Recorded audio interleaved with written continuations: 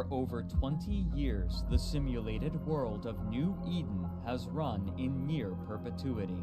While information about this world is readily available, much of it is indecipherable to the outside observer, replete with jargon and references meaningful only to those who have spent years in the community. On occasion, mainstream news outlets will write articles about the results of battles involving thousands of players and virtual assets valued at hundreds of thousands of dollars, massive exchanges in wars fought for arcane reasons between belligerents with convoluted backgrounds. People who spend their time in New Eden will begin to discuss their experiences in the game and their participation in historic events, but their gravity is often difficult to fathom for those without the same knowledge or experience. Others endeavor to chronicle particular aspects of its history, such as harrowing acts of subterfuge and its ever-shifting borders and alliances. Many who hear about this world agree that, while fascinating, they would never attempt to join it themselves, citing its complexity and depth. And so, for most, a single question remains: what is EveOnline?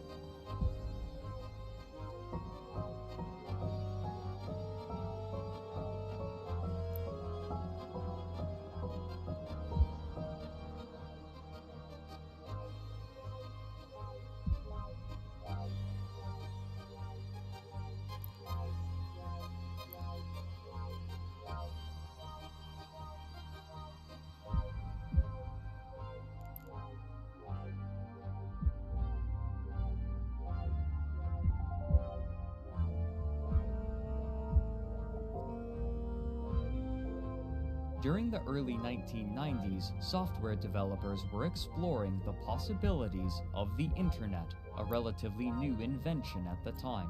Interactive online spaces such as multi-user dungeons and forums were shared by millions of people, but it was clear to everyone using and creating these spaces that there was much more potential. Internet technology was rapidly improving and changing, and developers had to make certain that their creations could keep pace.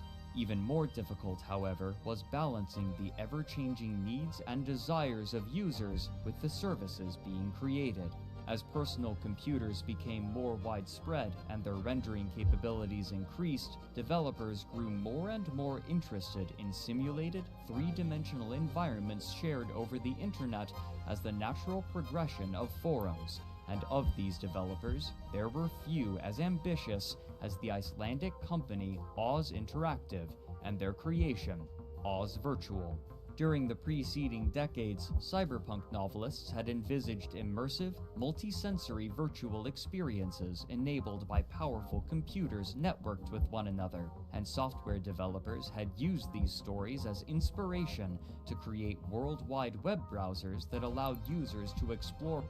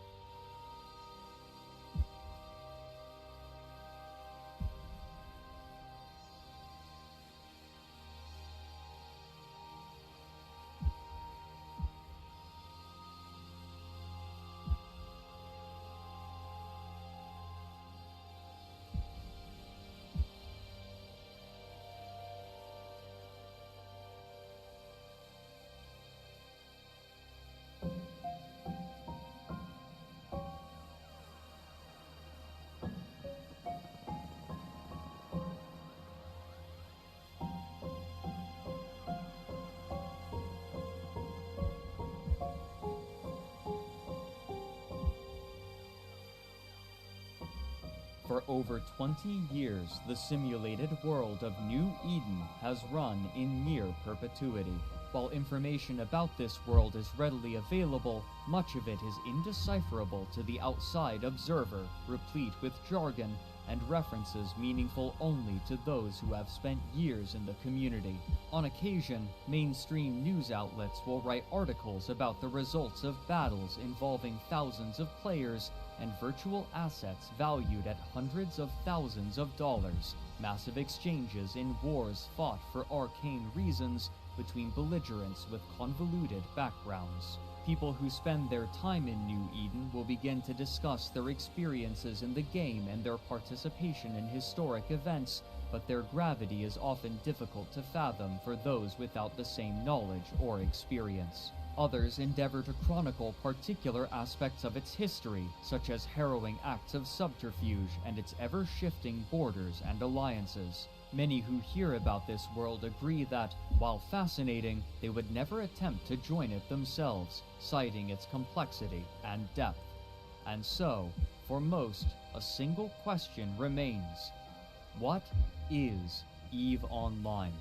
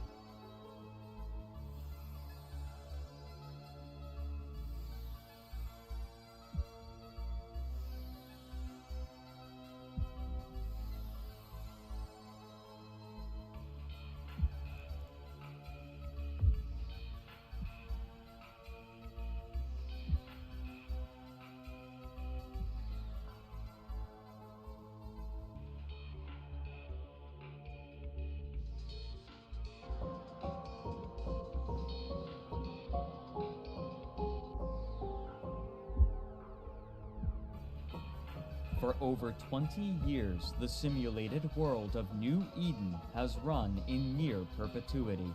While information about this world is readily available, much of it is indecipherable to the outside observer, replete with jargon and references meaningful only to those who have spent years in the community. On occasion, mainstream news outlets will write articles about the results of battles involving thousands of players and virtual assets valued at hundreds of thousands of dollars, massive exchanges in wars fought for arcane reasons between belligerent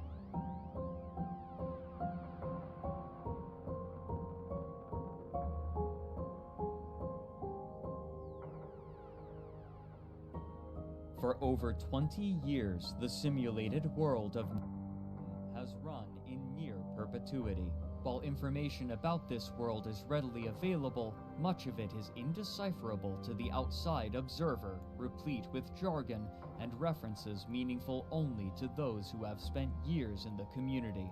On occasion, mainstream news outlets will write articles about the results of battles involving thousands of players and virtual assets valued at hundreds of thousands of dollars, massive exchanges in wars fought for arcane reasons between belligerents with convoluted backgrounds. People who spend their time in New Eden will begin to discuss their experiences in the game and their participation in historic events, but their gravity is often difficult to fathom for those without the same knowledge or experience. Others endeavor to chronicle particular aspects of its history, such as harrowing acts of subterfuge and its ever-shifting borders and alliances. Many who hear about this world agree that, while fascinating, they would never attempt to join it themselves, citing its complexity and depth.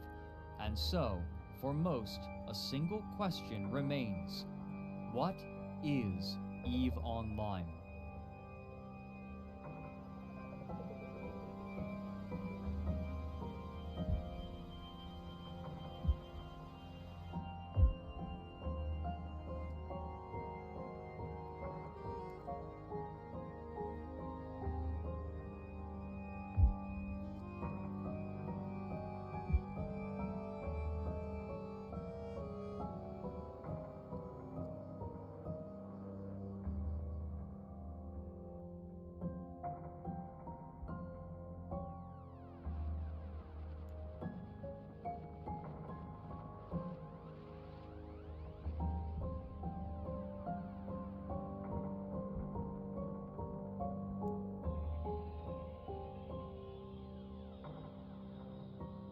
For over 20 years, the simulated world of New Eden has run in near perpetuity.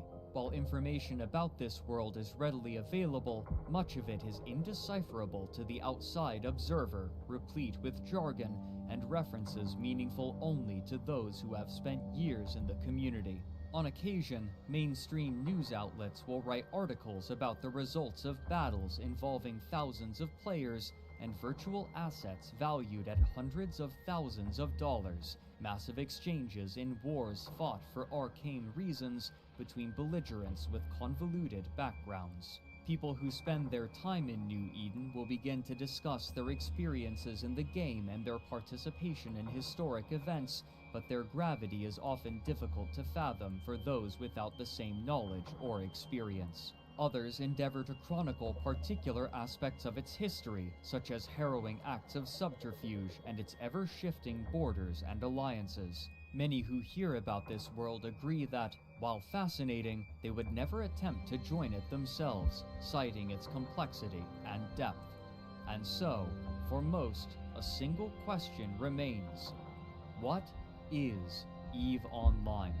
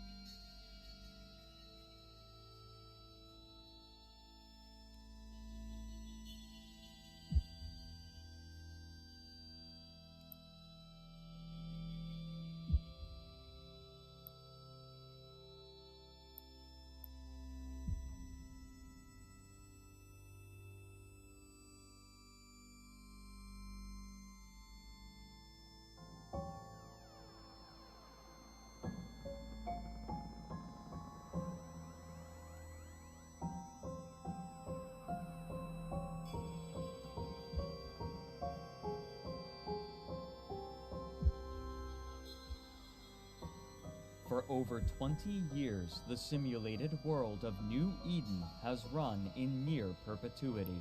While information about this world is readily available, much of it is indecipherable to the outside observer, replete with jargon and references meaningful only to those who have spent years in the community. On occasion, mainstream news outlets will write articles about the results of battles involving thousands of players and virtual assets valued at hundreds of thousands of dollars, massive exchanges in wars fought for arcane reasons between belligerents with convoluted backgrounds. People who spend their time in New Eden will begin to discuss their experiences in the game and their participation in historic events, but their gravity is often difficult to fathom for those without the same knowledge or experience. Others endeavor to chronicle particular aspects of its history, such as harrowing acts of subterfuge and its ever-shifting borders and alliances. Many who hear about this world agree that, while fascinating, they would never attempt to join it themselves, citing its complexity and depth. And so, for most, a single question remains: what is EveOnline?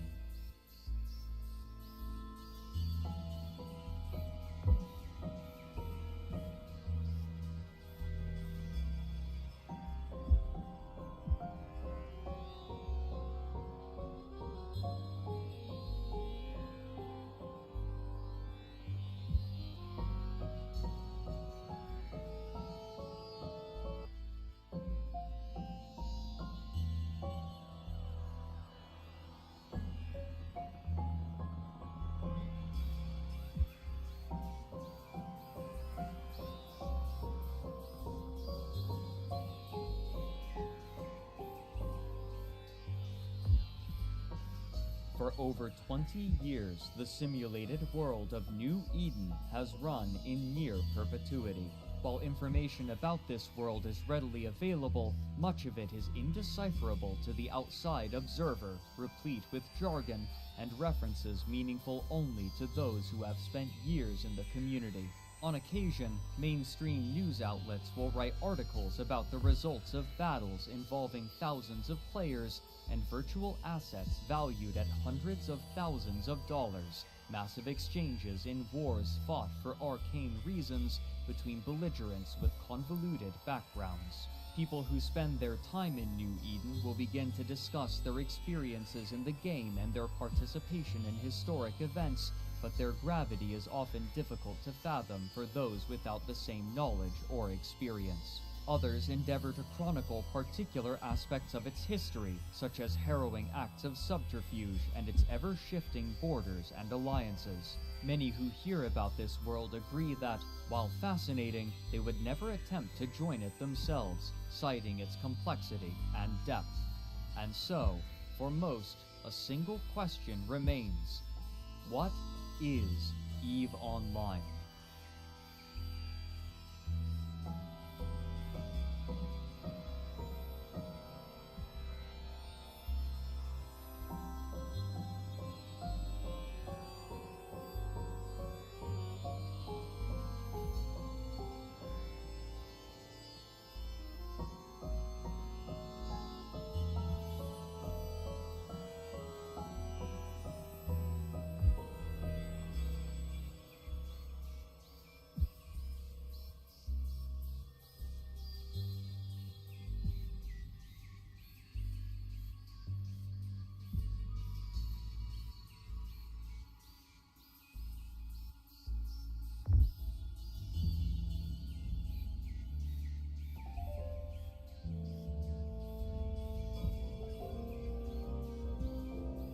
During the early 1990s, software developers were exploring the possibilities of the internet, a relatively new invention at the time.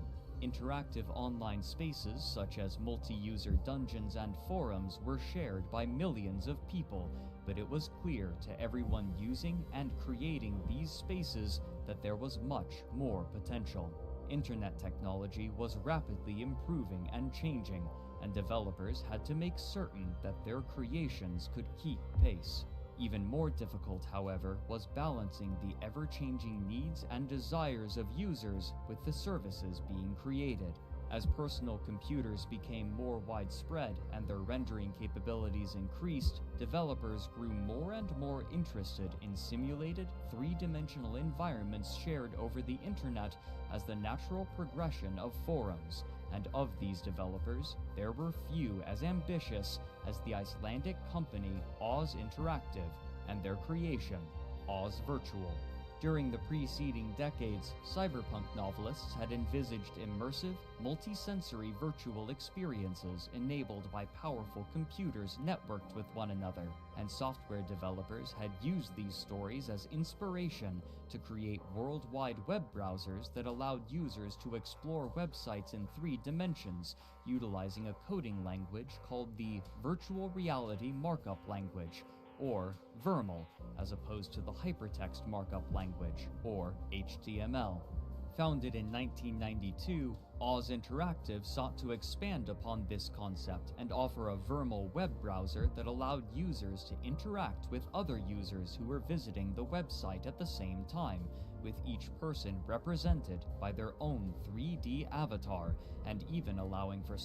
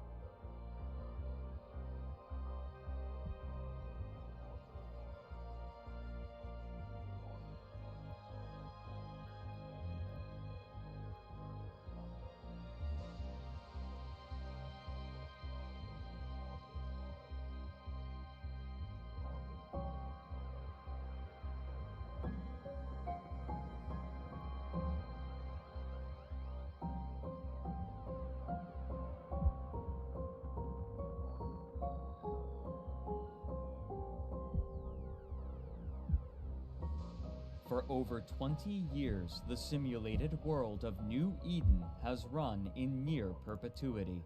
While information about this world is readily available, much of it is indecipherable to the outside observer, replete with jargon and references meaningful only to those who have spent years in the community. On occasion, mainstream news outlets will write articles about the results of battles involving thousands of players and virtual assets valued at hundreds of thousands of dollars, massive exchanges in wars fought for arcane reasons between belligerents with convoluted backgrounds. People who spend their time in New Eden will begin to discuss their experiences in the game and their participation in historic events, but their gravity is often difficult to fathom for those without the same knowledge or experience. Others endeavor to chronicle particular aspects of its history, such as harrowing acts of subterfuge and its ever-shifting borders and alliances. Many who hear about this world agree that, while fascinating, they would never attempt to join it themselves, citing its complexity and depth.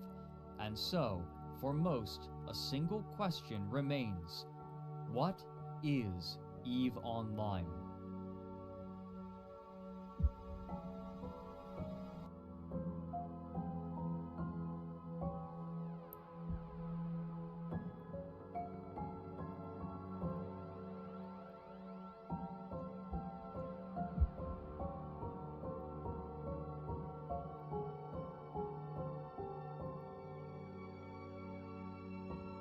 For over 20 years, the simulated world of New Eden has run in near perpetuity. While information about this world is readily available, much of it is indecipherable to the outside observer, replete with jargon and references meaningful only to those who have spent years in the community. On occasion, mainstream news outlets will write articles about the results of battles involving thousands of players and virtual assets valued at hundreds of thousands of dollars, massive exchanges in wars fought for arcane reasons between belligerents with convoluted backgrounds. People who spend their time in New Eden will begin to discuss their experiences in the game and their participation in historic events, but their gravity is often difficult to fathom for those without the same knowledge or experience. Others endeavor to chronicle particular aspects of its history, such as harrowing acts of subterfuge and its ever-shifting borders and alliances. Many who hear about this world agree that, while fascinating, they would never attempt to join it themselves, citing its complexity and depth. And so, for most, a single question remains: what is EveOnline?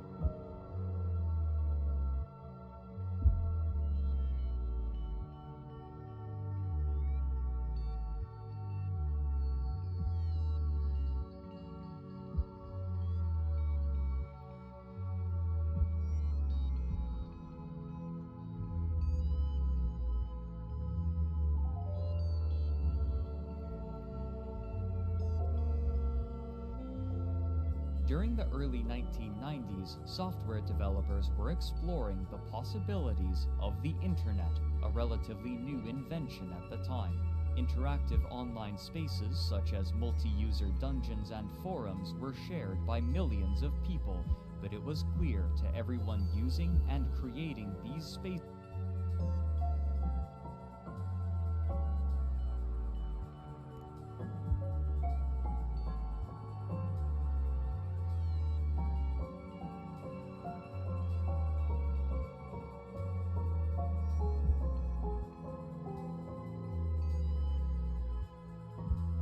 For over 20 years, the simulated world of New Eden has run in near perpetuity. While information about this world is readily available, much of it is indecipherable to the outside observer, replete with jargon and references meaningful only to those who have spent years in the community. On occasion, mainstream news outlets will write articles about the results of battles involving thousands of players and virtual assets valued at hundreds of thousands of dollars, massive exchanges in wars fought for arcane reasons between belligerents with convoluted backgrounds. People who spend their time in New Eden will begin to discuss their experiences in the game and their participation in historic events, but their gravity is often difficult to fathom for those without the same knowledge or experience. Others endeavor to chronicle particular aspects of its history, such as harrowing acts of subterfuge and its ever-shifting borders and alliances. Many who hear about this world agree that, while fascinating, they would never attempt to join it themselves, citing its complexity and depth. And so, for most, a single question remains. What is EveOnline?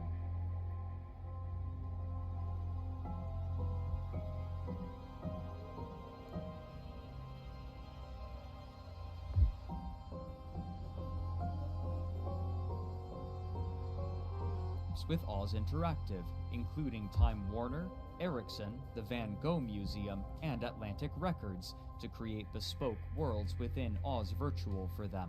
Most notably, Intel cooperated with Oz Interactive to recreate a New York nightclub in Oz Virtual, then utilize a motion capture system on the performers at the club to host a party in both the real and virtual spaces simultaneously.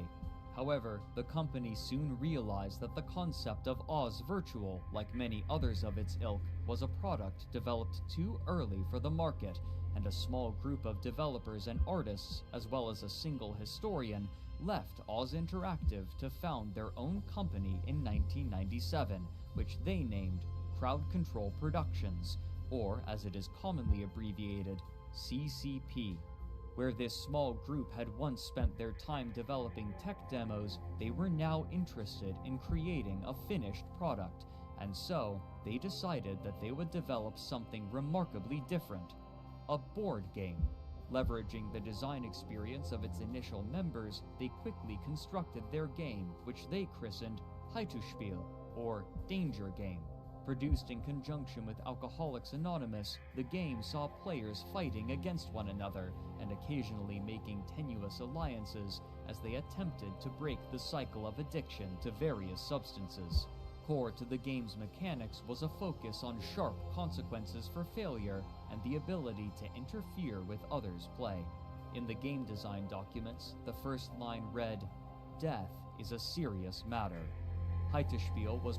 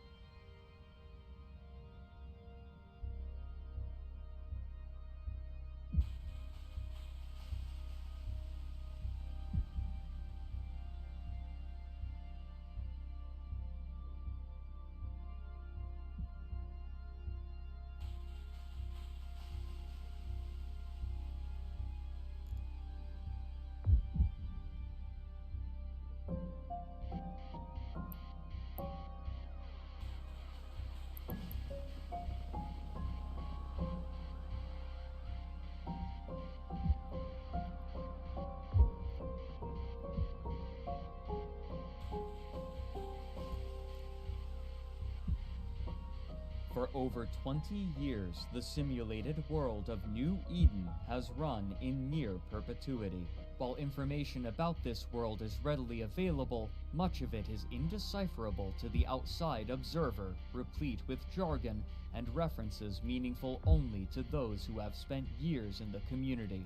On occasion, mainstream news outlets will write articles about the results of battles involving thousands of players and virtual assets valued at hundreds of thousands of dollars, massive exchanges in wars fought for arcane reasons between belligerents with convoluted backgrounds. People who spend their time in New Eden will begin to discuss their experiences in the game and their participation in historic events, but their gravity is often difficult to fathom for those without the same knowledge or experience. Others endeavor to chronicle particular aspects of its history, such as harrowing acts of subterfuge and its ever-shifting borders and alliances. Many who hear about this world agree that, while fascinating, they would never attempt to join it themselves, citing its complexity and depth. And so, for most, a single question remains: what is EveOnline?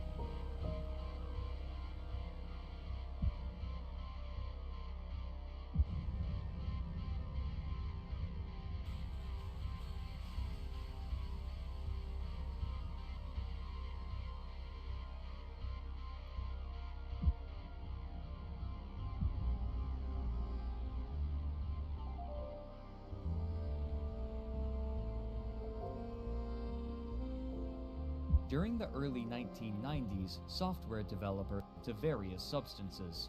Core to the game's mechanics was a focus on sharp consequences for failure and the ability to interfere with others' play. In the game design documents, the first line read, "Death is a serious matter." Hyttespiel was widely successful in Iceland, and soon it had sold a copy to 1/8 of households in the country, bringing this small, independent company of designers a significant influx of capital. But rather than continuing to make board games, the company returned to the concept that had driven them to work together in the first place. While the design and technology they had made for Oz Virtual was produced too early for its initial purpose, they envisaged a game made with the same concepts and some of the same technology. And so, in 1999, using the money they had earned from Hyttespiel, they began work on a space-themed, massively multiplayer online game. At first, the designers attempted a two-dimensional style, but the team decided quickly that they wanted to create something more reminiscent of a movie, and soon they settled on a three-dimensional style that placed the player in a ship out in space against a backdrop of planets and stars, and they began releasing trailers in the year 2000. Publishers were initially unwilling to believe that the graphics in the trailers were rendered in real time, but after they had been convinced, CCP was able to secure the funding they felt necessary to make the game that they wanted, which they named EveOnline, the second Genesis. Their ambitions, however, were far more than graphical. Supporting the core gameplay would be a complicated system of economics described as hyper-capitalistic by its CEO. All resources available in the game would be gathered, traded, processed, and utilized by players with little management from the company. Like their board game Hyttespiel, the first line in the design document read, "Death is a serious matter," and, invoking biblical language, this game world was given the name New Eden. When development began in earnest, the company had approximately 20 people, most of them from Oz Virtual, while most others were direct contacts of the initial members from Oz, including some whose relationship had been made by playing Ultima Online with them, another early MMORPG. One of the most challenging aspects of creating Eve would be its scaling. Rather than splitting the player base into multiple different instances to reduce the load on servers, the team decided that they would place everyone in the world onto a single massive instance, or game world, with thousands of stars, using different servers for different in-game regions. In an interview with gaming magazine IGN, the lead designer and art director, Rainier Harderson, said, quote, "I would say the hardest thing to implement must be the server backend. Apart from that, the biggest challenges in doing EVE would be that there are so many things that we are doing in the game that have never been done before. This means that there are a lot of conceptual problems that we have had to solve without having any reference to in previous games. For instance, when we started out, the only third-person space game we had seen was Homeworld, and that was a real-time strategy game. So that meant that we had no reference whatsoever in how to navigate spaceships from a third-person viewpoint. Another example are uncertainties that rise due to the technical limitation of being a massively multiplayer game. How is collision detection handled on the server? How will the physics model run? Will real solar system sizes work in the game? Yes, they do, to an accuracy of 30 centimeters. Million security issues, etc." End quote. During production, the team decided upon an iterative process which, while effective, was arduous. Early on, we saw immediately that this couldn't be done in one go, so we decided to do 11 games, basically. We would do EVE 11 times over, each version progressively moving forward to the main goal, but not try to do EVE in one step. So the first step was very simple, just get the basic client-server architecture up and running, and then we moved over to having a 3D client, and then we added all the content which had been created, and then we sort of added on and on. Probably did a total rewrite 5 times, and partial rewrites about 6 times. And for each rewrite we did, there were always some components which were good enough to make it across the rewrites. But the first 5 versions were almost rewrites from complete scratch. Still, the developers determined that they would be able to overcome this and every other challenge in due course and with time to spare. Their confidence, however, would prove misplaced. At first, the team at CCP believed that they could deliver the game in late 2001 or early 2002, but as the date approached, the conclusion quickly became that they would need twice as much time to complete the first iteration of EVE. With no other recourse in mid-2002, CCP called a company-wide meeting and informed their staff that there was no more money remaining and that they were unable to procure any further investors for the moment. Despite this, driven by faith in the project, some of the members of the team stated that they would continue working to finish EVE. According to Hilmar, quote, "There was a turning point, I think, around the time the company was running out of money, which I think gave people this belief. We kind of had this feeling, whoa, we might actually pull this off. Of course, we believed, but there's a difference between believing and hoping, a turn from hope to belief." End quote. This team would continue work while management scrambled to find more investment money. After 3 months without pay, the company was able to reach a deal with Simon & Schuster, a publishing house primarily known for books, who was attempting to expand into the field of games. This company offered to provide the funding necessary for CCP to finish their game, but the development speed necessary would be extreme. For nearly a year, the employees would all work brutal hours, sometimes 100 hours a week, desperately attempting to finish the game before the money ran out again. It was during this period that a small cadre of players were able to test a limited version of the game for the first time. For many, the concept of EVE and its simulated world of New Eden were a dream made manifest. While EVE promised many possibilities, there was no prescribed definition for success, leaving players to define success and failure for themselves. Eager to explore this sandbox, space game enthusiasts congregated online to have a chance at testing the game early. Game development is often divided into 3 phases: an alpha stage, where the developers are still experimenting with mechanics and features, a beta stage, where the game's core mechanics have been determined and the developers are seeking to refine their game, and a final release to the general public.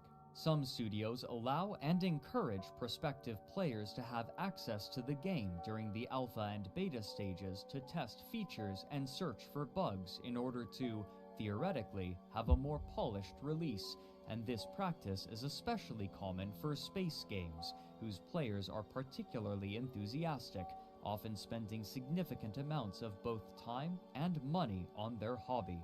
And here, the space game enthusiasts found a system ripe for exploration and experimentation. The first and most important aspect of each ship was its hull, which conferred different benefits depending on its size and specialization. Among myriad other smaller factors, each hull also had its own capacitor, which, like mana or stamina in other games, would be depleted as the ship performed actions, such as firing weapons, repairing allies, or mining asteroids. But in order to perform these actions, the ships had to be equipped with components, and each hull had a certain number of slots for these components, which were divided into 3 types: high-power slots, mid-power slots, and low-power slots. The high-power slots were typically where the most defining parts of a ship were located. Here could be found every kind of physically damaging weaponry, such as lasers and projectile turrets, as well as logistical components which allowed ships to repair one another in the middle of combat. The mid-power slots were where ships received much of their utility. For example, most ships were fitted with propulsion modules, which consumed power in order to drastically increase speed. The tools to ensnare targets were also placed in mid-power slots, including stasis webifiers and warp disruptors, which were necessary for preventing an opponent from escaping. Low-power slots were usually used to help support a ship in its given role.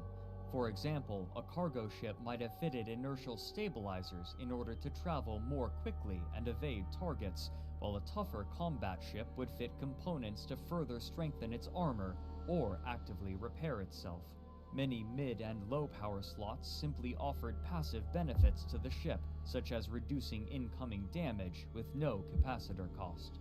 However, each ship also had power grid and CPU limitations, meaning that a player could not simply fit the most powerful components. Rather, they had to carefully balance the different components to create the most powerful combinations for the lowest cost possible. Once completed, flying the ship itself was a relatively simple matter. Nearby objects could be selected in a window on the screen, allowing them to approach it, orbit it, keep it at range, or target it. Targeting a ship allowed the player to attack, heal, recharge, or disrupt it with whatever modules it had equipped. In order to use these ships and modules, the player's character would need the requisite skill points, which could only be gained passively over time, even when the player was logged out of the game, ensuring a more even distribution of progression for players. Numerous space game enthusiasts petitioned CCP for access, and those who were granted their request began probing EVE and making plans for when their friends, clanmates, and companions could join them and multiply their strength upon the launch of the game world. EVE had not yet been released, but already the struggle for dominion and survival in New Eden had begun.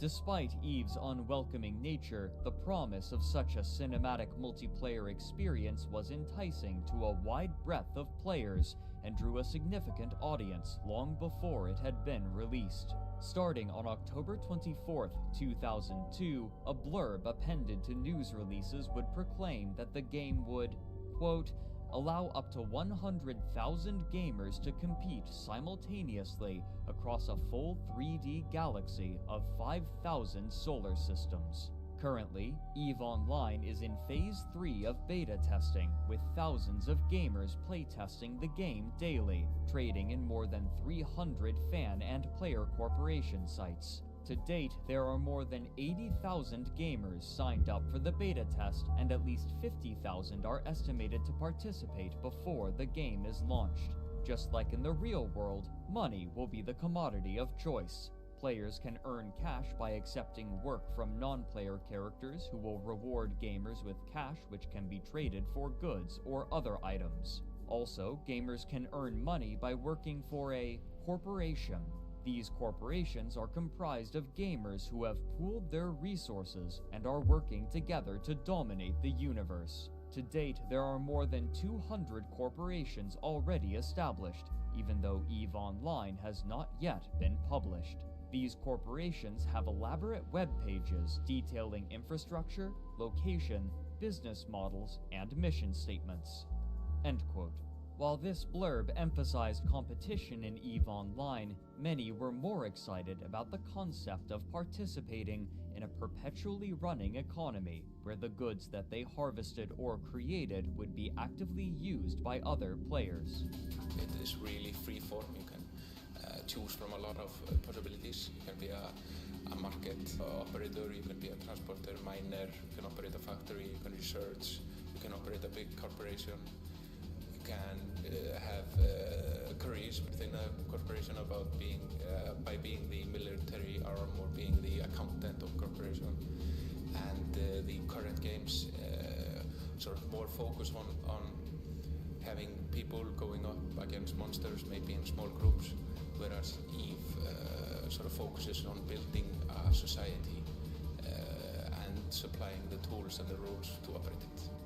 At first, these news releases announced that the game would be launched in March of 2003, but again, the studio needed a delay. In a press release, the art director Rainier Harderson stated that, quote, "We have always stood firm on the commitment to release Eve only when we felt it was time. Although the game is nearly finished, we felt it would be best to hold off an additional 6 weeks. This will allow us to fully optimize the performance of our new server cluster, implement features we have promised, and continue testing to assure the elimination of bugs that would interfere with the player's ability to enjoy the Eve experience to its fullest potential." End quote. These delays likely made prospective players nervous. Space games at the time had a notorious history of ever-extending delays and under-delivering on promised features. However, the iterative nature of MMOs such as Eve meant that any missing features could be added later, and because many players were able to test the game early, they could see how many features were being tested and what would likely be available. As promised, the team at CCP were able to meet their release goal and had sent the client to be printed by their partners for physical release in late April.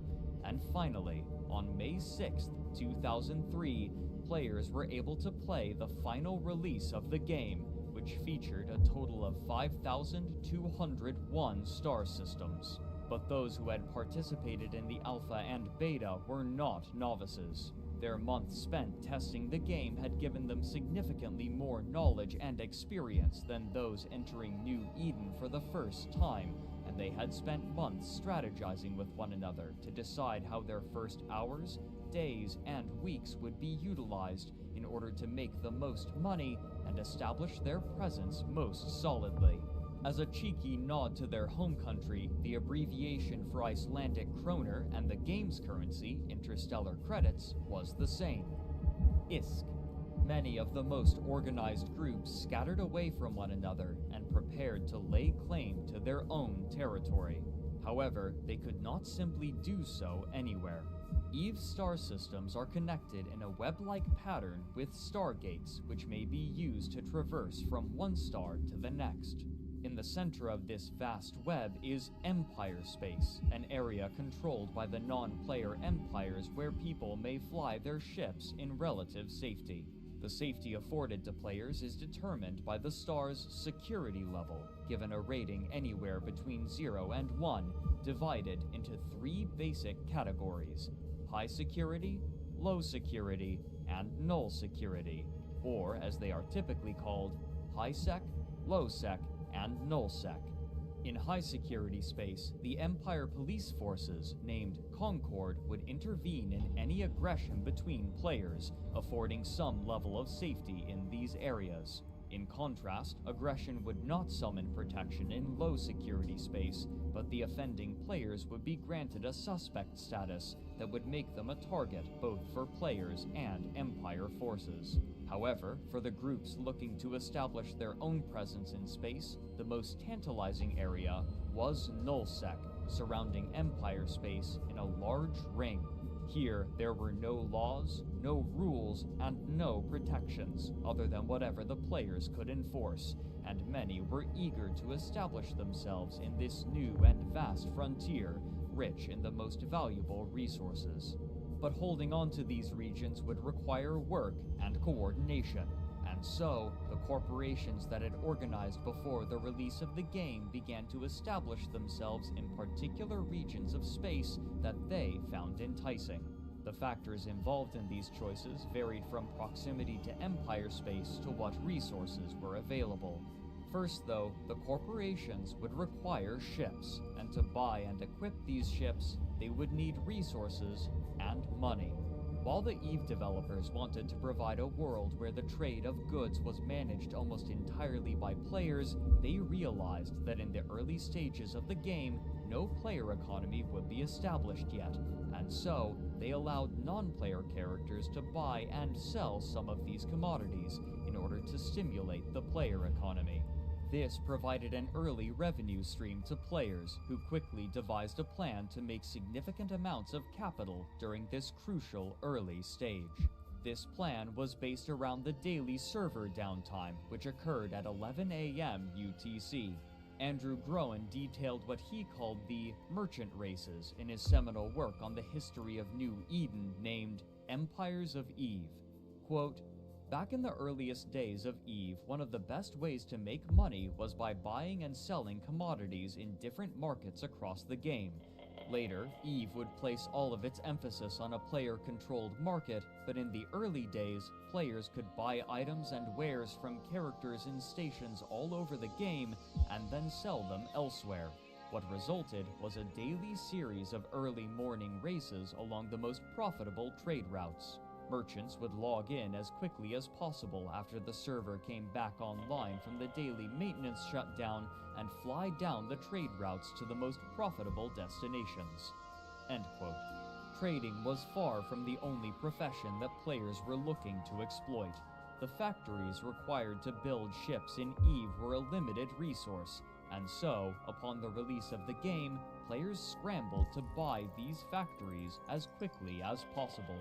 However, there was an issue. Due to its worldwide release, players in the UK were able to purchase the physical copies of the game before anyone else, and therefore they could buy the factories much earlier than anywhere in the world. These buyers were more than just hopeful industrialists. Many of the factories had been purchased by real estate speculators, hoping to sell these factories for a higher price with no intention of constructing ships. According to early player Ramin Shahrazad, quote, "Within days of the retail launch, all factories have been bought up and idled by speculators who were charging $300 to $400 per factory without any way of knowing if they really owned the factory or not." End quote.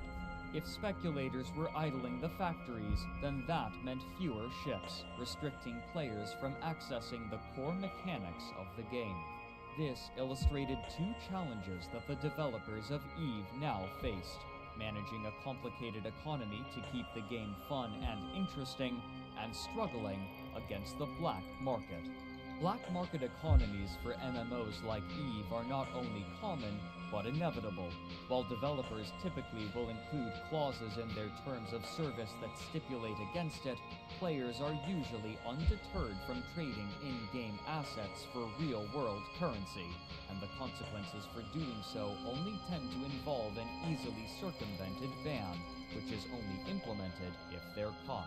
And so, many of the factories intended to fabricate ships for players remained dormant upon the release of the game. But this was far from the only problem that new players faced. Those who purchased EveOnline with little foreknowledge were met with a game full of promise, yet strangely empty. played primarily through various menus, it was difficult for new players to decipher what their next steps would be. What's more, the game world was almost preposterously massive, especially for the time, and players were spread thinly across New Eden. But according to Hilmar Pettersson in an interview for Down the Rabbit Hole, this was in part by design. Quote, "Eve is about people sailing into the starry night in ships. That's sort of the inception story of Iceland, Vikings escaping taxation from Norway and hoping that there's a new land somewhere. You can just imagine being on a quiet ocean in the night, looking at the night sky, sailing on a Viking ship. Eve definitely has those kinds of feelings. You can look up and see the Milky Way, and so the inception of the game and the country are not far apart. Iceland is this place that really wants to kill you. You get the very distinct feeling of that when you're a child growing up there. There's volcanoes, there's lava, there are earthquakes, there are freezing gale winds unpredictably any month of the year. It's a very hostile environment. Eve is like that. It has the toughest environment, but to some extent, the nicest people. People in Iceland are nice because we've been forced to learn how to cooperate, because the people who didn't cooperate are already frozen to the ground. Eve is kind of like that. It forces you to cooperate with others because alone you can't really achieve your full potential in Eve. It pushes you to connect with others. There are aspects of the game that almost intentionally make you feel lonely when you're alone. And that creates the foundation of the friendship machine, as we call it, this forced cooperation due to the hostileness of the environment and, later on, other players. That has created a very strong bond between people that play together in the game." End quote. This forced cooperation manifested as new players quickly gathering together for safety in this alien game world. While numerous small corporations endeavored to eventually take and hold nullsec territory, it was much easier in this early stage for players to base their operations in Empire space and venture out into nullsec to gather valuable resources from these unprotected systems, then return with a haul and sell or utilize what they gathered. But with so many players traveling through nullsec, a clear method of generating profit emerged, one that played into the fantasies of many science fiction enthusiasts: piracy. Traveling together in small bands, pirates began roving the common lanes that miners and traders would take from Empire space through nullsec, seeking quarries. To do so, pirates would designate one or more of their group members to act as a tackler, tasked with ensnaring their target, and to do so, they would outfit their ship with specific modules. First was the stasis webifier, which, when applied to a target, would reduce their speed, making it nearly impossible to evade weapons fire. Second, and most important in a pirate's arsenal, was the warp disruptor, which, true to its name, would prevent a ship from entering faster than light travel and escaping.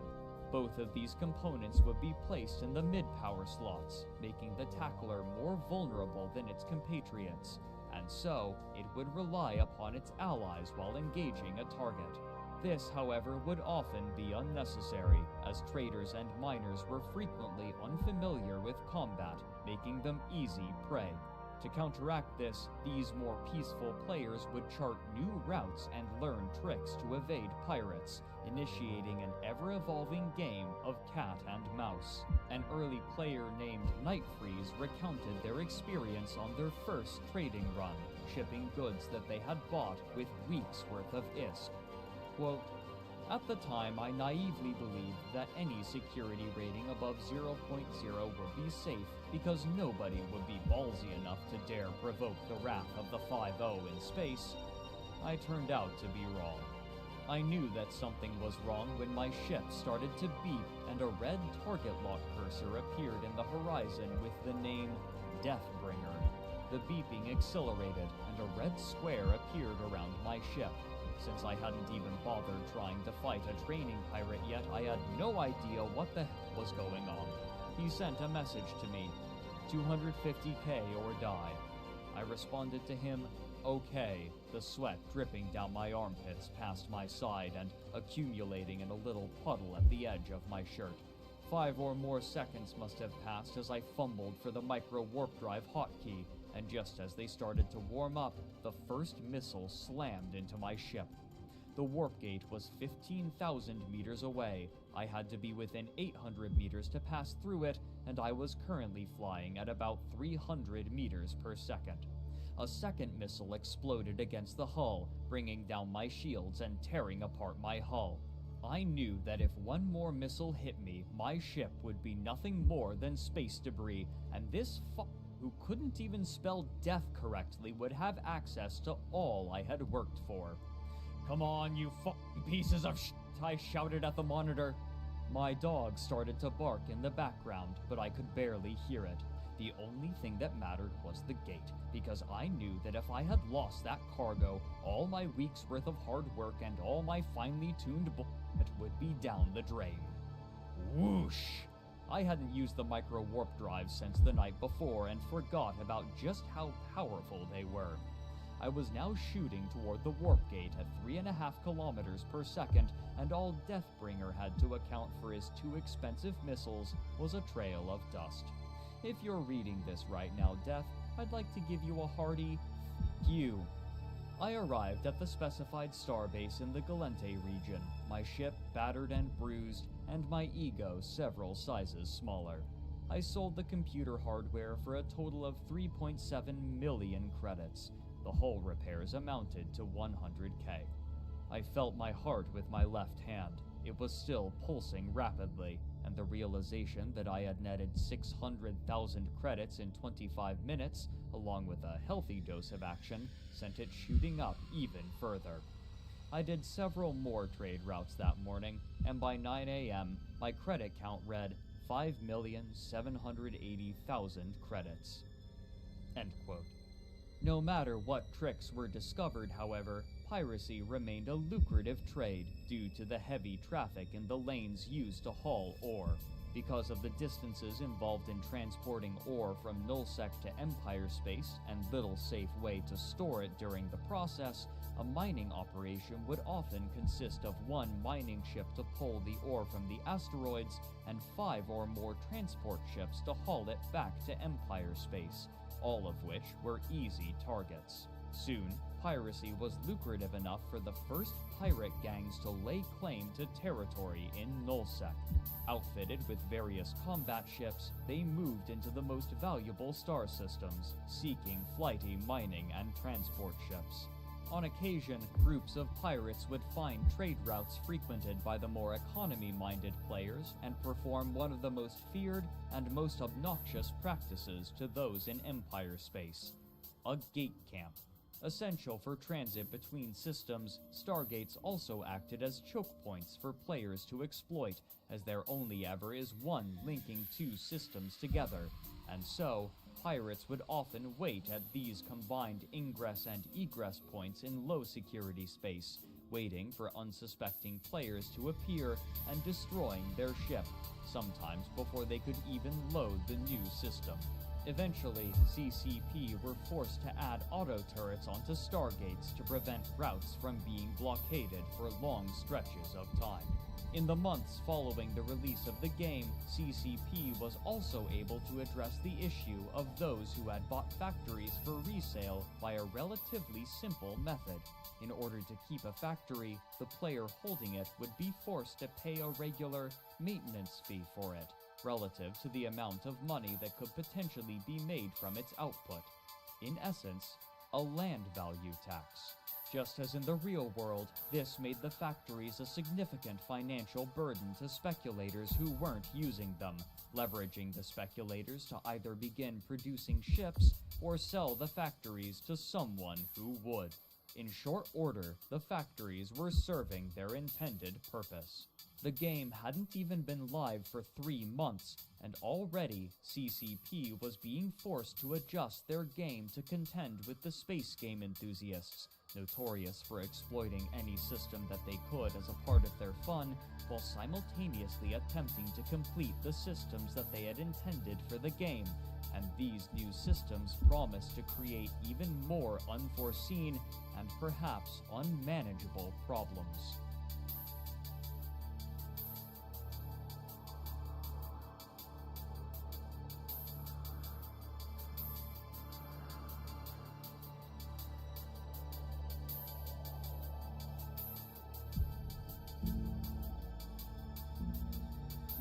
Over the following months, the more adventurous corporations began to establish themselves in Nullsec, and already the diplomatic situations in different regions were developing in distinct ways.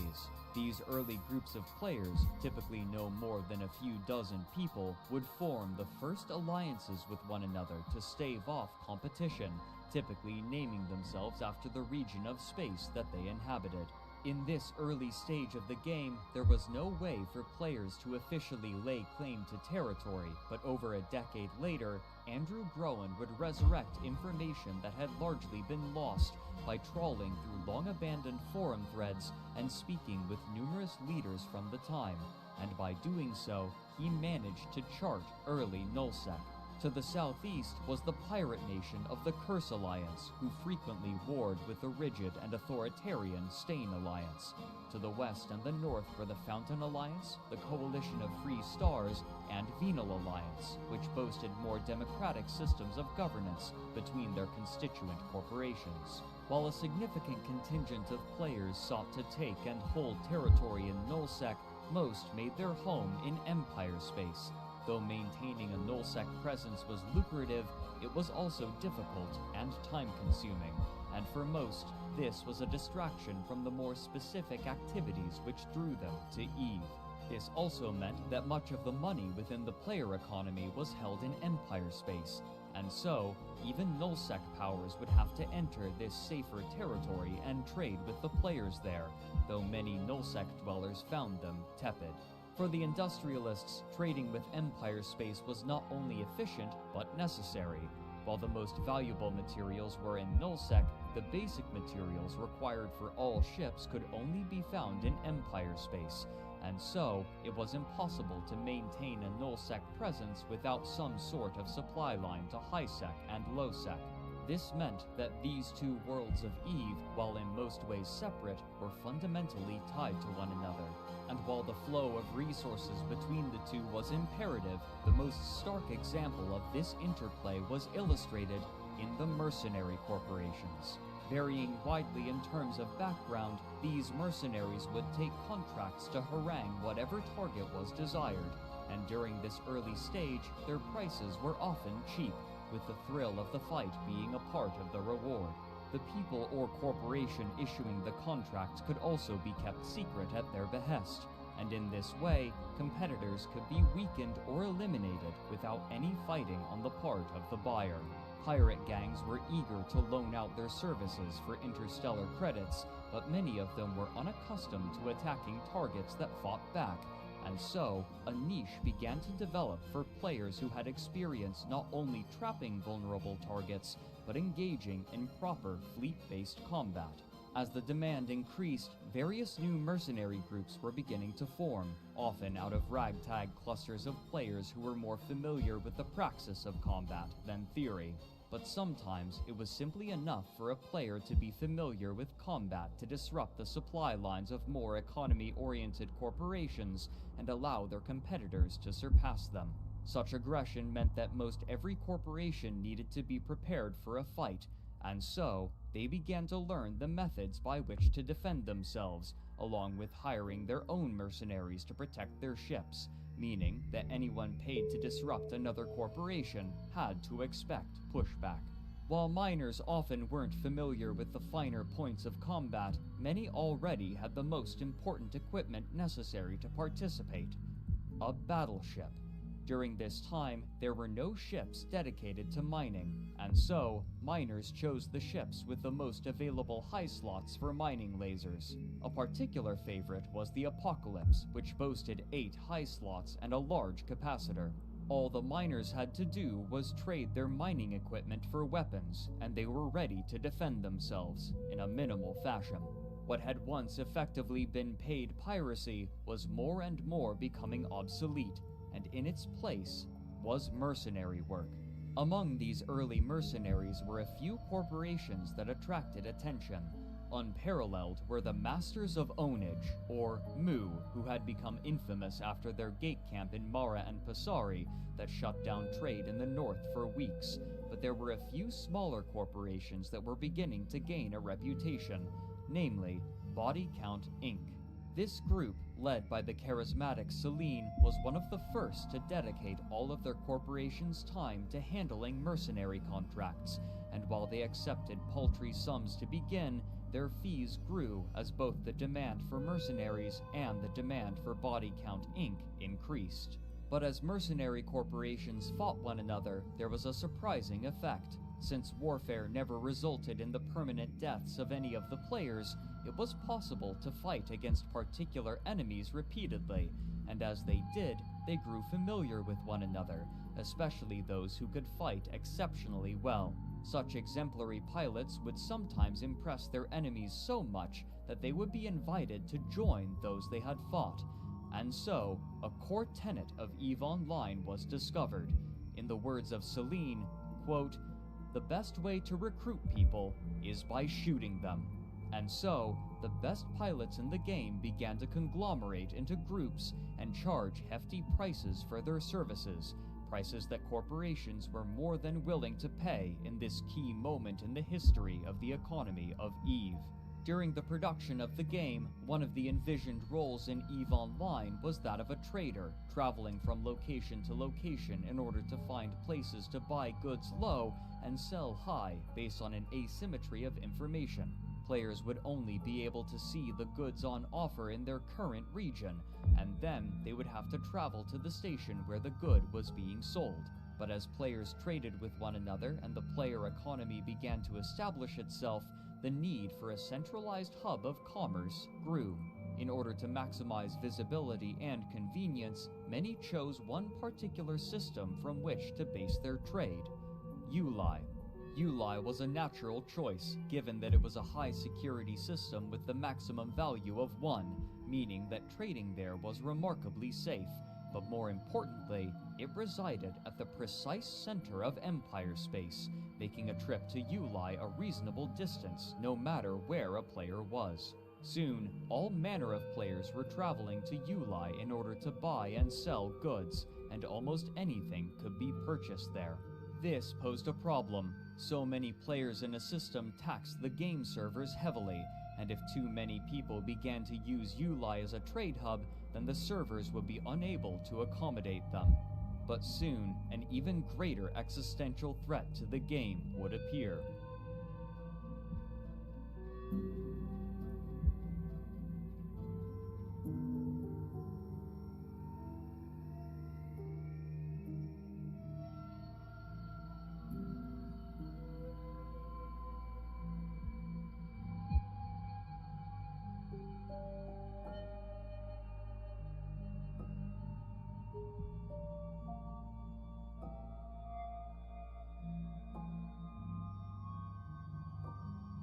Toward the end of 2003, the deal that CCP had made with its publishing companies was concluding, but Simon & Schuster had no intention of renewing the deal, and so they reached an agreement that would return the publishing rights to the game developer.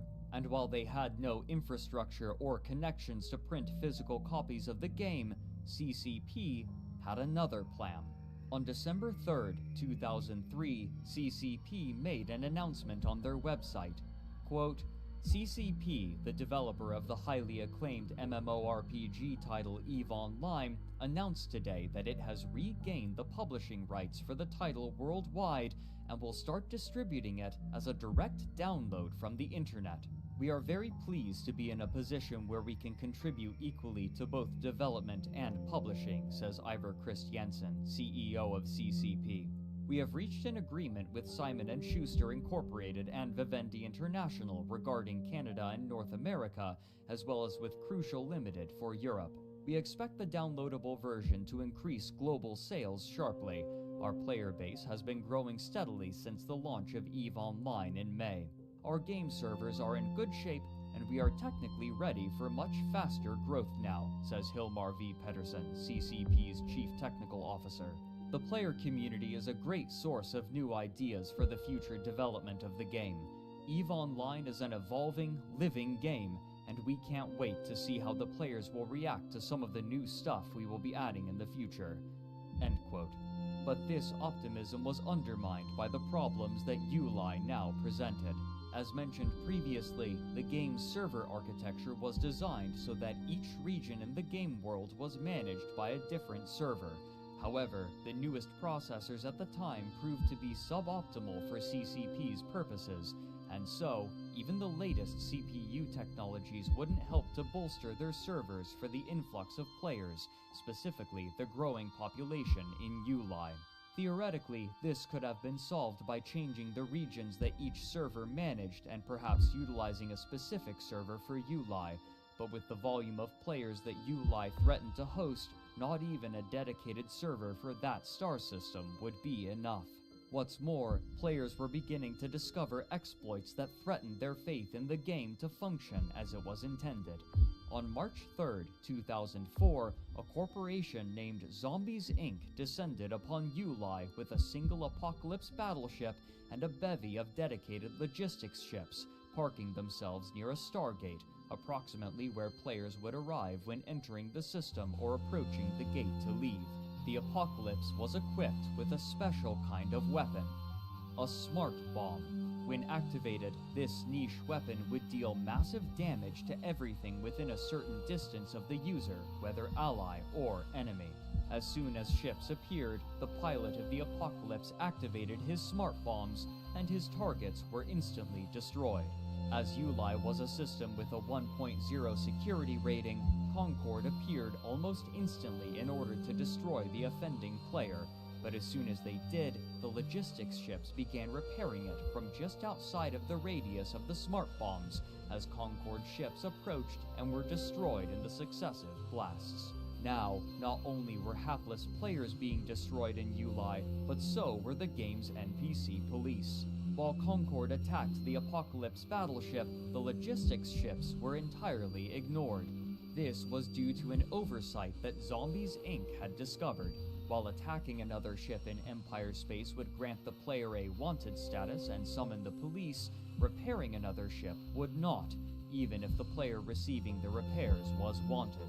Having estimated the damage output of Concord's ships, Zombies Inc. had brought just enough logistics capability to outpace the damage that Concord could deal, making the Apocalypse practically invulnerable. Any players attempting to intervene by attacking the logistics ships would, in turn, be destroyed by Concord, since, by the game's definition, they were innocent. And so, they were able to continue their slaughter in EveOnline for an unrecorded period of time.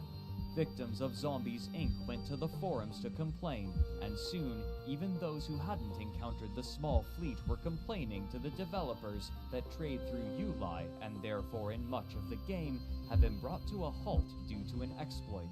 CCP's game masters contacted the perpetrators and instructed them to cease. Zombies Inc. declined. A post made to the forum by the game masters describes the incident in full. Quote, "As a lot of you are aware, a certain corp willingly exploited a fault in the game mechanics and managed to kill over 100 people in the supposedly secure EveOnline system last night. We have decreed that those who were the recipients of this heinous crime will be fully reimbursed for their loss. If you are one of those who lost your belongings and still haven't petitioned us, please do so and we will see to it that your possessions are returned to you.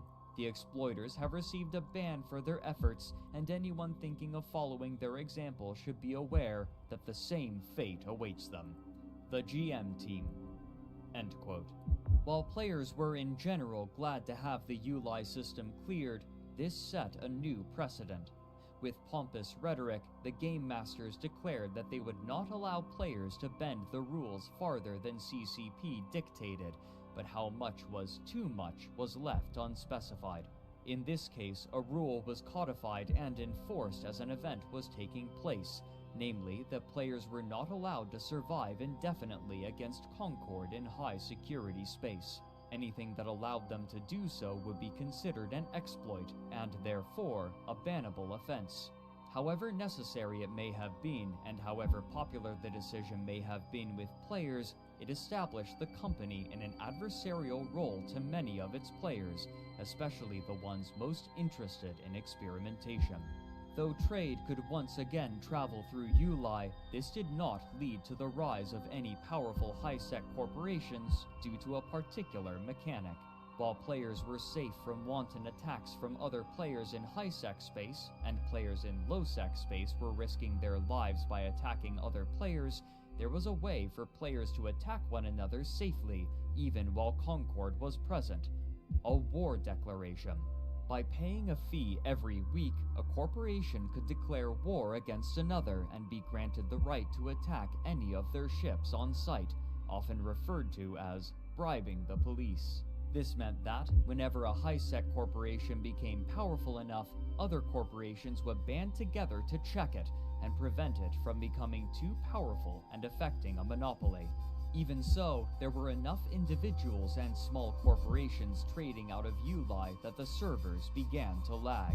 This was not a difficult threshold to reach.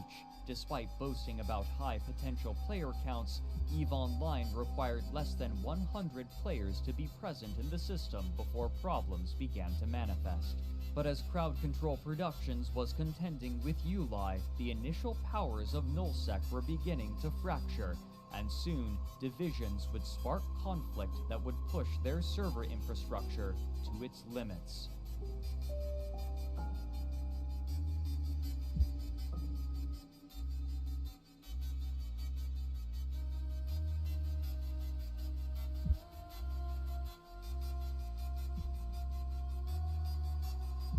To the north, bad blood born from the early wars over sovereignty was beginning to heat. Due to the global nature of the game, CCP realized that implementing a fair method of territory control would require something more complicated than a simple attack and hold method. Otherwise, a corporation could simply attack another group's territory during their off hours, and then a counterattack could be launched, enacting a never-ending back and forth which would discourage any sort of decisive conflict. Therefore, they designed the reinforcement system. In order to capture a starbase, a faction would have to attack it twice. The first time, they would simply be able to reduce its hull to 25%. Upon reaching this number, the starbase would enter reinforcement mode, during which it could not be damaged for a length of time contingent upon the amount of strontium fuel with which it had been equipped, with more strontium meaning a longer reinforcement period. Most importantly, since strontium gradually was depleted, the amount could be manipulated in order to bring the starbase out of reinforcement mode during active hours for the defending alliance. In this way, holding starbases was feasible without always having players online. But these stations were more than just static buildings. Player-owned stations, or POSs, were designed in such a way as to allow a defender an advantage. Most immediately, a station could be equipped with automatic weapons that required no player input, adding firepower to any defensive endeavor. Even unequipped, however, the station still boasted a wide shield which could only be passed if the player had the correct password. While the station could be attacked from the outside, any ship within the shield could not, but similarly, any ship inside the shield could not attack any ship outside of it, granting a small armistice zone to which a defending fleet could retreat during a battle and placing an onus upon the attackers to either focus enough fire on the station to reinforce or destroy it, or destroy any damaged ships before they could retreat to the safety of the shield. Extra ships could be stored inside of these stations as well, allowing players to re-equip themselves for combat if they lost their ship. In order to claim a system, all a corporation had to do was own the majority of starbases. Now was a key time to claim and capture territory before anyone else could lay their own claims and force their opponents to wrest control for them. As well as starbases being constructed, it is extremely vulnerable. Mercenary Coalition even posted a video to the forums of the time they were hired exclusively to stand as bodyguards for an infant starbase, which they affectionately referred to as an egg. Once claimed, the owning faction could place an outpost in the system, a significant boom. As opposed to POSs, outposts were indestructible, making goods stored there much safer, but they also acted as places where goods could be listed for sale. Anything bought or sold there, or any minerals refined there, would be taxed, with the money being placed in the bank account of the corporation. Taking territory now, before other alliances could place their star bases and claim control over systems, was vital, and it would lead to a war that the servers of EveOnline could scarcely handle. The opening engagement of this first large-scale war of EveOnline was described by Andrew Groen in Empires of Eve.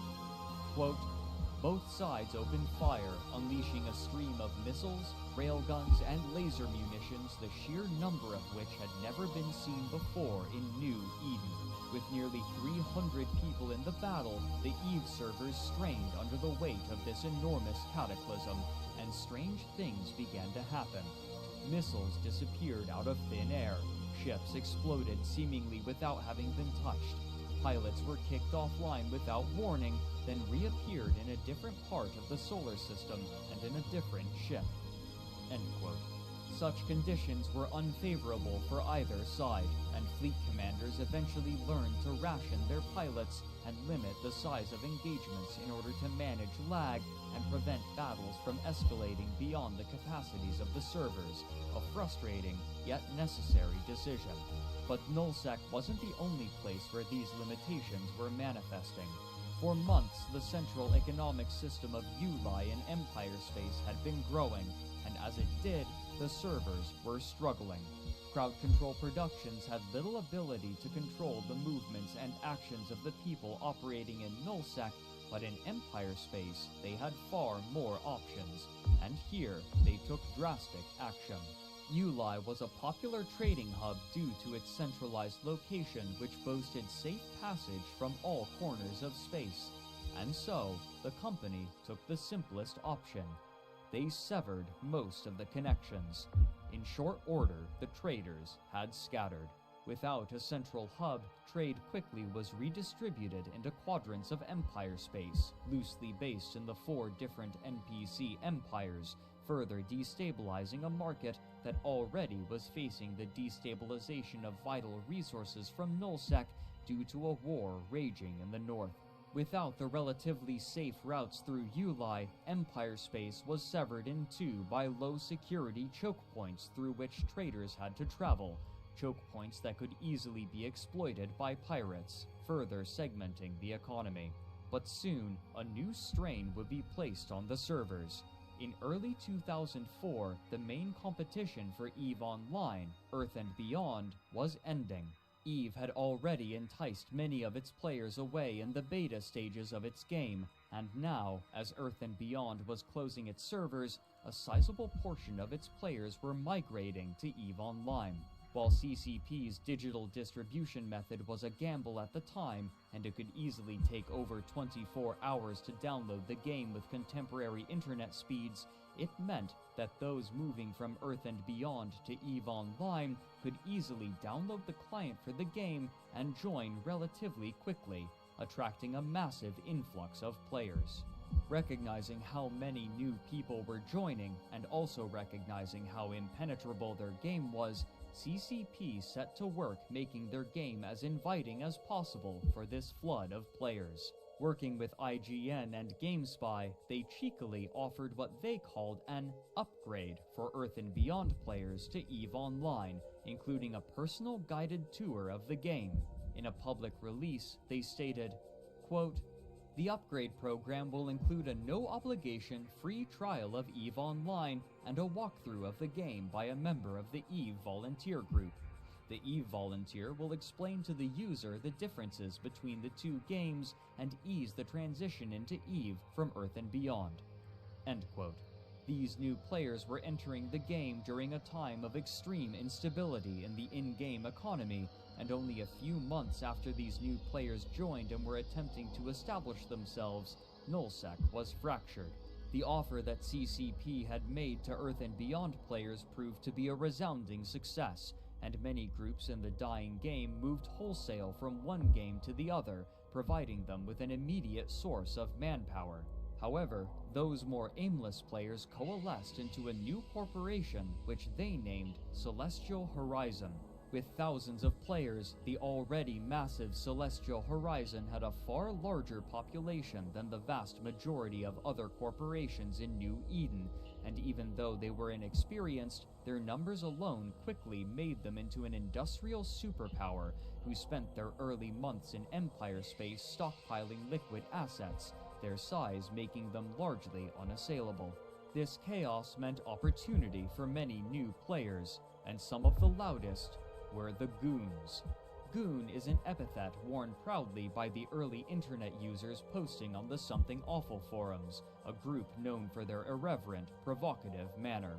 As online documentarian Bernie notes in his history of the site's operator, even the name Goon originates from the letter of an angry web admin who had been featured on the Something Awful website and subsequently harassed by its forum members. Noticing the extremely accessible method of distribution that CCP had adopted, some members of the board began posting threads encouraging other members to download the game and join. However, due to their inherently chaotic nature, it was difficult to wrangle them toward any common goal, and over the months, numerous goon-led corporations congealed and collapsed due to petty infighting. Andrew Drone chronicles the early months of the goons' presence in the game, where, after numerous attempts, one leader was able to coax enough of them into a single corporation, which was named Goonfleet. Their capabilities, however, were obviously lacking, given that almost every single player entering the corporation was entirely new to the game, with their only qualification being that they were a member of the Something Awful forums. They even paid to have banner advertisements displayed on Something Awful encouraging members to join Goonfleet, hoping to attract a large volume of players, regardless of skill. When a new member joined Goonfleet, they would immediately be given a ship and a personal lesson on how to play the game, but even so, they were woefully ineffective. This was a feature that they owned and incorporated into their fleet tactics. Rather than trying to field effective ships, they simply would outfit themselves in some of the cheapest ships and modules that the game had to offer and swarm their target. The majority of the time, this would end in failure, but because so little capital had been invested, the losses were never substantial, and so they would throw themselves wantonly into battles, declaring their motto in the local chat, "We're terrible at this game." Their practices, however, gave them a particular reputation with the rest of New Eden. Only those who had an active account at least 3 months old on the Something Awful forums were allowed into the corporation, but those who applied weren't always simply rejected. Responding to a thread from someone looking to join a corporation, one player said in the EveOnline forums that, quote, "Goonfleet don't recruit in-game. Any advice you get to the contrary will be from a goon trying to swindle you out of your assets. They'll charge an application fee or some such. Then when you are successful, they will offer to courier your ships down to Nullsec. After you hand over your property, you will not hear from them again." End quote. Another player responds, quote, "If by some strange and bizarre miracle you do get into goons, you will be forever shunned by the rest of the EVE community. Once you join goons, that's it. You can never leave to join another corp or alliance. You simply cannot be trusted in any other corp or alliance. You might as well just delete your character and start over if you want to leave goons." End quote. While this was somewhat hyperbolic, it captured the general sentiment of New Eden. There were the goons, and then there was everybody else. While their money wasn't boycotted, few wanted much to do with them besides trade. As Nullsec grew more competitive, it became clear that the goons would need allies, and so they created a larger alliance under which all goons and those corporations within the game who wanted to join them could participate. Goonswarm. The work The History of the Great Empire of Eve, an Outsider's Perspective, speaks to the reputation of the goons. Quote, "To best understand Goonswarm, you must first understand goons. The goons are not native to EveOnline, but rather are a form of invasive species. The defining psychology of the community is that there is us and there is them. Non-members are inferior to members, and many goons delight in the misery of non-members, or pubbies. EveOnline is not the first game to be visited by the goons, nor will it be the last. The goons move like locusts between online games, establishing themselves quickly and attempting to conquer the game in order to inflict the most misery for all those not part of the swarm. Almost every major competitive online game has a clutch of goons, deconstructing the game and their enemies." End quote. These alliances that established themselves were taking advantage of the final period of time in which a new alliance could feasibly capture and hold territory for years to come, and the radical shifts in the fundamentals of the game would establish what would become the first great empires, bending their industrial might for control over weapons that could decide an entire battle with the press of a single button.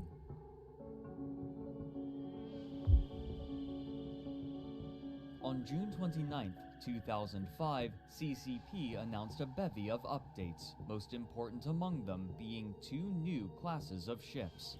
Dreadnoughts were a specialized class that wielded weaponry designed to attack the stations that had become vital for warfare. Controlling a station allowed the fighters of a defending or invading force to shelter in a safe hub from which they could launch their fleets, and dreadnoughts wielded the firepower to assault such bulky emplacements. Much larger than battleships, formerly the largest class of ship in the game, dreadnoughts could enter siege mode, which would render them entirely immobile but grant a significant firepower increase. Constructing a dreadnought, however, was a massive undertaking, requiring new starbase modules called capital ship assembly arrays. Rather than assembling the dreadnought in full, there were multiple parts, each of which had to be fabricated separately and then combined to create the completed dreadnought. In order to move the massive amount of materials required for such a ship, the second class that they announced was the freighter. Significantly larger than their older counterparts, these freighters were capable of moving materials on an unprecedented scale. But while they were typically well armored, they would still be obvious targets for pirates and saboteurs. The implication was clear. In order to project power and protect what territory they had, alliances now were forced to turn inward and leverage their economies into production. But the dreadnoughts were eclipsed half a year later with the release of ships that would dwarf all others. On December 16, 2005, CCP released an expansion entitled Red Moon Rising. This time, 3 new ship classes were released. The first was the Carrier, a massive ship that relied on clouds of fighters to perform combat for it, intended as support for a fleet of smaller ships. On the release page, CCP explained that, quote, "The Carrier is an affordable capital ship, and most major corporations are expected to fund and deploy at least one for their engagements." End quote. The second was the Mothership, a larger variant of the more affordable carriers. But these 2 new ship classes were eclipsed almost entirely by the ship that would come to be synonymous with the game, the Titan. The sheer immensity of a Titan was difficult for players to conceptualize when it was announced. For the first 2 years of the game, the largest ships were the battleships, whose volumes hovered between 450 and 500,000 cubic meters. The largest Titan, in contrast, was an utterly massive 155 million meters cubed, well over 300 times as large. The capabilities wielded by a Titan were commensurate with its size. The first key feature was the ability to open a jump bridge. While Titans were able to utilize the traditional Stargate network outside of HiSec, they also could be used to coordinate massive fleet movements. If another specialized ship could light a cynosural field, then the Titan could use it as a beacon and jump directly to its location, whether in the same system or not, bypassing the Stargate network entirely, as long as the stars were close enough. This meant that, although the Titan was a ponderous ship, it could still rapidly relocate with proper coordination, sometimes directly into a fight, suddenly shifting the balance of power. What's more, other ships could join the Titan in this jump, meaning that it could be used to move an entire fleet at once between stars in great strides, without being forced into the natural choke points of the Stargate network. But the more tantalizing capability of the Titan was the Doomsday device. While CCP was mum about the specific damage numbers, what was known was that a Doomsday device would inflict massive damage in a 500-kilometer radius, centered on a location of the Titan's choosing. What's more, the Titan would not even need to be present in the fight to launch the Doomsday. If another ship could light a cynosural field, then the Titan could fire its Doomsday through it, as long as it was still within the same star system.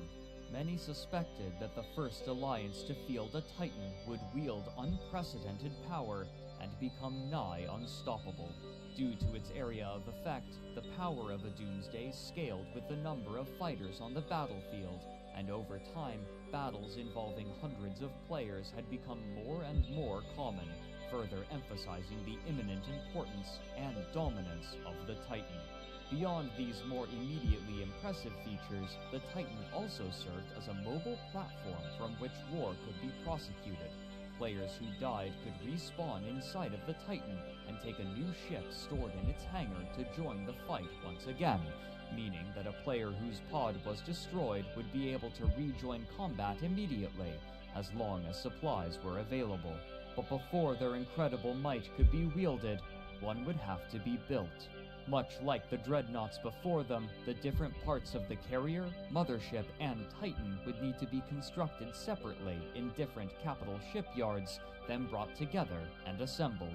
No power based in Empire space would have the resources or capital required for such a massive undertaking, and even if one did, they would have war declared upon them immediately, and their capital shipyards would be divested from them. But even in Nullsec, Andrew Groen notes that there were only 2 alliances who could feasibly produce the first Titan, and they so happened to have laid claim to territory immediately next to one another.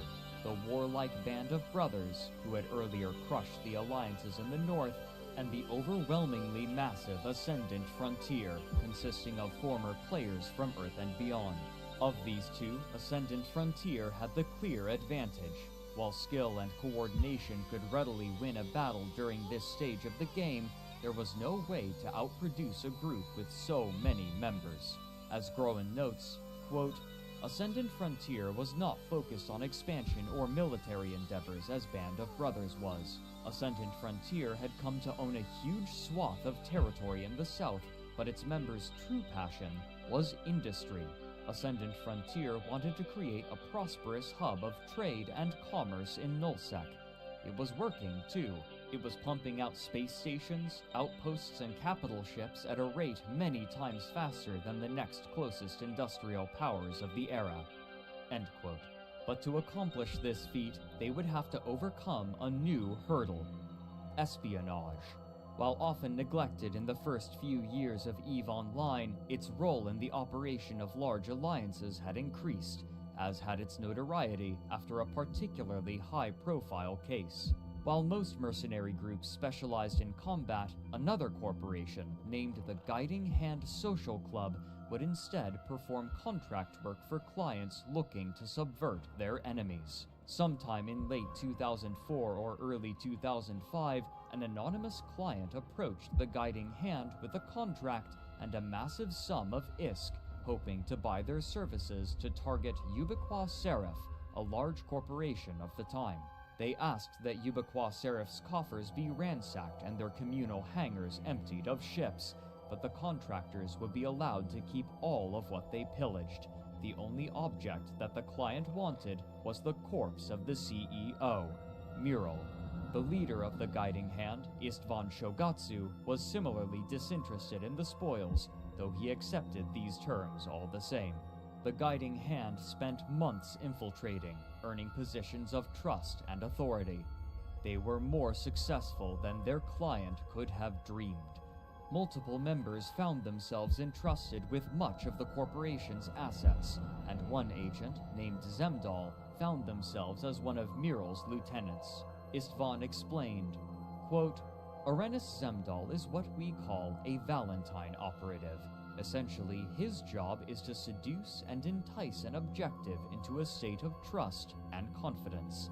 As such, we'd call Mural's relationship to him moments before the strike endeared. End quote. On April 18, 2005, the code word was sent to every agent: Nicole. Immediately, the corporation was drained of all of its liquid assets and much of its stores of supplies, and Zemdal collected the CEO's corpse along with a squad of guiding hand members who had rendezvoused to help deliver the killing blow. István made a public announcement shortly after, with characteristic flair. Quote, "Greetings, everyone. It has been some time since I last stood behind a podium and made a public announcement, so you'll have to forgive me if I'm somewhat out of form. The reason I stand here before you is to announce that my mercenary outfit, the Guiding Hand Social Club, has completed its most ambitious contract to date. Our target was assigned to us many months ago, Mural of Ubiqua Seraph. Our task was to carry out that which the Guiding Hand Social Club has now become known for, to utterly demolish Mural and bring all who followed her to their knees in one fell swoop. For those many months we toiled, secreting our operatives among her ranks, steering her organization through a number of insidiously engineered events meant to engender trust and divert their attention from where it should have been. Early this morning, our hard work bore fruit. Executing a meticulously planned, thoroughly flawless concerto of simultaneous corp hangar heists, attacks in open space, and facility invasions, the Ubiqua Seraph came to know the wrath of the Guiding Hand Social Club firsthand. The result shatters any previous records for sheer scale of such an endeavor. Our net gain from this massive heist is roughly estimated at over 20 billion ISK. Total damages inflicted are estimated at close to 30 billion ISK. Thank you all for your time." End quote. This would be far from the final major act of the Guiding Hand Social Club, though they would be more covert from this point forward. This level of metagaming, however, wasn't shared by all people. Most role-players, for example, would attempt to play the game as a character within the game world, but those who didn't roleplay often regarded them with derision and saw them as potential targets, either for ridicule or aggressive action. While discussing EveOnline for her podcast This Game Changed My Life, Aoife Wilson posits that, quote, "The people you're talking to don't know that the talking part is a game too. You're going in, you're making friends, you're gaining their trust, you're spending a lot of time with them. They're being nice or whatever, and you know you're lying to them to the point of screwing them over." To which her co-host, Julia Hardy, replies, quote, "When you play a game, you are aware of what the structure and the rules of the game are because everyone's playing by the same rules. That's how you know it's a game. But then, if someone comes in and completely changes all the rules, but no one else is aware of the new rules, then it just doesn't seem like a fair game." End quote. These early years began to establish the rules by which people would play EveOnline. Where other games of its ilk were played mostly within the game world, and this was generally respected by the other players, real-world duplicity was gradually becoming a normal and expected part of New Eden, whether the existing players wanted it or not. Many of the first capital ships were destroyed before even being completed, thanks to the spy networks and scouting work from rival corporations. But finally, on September 25, 2006, 9 months after Titans were first introduced into the game, the refugee players from Earth and Beyond and Ascendant Frontier completed the first Titan. Triumphantly, their leader, Sivok, flew it into the capital system of the Alliance, allowing everyone to marvel at the finished Avatar-class Titan, which he named Steve. The origin of this name is in contention. Most sources believe that it was named after the late Steve Irwin, who had died earlier that month, but Andrew Groen recalls that Sivok attributed the name to a scene from the animated film Over the Hedge, released 4 months prior, in which the squirrel character Hammy comedically proposes naming the massive, newly erected hedges Steve. Whatever the origin of the name, the completion of Steve heralded war. Immediately, their enemies and band of brothers invaded, but the power of Steve the Titan blunted their advance simply with the threat of its presence until December 11th, 2006. During a large-scale battle, Sivok unleashed his doomsday safely through a cynosural field, then jumped to a safe point 20 systems away. But what happened next would change the paradigm of players for years to come, and would pit Band of Brothers against the rest of New Eden. More importantly, though, it would also begin a process that would sour the relationship between the developers of EveOnline and its players.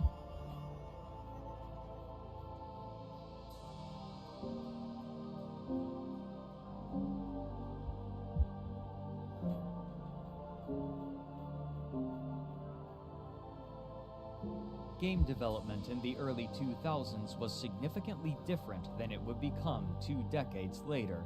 Developing a game typically took only a few years at most, and once a game was completed, it was common for the studio to immediately begin work on something new.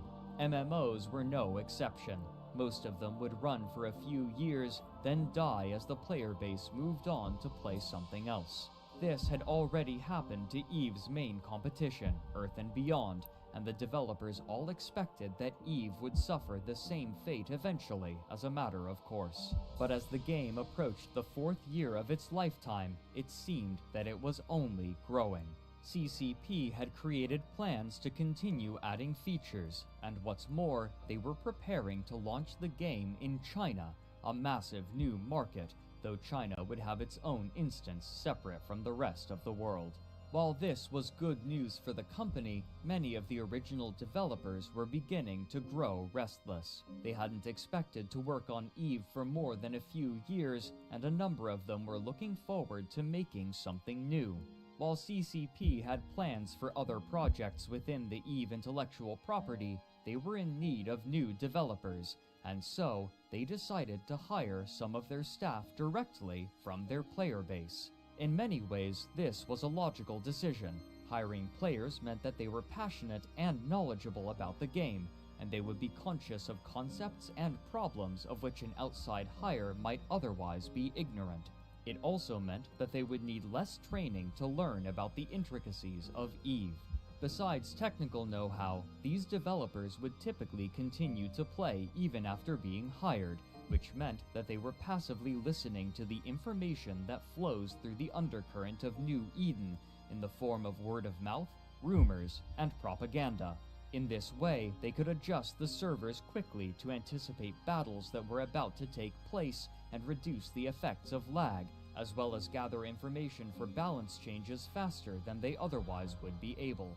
But these new hires created unique problems. Those players willing and able to accept work at Crowd Control Productions were often among the most dedicated and active, and for many, EVE had become a significant part of their lives, deliberately altering their schedules so that they were able to add their firepower to important battles and assist their corporations and allies. Real friendships were frequently formed and broken due to in-game conflicts, while some were burned for in-game advantages. For these players, the boundaries between EveOnline and the real world were either blurry or non-existent. When these players became developers, they gained access to the dev tools and commands. This power was too tempting for some, and they began to utilize these permissions to their own ends, creating rare and valuable items for their corporations and alliances. For example, blueprint originals used for building ships and components were in extremely limited supply, as no new ones could be made, and so most people had to buy copies that would be consumed after only a few uses. Using commands, these player developers could create brand new blueprints for their courtmates and themselves.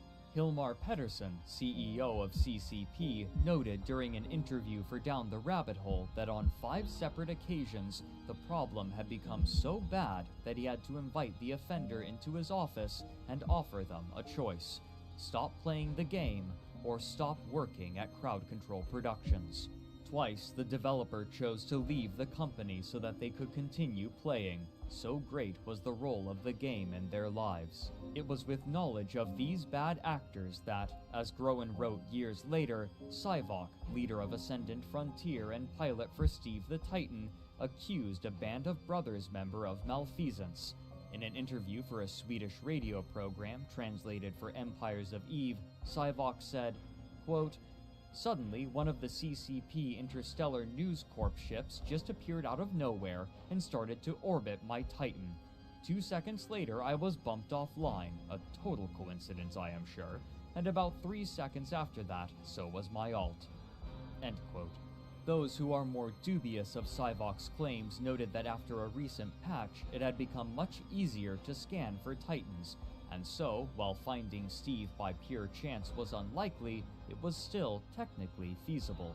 What precisely happened is contentious, and no definitive proof has been released, but however the location of Steve was divined, the leaders of Band of Brothers received word that Steve the Titan had been discovered, and they immediately gave the order to mobilize. In a matter of minutes, a cynosural field was lit at Steve's location, and the entirety of Band of Brothers' fleet jumped in to see Steve, alone, inert, and inactive.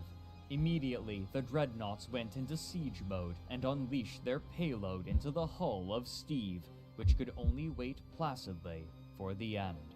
Steve the Titan exploded and was reduced to rubble. The first Titan to be built was now the first Titan to be destroyed.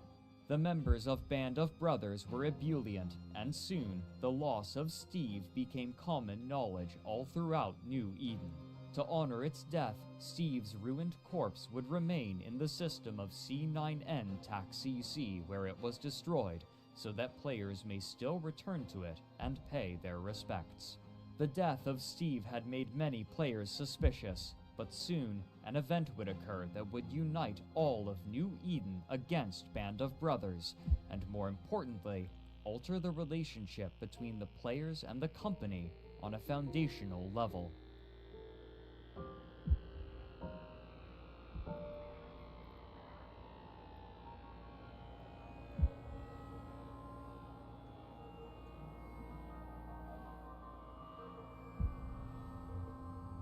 In January of 2007, a hacker responsible for releasing private information on Goonfleet, going by Kugutsumen, approached them, offering to hack their enemies for free after his client from the Coalition of the South refused to pay him for his services.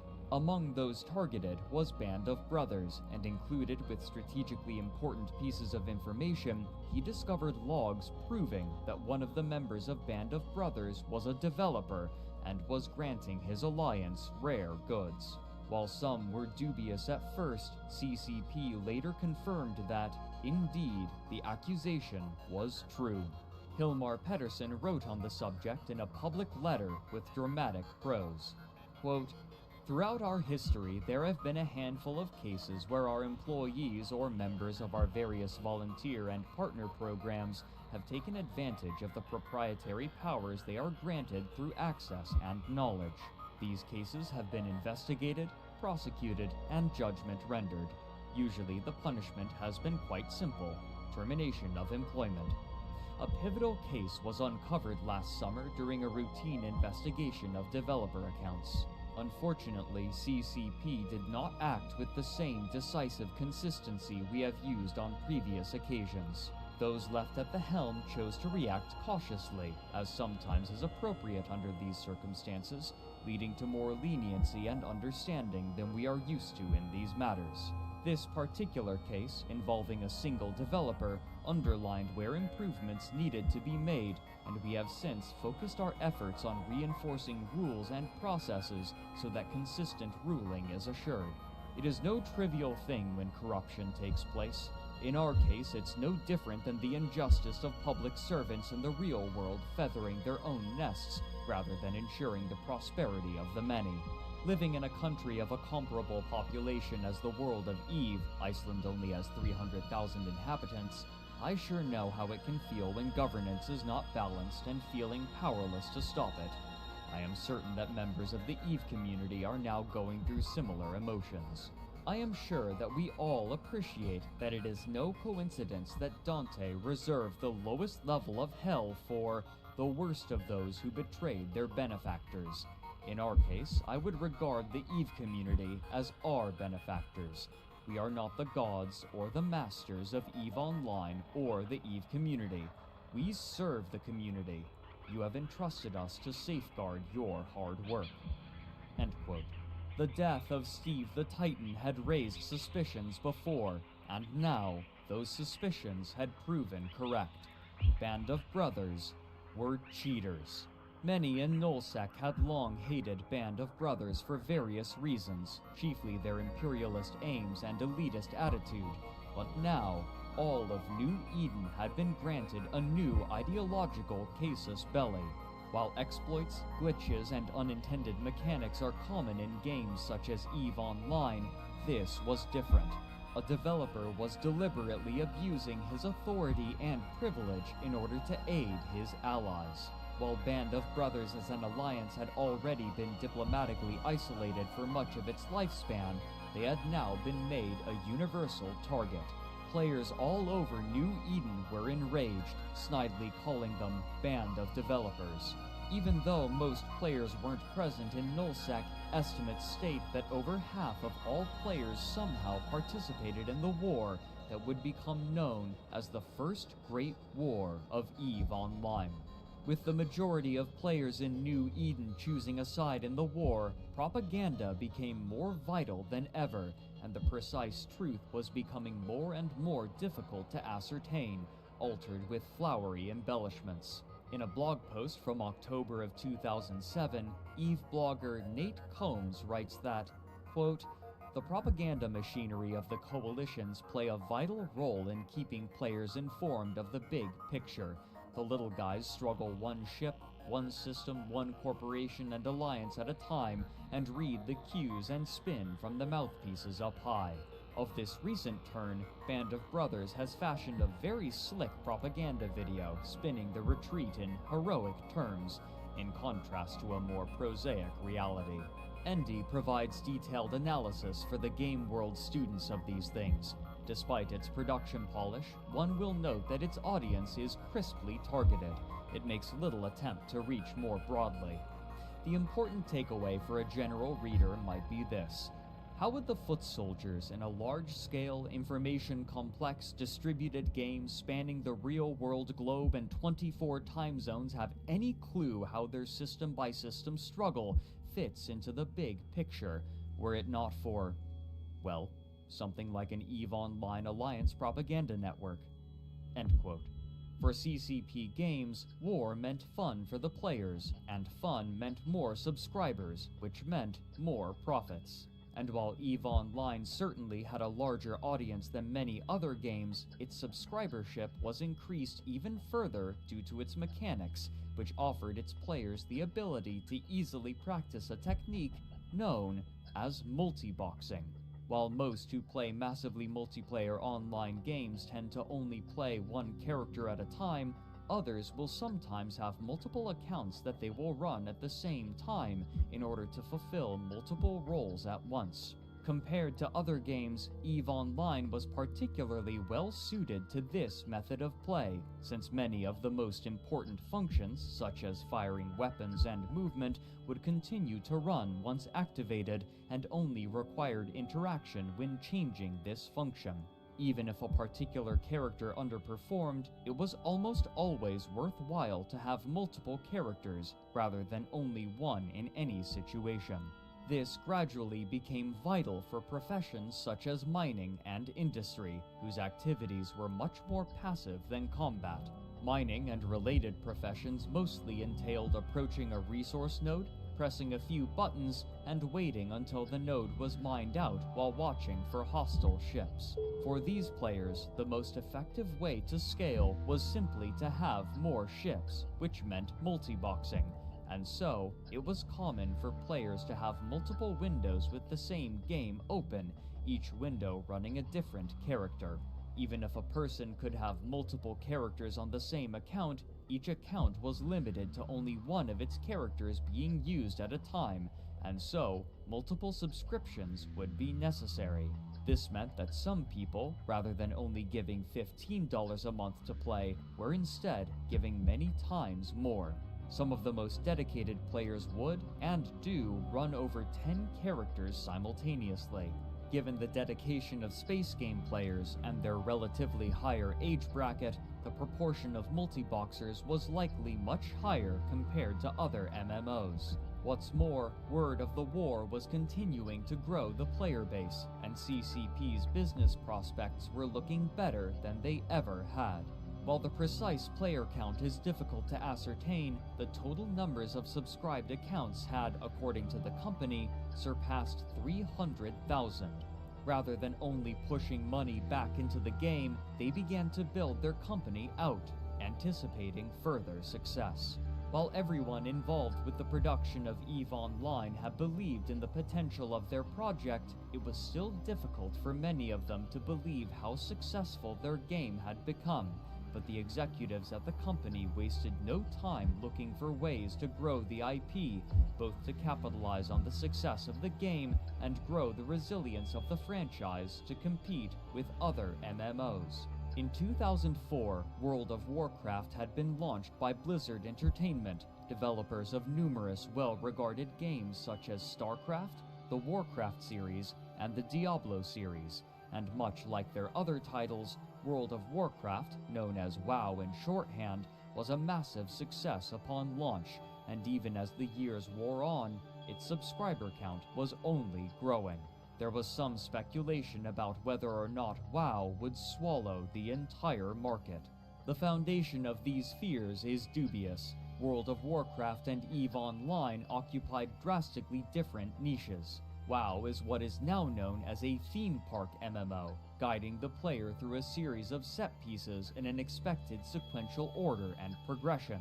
EVE, in contrast, is known as a sandbox, granting the player a variety of tools and the decision of what they wish to accomplish with these tools. Similarly, while players of any particular character level in WoW will typically only be seen with others of the same level bracket, it's commonplace for a fleet in EVE to be comprised of players with widely different character skills accumulated. Still, there was a significant fear that the harsh and hostile nature of EVE would push players into the much more inviting World of Warcraft. The dedicated EVE player base took to referring to WoW pejoratively. An oft-repeated insult was that an EVE player leaving for World of Warcraft increases the average IQ score of both games. But soon, Crowd Control Productions would begin competing with Blizzard in an entirely different way. In 2006, CCP announced a new collectible card game named EVE: The Second Genesis, identical to its namesake game on launch. During this time period, many creative companies were looking to emulate the success of such properties as Magic the Gathering, Pokemon, and Yu-Gi-Oh!, and the developers of EveOnline were no exception. Hoping to build excitement, Crowd Control Productions organized a 128-player pre-release tournament at Gen Con, a large gaming convention. At the same convention, Blizzard was giving a similar sneak preview of their own upcoming collectible card game, simply called the World of Warcraft Trading Card Game. Then, on November 11, 2006, less than a month after the launch of the card game, Crowd Control Productions announced that they were acquiring White Wolf Publishing, a prolific and well-established publisher of tabletop RPG games, including the popular Vampire the Masquerade. In 2005, CCP had quietly approached White Wolf, looking for assistance creating their collectible card game based on EveOnline. Later, in an interview with Shack News, White Wolf marketing director Kelly Barnes-Herman stated that, quote, "Because of our history in managing the award-winning Vampire the Eternal Struggle collectible card game, White Wolf was able to make suggestions and provide some initial guidance to CCP in the first stages of the game launch, and now we are looking forward to working on the first expansion set in 2007. End quote. CCP had gone from making their own board game to buying another company to make tabletop games for them. What's more, CCP also announced that it would be publishing new games based on intellectual properties owned by White Wolf, including their World of Darkness setting, home to Vampire the Masquerade. The immediate hope was for a sequel to the beloved cult classic Vampire the Masquerade Bloodlines video game, a significant and undoubtedly costly undertaking. But a new Bloodlines game would not be as ambitious as another project that they were about to announce. In 2007, CCP announced a new massively multiplayer online game based on the White Wolf IP, simply titled World of Darkness. However, details at the time were scant. In an interview with Eurogamer, CCP's marketing director Magnus Bergson said that, quote, "We're not really hiding any information about it, we just don't know the release date yet. The actual design and exactly how it's going to be is being created right now, so when we actually know all of that, we can guesstimate how long it's going to take. These games typically take 4 or 5 years to make. I don't think this is going to be any different." End quote. Now, as CCP were attempting to balance and progress EveOnline, they were also responsible for the development of an entirely new MMO. However, this wasn't the only new major project that CCP would announce. At their annual Eve FanFest celebration in November of 2007, the company showed a trailer for a massive update to the game that they called Ambulation. This future update promised players the ability to exit their ships in stations and meet one another in-game face-to-face, something that could potentially make the game far more immersive. Despite the incredible amount of work that the company had promised to deliver, they were confident that they could fund numerous projects in part thanks to their growing and dedicated subscribership, driven by the chaos churning inside of New Eden.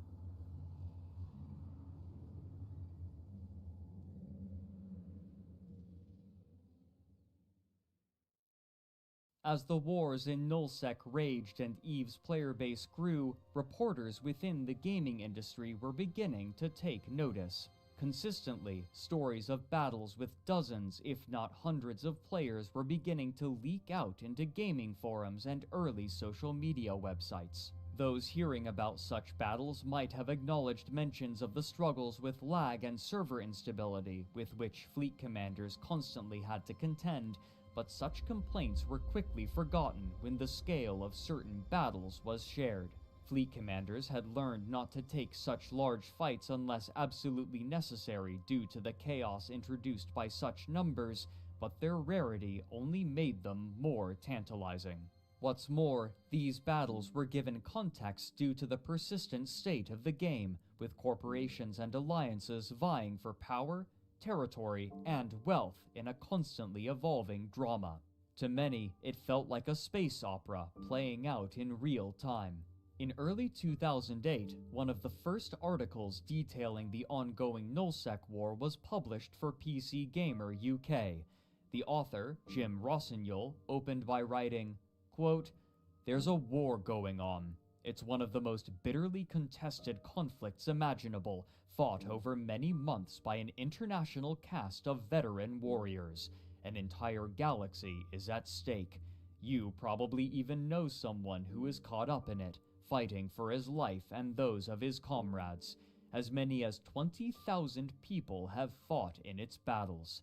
This war is the Great War of EveOnline, the largest virtual conflict ever waged. Unlike the 20-minute conflicts that characterize other multiplayer games, this is a deathmatch that has taken place between fleets of hundreds in a continuous process that has lasted years. It is the greatest imaginary conflict yet conducted, and in what follows, I'll be tracing its glories and mapping its horrors." End quote. This sort of romantic prose would quickly come to characterize most of the writing about New Eden, and while they occasionally would acknowledge the more technical and practical issues that players and their leaders faced, these passages were nearly always diminished in favor of telling stories of epic campaigns and pitched battles. The results and aims of these large battles, however, were difficult to communicate due to the inherently intricate nature of the game's mechanics. What could easily be communicated, however, was sovereignty. Territorial maps reminiscent of war documentaries gave the impression that the warriors involved in these conflicts were actively making history and granted the movements of these wars similar weight. But perhaps more immediately attractive was the attempt to give a price to ships in real-world fiat currency. Partway through his article, Rossignol writes a relatively short passage about the loss of Steve the Titan.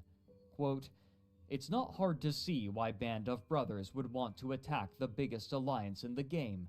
The riches were there for the taking, and the alliance leader, one Sivok, piloted the first and then only Titan-class ship in the game. It was a giant behemoth that has been valued in real-world cash at around 4,000 British pounds. Band of Brothers seized the first Titan kill in controversial circumstances and sealed the fate of Ascendant Frontier." End quote. This passing attempt at an approximation of price would become a tradition in coverage of the game. The daunting complexity of EVE's mechanics and the tangle of relationships between corporations, alliances, and even corporations within alliances made it nearly impossible to summarize in the space afforded an article in a gaming publication, meaning that the conflicts necessarily had to be simplified in order to both be made intelligible and concise enough to fit within the restrictive word limits. Many of those who read these articles became enamored with the concept of partaking in such massive record-breaking battles and began signing up for EVE themselves. For CCP, war was good for business. But those who were fighting the war were facing unprecedented problems. Nate Combs, in a blog from 2007 titled NBSI and the Grey Problem, writes that, quote, "Members within an alliance are marked by varying colors. Green means that fellow is a corporation member, blue he's part of the alliance, etc. Degrees of separation, even among buddies. Red in several flavors distinguishes shades of bad guy. The problem is with the gray. One of the trickiest herding cats problem in running alliances is making sure everyone is on the same page about the rules of engagement. Go to any alliance forum and ask what the current rules are, and you will hear a number of answers.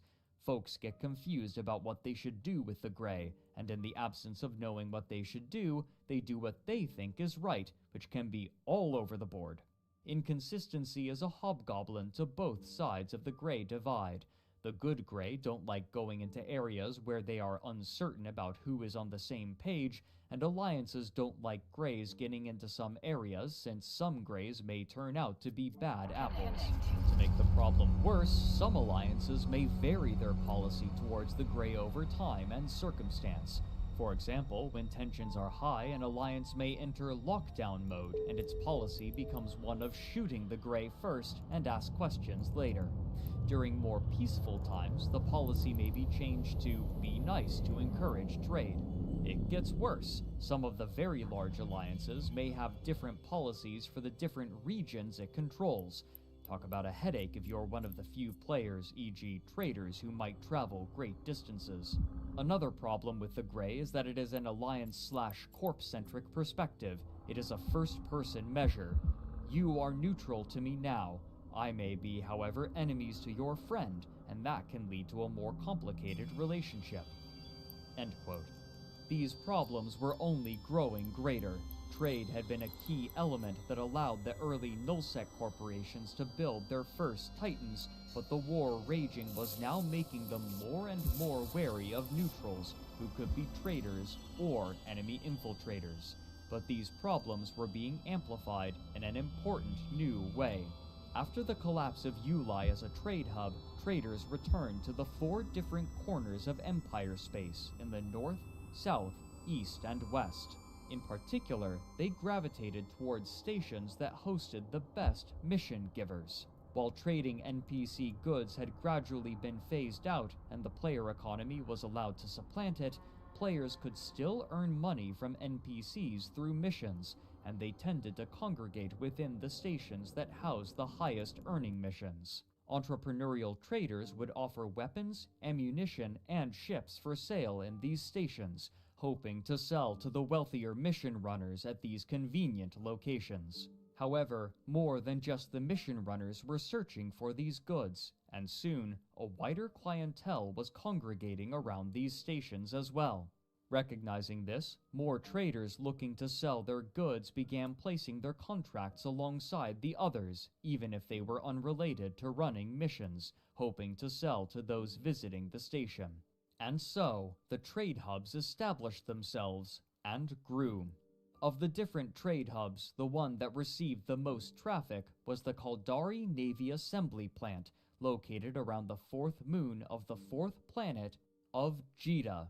The higher population in the northern regions of Empire space was due in large part to the attributes of characters. When creating a character, players are allowed to choose between the 4 different NPC empires: Amar, Minmatar, Galente, and Caldari, and of the 4, Caldari were by far the most popular race for players, due to their favorable attribute distribution, given that attributes determine how quickly a character can learn skills, and skills determine what characters are capable of performing. Soon, much like EveOnline before it, the system of Jita was host to hundreds of players every day looking to trade, and it was growing rapidly. But this time, Crowd Control Productions would be prepared. Since they had broken the Stargate links in EveOnline, they had been working on the server backend, as they realized that they would need to prepare for far more success than they had anticipated when they launched EveOnline. On March 1st, 2006, CCP Games announced a patch transferring the game onto new servers which utilized brand new, state-of-the-art AMD chips. Rather than trying to scatter the players again, now they would be doing all that they could to accommodate a naturally occurring trade hub. Soon, a single server would be dedicated exclusively to the system of Jita to manage the massive influx of traffic, as well as some permanent residents who began to participate in the day trading of commodities.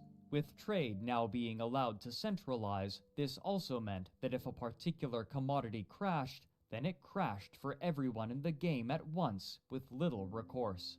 But while this new trade hub was located in Empire space, its establishment significantly affected the culture of Nullsec. The northern regions had always been wealthy due to their natural resources and general proximity to HighSec, but the emergence of Jita guaranteed much easier access to what would soon become the undisputed center of the economy in New Eden, given that Jita was less than 10 Stargate jumps away from the nearest northern Nullsec systems. Trading between Empire space and the northern regions only became easier as time passed. But the inverse was true for the southern regions. The distance between Jita and Del, for example, was many times longer, and where they once had been able to trade with Empire space easily, they now had to travel much farther to sell their goods. As time passed, those Nullsec alliances living in the south would begin to develop their own internal economies. Leaders would encourage their alliance members to trade exclusively with one another, in many cases creating not only an economic but a cultural divide between the players in the southern regions and the players in the rest of New Eden. But in the in-between spaces, an entirely new sort of dynamic was evolving, one forgotten by most.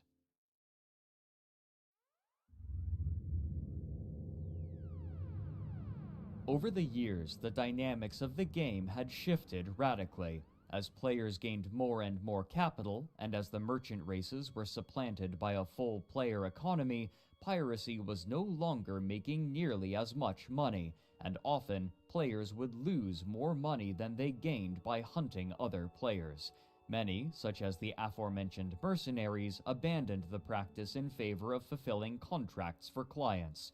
What's more, the Nullsec alliances were growing into empires, and these empires often patrolled and defended their territory, stamping out any piracy not perpetrated by their own members. The only space left for these players was low security space, or low-sec, but when they moved, their paradigm gradually began to shift. Now that piracy was no longer making the players much money, the only ones who continued the practice did so for the love of it. In an interview for Down the Rabbit Hole, a prominent player and leader named Phantomite spoke to the role that those in low-sec adopted. Quote, "I feel like me killing people in low-sec isn't piracy, I think it's just PvP. It's not a profession, I don't really earn any money from it. The fact that the game calls what you're doing illegal means that there's some kind of weird dishonor involved that's different to catching a traveler in nullsec. It's just PvP." End quote. Those players who decided to stay were the only ones dedicated enough to continue their piracy, in part due to a particular feature. Early after the release of the game, CCP launched a feature called kill mails, which were permanent in-game records of ship destruction issued to both the destroyed party and those involved in destroying them, and many players began to covet these kill mails and collect them like trading cards, with certain ships or players being more or less prestigious. While this wasn't always the primary motivating factor for those hunting other players, it did mean that they could keep a record of their experiences doing so, ensuring an official method of tracking prestige. But the kill mails introduced another dynamic: loss aversion. Since kill mails were public, one's victories and losses were both available to any who wanted to see them, and a loss was often considered a shame in the eyes of the community, at least to the player who lost the ship. On this, Phantomite said, quote, "I feel it is socially unacceptable to lose in this game. If you lose a fleet fight to begin with, in local, the winning side will almost always jeer at you and be a bad winner, mock you for having dared to lose a fight in EveOnline. It's not congratulations on winning, it's, you idiots, you lost, how stupid do you feel right now? Especially as group sizes get larger, there's a lot of bitterness on both sides." End quote. On the opposite end of the spectrum, a group of players have been growing in size, prominence, and role in the greater EVE community. Early in the game's lifetime, a help chat was implemented so that players could offer assistance to other players learning the game, but many found that this limited forum was insufficient due to the complexity of EVE. And so, a new player-run institution was formed, EVE University. Its primary impetus was to assist new players by teaching them the basic mechanics as well as good practices with hands-on experience. While other corporations would sometimes invite new players and assist them so that they could swell their ranks and achieve greater goals, EVE University had few such aspirations. Rather, uniquely, it declared itself a neutral body who would not take sides in any wars, though its members, known as students or unistas, were free to do as they pleased whenever they chose to leave.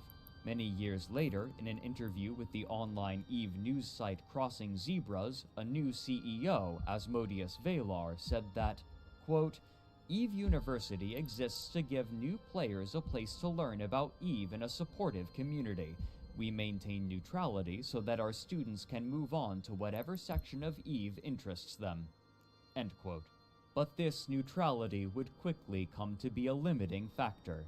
In October of 2005, EVE University founded a new alliance called the Big Blue and sought to hold territory in nullsec, but after less than a year, an unknown client hired Mercenary Coalition to evict them for unclear reasons, another reflection of the growing necessity for corporations to ally themselves with one another in order to survive the growing turbulence of nullsec.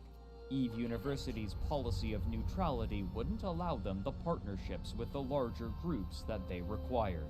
Unwilling to compromise on this defining feature, EVE University decided to base themselves in high-security space instead, and partnered with other corporations in a new alliance which they named Ivy League, in part to protect themselves from the vast number of war declarations that they were suffering.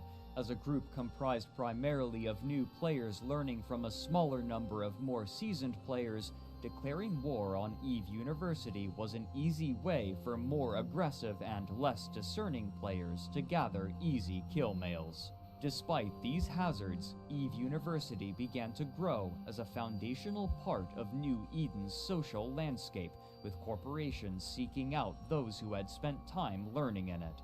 Their decision to retire from nullsec would become a practically permanent one on June 19, 2009, when CCP released their expansion, Revelations 2. With this expansion, powerful defensive sovereignty bonuses would be granted to anyone who owned over half of the structures within a system for 28 days. Once this had been achieved, a structure called a Sinojammer could be built in the system, disallowing any player from lighting a cynosural field within the system. While capital ships could use stargates, they were choke points in which they could easily be caught, and the only practical way of bringing a capital ship into a fight was through the use of cynosural fields. By restricting their use, it meant that any alliance attacking a system with a high enough sovereignty bonus could only do so with subcapital ships, an effectively impossible task against any active alliance. This meant that nullsec alliances were now much more stable in their ownership of territory, as long as they possessed enough capital ships. The major factions in nullsec had now been set. With the base mechanics, the social groups, and the varying playstyles within EVE all growing more complicated and nuanced by the day, the development team recognized that they wouldn't be able to keep track of all of them and balance them alone. And so, in late 2007, Crowd Control Productions announced the establishment of the Council of Stellar Management, a body of players elected by the player base to communicate their interests directly to the company. Early in the game's lifetime, CCP had requested that players join the developers to speak about the game, but they had been hand-picked after applying, as opposed to the more democratic method of the council. Of the 97 applications, 33 were rejected for varying reasons, including behavioral and technical, leaving 64 to be voted on by the community in a first-past-the-post system, where the 14 players with the most votes would be elected. A PDF document written by CCP representative Petter Johannes Oscarsson details the role and responsibilities of the Council of Stellar Management, but not before spending over half of the document on what he called a comparative analysis of real structural social evolution with the virtual society of EveOnline. In the opening paragraphs, he wrote, quote, "The only consensus in the study of socio-cultural evolution is that no single theory can aptly describe the universal development and progression of any society. Myriad factors ranging from geographical location to religious beliefs and even weather conditions, prevailing or roguish, all complicated the analysis. Introducing the most subtle variable could drastically alter the course of two societies that would have otherwise evolved along similar paths. Thus, it is these general paths, or unilinear milestones, that this paper will draw real-world comparisons from. The purpose of the analogy is to establish the foundation for implementing a deliberative, democratically elected council in EVE. This is by no means an endorsement of any social evolution theory. A comparison with actual civilizations is beyond the scope of this analysis. But it will demonstrate the striking similarities between this theory of real-life societal development and the virtual society evolution of EVE, while also relying on one key assumption about individuals in both realms, that they are motivated by the pursuit of value, the core of which is driven by their instinct for survival." End quote. While this document was likely meant to help instill within the EVE community the impression that CCP was taking seriously their responsibilities toward the game, it also illustrated the divide that was growing between the players and their game world's caretakers, despite their attempts to the contrary. While the majority of the player base was primarily interested in simply having fun by playing the game on the most minute level, the developers saw themselves as being on the cusp of a newly developing world that reflected elements of the human condition, similar to the way that the founding members of CCP had attempted to create a new internet interface with the virtual reality markup language during their time at Oz Virtual. Oscarson wrote in the document that, quote, "Until now, comparisons of political philosophy and social structures in the virtual world have been drawn from parallels with the real one. But it cannot be stressed enough that today, with this many people comprising the civilization of Eve and the potential ripple effect of any change in the way this society is governed, further legislative applications based mostly on CCP's interpretation of the real world are likely to cause more harm than good. To achieve continued success, Eve's society must be granted a larger role in exerting influence on the legislative powers of CCP. Governance of virtual worlds is a unique endeavor. There is no precedence to follow." End quote. The responsibilities for the Council of Stellar Management were more than might typically be expected from a group of player consultants, which perhaps helps to explain the small number of applicants. Quote, "At least twice a year, CCP will convene multi-day summit meetings in Reykjavik. In addition, each year CCP holds its FanFest convention. 7 members of the CSM attend these events in person. Council terms will last 12 months, and elections will follow the expiration of each term. This timeframe corresponds roughly to the expansion release cycles of EveOnline." End quote. These council members would be privy to restricted knowledge so that they could give their unique perspectives as players. What sort of effect they would have on the game, however, was yet to be seen. The importance of such communication with the player community was exemplified by the proliferation of player-made tools that were seeing widening popularity. On July 22, 2008, a player going by the name Wolari created a post on the official EVE forums in which he announced the release of a map of EveOnline named Dotland.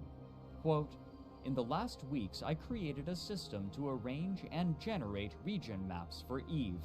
After some hard work on the backend and positioning the systems, I can finally announce a new type of Eve regions maps. The maps are focused to be clean and easy readable with the most important informations for fleet roaming and planning. They contain daily sovereignty and outpost informations for your favorite 0.0 space. Also, occupancy informations for the new factional warfare are included." End quote. What's more, this tool would be offered for free to any EVE player who wanted to use it, hosted on its own website. Importantly, this map wasn't updated manually.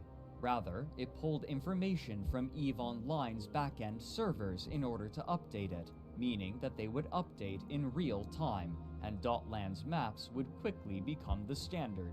And when players wanted to share maps of EveOnline with one another, rather than using the in-game map, the clean, clear maps on Dotland would almost always be used. This was far from the only tool developed by players to help others play the game. In 2006, a group of resourceful coders had released a tool which they named EveMon, which acted as a way to manage a character and plan their ever-important skills, which restricted what a character could do and what sort of innate bonuses they wielded.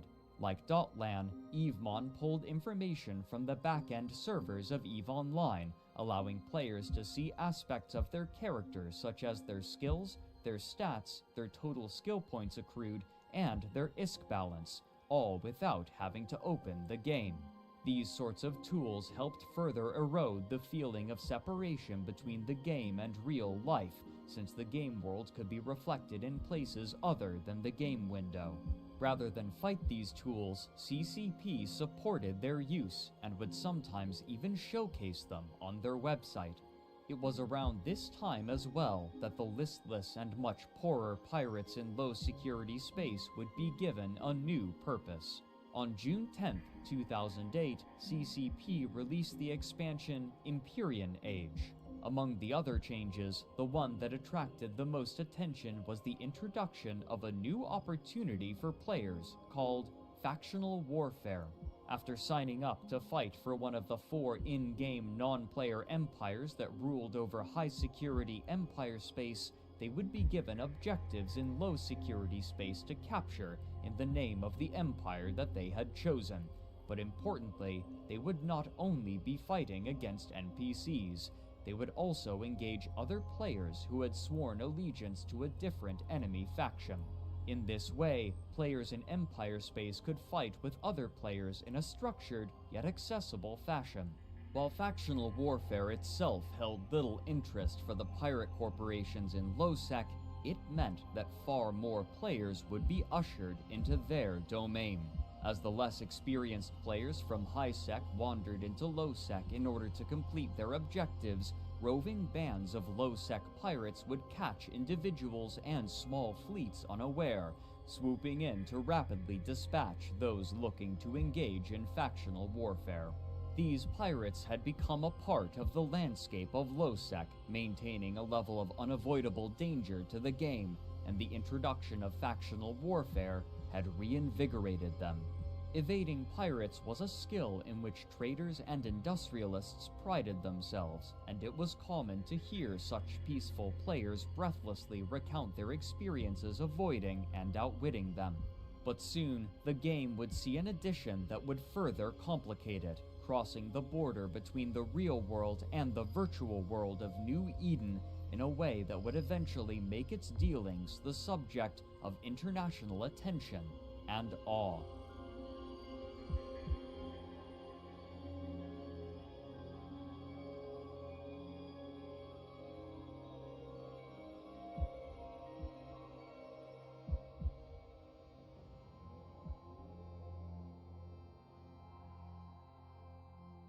In November of 2008, CCP announced the release of a new form of currency. As was common practice, players could either buy cards at local stores or have cards mailed to them, which they could redeem to extend their membership, allowing them continued access to the game.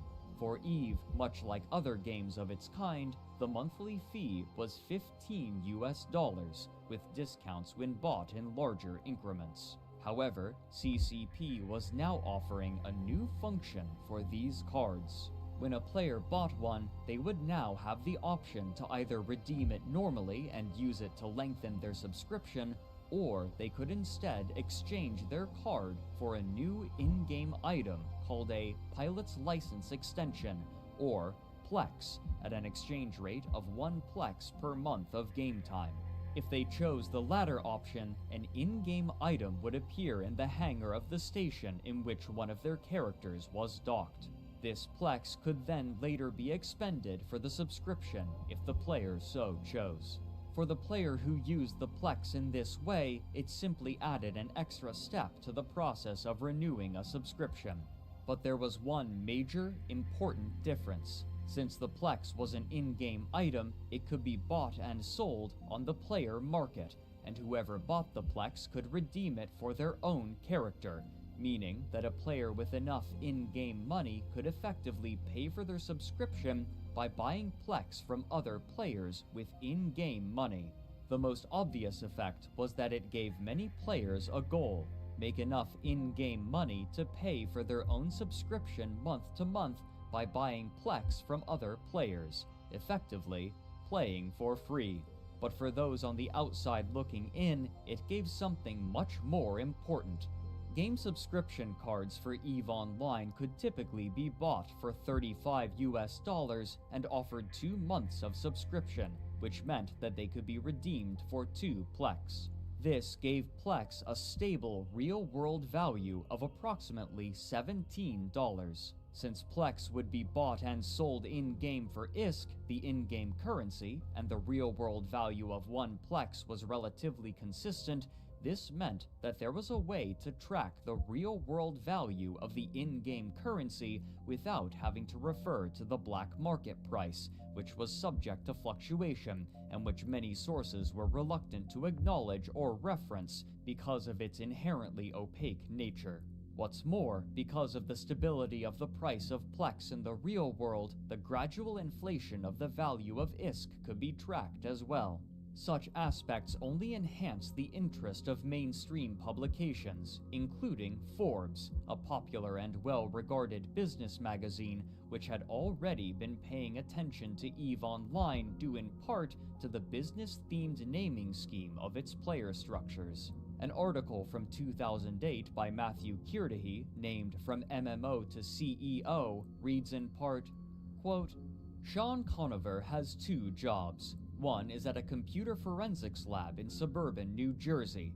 The other is in a fantastical galaxy inhabited by 25,000 intelligent life forms driven by power and greed.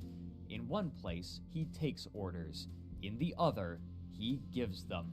There are many more like Conover, and with good reason. It's in this virtual space where tomorrow's business leaders are being born. Mom may mock video games no more." End quote. The EVE player interviewed for this article was the notable figure Darius Johnson, the leader of Goonfleet and the greater Goonswarm Alliance. For the last year and a half, Goonswarm and their allies, the Russians hailing from the northeastern corner of the map, had been continuing their war against Band of Brothers, and during that time, they had become known for their effective, if obnoxious, propaganda. Beyond the posters, which were often photoshopped versions of World War II propaganda posters, the Mittani had taken to regularly posting on his blog about the war, both to rally the goons and guide the public perception to bolster morale and increase membership, and this gave mainstream news outlets an easy way to monitor the war, albeit through a heavily biased source. Even knowing this bias, this meant that as publications such as Forbes and The Guardian wrote about EveOnline, it was often through the paradigm and context of the goons. External news outlets also helped to personalize the leaders. Furthering Curedehy's article, he writes, quote, "When Conover gets home from his 9-to-5 job, he logs onto a virtual world as Darius Johnson, Chief Executive of Goonfleet, a corporation comprised of more than 2,800 players in EVE.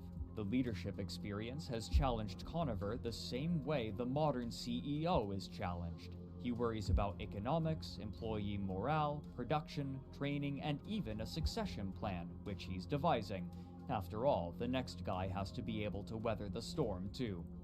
End quote. In particular, the term failure cascade had become common in New Eden, popularized by the Mittani and quickly adopted by news outlets who were already heavily reliant on his writing when discussing EVE. In an article from 2009, the Mittani wrote, quote, "In the past 4 years, I've witnessed more than 20 alliances disintegrate, and I've had the benefit of directly orchestrating a good number of those. Better than just hammering at them from the outside, I've been able to witness the process from the inside concurrently by way of our spy network. While watching Lotka Volterra explode in much the same way Veritas Immortalis had, I dubbed this death cycle the failure cascade, due to the way in which the process rapidly accelerates from small errors into thermonuclear drama. Delightfully enough, even our most vehement enemies have chosen to use my nomenclature, as well as the more traditional media. Apparently, the term has some pre-existing engineering use, but Googling it now turns up mostly yammering about spaceships." He went on to define the term, quote, "A failure cascade is the disintegration of an alliance caused by collective helplessness in the face of sustained and unrationalizable adversity through a process of pilot attribution shifting from the alliance to the corporation or the individual." End quote. Both Crowd Control Productions and Goonswarm were facing prodigious growth, and both were simultaneously taking great risks in attempts to reap great rewards.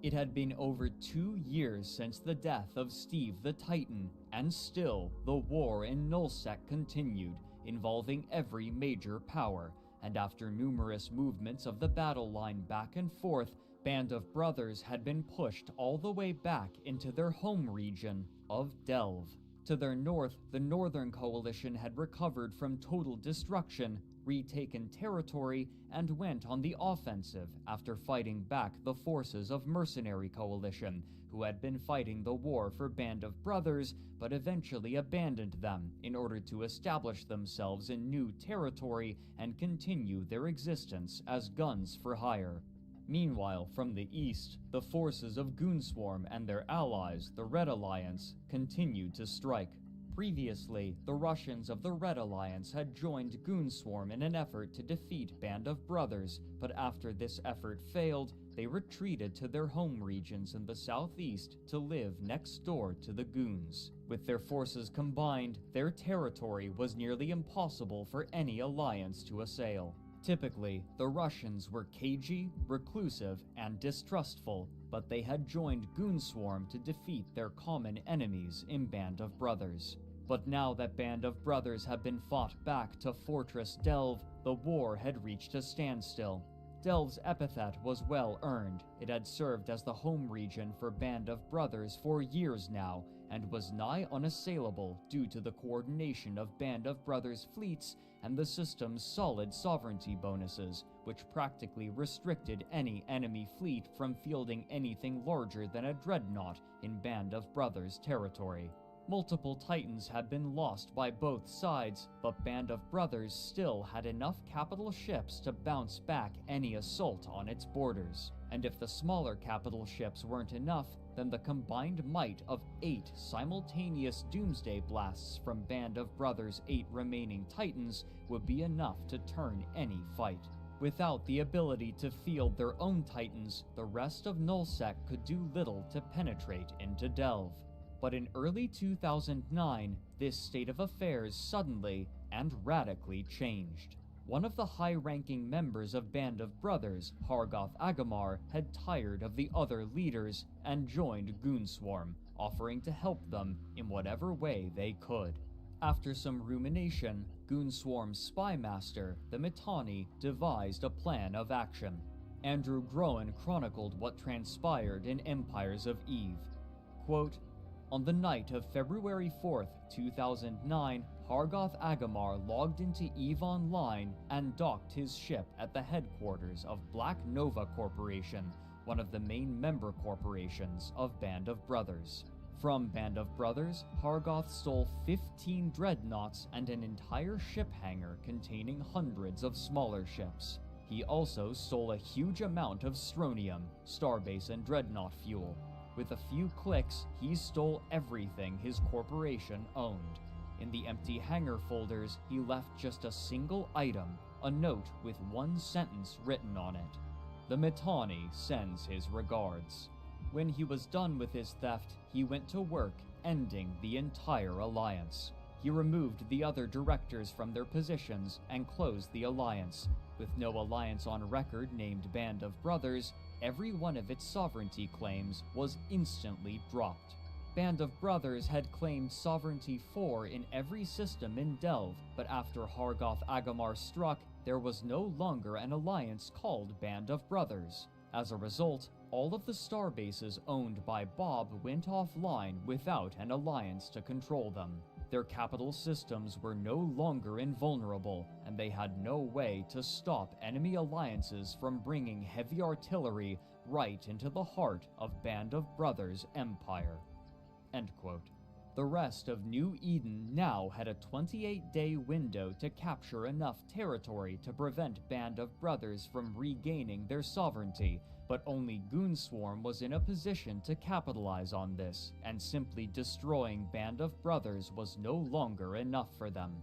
The leader of Goonswarm, Darius Johnson, ordered that all assets in Alliance territory be brought to the front lines in preparation for a fight in Delve, where they would either drive out Band of Brothers and claim Delve as their new home, or be left destitute. This would also help to fend off enemies, at least for a time. During the war, the general unpleasantness of both the Russian alliances and Goonswarm had resulted in enough feuds that they had broken their treaties with one another, and a significant contingent of Russians had joined forces with Band of Brothers, sandwiching the Goons between the two. There were also rumors and accounts of real money being paid to players to alter the political landscape, but the complete abandonment of territory by Goonswarm guaranteed that the Russians would be preoccupied with claiming all of the territory that had once belonged to the Goons, as they threw themselves recklessly at Band of Brothers, at least for the first few weeks. No other alliance seems to have been warned of this opportunity, and it would take time to mobilize. Now, Goonswarm would launch a blitzkrieg the likes of which had never been seen in EveOnline. But as Goonswarm was beginning its invasion, the game would see a radical change, and the denizens of this particular edition would soon exist outside of the paradigm and culture of any other part of New Eden.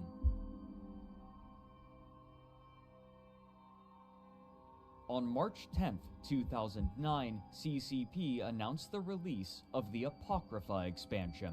Among other changes, including a higher tier of specialized ships, this update introduced wormholes. These anomalies, functionally, were short-lived entrances into an entirely new cluster of star systems, but the wormholes would only survive for a maximum of a few days before collapsing permanently, and new ones would spawn unpredictably both in New Eden and in this new region.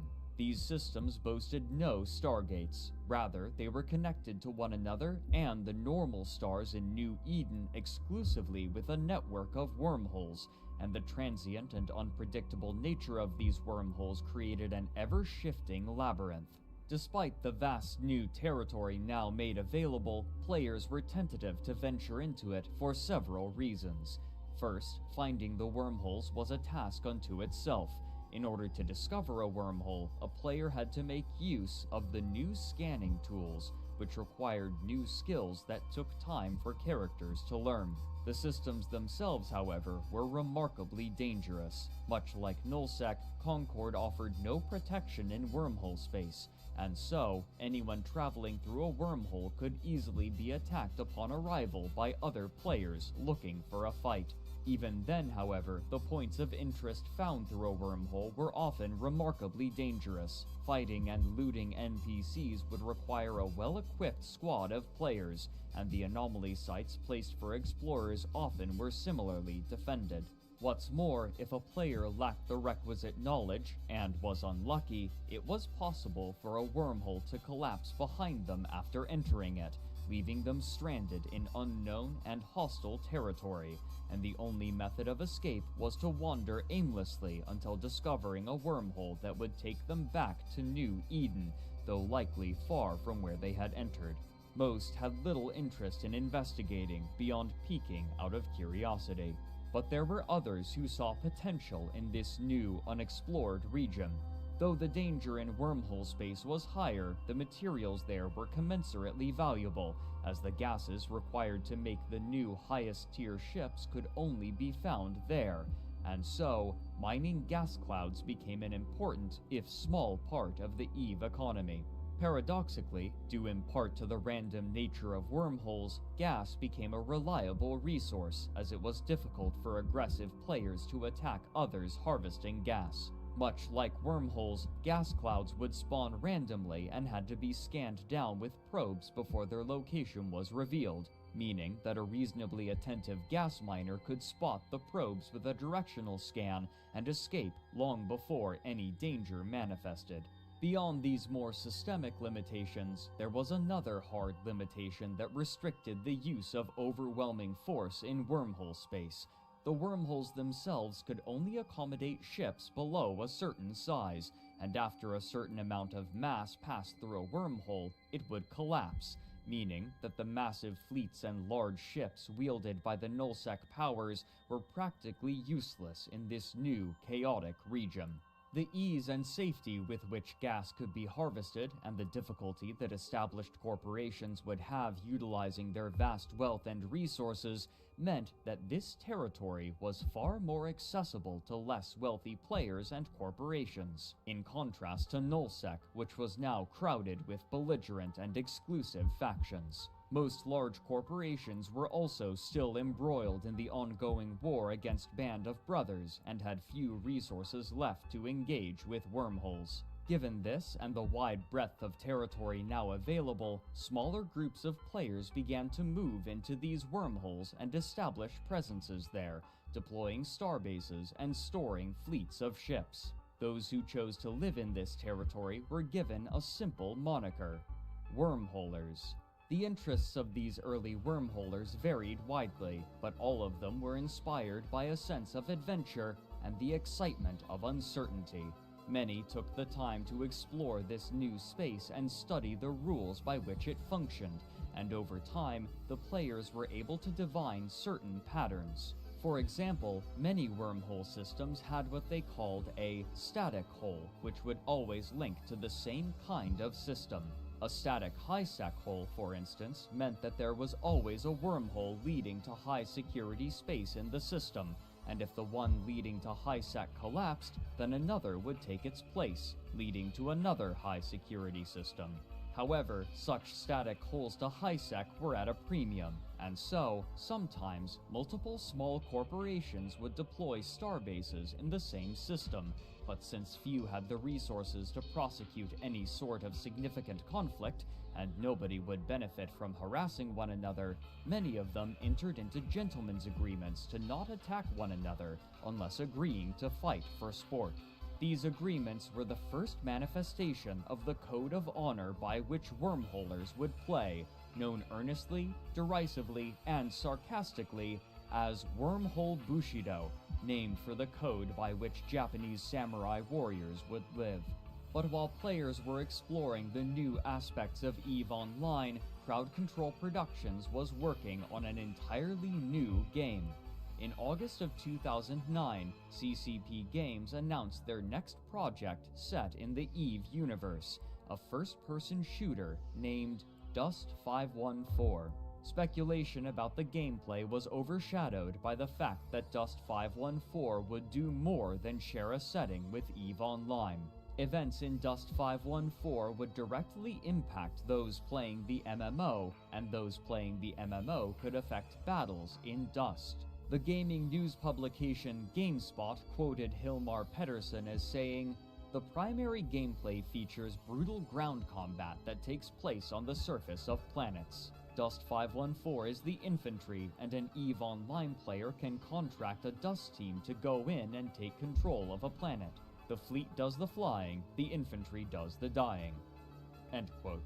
Guy Cocker, writing for GameSpot, went on to say that, quote, "The game has been under development for 3 years at CCP Shanghai, with input from other CCP studios worldwide. We questioned Pettersson about the platforms the game is being developed for, as well as subscription details, but he declined to comment at this time. But it was confirmed that the game was being developed for current generation hardware." End quote. After revealing some gameplay at the annual FanFest in October of that year, Hilmar Pettersson proudly spoke with IGN further about the game. Quote, "Dust 514 is first and foremost a first-class FPS mixed with real-time strategy elements and persistent world components, which are innovative in their own right. Still, the biggest innovation in Dust 514 is that the outcome of battles directly affects the resource and power controls in EveOnline. This will significantly enhance the gaming experience that our current 300,000 subscribers enjoy by adding a whole new level of gameplay elements that they can affect.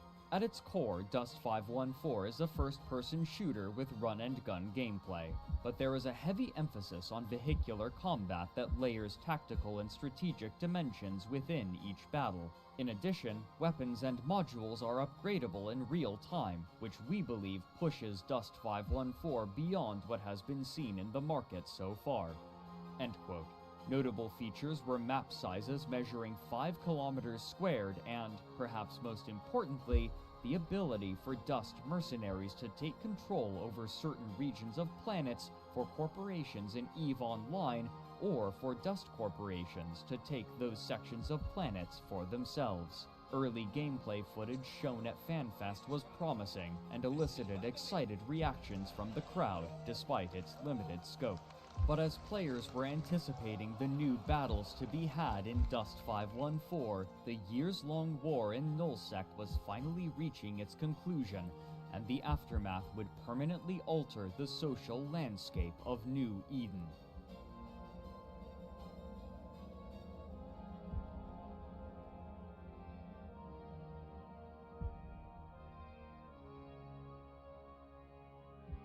After such an extended period of direct conflict, the alliances in Nullsec had grown skilled at husbanding their resources and managing their fleets, the latter of which had grown into affairs often involving hundreds of people on both sides. This new method of waging warfare placed greater importance on management rather than moment-to-moment battles. But managing such a vast number of players was a difficult task.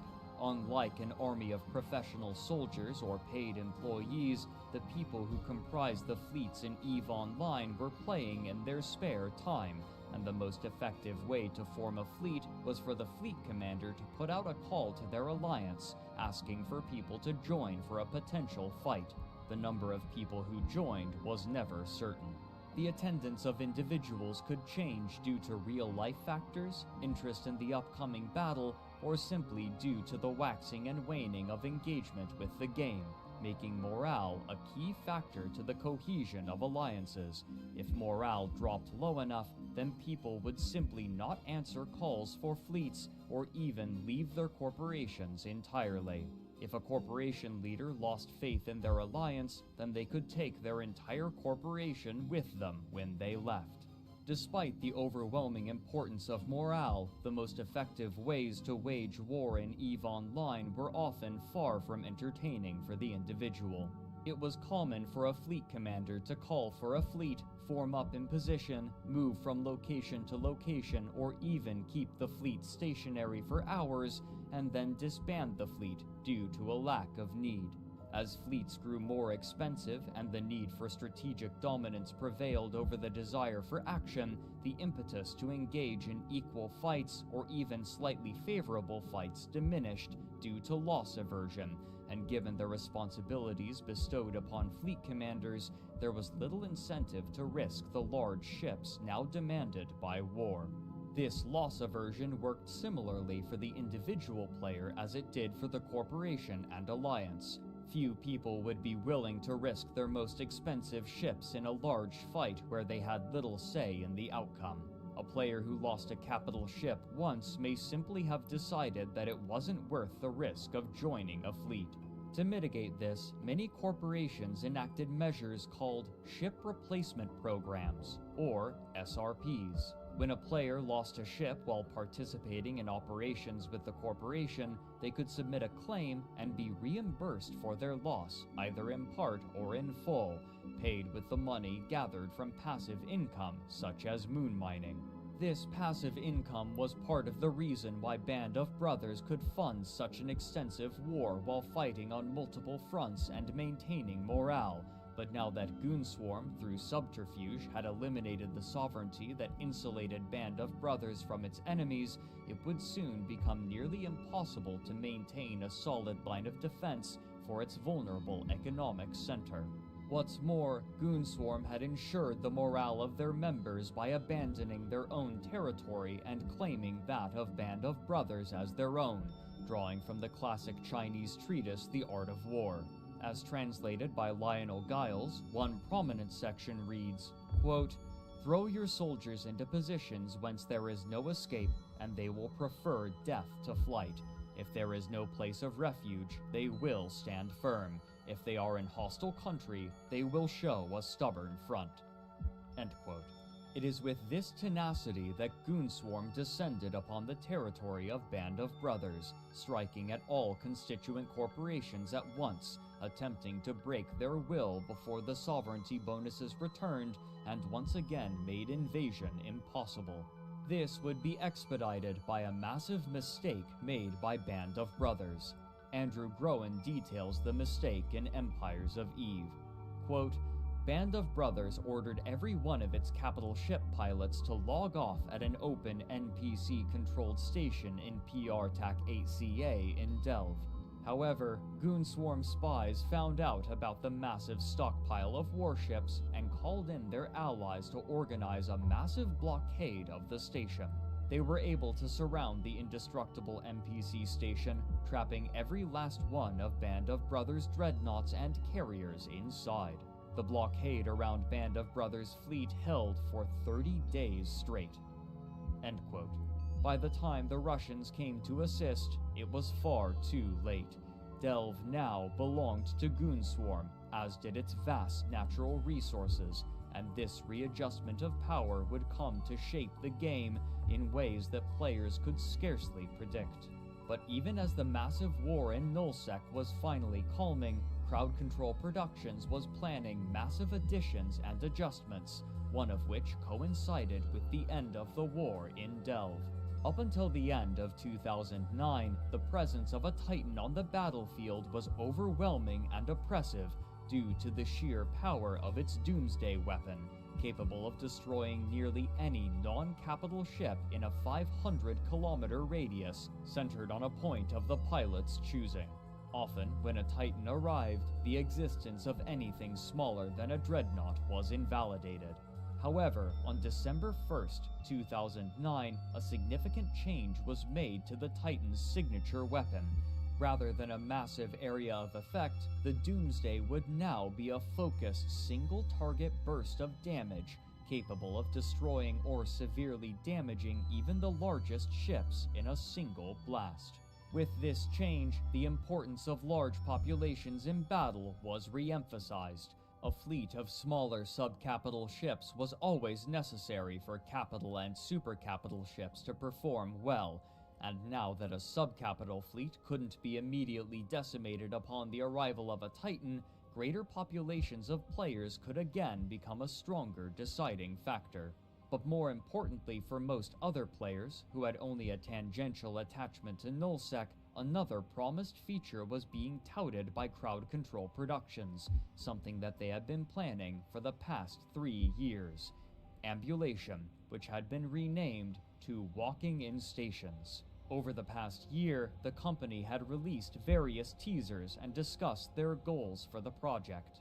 And what it's about giving the players a full-body avatar and the ability to exit their ships and go into space station, and go to bars and corporation offices and socialize and play minigames as an embodied avatar.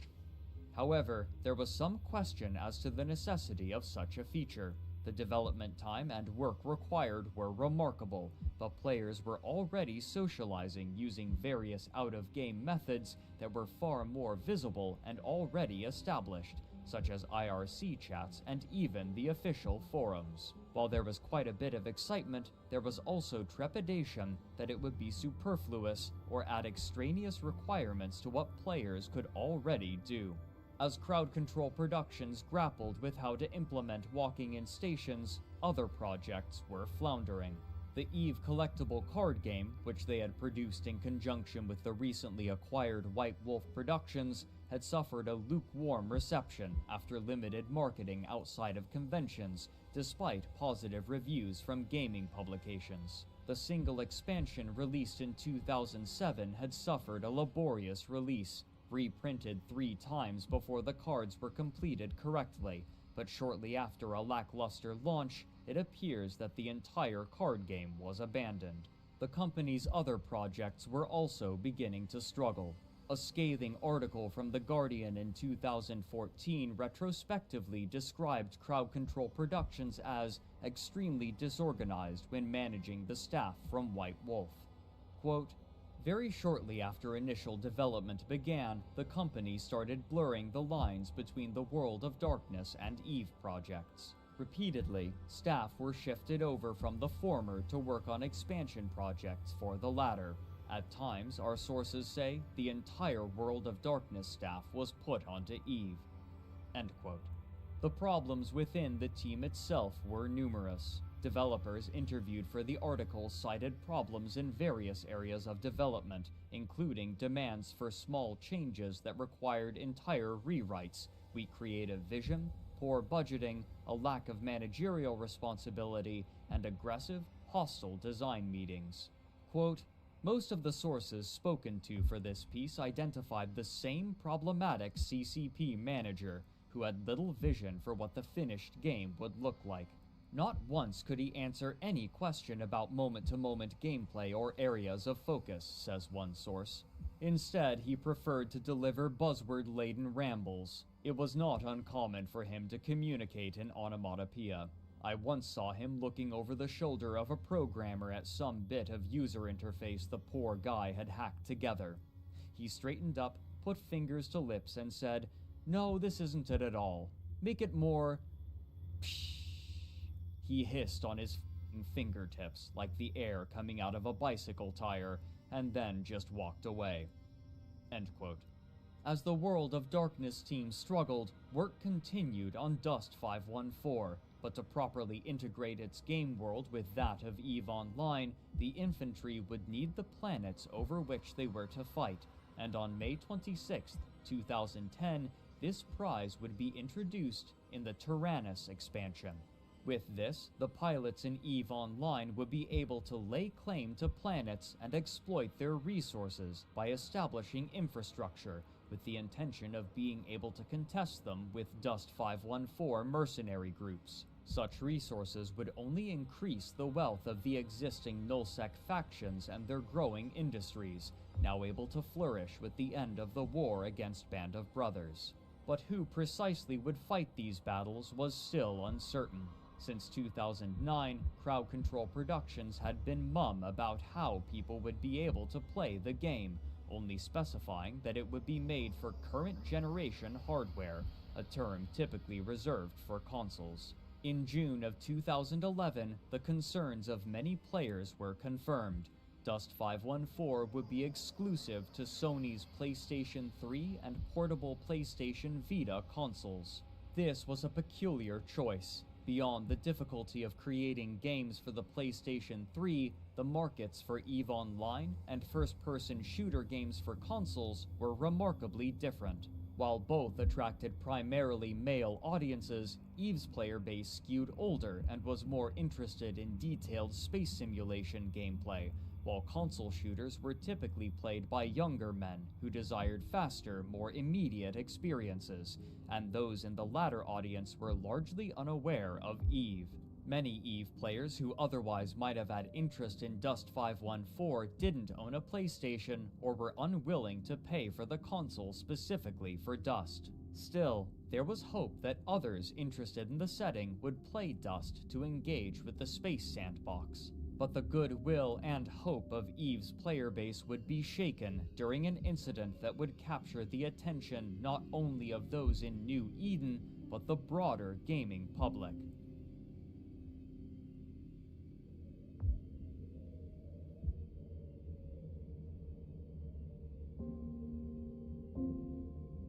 On June 22, 2011, Crowd Control Productions released one of their most anticipated expansions, Incarna. Renamed from Walking in Stations, Incarna promised a new level of immersion for EVE players by allowing them to control their character avatars directly, and after years of advertisement, expectations were high. This was also an expansion that had drawn significant resources from other projects, as many developers had been moved from other aspects of the game and other games entirely in order to create this expansion. Blogger Wilhelm Arcturus writes in retrospect that, quote, "To get this feature, they had to not only forego working on other more core issues to the game, but pretty much had to rob the World of Darkness team of resources as well." End quote. but the immediate reception to the new additions was mixed. Many of the features promised with Incarna were missing to be added at a later date, and what was made available, while tantalizing, was paltry compared to the scope that Crowd Control Productions envisioned and had projected onto the player base. The two main features were a new, robust character customization process, which players could use to update their avatars, and the Captain's Quarters, which acted as a replacement for the efficient menus that players once had in their hangars. Instead, players were now required to ambulate their character models through a special room where finicky menus could be activated. In a game where menuing accounted for much of the experience, this significantly slowed the process. What's more, computer performance in this area was notably worse than the rest of the game, further hampering a now unfamiliar method of gameplay. The loneliness of the space was heightened by a locked door that promised to one day be opened so that players could enter the rest of the station and interact with other players outside of their ships in bars, clubs, and others' rooms. While not all players were fundamentally opposed to the introduction of the Captain's Quarters, its practicality was suspect, and most players opted instead for a more traditional view of their critical menus, foregoing the avatar-centric method of navigation that had been a core focus of this new development for half a decade. However, rather than being returned to the hangar view that had become a core part of EVE's aesthetic since its release, featuring the player's active ship in the center of the screen, players were instead shown a static angle of the locked station door, removing functionality from what had once been the hangar. Despite being the chief focus of development, the Captain's Quarters would not be the feature that would attract the most attention.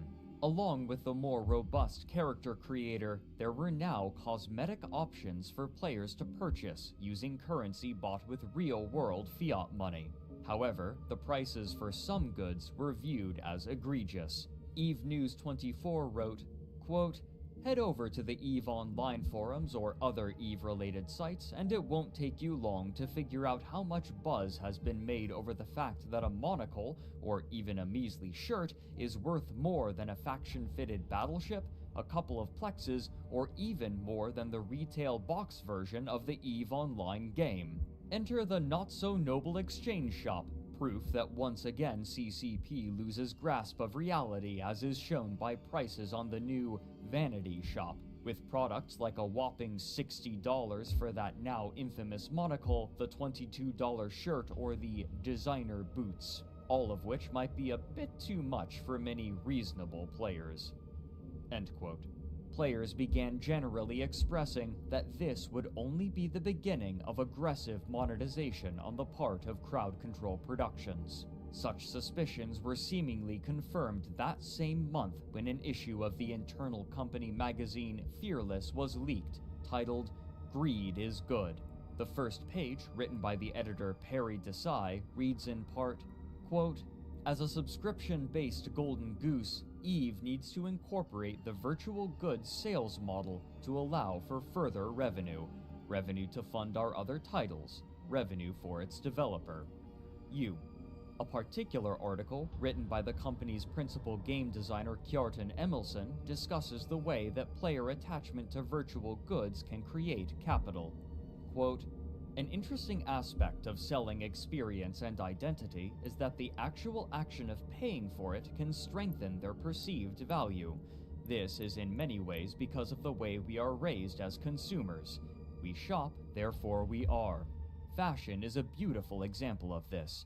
When buying nice clothes, we might feel more desirable and confident, and in this way, the act of buying can actually be a factor to make your experience more meaningful or your identity stronger, and as such, it becomes more competitive with other alternatives. The act of buying is a powerful psychological pattern, deeply rooted in all of us, whether we like it or not.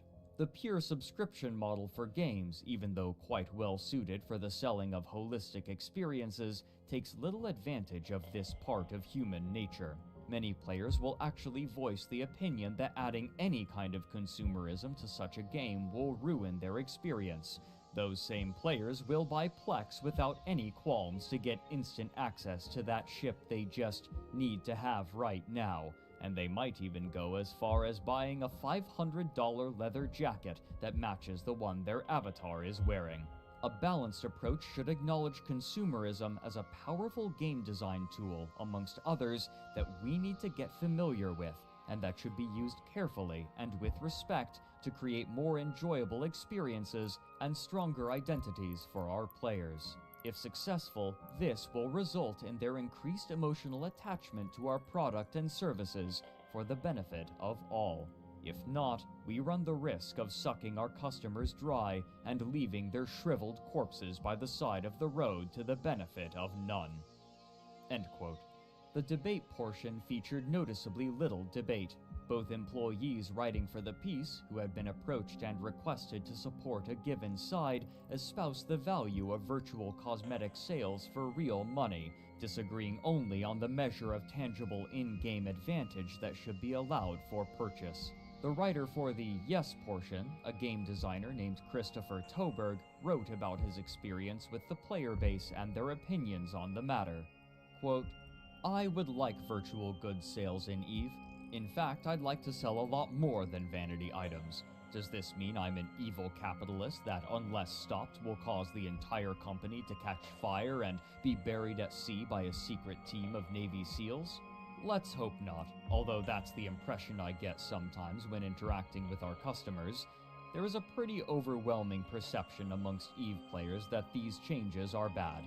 I think they're brilliant, but our players don't. We're going to face an uphill struggle, and the reason many of us never talk about this publicly is that we'd be burned at the stake by the players. I don't really understand the logic behind it." End quote. A later part of the feature states that the company was suggesting selling faction standings, an important limiting aspect of the game. Speaking of Dust 514, a header reads, "Next summer, people will be flocking to play Dust 514. There will be an entrance fee, but we will make sure to also provide some proverbial free towels. We will be charging for the swimming goggles, though." Towards the end, it discusses the inevitability of charging players for in-game advantages for the upcoming World of Darkness. Quote, "Escalation of commitment is another key concept for the value of virtual goods sales. When a person has put time, effort, or money into something, she's more likely to be attached. If players can spend more money directly on our game, their enjoyment will heighten and they'll bond more strongly with it." After discussing strategies to allow players to purchase an appropriate amount of in-game power, it concludes by stating, "The question of virtual goods sales is not to do or not to do. Rather, it's how do we do this? For the yet unpublished World of Darkness, the details are foggy, but the philosophy is strong." End quote. When this company magazine was leaked to the public, gaming news outlets immediately began covering it, and the community was outraged. Players took their ships to Jeddah, the trade hub of all of New Eden, and began firing at a prominent invulnerable statue to show their displeasure in a visible fashion. But arguably, the more impactful action was when thousands of players canceled their monthly subscription. Some resolved that they would do so for as long as was necessary for crowd control productions to change their minds, while others decided that, with this new direction that the company was taking, the good days of EveOnline were over, and it was time to move on to other games, or from gaming entirely.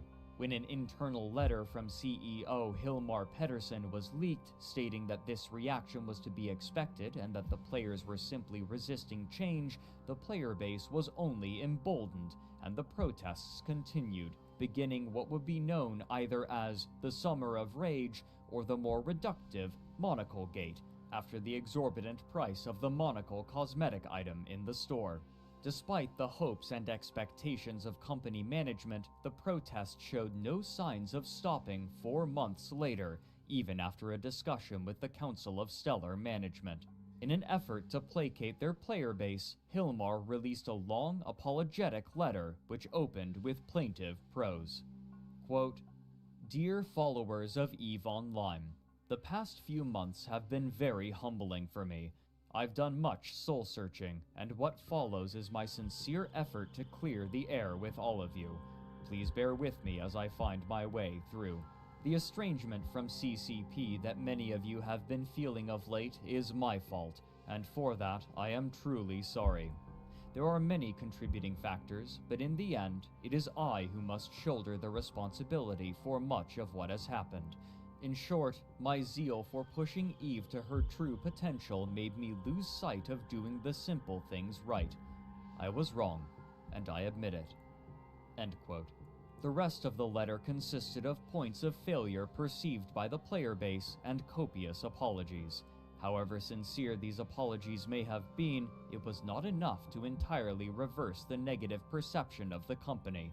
A press release 2 weeks later revealed that what they had once internally referred to as a golden goose had stopped being quite so lucrative, and they would be reorganizing their company significantly, including laying off a fifth of their workforce. They explained that, quote, "For the immediate future, our mission is to enrich the vast EVE universe by strengthening the continuous development of EveOnline while preparing to bring Dust 514 to market on the PS3.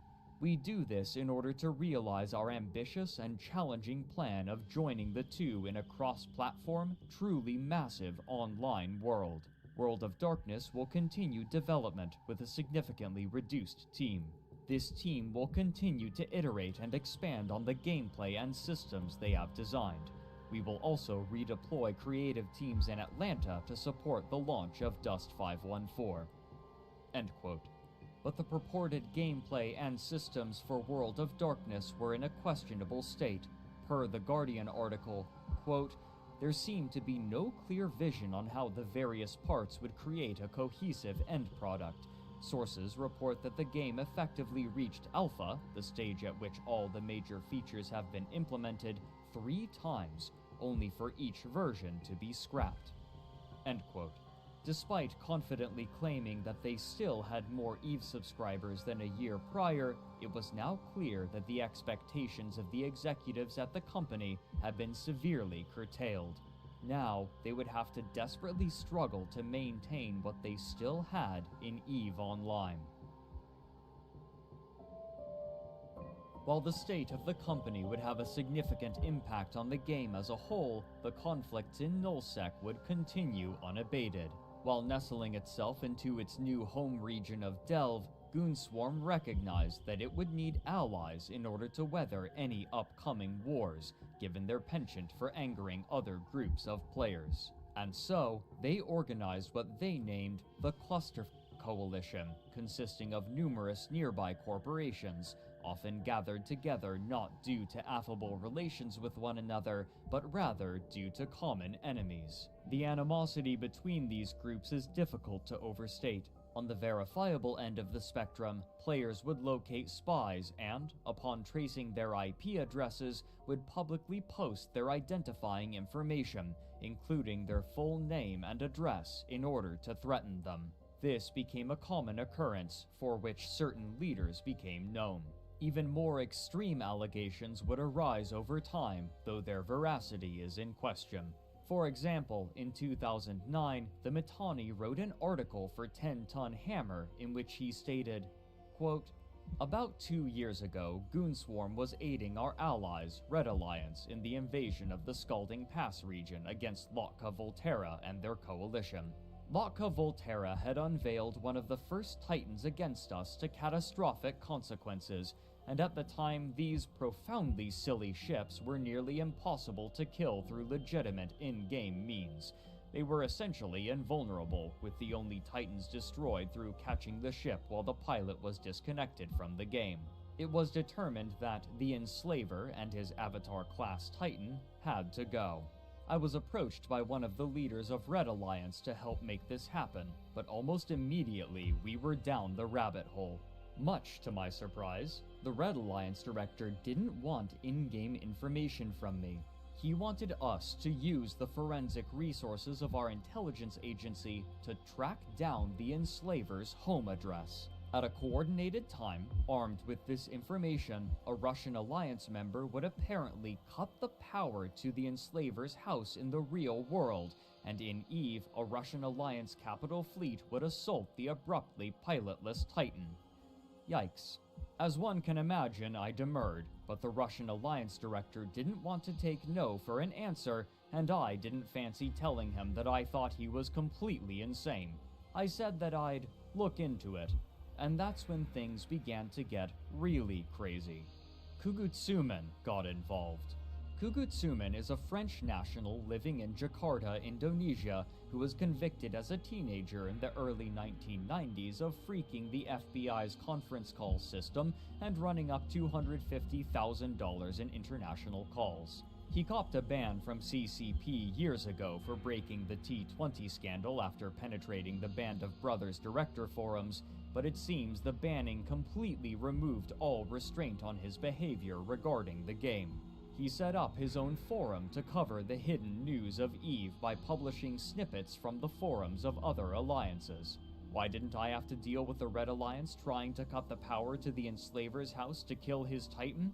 Because Kugutsumin, out of either idle curiosity or malice aforethought, traced the Enslaver's IP addresses back to Iceland, confronted him on Lotka Volterra's TeamSpeak while under an assumed name, recorded the conversation, and then outed him as a GM and a CCP employee. End quote. But to the northeast in late 2011, the Russians, having once been relatively united, had again split due to internal divisions between the leaders of major powers, often involving what was known as RMT, or real money trading, another name for the black market economy in which wealthy players would exchange their in-game ISK for real money. Accounts from different players conflict on the prolificacy of this practice, with some leaders claiming that it was a rare occurrence, while others stated that nearly every person with a leadership position in every major alliance participated in RMT to some degree. The desire to sell ISK for real-world fiat currency was heightened for those in leadership positions who had accumulated more wealth than they could feasibly spend, and there was always a temptation to raid a corporation or alliance's assets and sell them. Many large alliances were making remarkable amounts of money by renting space controlled by the alliance to smaller corporations. An article for Gamer Tribute describes some of the conflicts of interest. Quote, certain players were rumored to make thousands of dollars in real life through RMT operations, which meant threatening renter space put real-life income sources at risk for some players. End quote. While it's impossible to say for certain, the Russians had a reputation of partaking in RMT far more than other groups, which made a massive heist in July of 2011 only more bitter. A trusted and well-known leader in a Russian corporation stole nearly 1 trillion ISK worth of goods and cash, including 2,400 plex valued alone at approximately $42,000. This would not stand, and the Russian federations, who had once been relatively peaceful, fractured and declared war on one another. As these wars raged, fleet commanders began to experiment with wormholes as tactical tools, especially as an escape route in case a fight was going badly. However, given the relative unfamiliarity with wormholes, nullsec corporations would sometimes make grievous errors born from ignorance of this chaotic space. For example, after losing a fight, the elite members of Pandemic Legion, closely affiliated with Mercenary Coalition, hid their heavy battle fleet in a wormhole. However, the combined mass of their ships was too great for the wormhole to remain stable, and it collapsed behind them. None of the 46 characters who made it through the wormhole was equipped with the probes necessary to navigate a way out of wormhole space, and so, with little knowledge of wormholes, they decided instead to simply destroy one another's ships and respawn back home. Elsewhere, the dissolving of familiar alliances meant that old enemies after the war were far more vulnerable, and wars began to break out all across nullsec, with wild border adjustments on a regular basis. Not even Goonswarm was able to hold on to its prize of Delve.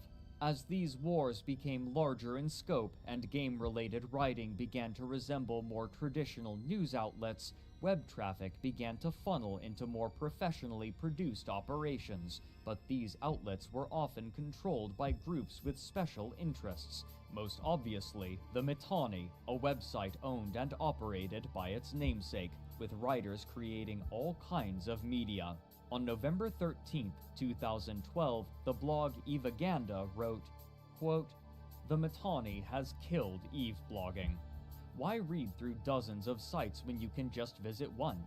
You get features, news, opinion, and the unquestionable loyalty of the largest single block of players in-game, fed daily through forum support that rivals none other." I've been approached 3 times to write for the Mittani. The first was back before it launched, and the most recent was by the very same Mark Scaris that now poses the question of what to do with these blogging features.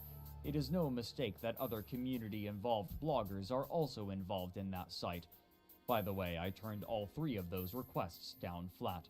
Personally, I can't support the Mittani or the goons behind him. I don't link to the site here, nor will I ever do so. That is a role-playing choice primarily, but it is also because I knew full well what that "things coming" meant. And here we are. And it is only natural. Things change, remember? Eve is getting close to being a decade old. It is as predictable as the sun rising and setting that eventually something like that site would appear. End quote. But while both media outlets for game news and the alliances in nullsec were inexorably progressing toward a greater homogeneity, the players in wormhole space continued to establish themselves. Over time, they had discovered more and more about their chosen home, some facts being more esoteric than others, and this knowledge would turn this churning, chaotic hellscape into a verdant home replete with valuable minerals and friendly rivals. One of the most important habits adopted by early players was the mapping of wormhole space.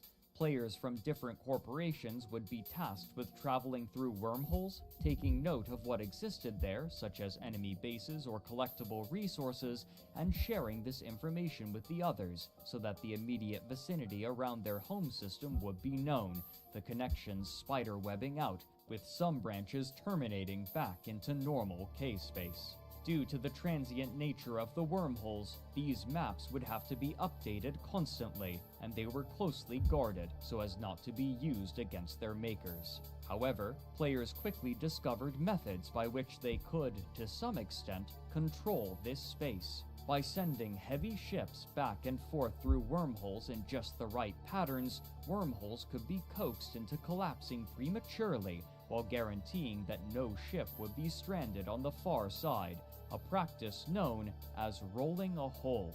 These tactics could be used both defensively and aggressively. A corporation with access to a static hole could purposefully collapse it again and again, searching for targets. A static hole that linked to other wormhole space systems could serve as a way to search for new resource nodes from which to gather, or it could be a way to search for other corporations with whom to engage in affable combat for entertainment. But those outside of wormhole space came to know them for a different practice. If a wormhole corporation gained access to a nullsec static, then they could quietly use it to search for ripe targets. Once a proper target was spotted, a small raiding fleet would burst forth from the wormhole and begin raiding the surrounding space, destroying ships and looting until a response fleet could be organized. Given the relative power of nullsec corporations and the size and mass restrictions imposed by the wormholes, it was common for such response fleets to substantially outclass the raiding bands from the wormhole corporations, and so, upon sighting them, the raiders would retreat back through their wormhole, disappearing into the labyrinth.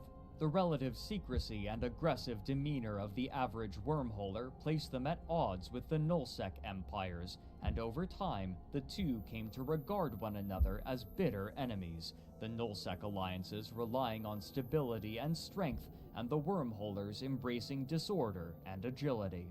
Despite the equalizing forces of wormhole space, it still harbored its own elite, and they tended to occupy the C6 wormhole systems, the most dangerous and also the most valuable. The higher class systems tended to have unique stellar bodies, such as black holes and pulsars, which could dramatically alter certain statistics about ships, making them even more difficult to assail, as their denizens would specialize their ships to utilize these peculiar features fully for defensive purposes, their ships funded by the valuable resources there and in the wormhole systems that tended to link to them. These larger corporations naturally became targets for others looking for a good fight. The most well-known example was the corporation Rooks and Kings, who delighted in discovering ways to push the game to its limits, and their French corporation, Guillotine Therapy, who primarily lived in wormhole space. Their YouTube series, named Clarion Call, attracted the attention even of those outside of the game, as their stories of frustrating the efforts of much larger corporations became legendary. In particular, they became known for a unique tactic: pipe bombing. By outfitting a small fleet of battleships with smart bombs and equipping defensive modules that allowed them to resist the particular kind of damage that the smart bombs produced, they could effectively destroy any intercepted enemy fleet while remaining mostly intact. This was made possible in part due to the rigid habits of fleet commanders in nullsec corporations, who were predictable enough for these strategies to continue to work for months. But even as great powers were establishing themselves, there was a new, unorthodox section of EveOnline growing faster than any other: the casinos. By sending ISK to trusted banker characters, players could exchange their in-game money for tokens to be used on gambling websites, much like chips at a real-life casino, and soon, players with vast stores of liquid assets and nothing else on which to spend them would gamble large amounts for entertainment. The money being funneled through these websites was massive and only growing day by day. But all of this was contingent upon Crowd Control Productions managing their game while simultaneously launching further games, something that would prove to be a titanic struggle.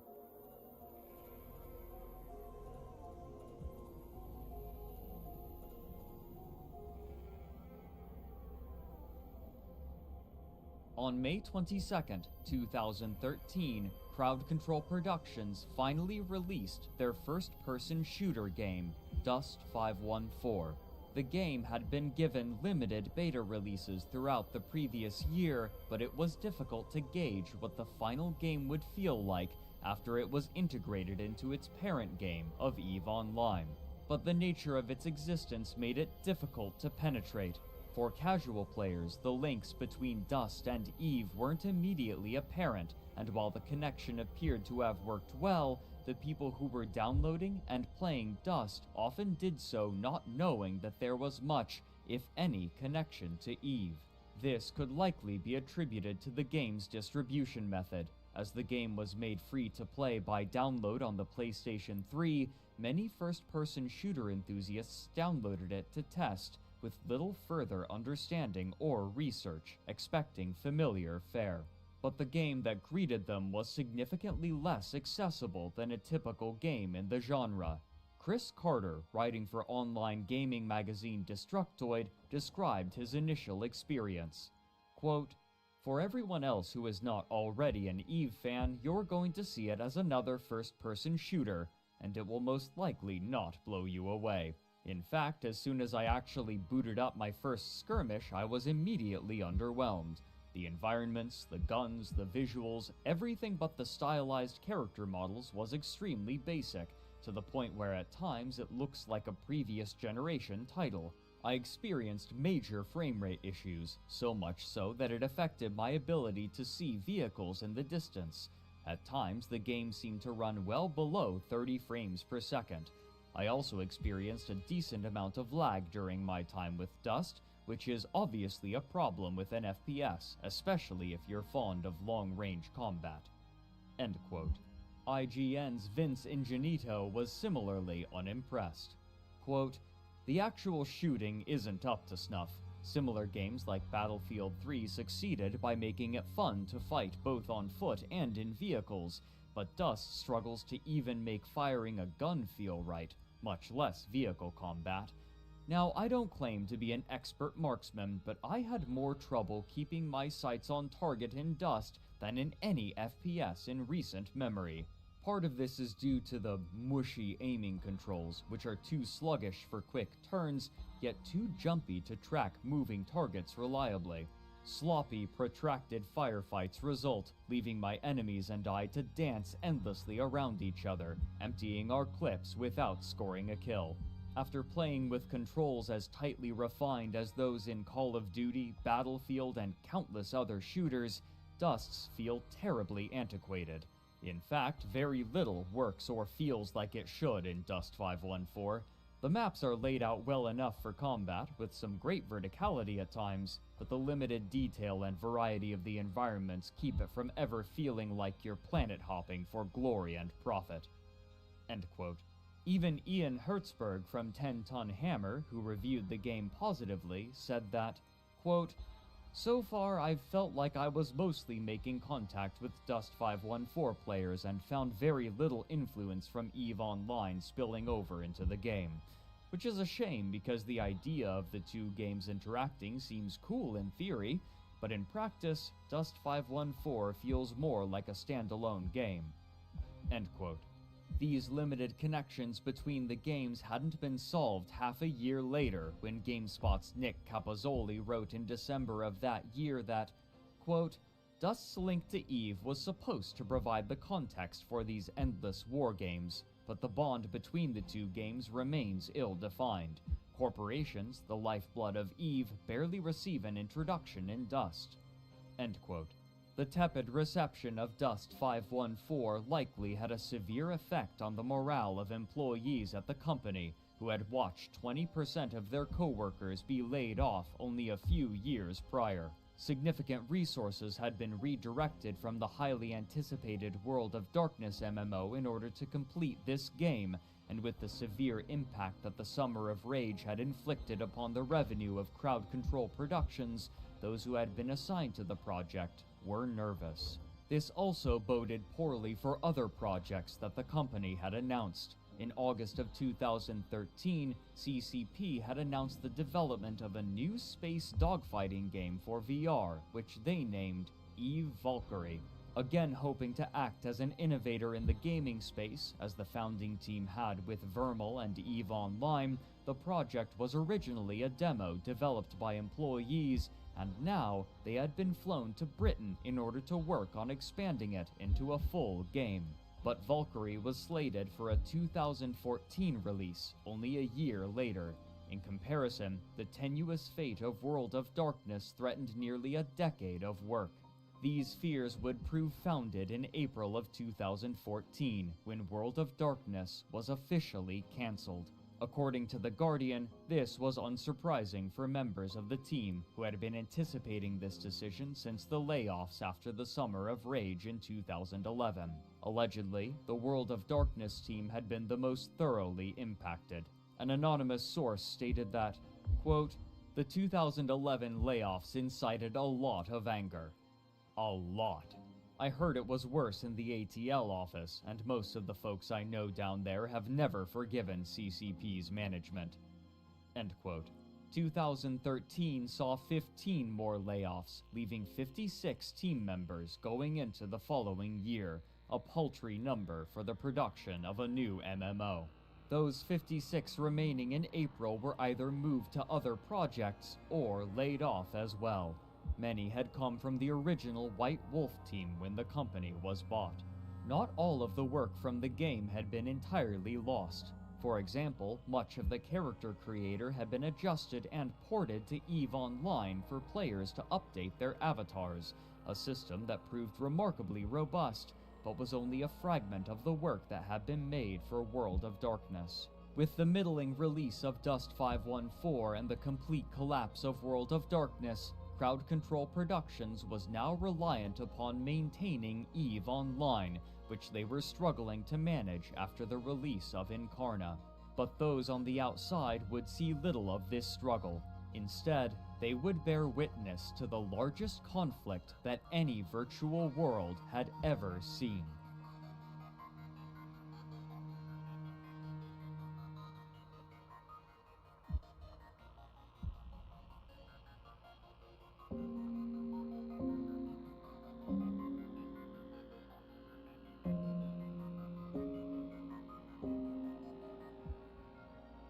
By 2013, the pattern of warfare in nullsec had been established as a constant state of conflict punctuated by larger-scale wars between alliances and power blocks, and in October of that year, a new war roiled to life once again as Goonswarm's Cluster Coalition, or CFC as it was known, was expanding.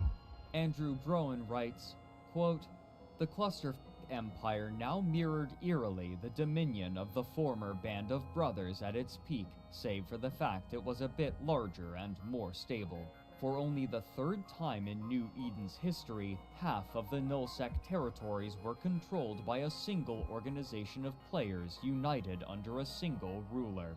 As October 2013 came to a close, it was already becoming clear that a new block-level war would soon begin. By now, few were even surprised, as it was clear that in some respects, Eve was in the midst of a forever war. The individuals that made up these alliances could not be destroyed, and neither could their very real animosity for one another, which was compounding through the years." End quote. This animosity exploded in 2013 into what came to be known as the Halloween War. As the Russian coalition attempted to capture space in a border conflict, their allies in the CFC sent minor support, which quickly expanded into their entire supercapital fleet. Uniting to fight them, a massive group of nullsec players gathered under the name N3PL and prepared for war. For 3 months, the war raged until January 27, 2014, when an opportunity arose for the CFC. Due to a bug in the game's user interface, a bug in the servers, or a clerical error on the part of a player in N3PL, the payment required to maintain the sovereignty in the crucial staging system of BTAC R5RB failed, leaving an 8-hour window for them to assail the system before the Sino-jammers became active again, and no further capital ships could be brought by the attackers. At first there was confusion, but even if it was a trap, the leaders of the CFC accepted it for what it was, an opportunity to strike at their enemies, the likes of which they were unlikely to see again for the rest of the war. The call was made, and despite being off hours for the CFC, fleets were formed. Few had any conception of what was about to happen. Writing for Crossing Zebras, player Sindel Pelion wrote, quote, "The reports that were coming in were saying that this was a supercap fight. There was a lot of talk that it would not last that long. We just needed to drop TCUs again and try to regain control of the station. No one, not me, not anybody, could have known what the next 20-odd hours held." End quote. Together, the Cluster Coalition and the Russian Alliance gathered their fleets and jumped into the beachhead system of BTAC R5RB. On Twitter, ProGod Legend, then leader of founding N3 member Noli Secunda, wrote about what was happening from Denver Airport as the two fleets danced around one another non-committally. Quote, "About 500 CFC players in system, all Dominic's battleships. N3PL jumped in Slowcats and Supercapitals off-grid. Dominic's warped to Caps, then changed mind and bailed. And now it's a face-off, waiting for the fight to start. All fleets are in system, but not on grid with each other." End quote. The commanders of both fleets knew the location of the other in the system, but nobody fighting could see anything except for their allies, waiting tensely with the bright nebulas surrounding them. The appearances of the fleets were dominated by the massive Avatar-class Titans, whose silhouettes were immediately recognizable and were the most common of any of the Titans. The onus was on the attackers, and so, together, the CFC fleet warped to engage with the forces of N3PL. Given the amount of resources being invested in this battle, it was clear that if the Goons could win this fight, then there would be nothing standing between them and total control of nullsec. But even before the first shots were fired, there was a complication. In 2011, a mechanic to compensate for lag in heavily populated battles had been introduced, called time dilation. When a server was faced with a load too heavy for it to handle, rather than simply allowing lag to impact gameplay, time in the region would be slowed to allow the server to process all of the data moving through it. But since time was only slowed in the immediate vicinity of the battle, reinforcements could arrive far faster relative to the damage being dealt, and so, given that the passage of time in BTAC R5RB had been slowed to 10% of real time, the slowest possible, the battle rapidly grew, and given the strategic importance of the system, neither side was willing to concede. Images and video quickly made their way online even as the battle was raging, showing a kaleidoscope of colors and shapes dominated by the dark shadows of the Avatar and Erebus-class Titans against a backdrop of blue interdiction bubbles, which locked every ship inside of them into combat. The rate of escalation only quickened as time passed and players in the Americas were able to log into the game and join the battle, which was still raging hours later. By this point, thousands of players had already participated. Compared to their enemies, the Goons easily had more players in the Americas, and soon they outnumbered their opponents by a significant margin. After brawling for 12 hours, the final result was clear. The CFC would be the victors in this massive battle, which reportedly had over 7,500 participants at various points, with over 2,600 in the system concurrently at its peak. This latter number had only been eclipsed by another battle involving the CFC, in which they had smothered the Reddit-based Test Alliance in a battle involving 4,070 concurrently, but the result of that battle was a foregone conclusion, fought more for fun than any other reason. Comparatively, the battle for BTAC R5RB was far more spontaneous, strategically vital, and uncertain. The question now was only how much N3PL could salvage. This number would prove far smaller than they hoped. Of the 72 Titans that they fielded, only 13 survived. Comparatively, the losses of the CFC were minuscule.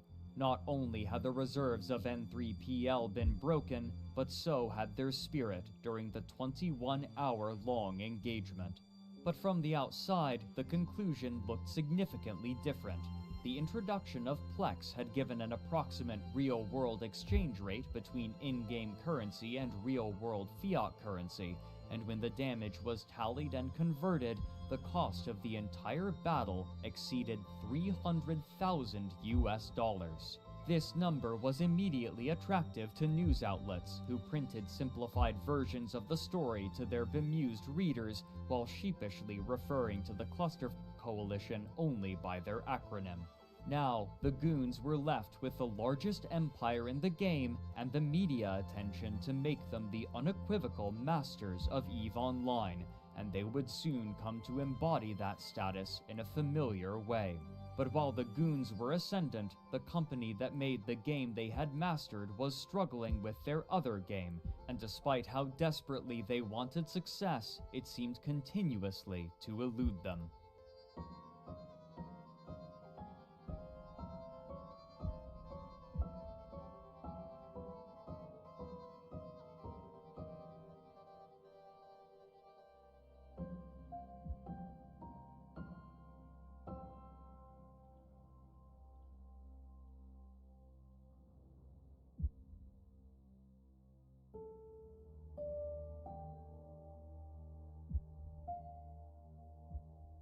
Since its launch in 2012, Dust 514 had been struggling. While the game allegedly had players measured in the hundreds of thousands and its financial success isn't publicly known, it's almost certain that the company was dubious of the game's reception shortly after its launch. Many who had been excited for Dust were concerned from the beginning. The fact that it was a PlayStation 3 exclusive game severely hampered its growth, as most who were aware of EveOnline played games on their PC rather than a console, but perhaps more importantly, the PlayStation 3 was already nearing the end of its life cycle as Dust was being launched. Typically, game consoles have a limited lifespan due to the company's desire to create new consoles with updated hardware, and the first iteration of the PlayStation 3 had been released in 2006. This meant that, by the time Dust was released, the console was already 6 years old,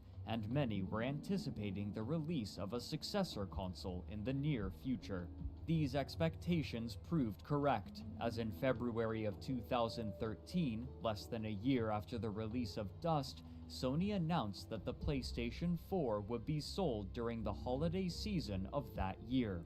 Frequently, console gamers will leave behind old consoles in favor of new ones quickly, and this meant that the future of Dust was in jeopardy. The game had originally been announced with a 5-year development plan, and CCP's Vice President of Business Development, Thor Gunnarsson, confidently repeated these claims to gaming publication Destructoid.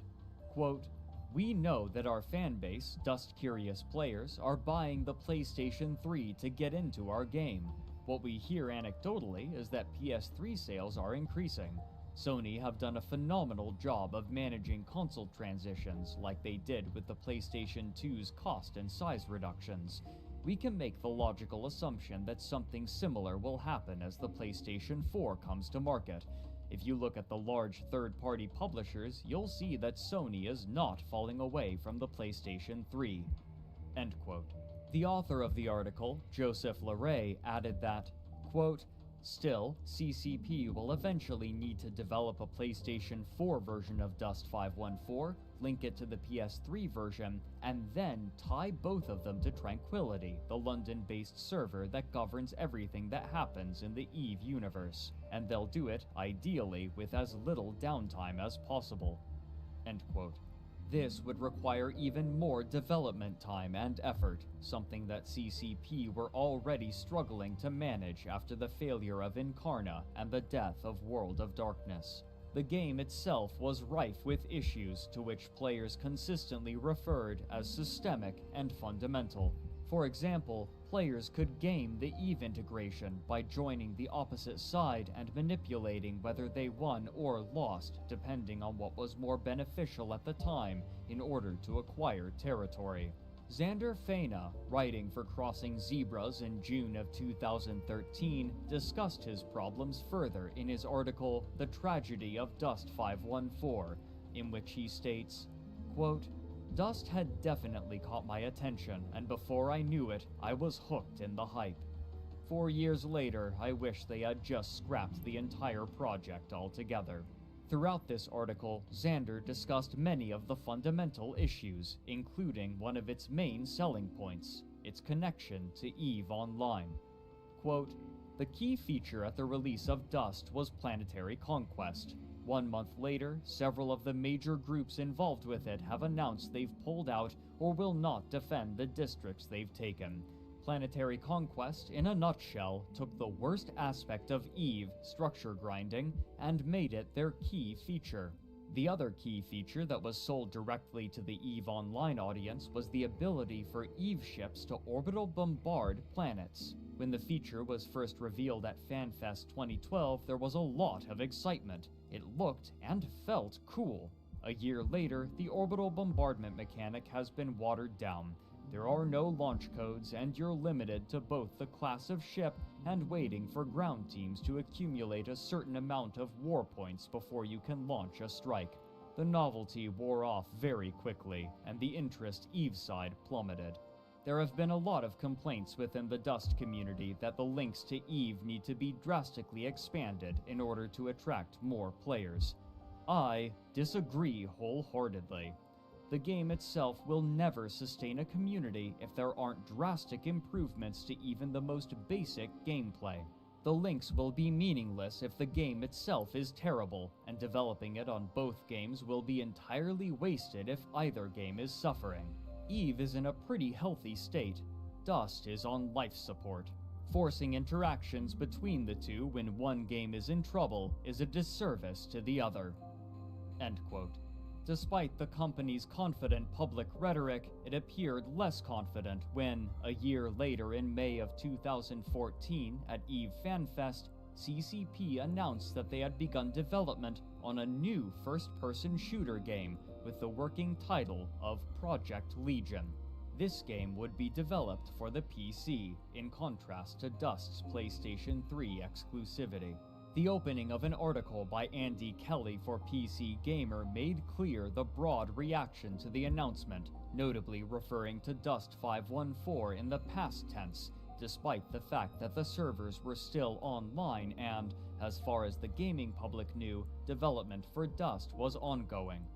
Quote, Dust 514 was a PlayStation 3 only FPS set in the EVE universe. Its limitations and flaws were obvious. Now CCP are bringing a reimagined version of Dust to PC with a greater focus on community, customization, and emergence. It's an attempt to marry the free-form, story-generating magic of EVE to a modern multiplayer shooter. Dust 514 and Project Legion share a common DNA, but Legion is a very different experience, says Jean-Charles Godachon, executive producer. It's a competitive shooter that takes place in a sandbox that mixes PvP and PvE.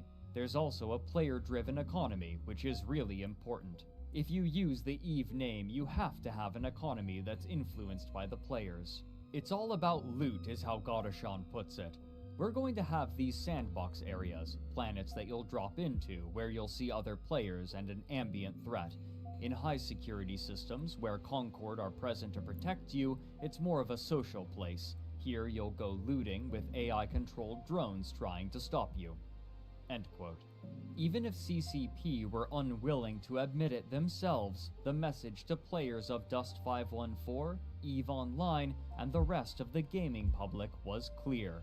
To the company, Dust was a failure, and the only question that remained was how long it would be allowed to continue. In the meantime, CCP was also driving excitement for their new VR game, Eve Valkyrie, and much like their other games, the visuals were attracting immediate attention and building anticipation. With this game, CCP were again attempting to entice the general gaming public into the EVE setting of New Eden, where they had failed before with their various other materials. These perceived failures were cemented when, in October of 2015, it was announced that CCP Games was selling White Wolf to another game publisher, Paradox Interactive, known for their intricate strategy and simulation games, such as Crusader Kings, Hearts of Iron, Europa Universalis, and Mountain Blade. Despite these struggles, by the mid-2010s, EveOnline had more subscribers than at any other point in its history. While the subscriber count would rise and fall with the breadth of warfare and peace, the overall trend was still positive. And even as players burned out on the game after long, brutal wars, many would inevitably return.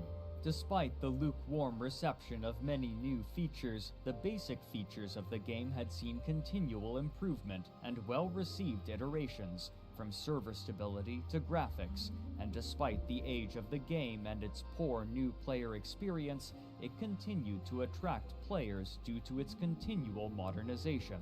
As it was, EveOnline still promised to provide CCP with continuous, reliable capital for the foreseeable future, and the company was intent on building out their library of games, and now that they had sold White Wolf, they resolved that it was time to focus on building out New Eden.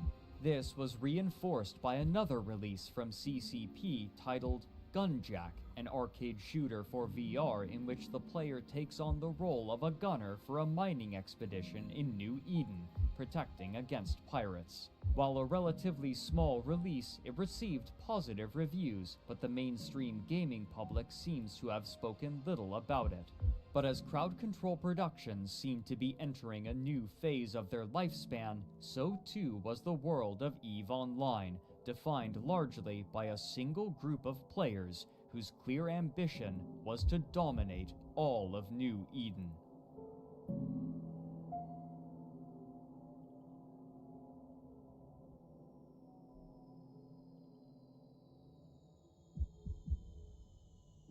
With all other major competitors in nullsec eliminated, the Goons and their federation had very few enemies with the resources to combat them. After consolidating their vast new territory, their first order of business was a name change. In April of 2015, the Mittani, leader of the Goons, announced that the CFC would be changing its name to the Imperium, something far more palatable to a vast swath of onlookers. While perhaps less representative of the attitude of the Goons and their allies in the past, this was a symbolic representation of their new stated purpose of becoming not only the most powerful, but the dominant force in the entire game. To the Mittani, whose flair for the dramatic and desire for attention were well documented, the expletive in the Cluster Coalition's name was a reflection of the irreverent nature of the Goons, but a liability to his goal of appealing to onlookers from outside of the game, who had been hesitant to even call them by their name. Articles in national media outlets such as Forbes had an obviously positive effect on morale and gave the players a stronger incentive to join fleets when called, suggesting that they were cementing their place in history. Later that year, he would attempt to crystallize this concept far more clearly. On November 3rd, 2015, the Mittani and military fiction author Jeff Edwards announced the opening of a Kickstarter to begin production on a book titled The Fountain War, named for the eponymous conflict in which the CFC had annihilated the Reddit-based Test Alliance. Notably, Crowd Control Productions had also chosen to endorse the project. The opening of the description read, quote, "The Fountain War book project brings best-selling author Jeff Edwards together with the Mittani Media and CCP in creating the first ever book about EveOnline based on real player experiences. The resulting novel will be the first book of a completely new genre, sci-fi nonfiction." On the afternoon of July 28, 2013, the armadas of interstellar empires clashed. Millions died, billions destroyed. It might have happened in a fictional universe, but that doesn't make it any less true. This is the Fountain War, the war that changed gaming history. A galactic firestorm that culminated in the largest single battle in gaming history, the fall of 6VDT. It consumed the players of EveOnline, it astounded the worldwide gaming community, and it commanded the attention of the mainstream press. Rather than allow those memories and fascinating narratives to fade, we're going to immortalize those experiences by creating a world-class retelling of the Fountain War. A gut-wrenching thriller based on battle archives, in-game communication transcripts, and the testimonies of combatants from all sides of the conflict. Combining the remarkable writing talent of Jeff Edwards with the strength and support of CCP Games and the Mittani Media, this book is destined to captivate science fiction, action, suspense, and military fiction fans everywhere. End quote. The campaign was asking for $150,000, a number that seemed reasonable to those organizing the campaign. For years, the Goons have been taking sponsorships to push games besides EveOnline to the Alliance, business ventures that have proven lucrative to both parties. Similarly, this project would be pushed to their constituent members. But onlookers were dubious. The project's Kickstarter page included a writing sample near the bottom, and a piece of historical revisionism was already immediately apparent. Though they had been known as the Cluster Coalition during the war, the name had conspicuously been changed to the Imperium, the new name chosen only 7 months prior. This change led many to believe that this project would simply be another piece of Goon propaganda. But not even the Goons themselves seemed terribly excited about the project. Significantly shy of meeting their goal, the project was only able to raise $39,000 from 758 backers, a quarter of what they needed. The Mittani's official statement on the Kickstarter's cancellation made clear his frustration.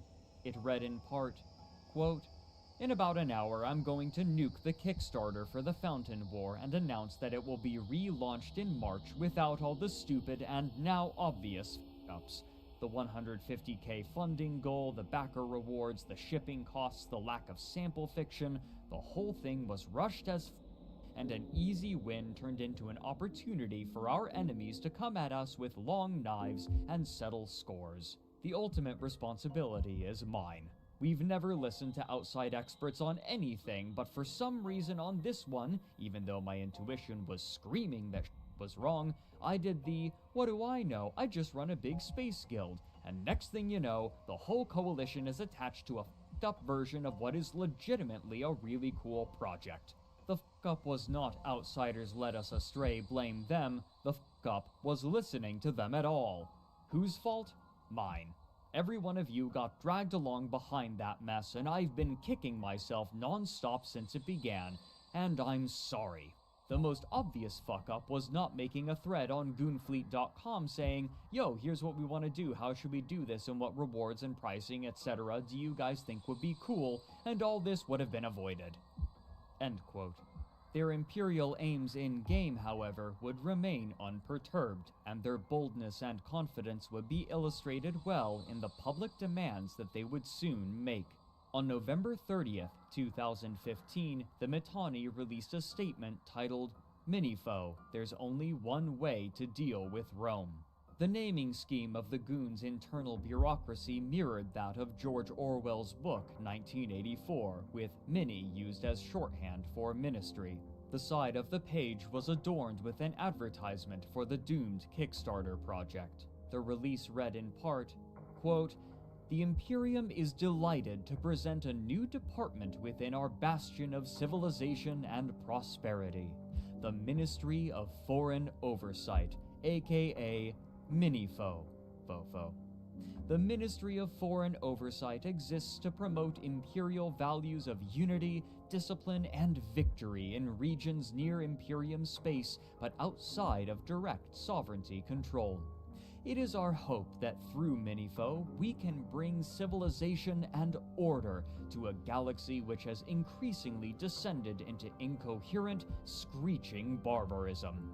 We will usher in a new era of enlightenment and opportunity to those who are not yet able to call themselves imperial citizens or experience the security, prosperity, and variety we enjoy in the galactic Northwest.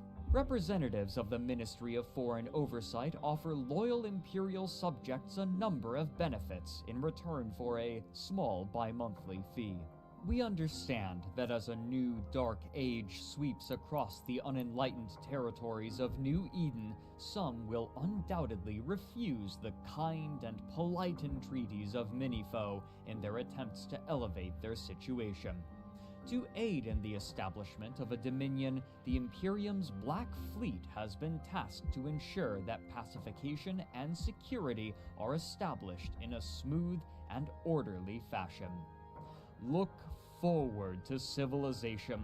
Look forward to the arrival of the Ministry of Foreign Oversight and its smiling, polite representatives. Help and hope are on the way. End quote.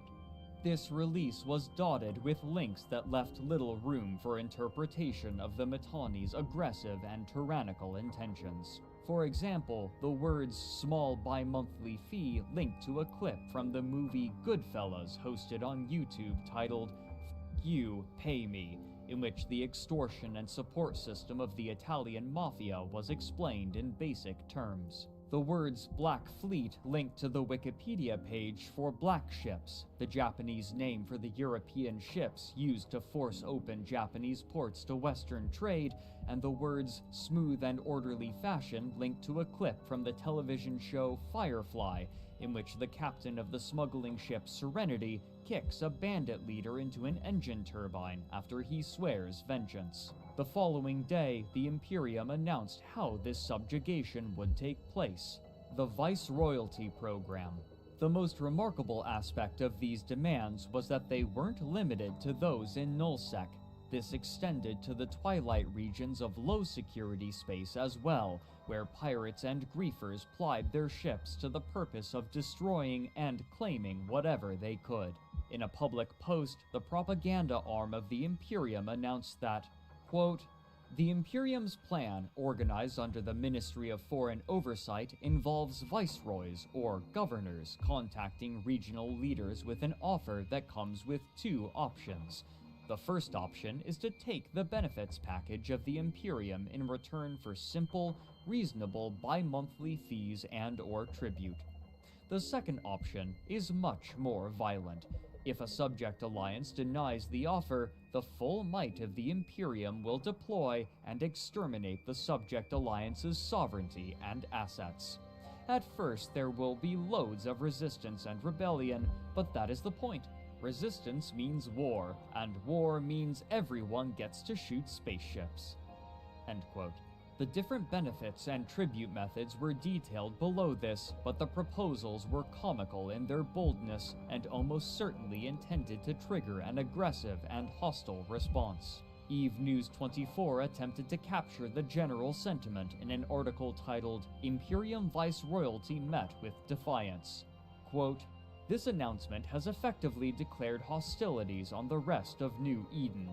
The Imperium has officially begun the Viceroyalty program and is actively targeting groups in neighboring regions." End quote. Below was included an exchange between an Imperium viceroy and one of the alliances that they intended to subjugate. After the viceroy demanded a 10 billion ISK deposit and informed them that their tribute would be expected every 2 weeks, the leader of the alliance, Merovingian, said, 117 billion. The viceroy replied, 117 billion, I'm sorry, I don't follow. Merovingian continued, 117 billion ISK. It's what you guys are gonna pay us to stop burning your assets to the ground when you come here. Send Mittens my regards. End quote. Here, the name Mittens is a nickname for the Mittani, used either affectionately or derisively, depending on the context. It would only be days before the Imperium began their assault on the low-sec empires, but they were met with stiff resistance by the largest corporations, including snuffed-out and psychotic tendencies, who were able to turn fights against them even when outmatched. Inspired by their first unlikely victory, the rest of Losec decided that, for the first time in history, it was time for the various pirates, bandits, and griefers to band together and ward off this threat to their way of life, creating an entity that they named Losec Voltron. Speaking to Crossing Zebras, Imperium Fleet Commander Lemba said, quote, Losec entities are ridiculously good at fighting with smaller numbers but with more proficiency. The Imperium's idea of nullsec fighting is far different from what is needed for lowsec fighting. The first few times, including a fight I commanded, we got f***ing wasted. It doesn't matter how many numbers you bring, if the enemy brings a fat comp with perfect logi and implants and outplays you, there is nothing you can do but die. End quote. If the Imperium was to subjugate New Eden, they would have to do so inch by inch, and it was clear that this group was more than a match for the forces of the Imperium, repelling them in multiple battles against bad odds. But this war would not be allowed to continue for long, for soon a force long believed to be in repose would suddenly awaken, and their actions would drastically alter the fate of New Eden.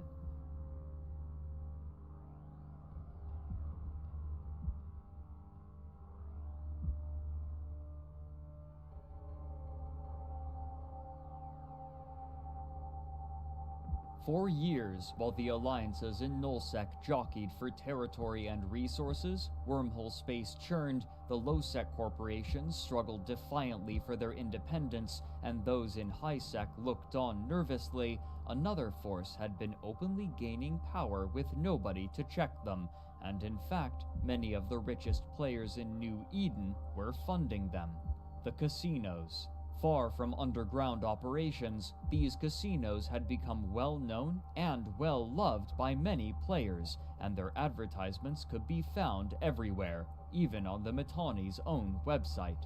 Those that ran the casinos were commensurately wealthy, and this wealth would sometimes attract attention when it was flaunted. One of the most memorable was ISK Ironbank's skill injector incident. In 2015, Crowd Control Productions had introduced a new item into the game called skill extractors, which could be purchased with a currency obtainable only with real-world money. These extractors could be used to draw skill points from a character to make a skill injector, and either injected into the character again to redistribute points, given to another of the player's characters, or sold on the in-game market for ISK. These skill injectors were valuable, and it was for this reason that they were chosen for a stunt that is still remembered years later.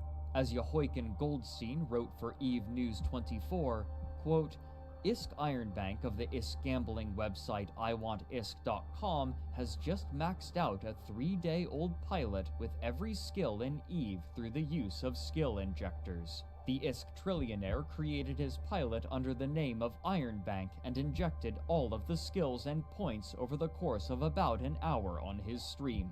The character now stands at 473,344,000 skill points, with the total value of his purchased skill injectors rounding out to around 1.8 trillion ISK, or $25,000 US should you buy the ISK via Plex. Ironbank had promised his viewers that, in light of the new skill injectors, he would max out a new character live on stream. Quote, my reasons are simple. I had the means to do it, so I did it, and I kept my promise to my viewers. End quote. But the casinos were inconvenient for CCP Games, who were struggling with real money trading, or RMT, the practice of selling in-game currency for real-life money. As writer Matterall put it in an article from late 2015, quote, RMT happens all over EVE, and some guilty players try to launder their money through a gambling site instead of directly putting it in their wallet in an attempt to try and hide their tracks. CCP probably dislikes sites like iWantISK since it makes their job much harder and necessitates tracking ISK through the web of deposits and winnings, so scrutiny is high from CCP Pellegro and the security team. The iWantISK Corp wallet is constantly monitored. CCP e-raids are common, leaving suspected RMTers ISK frozen or confiscated while they are investigated. Many times, bankers see money reversed and taken away by CCP.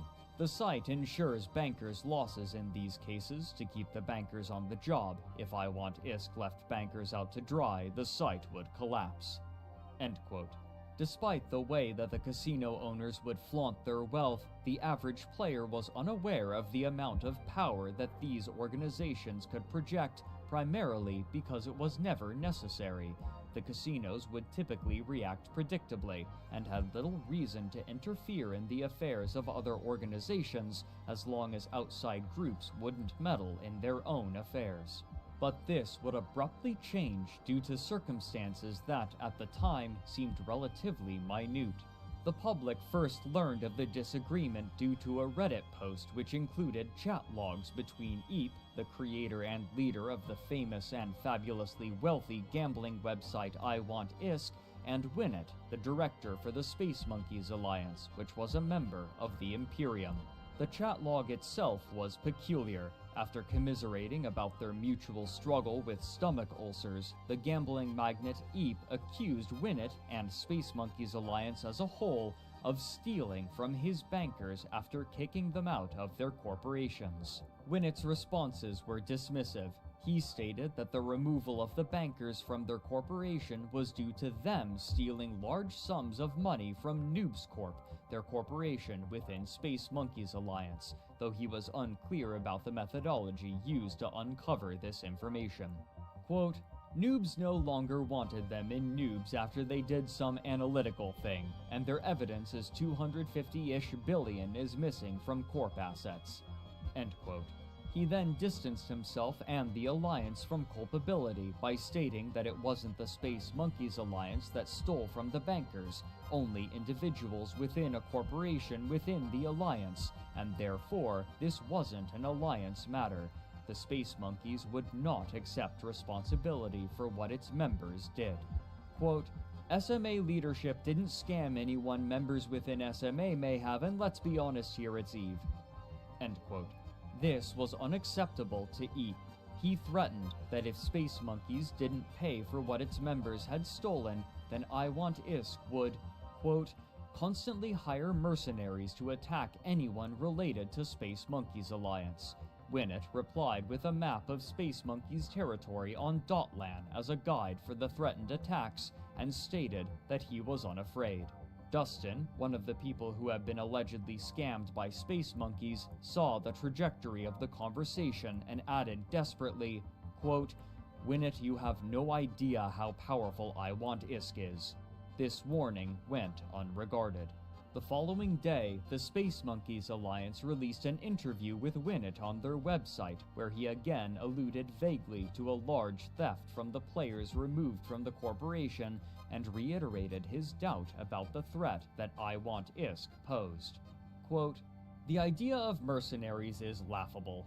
SMA is a nullsec alliance and lives solely in null. It's not unusual to have 20 or more war decks at a time. I personally enjoy hearing "we're going to come kill you" from people who live in high sec. There were some idle threats of 95 carriers moving into range of SMA home. That's really about it. Personally, I would love to see 85 caps within range of our super fleet, let alone the Imperium. I mean, if they want to give us content, I'm all for it. End quote.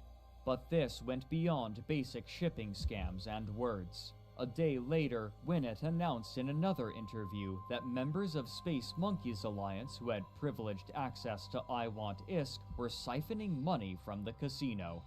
Quote, to be honest, all the hard work from this point onward goes to our intelligence division, CLIT, and the person we had infiltrate I Want ISK Corp in-game. He had some coding skills and was given access to help code parts of the site, discovering major flaws in the back end of their code in the process. This code was used to do a few things, one of which was to have the coder move ISK to our main accounts. We were not sure if we would be caught here, so we decided to play a different way, which I won't go into too much, but enabled us to win more often. The I Want ISK characters, most of which are still active, were given a better chance at winning in raffles and jackpots. This code was already written into the I Want ISK backend, and any high-level banker had access to it. All this took was quiet hours when no major banker was online to switch the winning accounts to us. End quote. After they had stolen this money and announced this fact to the wider EVE community, members of the Space Monkeys Alliance teased them. As reporter Matterall wrote later, quote, at one point Space Monkeys Alliance then jumped onto I Want ISK's TeamSpeak and chanted "ook ook" repeatedly. The channel admin kicked them one by one, like monkeys falling off the bed, until the cluster of noisy chimps became a trickle of individual ook ooks. End quote. The more destructive and disruptive action that they took, however, wasn't stealing money, but rather an allegation. Quote, we were dismayed to find that the character of Eep was heavily involved in RMT. The method on how he carried this out is very simple. Essentially, Eep engaged in RMT with a close circle of friends and other people he had gotten to know over time or via word of mouth. They would jump on Skype or TeamSpeak, no physical in-game logs, and ask to buy a battery, code for 1 billion ISK. A battery would cost a player $1, and anything bought in the thousands was given a discount. The money transfers were handled via PayPal, and once the money was received, I Want ISK would credit the purchaser's account on their website with a certain amount of ISK. They would then use low-level bankers to pay out the prize winnings in the same fashion as any normal transaction. In the 2 weeks we monitored these activities, we recorded around $1,200 of physical cash made by selling ISK. End quote. This allegation was accompanied with an incriminating audio clip, allegedly of bankers and leaders within I Want ISK apparently discussing real money trading. None of this was taken lightly by Crowd Control Productions, who swiftly began handing out bans to numerous players suspected of trading ISK for dollars to prevent the continued flow of cash through RMT, pending an investigation. This had happened before. If Crowd Control Productions could find no evidence of RMT, then they would reinstate the account and the funds would be returned. Even so, many of the claims of the Space Monkeys, and specifically Winnet, remained uncorroborated. In the conclusion to his article, Matterall wrote that, quote, "Although the story came from SMA originally, they were the least cooperative once the story started turning away from their expectations. Ironically, the I Want ISK bankers were incredibly open and helpful with the access and information, as was EVE."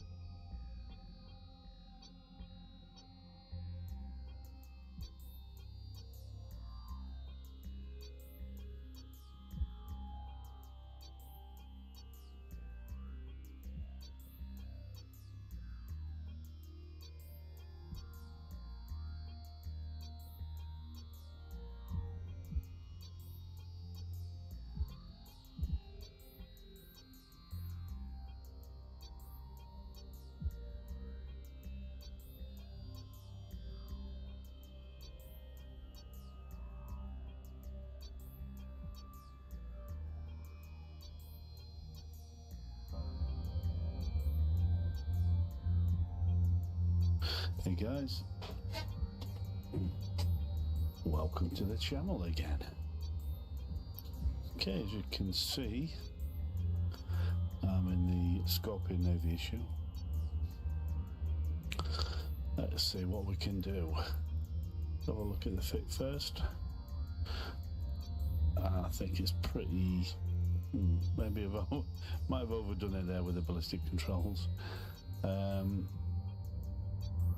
But looking at the shield tank, these are what I use on the Tengu, so I thought I may as well use them on this. the shield booster, everything's faction or dead space or whatever. The cruise missile launchers are all Caldari Navy. But yeah, it's, to me, I think that looks pretty standard.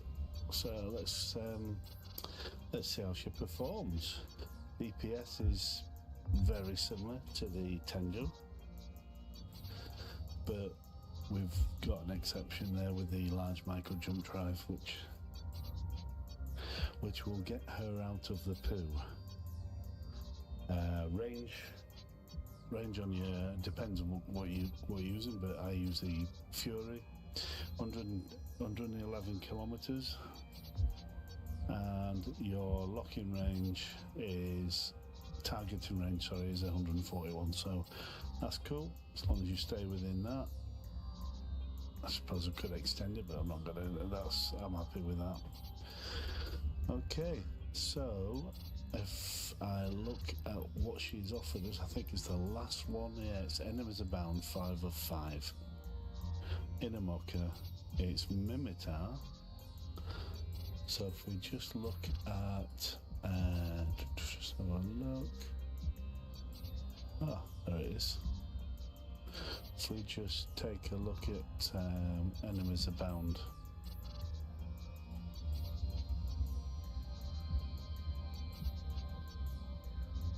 That's got to be explosive, surely, for the last room. Sure it is, yeah, it is. Explosive and kinetic. So I'll just change those. There's quite a lot in there. Of course, you've got the little gits that web you, and they are virtually instant. So yeah, that will be something we will have to overcome. So I'll accept it, and let's just change those out. I think.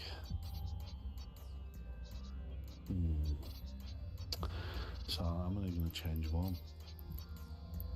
Obviously, the kinetic. I can't remember last time, guys. I think it was a little bit of not a lie, but the explosive wasn't really an issue. It was more, I'm sure it was more kinetic. Anyway, we'll go with explosive. And let's just have a look at where we are then. Explosive 89 and kinetic 87. I could take this off and put another explosive, but let's see how we do.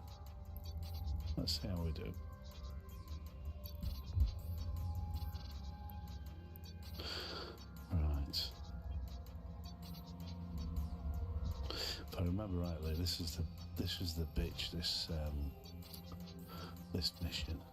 You straight in, and yeah, it's not nice.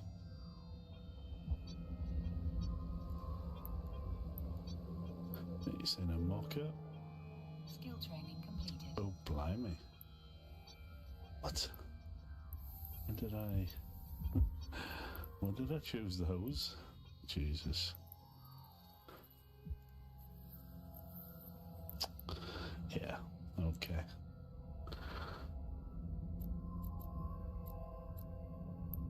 Let's warp to Low Kitchen. Warp drive active. See how we do.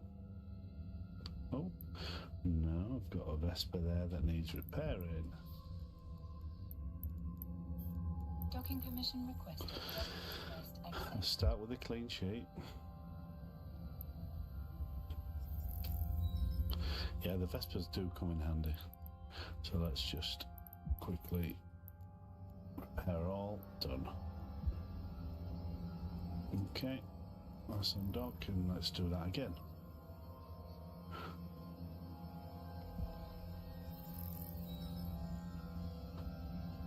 Okay.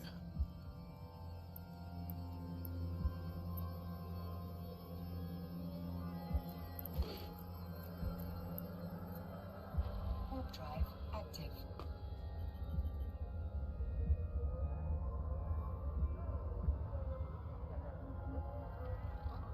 There we go. Here we go.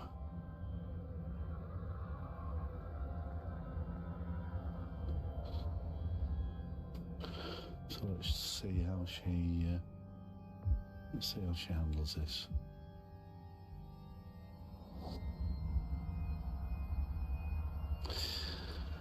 I suppose I could have gone with a rattlesnake, but we'll see. I might fit one up.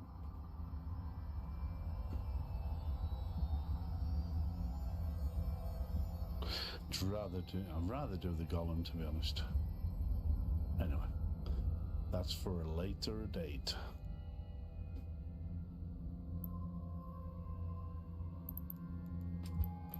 So I've not done any videos for a while. I've just been doing a spot outside the Jitter 4-4 station. Don't know if some of you have seen it. I thought I'd just give it a try, see how it panned out. It's okay. Okay, so I'm just going to do a 180. No, I'm not. I'm going to go this way.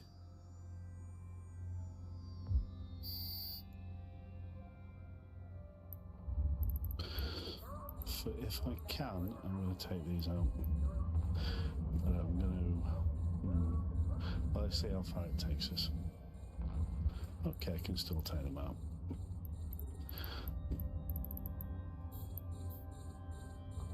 For what they are, they deal some serious damage. They're bloody annoying. I know that.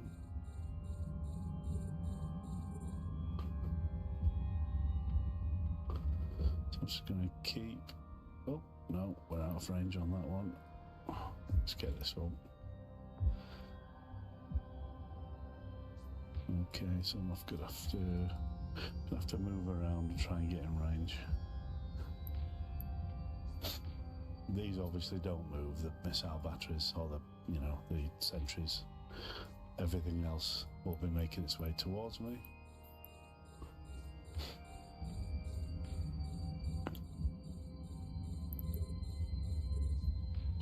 Sweet, so I'll leave them for now. We'll get these ruptures and things killed off. Stabbers.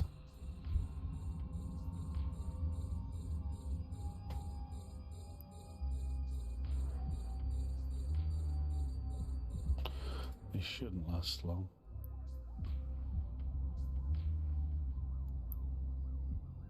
We're not taking much damage, so I'm not even going to use the fuel booster yet. That may change. Of course, no gates to go through because it's the last one. What does she say we have to do? Just...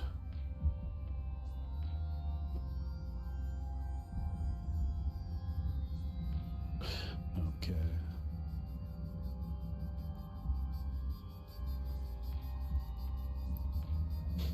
Then we'll do that.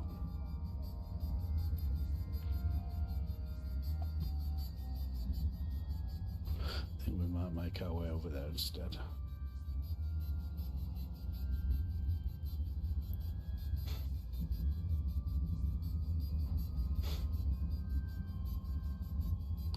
We're going to have a spawn in a minute.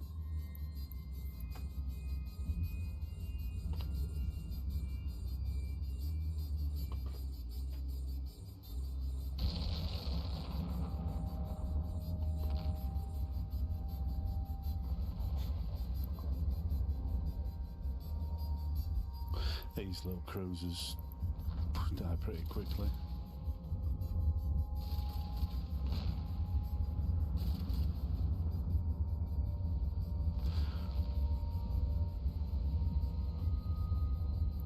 Okay. Boom.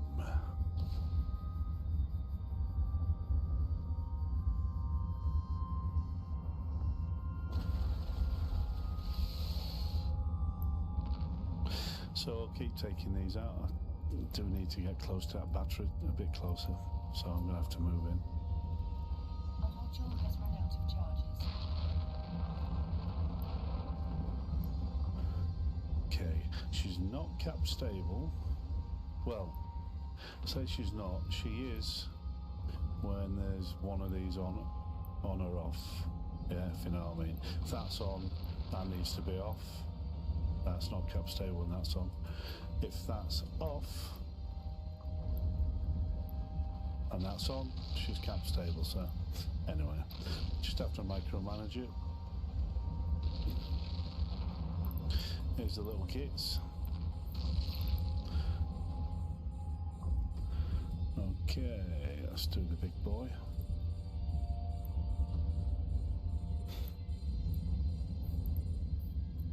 Let's drop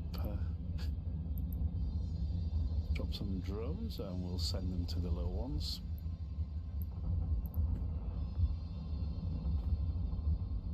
And that battery is good to kill now. Let's get that off.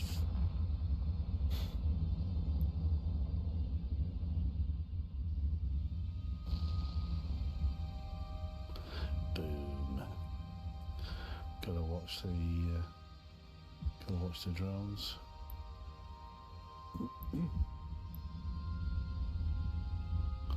Right, we've got rid of our stinking battery now.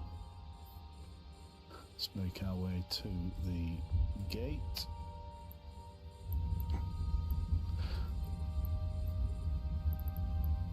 We'll orbit that as it is. Just leave that to the little ones. Let the drones take the little ones.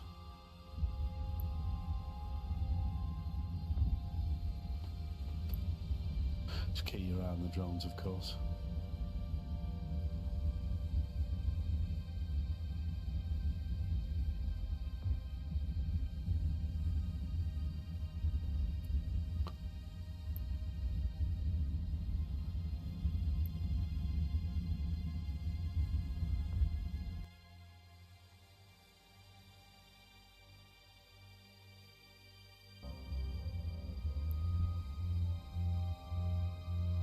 Hey guys.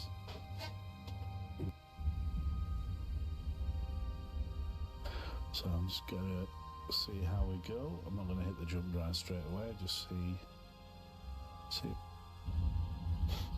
As you can see, they're not really doing much damage. A module has run out of charges. Ooh, nearly. Son of a...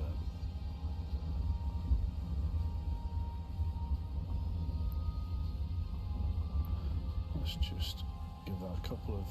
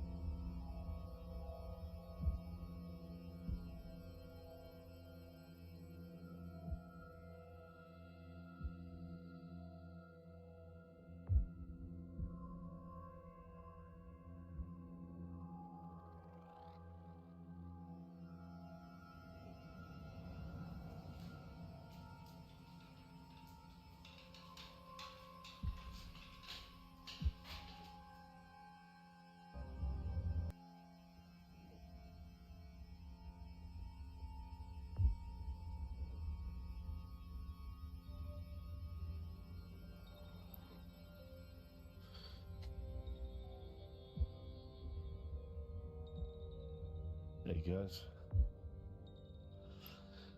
2 seconds. Okay, we're looking at level 4s today on the Tengu. I know some people were asking for more, so I'll give you some more. Let me just go full screen on this. Full screen. Yep, I do. I'll have to excuse my sniffly nose, still full of, I wouldn't say it's cold, I just don't know what it is. Just, my sinuses are just buggered. Right. Excuse me. So we will we'll have a look at the fit right now. Where's my fit? Okay. The fit is, I've not changed it since the last missions. So you've got Caldera Navy heavy assault missile launchers on the top. I don't know why I've got that in there, it's just there, it doesn't serve a purpose, not when you do level 4s. Ammo, as you can see, are Scourge Rage heavy assault missiles with a maximum range. It says 36 there, but when I've got my computer on, it goes up to 44 when this is on the guidance computer. And then usual stuff, Federation Navy. Hey guys. Okay, welcome back. As you can see, we are in the Rattlesnake. I just literally fitted it out. We'll see how we go with it. It basically costs the same as the Scorpion Navy issue. So it was 3.5 billion, and I've got a setup with crews. I've done a top setup as well, which, let me have a look. So I've done the top as well. So that's the top fit, and if you put the tops in, I always use Tech 2 ammo or faction ammo, guys. I never use standard. Ruins the fun. So that's your top fit.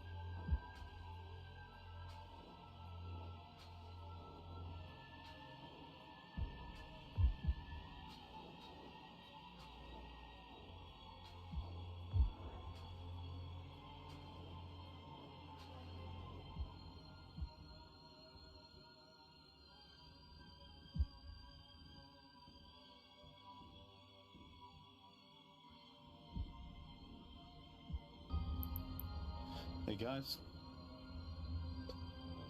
Okay. Welcome back. As you can see, we are in the rattlesnake. I just literally fitted it out. Let's see how we go with it. It basically costs the same as the Scorpion Navy issue. So it was 3.5 billion, and I've got a setup with crews. I've done a top setup as well, which, let me have a look. So I've done the top as well. So that's the top fit, and if you put the tops in, I always use Tech 2 ammo or faction ammo, guys. I never use standard. Ruins the fun. So that's your top fit. Problem with the top fit, of course, is your range. So I've had to put a computer on there, guidance computer with a script in, range, and I still only get 30 on your top. So it really is up close and personal. But your DPS, including drones, 1929.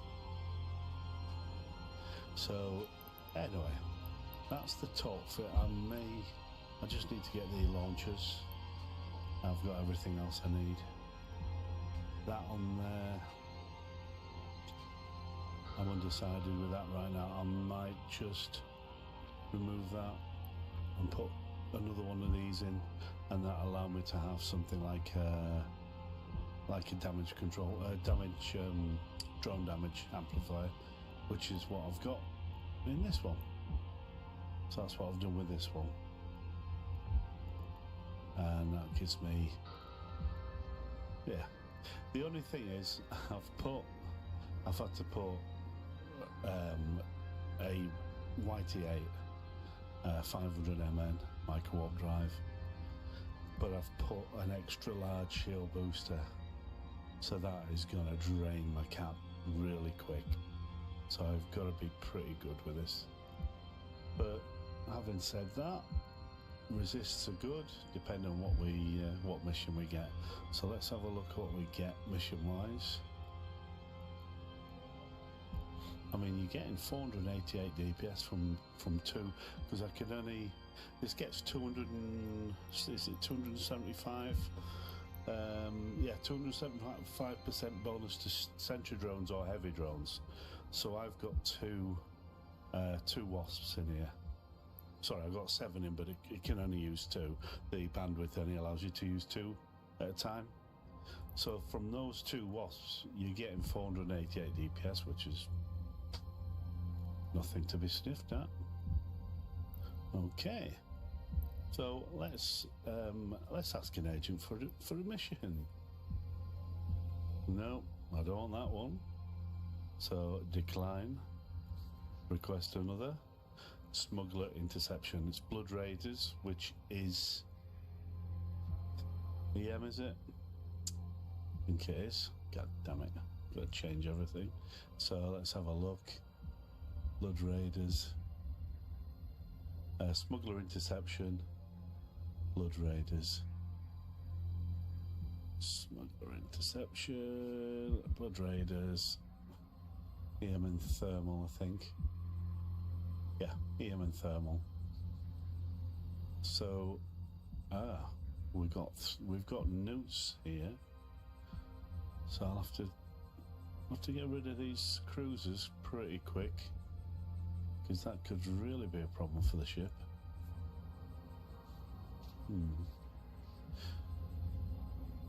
Okay, and then a second pocket.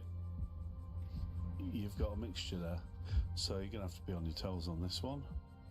What's the reward? 4,500. Okay, so it's not going to be too intense.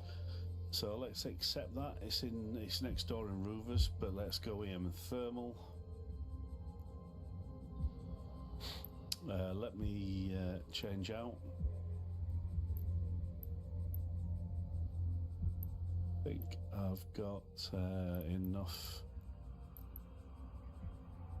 going to take out those. I'm going to put in the precision. You know what? I'm going to put 3,000 of them because I'm playing with it. We'll do that. What do I need to get from this as well? 10 militants. Okay. Let's take 100 or so out. Just gives us... Oh, we need to take a few more out.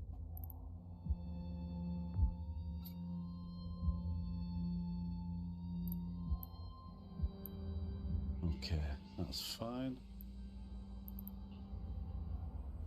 Right, let's swap out these. So it's these two kinetics need to come out, and the EM need to go in. God, I've only got one. God damn.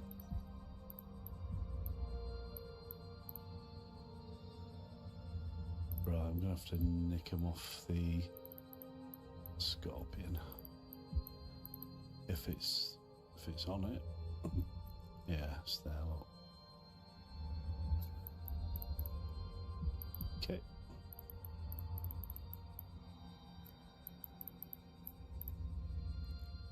Yeah, it'd be nice to see this in the field. Just get an idea what she's like.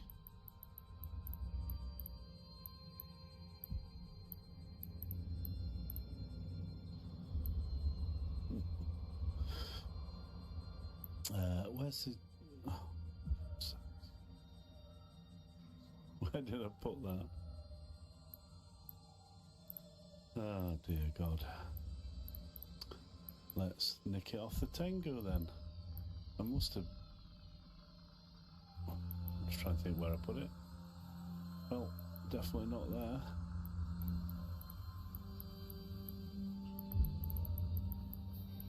Oh my God, where did I put it? Crazy. Didn't drop it in one of these accidentally, did I? No. Okay. Get back in it and let's just...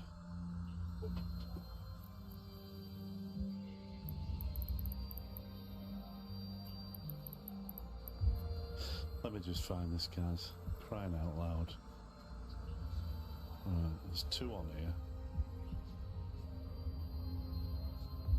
Oh.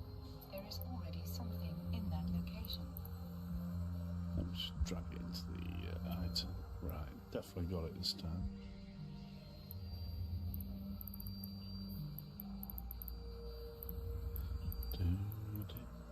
Okay.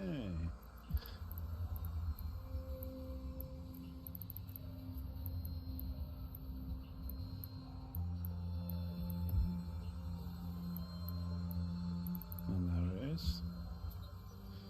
Okay, so that will give us 89 EM and 85 thermal. I could take that off, the multi-spectrum, but I'm going to see how we go like we did with the Scorpion Navy issue.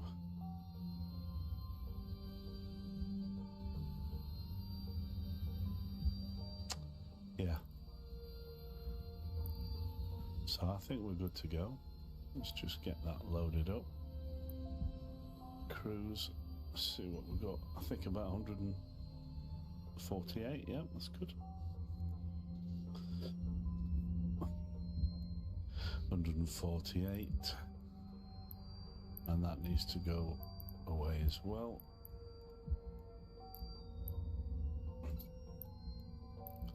Right, let's go next door, let's do this.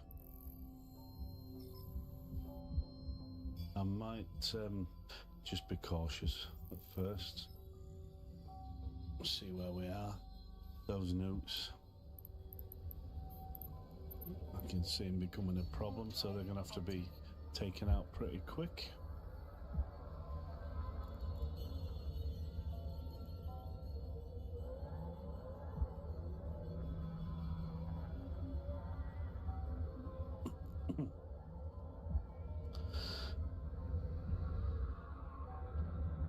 Okay.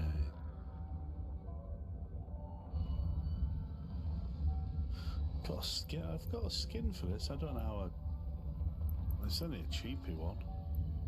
What's that one?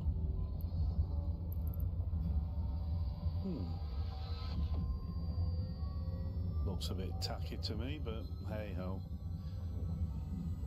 I might buy one of the others. There's some really nice ones. Looking at about from 5 to 700 million for a decent one. So I'll probably, if I'm going to keep this, I might treat it.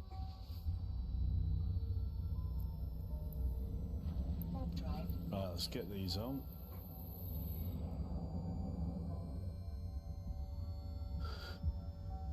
Have to be really careful with this extra large booster. It's seriously gonna. I mean, you're gonna have to micromanage it anyway because it's 1200 HP, so it's gonna be pretty decent. But those cap zapping Newton cruisers, we're gonna have to sort out.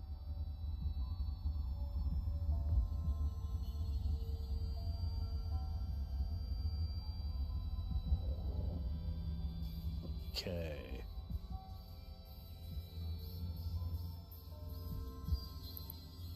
Let's go in. Warp drive active.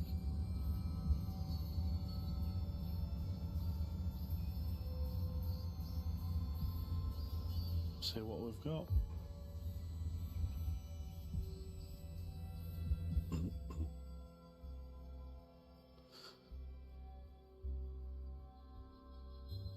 Okay. So we've got good range on the cruise, so I'm going to burn it back. Let's just see how quick this cap goes.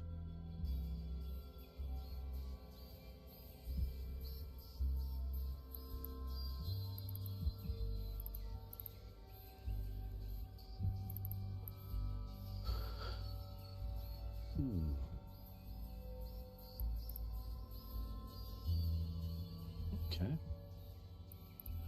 We'll leave it at that. We'll take out. We'll do all these little ones and the cruisers.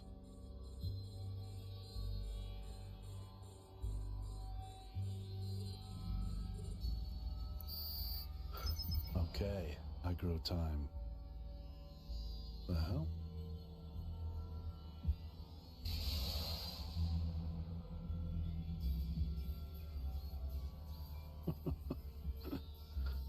The first salvo then just seemed to be ghost missiles. Oh dear.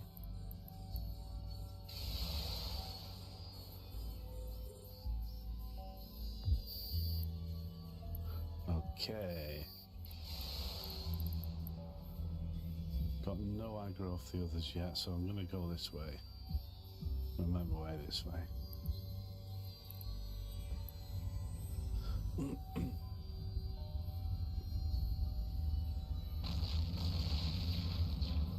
Blimey. They're not going to last long. Boom. Ooh, you little... Just have to put another salvo on him. Oh no. Sweet, got him. I thought that was the last round. That's it for that one.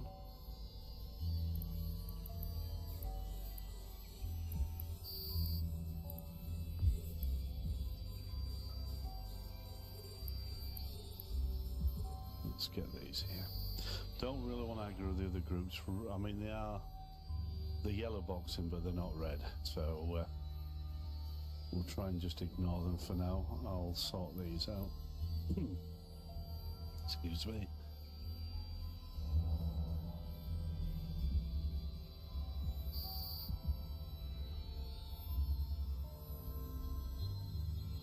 And the absolution or damnation or whatever you want to call it. he's stuck in the wreckage, so he's going to die. It's like a stuffed. We always called it a stuffed turkey because he looks like an overfed turkey or a bird of some sort. I think that's it for that one. You go bye-bye. Okay, so we're going to work our way around, I think. So let's keep going this way.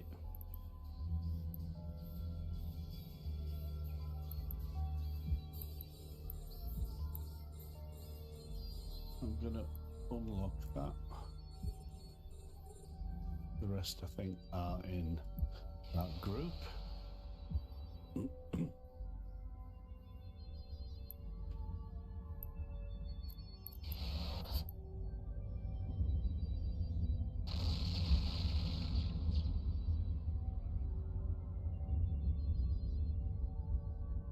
Got some aggro now off. That's just these here, that's fine.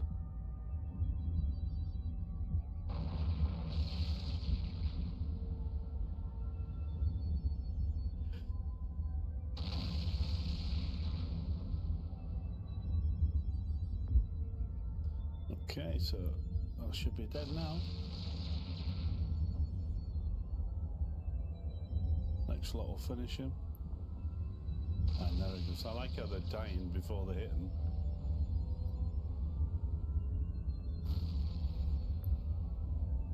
Okay, next one. The old APOC. So I've got those three there that are just tracking disrupting me, which really isn't a massive problem.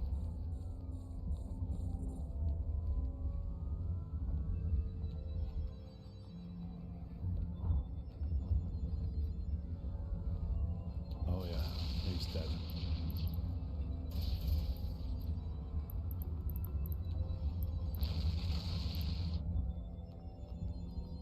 Let's reload these.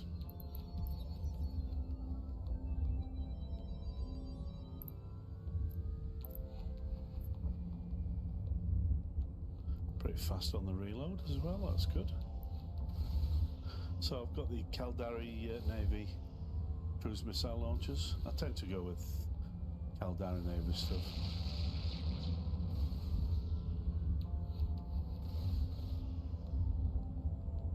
And then I've got no aggro from the other group, which is great.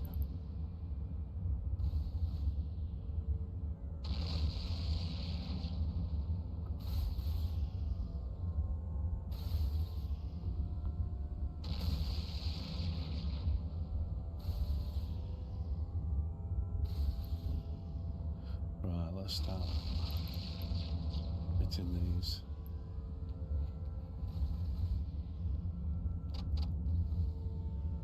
Oh, you little bugger. Let's put another round on him. Put another two. Oh no, that's fine.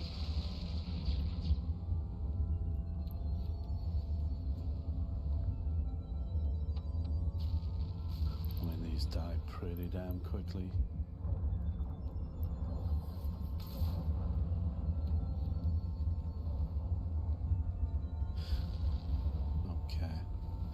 So let's just sort these out. I'm not even going to drop the wasps because the crews are pretty good close up. If it got to where I really need some extra firepower, then yeah, I'll drop the drones.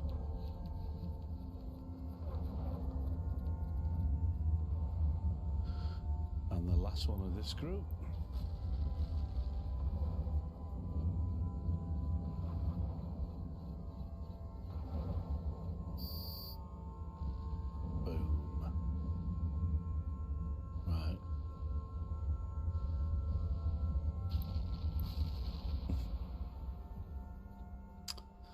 So I've got a missile range of 148 kilometers.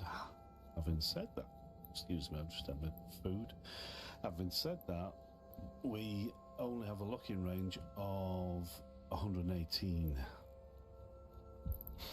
So we need to just burn a little bit towards these. In fact, we're going to just go through the middle of them. So let's lock these up.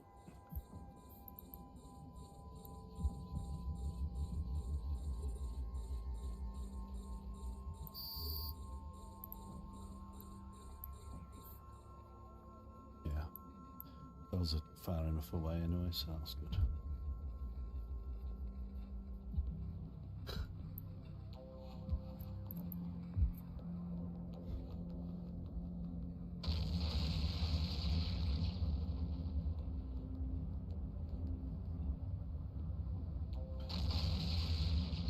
I think with the torque fit, I'll be struggling.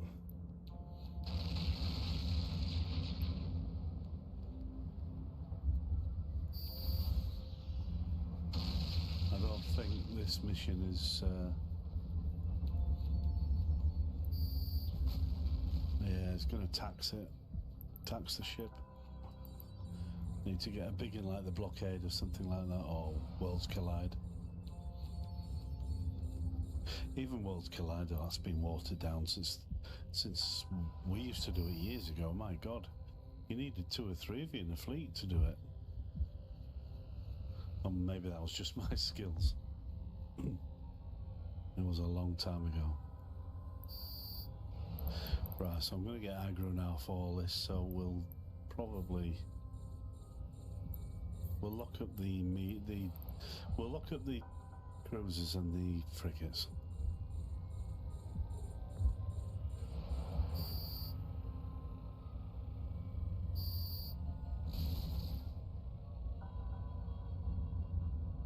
Okay. That's a tiddler, isn't it? Okay, that's good.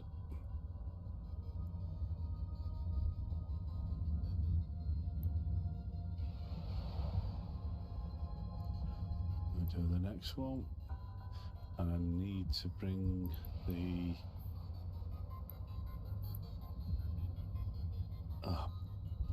flipping heck, have I killed? I think I have, haven't I?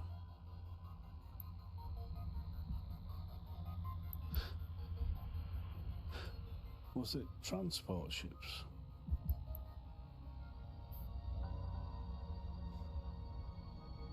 Anyway, well, no, it's the gate. Well, there's the gate, so I need to get to that. Right, let's just reload. I'll burn towards the gate.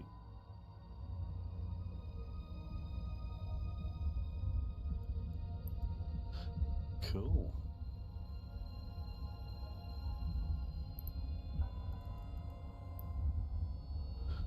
Just need to get my cap up a little bit.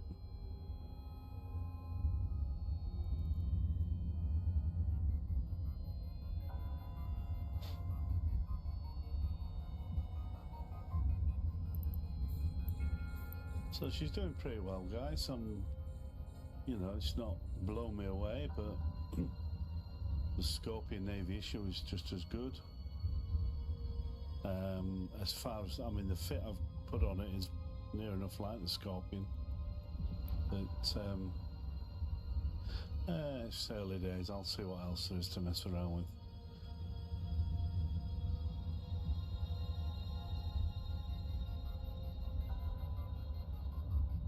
I mean, that torque fit, and she's got torpedo skills at 5. So torques are always a problem though. Unless you're in a bomber. A torque bomber is just awesome. DPS from a tiny little bomber is just crazy.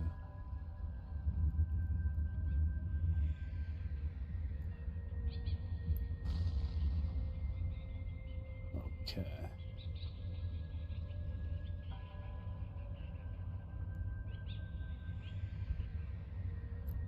Where's this one? He's stuck at the back.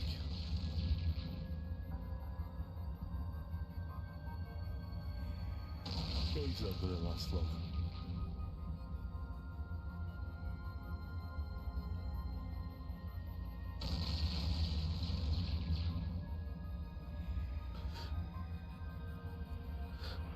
should do him.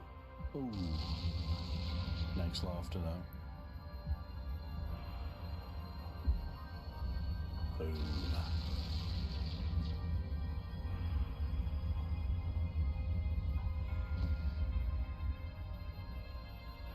Let's get these, finish these two off. We're on the gate, which is great.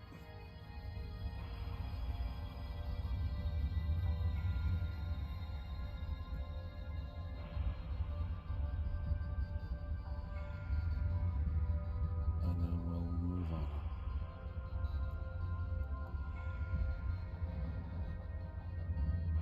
How dare you?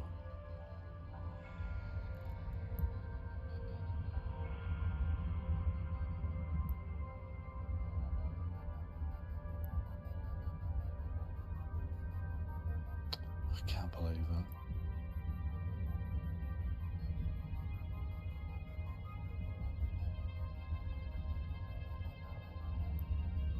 Right, that should be it. All it should need. There you go.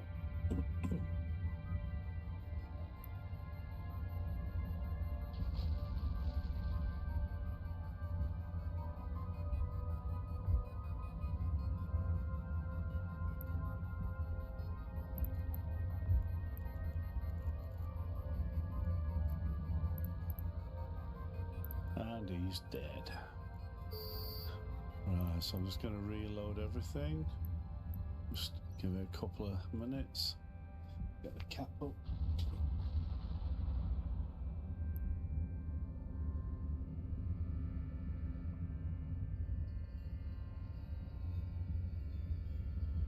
Okay, let's do it. Active.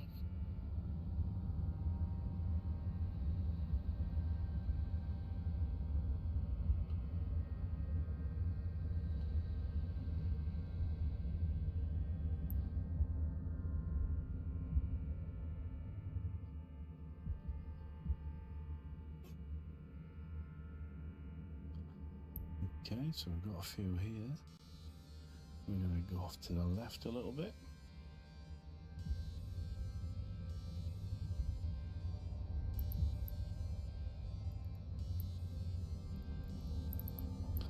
We're going to lock up. We're going to lock up the tiddlers as usual. Just get rid of them.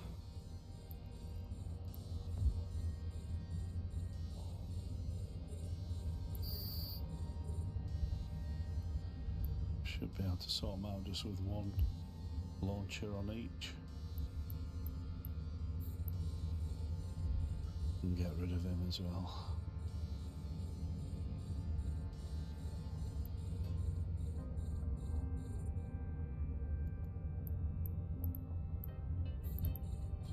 Okay.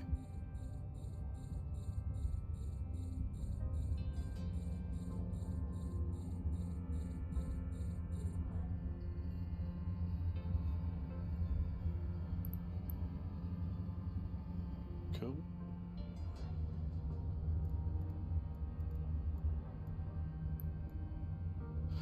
Let's get a few more.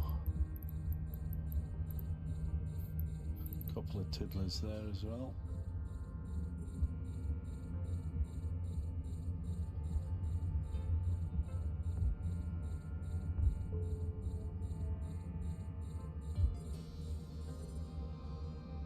Sweet. As long as you get rid of the little ones first, you know you can, at least you can warp out if you're in trouble.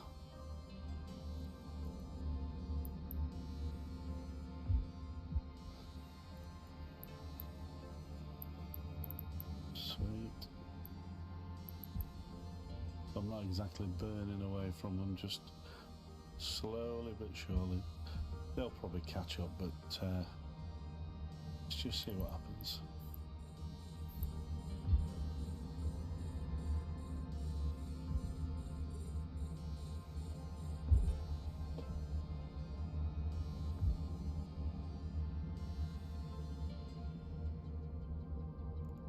Sweet.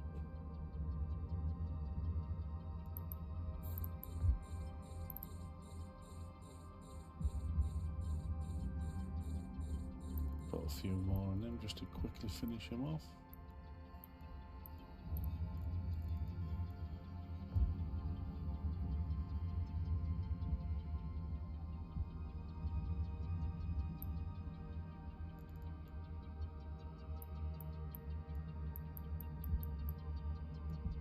Come on. Swine.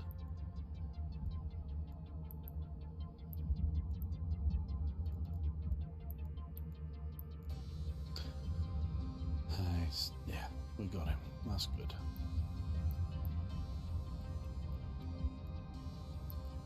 Right, so we're getting them all together and we'll hit this big boy.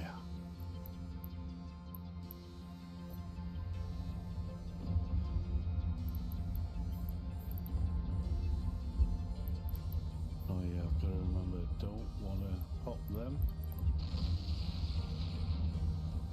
Blood Raider transport.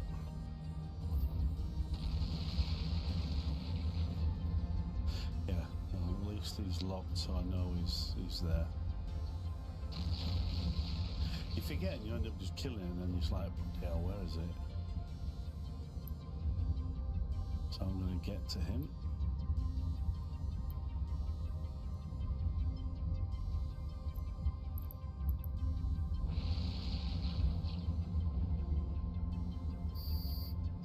Boom.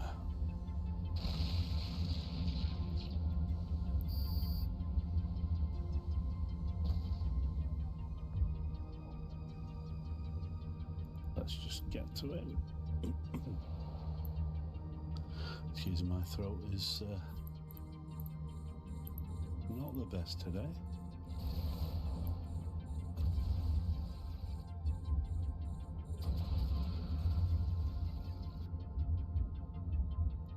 Let's reload.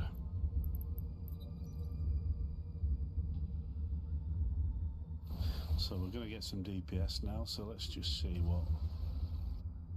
Ah, there's the two. I thought there were two. So let's just see what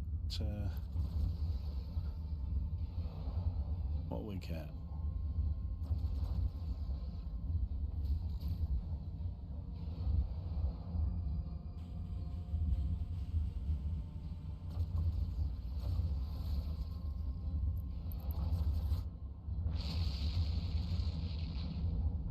I mean, the damage coming in is really light.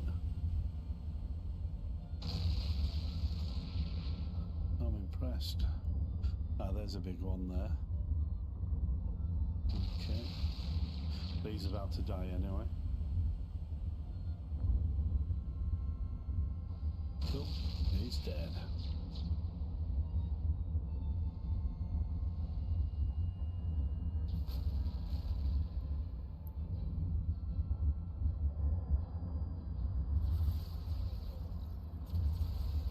So I keep moving towards these personnel transport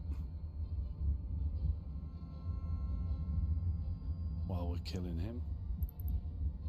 And we've got a couple more. Let's just see this. Boom. Sweet.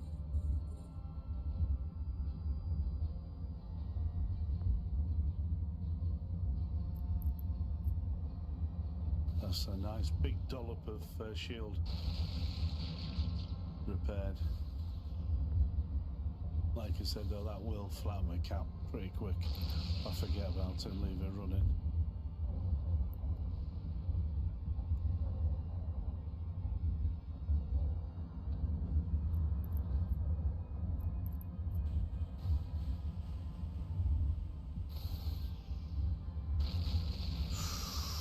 Ouch.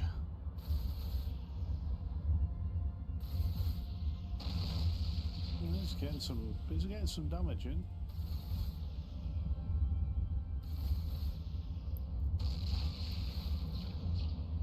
Two cycles and that will be nearly repaired. Sweet.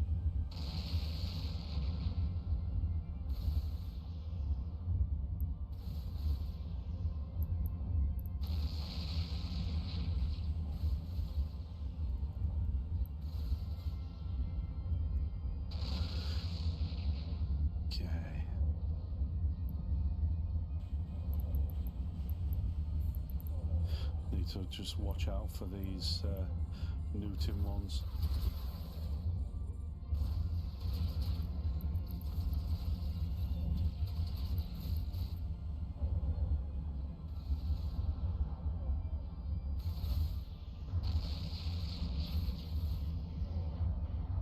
Getting broadsided.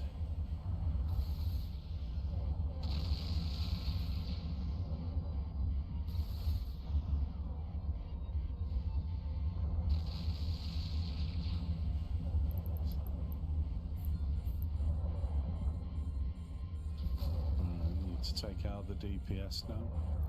Might as well reload.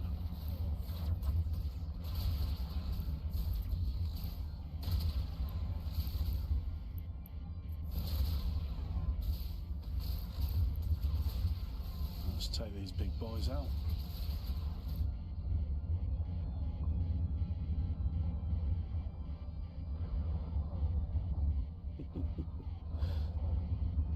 I love it how the bestow is chewing as well. Well, it's not a bestow, is it? It's what's the impel is the Tech 2 version of the. Well, no, that's a faction, but hey.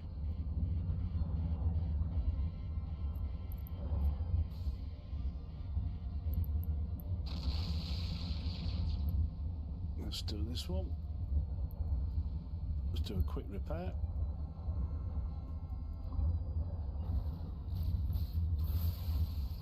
Okay.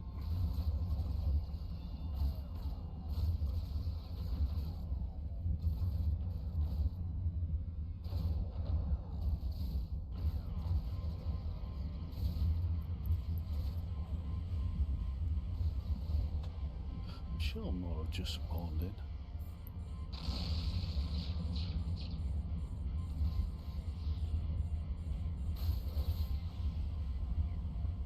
Oh, the damage on that.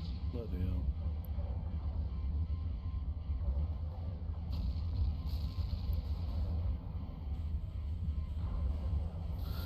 Right, so this is the last big one.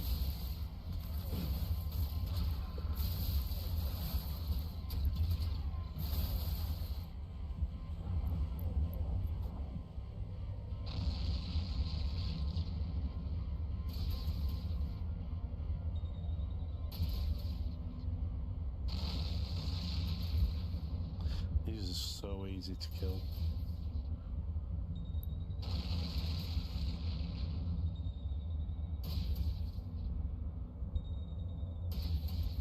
Did they buff cruise missiles at some point? I haven't used them for donkey's years. So they do look like they're being buffed though. They feel like it. Okay. Hey, my friend.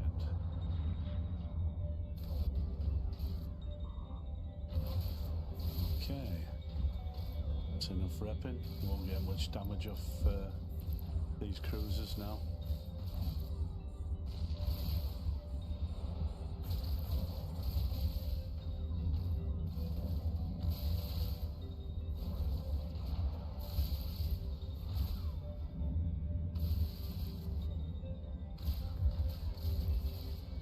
And he gone.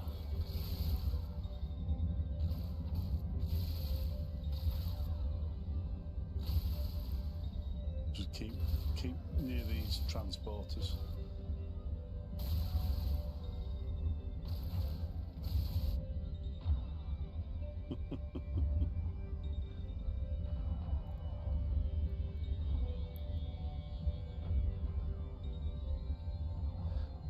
Okay, let's finish these fanatics off.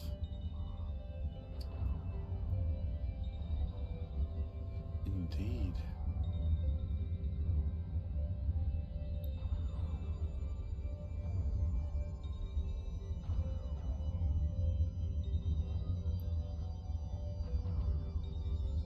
And then we'll kill these two.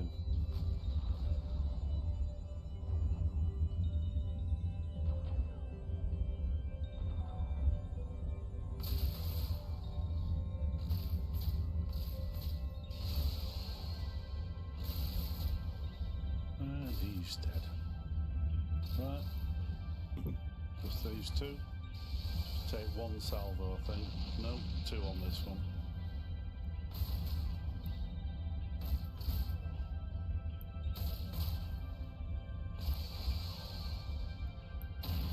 Son of a...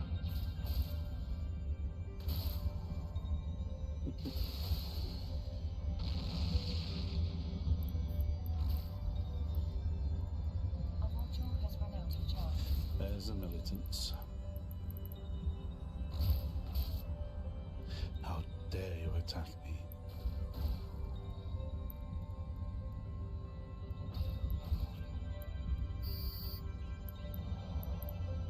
I think there's another 10 in here. Because you end up with a surplus of militants.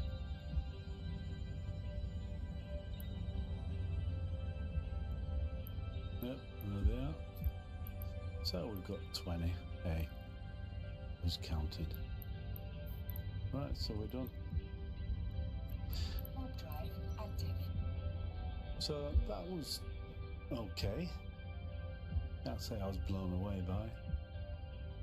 Like I said, the Scorpion Navy is just as effective.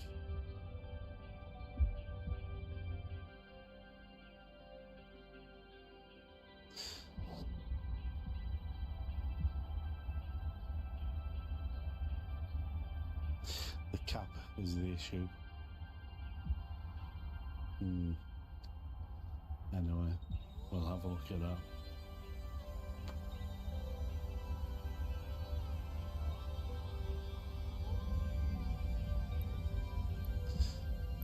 Okay. Tell me what you think, guys, in comments. Tell me what you think to that. There wasn't anything taxing, no, it was only a half decent level 4. It was a lot worse. Warp drive active. And if I'm honest, I don't think it's up to it. Far more comfortable in my Tengu.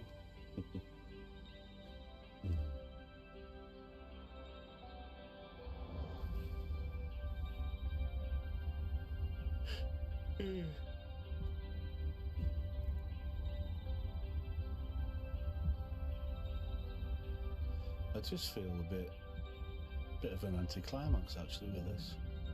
I feel a bit let down. Anyway, I will have a mess around later on with Fitz, see what we can do. Docking permission requested. Docking request accepted.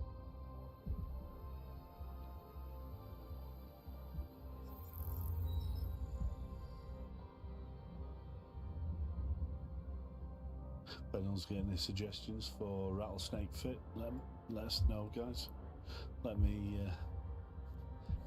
complete this mission. Cool.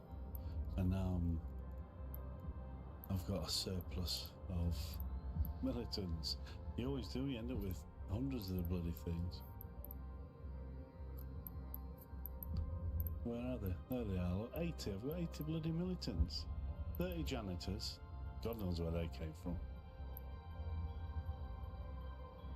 50 needlejacks. You know what? I don't even bother with these. Why do I have them?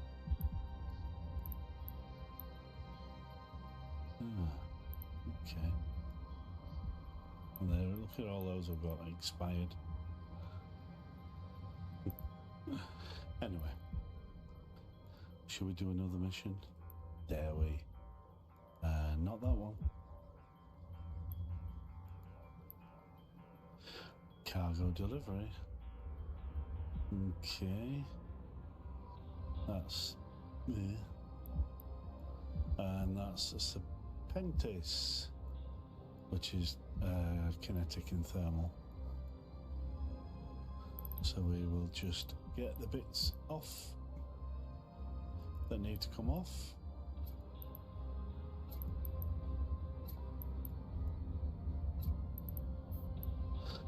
And put obviously we want those on. Those off.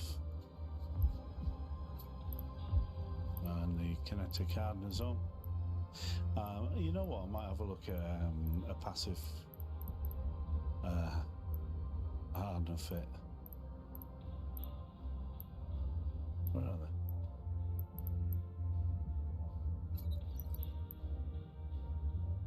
Very rarely do a passive fit.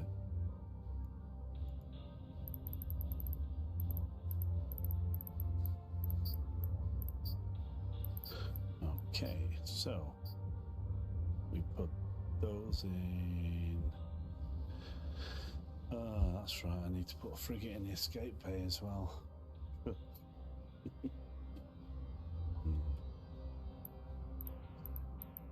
And precision.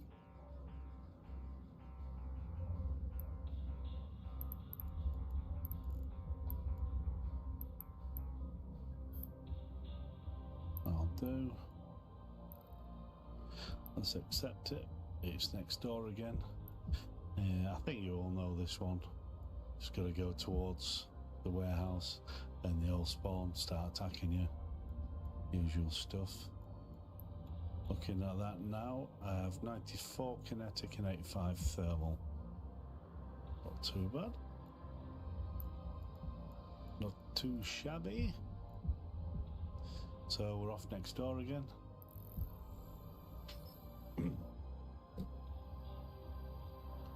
Sorry, I'm just adjusting my microphone.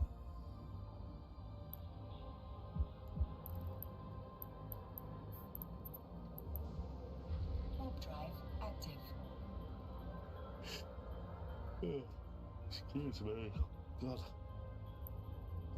Anybody think I've done a hard day's work?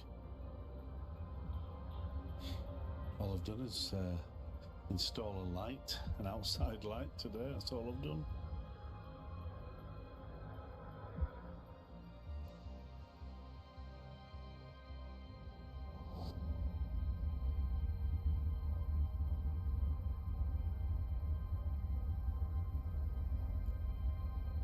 Oh, that's a thought.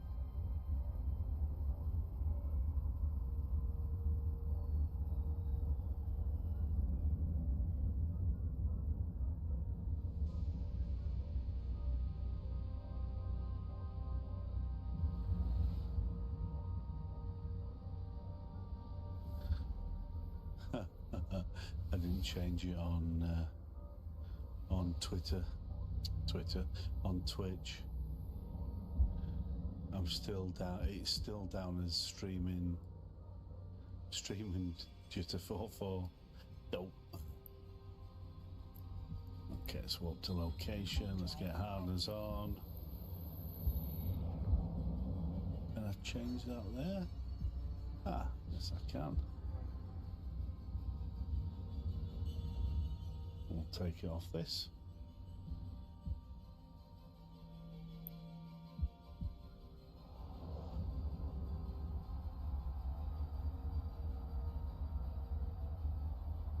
Oh, you are kidding me. You can't copy and paste. Oh, yes you can. Yes you can, idiot.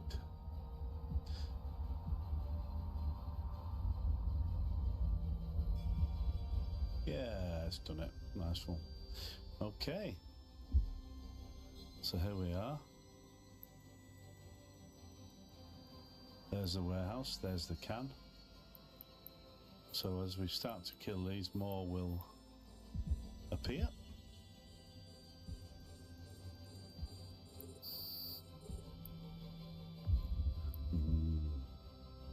Galente.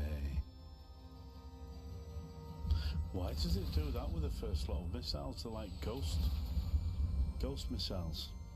Weird. Very weird.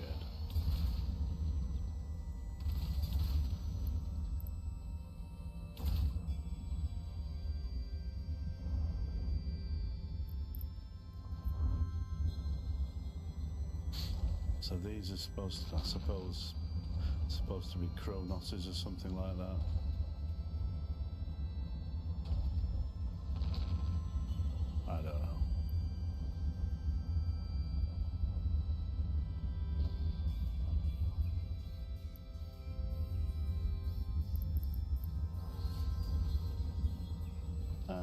next one. Let's just get to that can.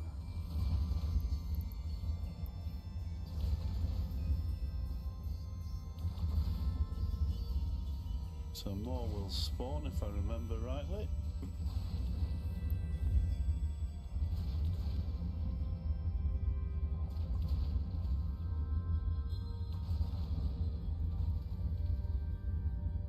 And these thoraxes or Deimoses or whatever you want to call them, phoboses, they're not actors, so they're going to be vigilance? Could be vigilance. I did have a vigilant for a while. Not a bad little ship. Sold it for a ton of money. They really did hold the price, those ships.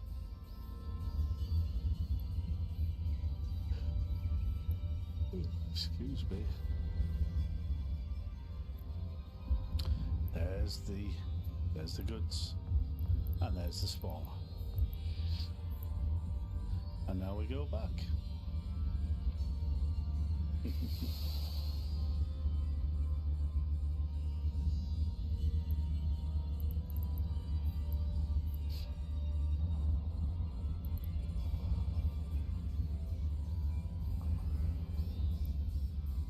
He's dead.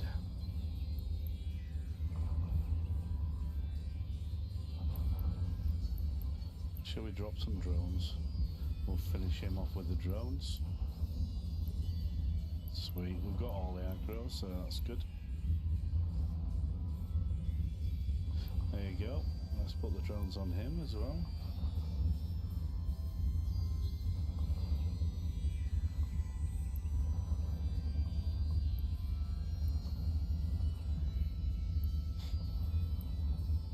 And the damage is pretty minimal. We've just got another spawn.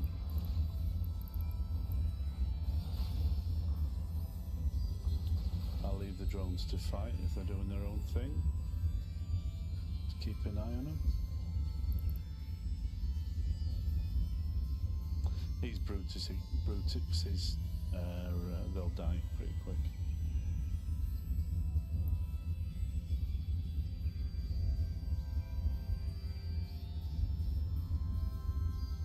Okay.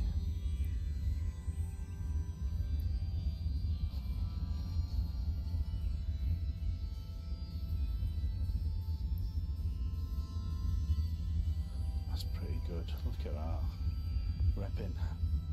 Repping's awesome.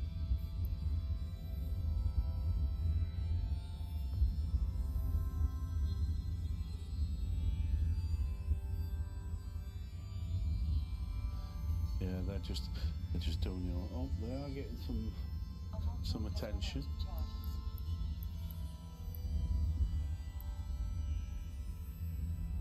Keep my eye on those. But they get a 275% bonus to damage, which is awesome.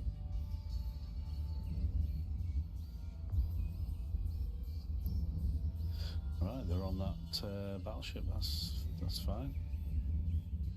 You go.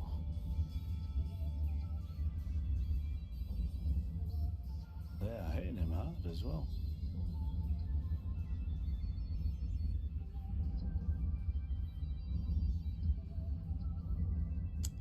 Blimey, they are. They're doing a cracking job.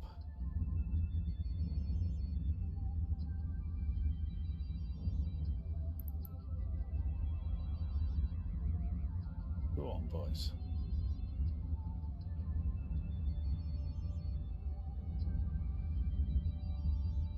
Excellent.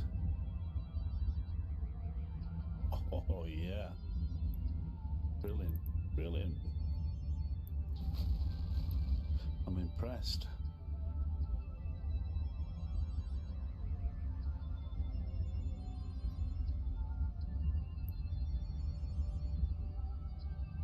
Right, let's take some of these brutixes out. They should be pretty quickly die pretty quick.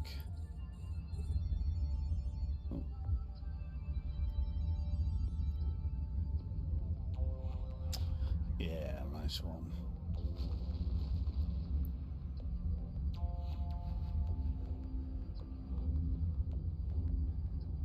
I'm impressed by the drones.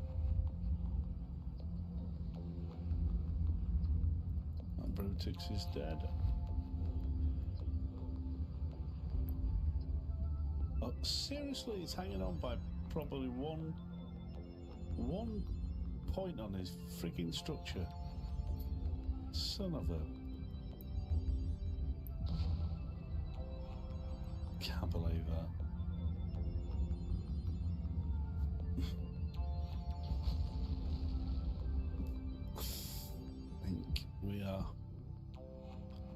I think we have to kill these. Can't remember what she said.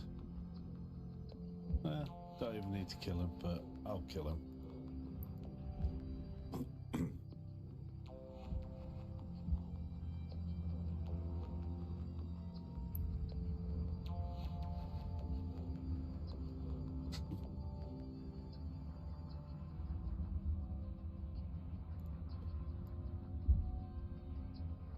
Yeah, they're making good light work of these battleships, the drones. Really impressed. I'll just kill the Megathron, come Kronos, come whatever it is. Now I'll put them on him.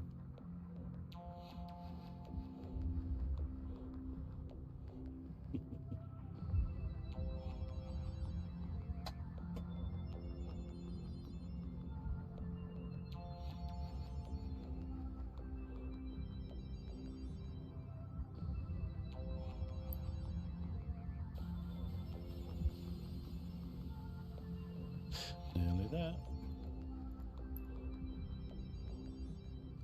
Maximize our bonus. Our bounties. Okay, that's enough. He'll die on the next lot. And we're good to go. Bring the guys in. A line out.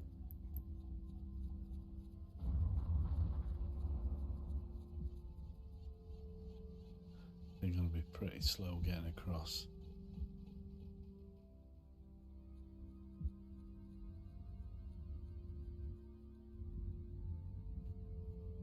Just wait till they're in. Here they come.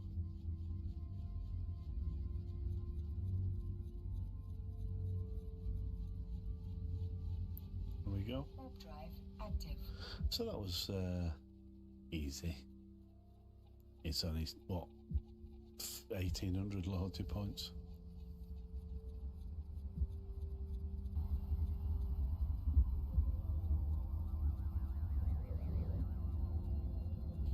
Well, that was it for the rattlesnake, guys. Don't know what you think.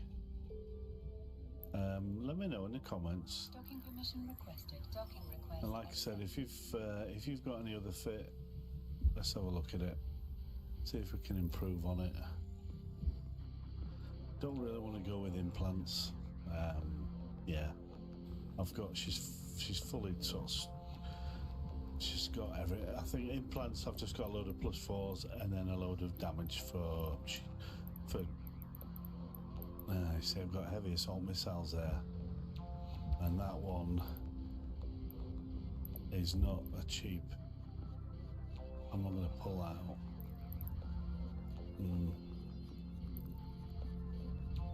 It's a shame you can't reuse implants. Anyway, so I've completed the mission.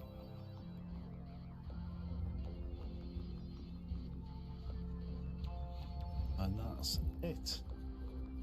So that's the rattlesnake. I thought I'd just do a quick one, guys, with the rattlesnake. See what you think. Thanks for watching, and if you like what you see, please subscribe and like and watch some videos. I need some hours on the videos. Oh God, I need another 2,000 hours. Crazy. Anyway, Thank you again, and I will see you probably tomorrow. I'll be out tomorrow in probably this again. Might have changed the fit, but we'll see. Anyway, take care, guys. I'll see you later. Bye-bye.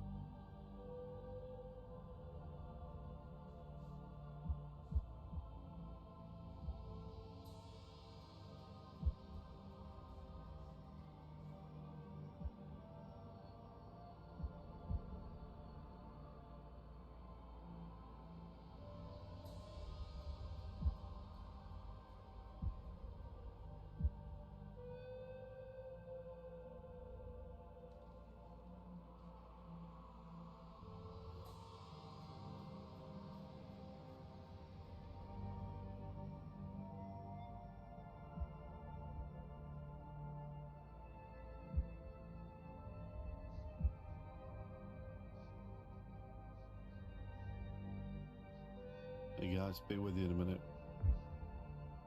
Got some stuff out.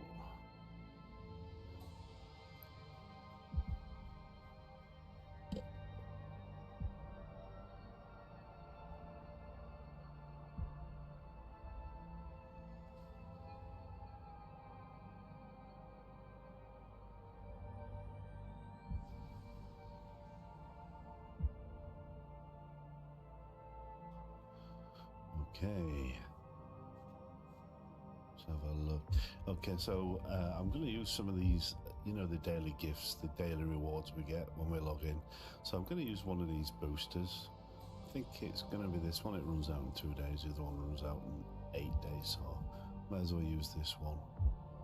And that's a 3%, as you can see, 3% to armor resistance, ship agility, turret, and missile damage, which may assist us.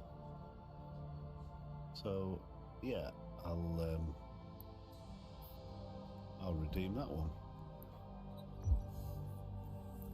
Okay, and just a little change on the Raven. Just this here, just put the large shield boost. Just if she does get, well, if anyone saw my last video, it's just getting a little bit damaged. Nothing to worry about, but I do like to micromanage wherever I can and keep it on top of things. So yeah, that's it. So let's crack on. So I've accepted a mission, and it's Garissa's Extravaganza. So Garissa's kinetic and thermal. I've gone with the just 2 hardness here because, again, I simulate that. If you have a look, they're okay. I'm not expecting anything to axe in because we're at range. So again, the tank doesn't matter too much. I've got the booster there as well. The capacitor does deplete quickly, so it will have to be well micromanaged. So anyway, so this is in next door in Ruvus, and if we quickly look on the mission report, I'll bring that up, and kinetic and thermal. There's quite a lot here. That's your blitz. That's your blitz bit, which, to be honest, it looks like you're going to kill all the ships. So, anyway, and it's been done by Gila, Ishtar, Neverhaven, and Avaga. Okay, so if you're looking at the first pocket, second pocket, then you have reinforcements in those pockets. Third pocket and then reinforcements in that pocket, fourth pocket and reinforcements in that one, fifth, same, and finally sixth. There's nothing in there, I don't think, that scrams you. If you have a look here, it's all webby and jamming. So yeah, and you've got to just keep your eye on these. I will always go for the frigates anyway, just to get rid of them, but there is the Pith Eliminator there they do jam as well. Okay, so just be aware. But at the range we're at, which is normally what, 190 kilometers, don't know if they can jam that far, but we'll see. So let's do this. It's not too bad. Loyalty points 8,600. ISK, yeah, it's okay. This might be one of those where you would want to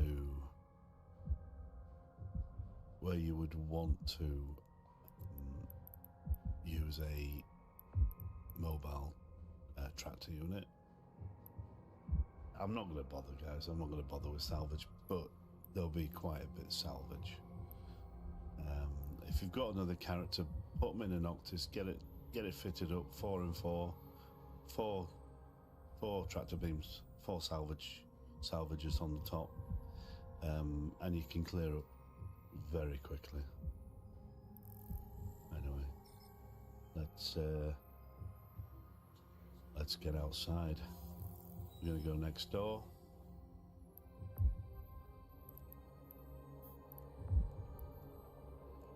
Warp drive active. Going to keep this skin on this. Doesn't look too bad.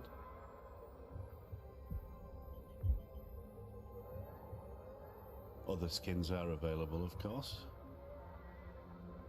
at a cost. I think we might have been given these, or we might have just been awarded, just given them by CCP. Can't remember. That was a long time ago.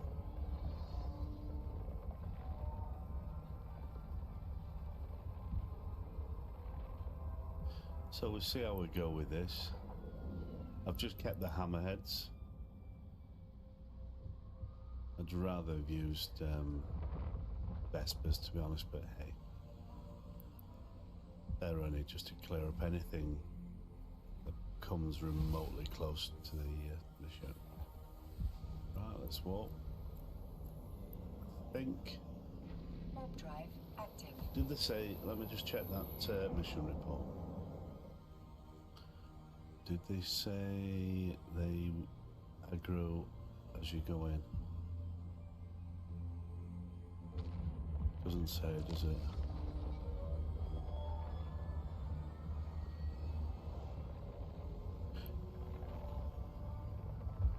Ah, I see. Okay. Well, we'll see how it goes. I've done these before, but it's a long time ago, so I'm just really doing them from the start again.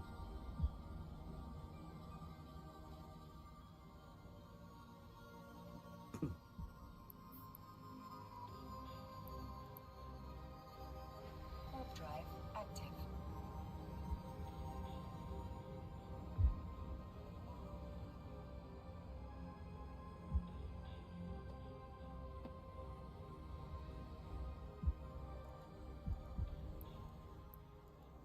Let's just put those hardeners on.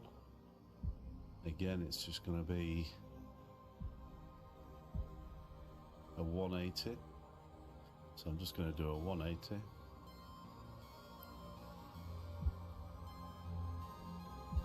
And jump. Micro jump.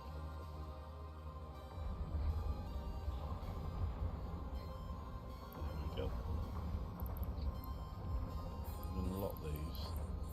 I like to see these gone straight away because they do deal a bit of damage for the size of them. There you go. So we'll use the booster and just bring that down. Get rid of that damage. We'll keep moving back. Plenty of range. And the shield, excuse me, the shield booster there just clears up that little bit of damage. One more boost.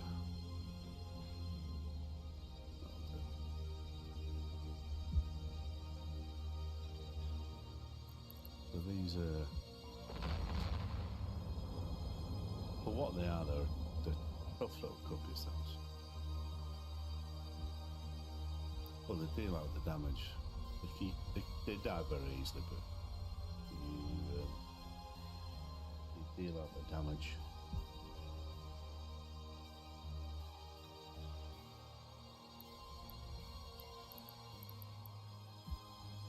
They deal out the damage, and like I say, they die very quickly. So it's always best to get rid of the sentry towers first.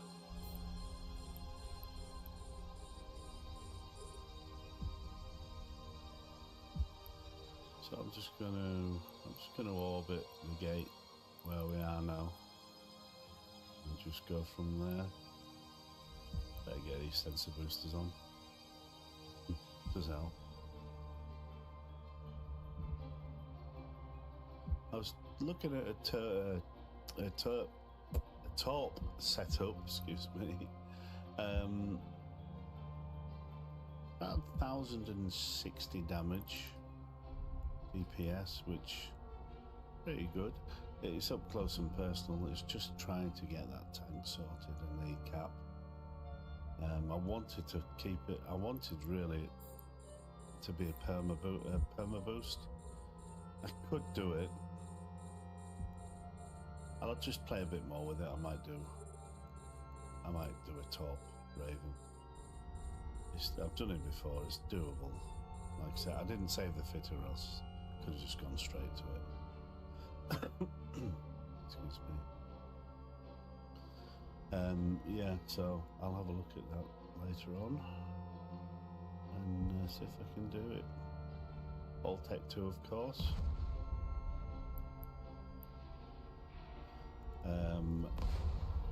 Yeah, it's All Tech 2. Nothing. The only extra we've got today is that booster I just took, which you guys might get it as well on your daily rewards. You know, on your login rewards. It's not something you're not capable of getting.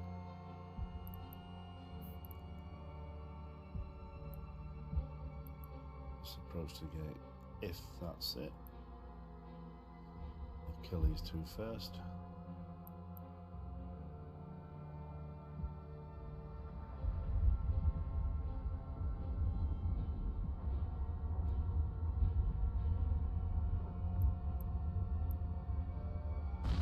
Don't think there's another spawn on this. Could be wrong.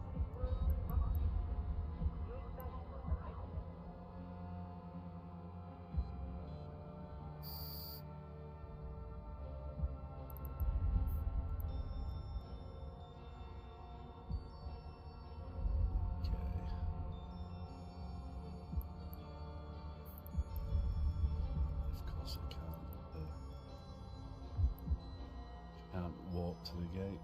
I'm gonna quickly burn everything. Oh yeah, so I'm gonna overload that. Go to overload my micro drive.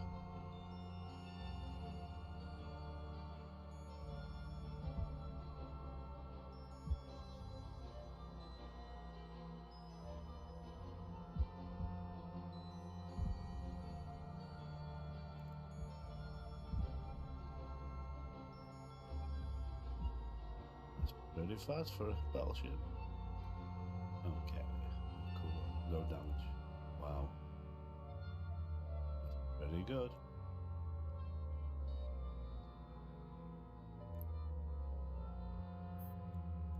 I don't want to use that jump drive just in case we do have to jump out in the next room. Could have used it and then sat on this gate and, you know, wasted time, but that's the only problem. I did a level 4 this morning with the 10 gun, just no, I didn't blitz it, I just burned through it, killed everything in a matter of no time.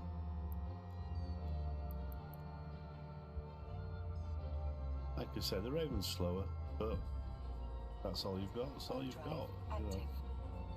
We all started with nothing.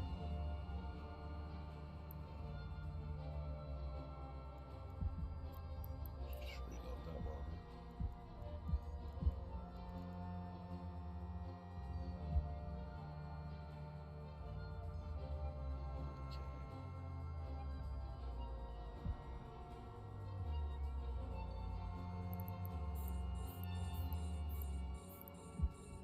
I'm not going to jump just yet. Let's just see how this goes. There's the webifier. I think I need to kill him first.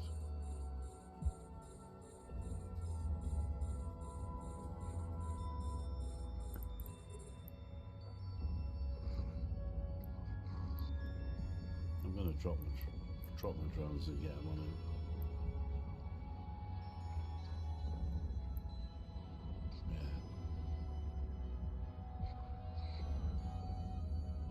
What's wrong with that drone? See if we can stay near the gate without getting some serious damage. Do have a little bit of a tank there, but let's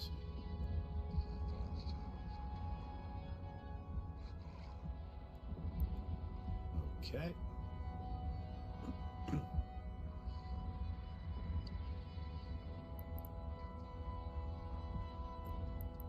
Back now.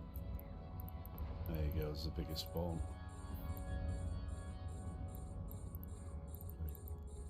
Keep these orbiting.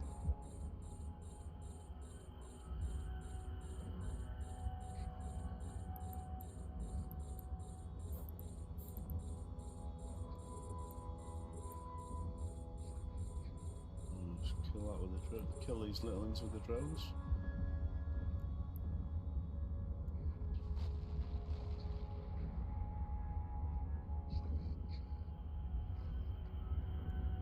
Will they get to webify me? Yeah. There you go, look. Pith eliminated jamming. Not doing a good job because I am quite close. Get the drones on that last one. I'll hit these.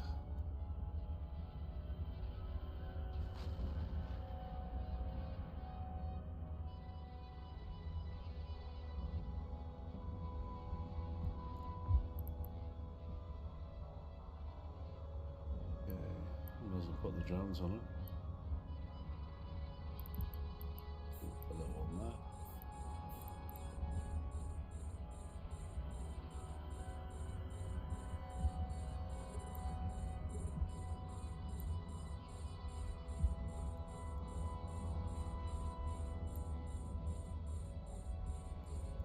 Okay. Might be time to jump away.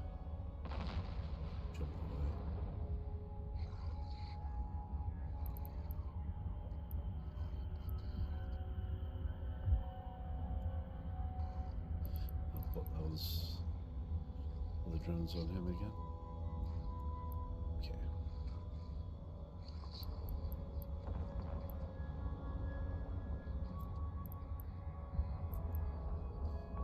Yeah, you kill the little ones, and they're triggers for your next reinforcements.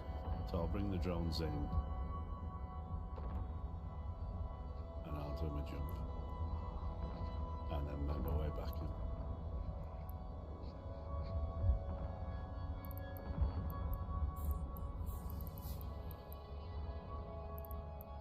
Start with the big ones. I'm getting jammed. Surely that'll disappear, yeah. Say.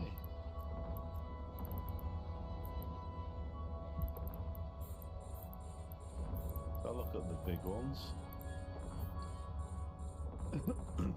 Arikatosh, you think, ooh, that's like an officer name.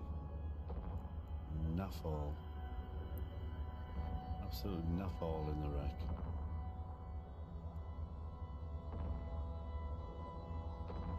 I need to burn away. Yeah, I'm going to burn away.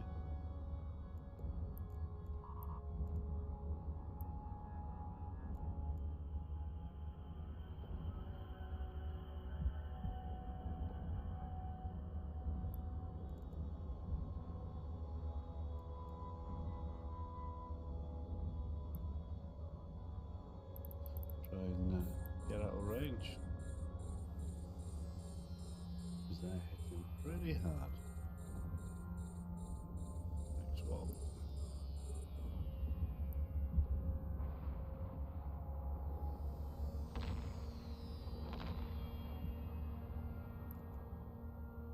Okay.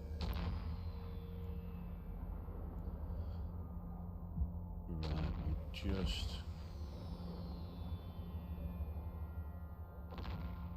Still hitting us.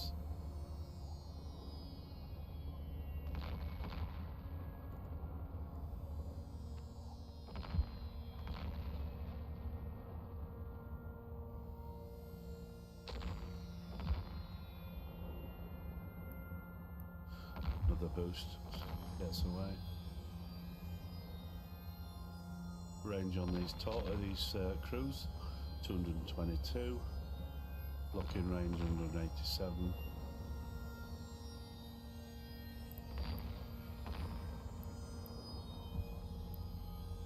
Where are we? Oh, okay. Oh, 300. 300 kilometers locking range. Oh, 197.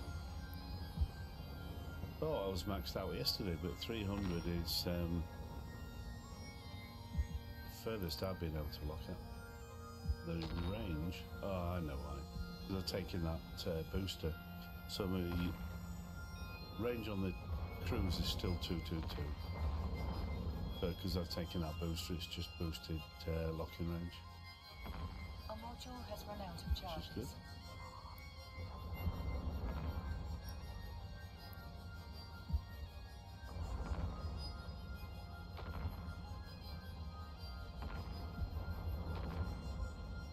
Blimey.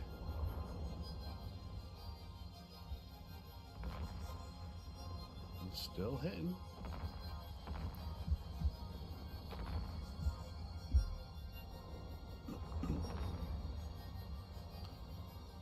Get rid of these.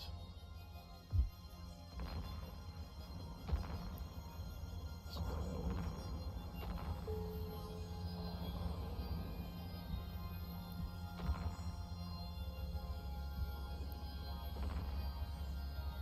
Couple of boosts.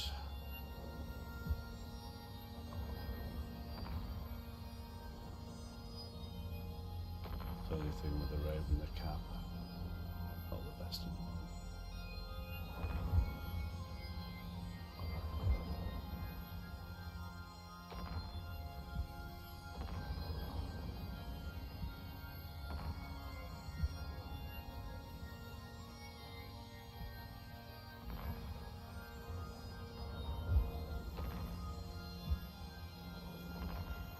Okay, so we're looking good now. We should be okay. It's got this one to kill. He's just going over that.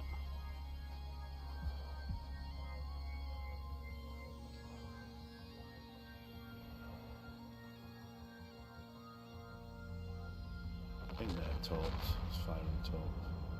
No, can't be on that range. Tops don't go that far. Of course, the rats have perfect skills, don't they?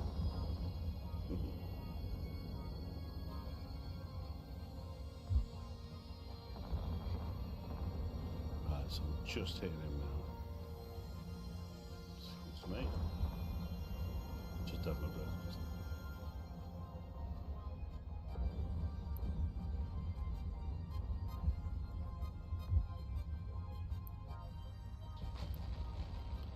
All those wasted cruise missiles.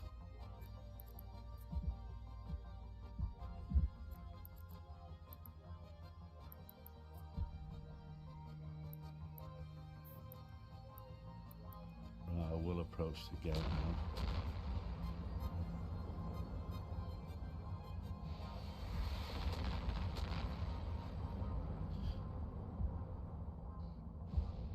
I don't like it up them. Nice little keeler there. Do like my keelers.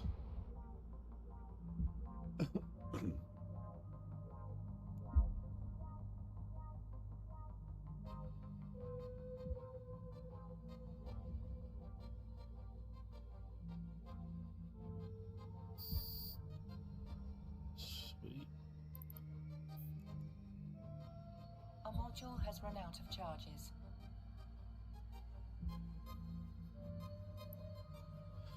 I'll be right back, guys. Got a quick thing to do. We'll be right back.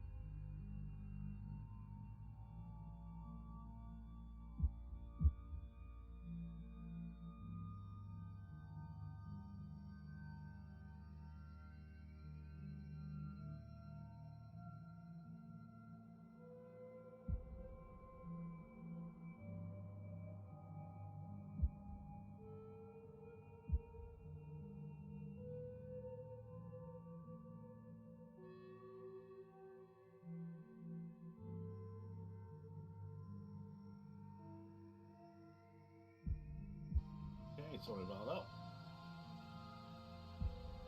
Let's just carry on where we were. Well, we need to get back to the gate. I'm going to jump to the gate, guys, and just wait until this jump drive regens.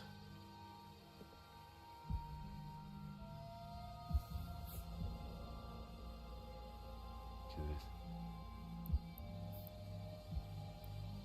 Cap recovered. Just going to boost the shield. Gives you time to recover this. I know it's boring getting to the gate, but this is how it is in a Raven. Sniping Raven, sorry.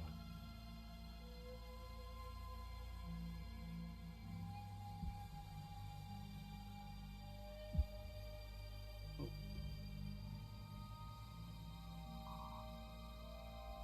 Yeah, we're good.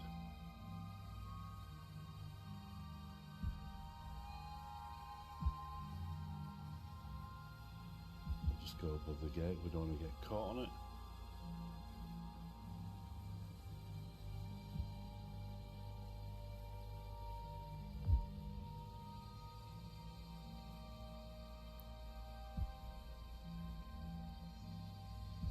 Okay.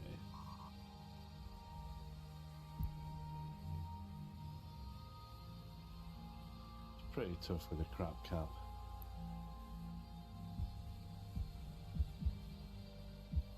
I'd definitely recommend some implant. Decent one as well, guys, if you can afford it.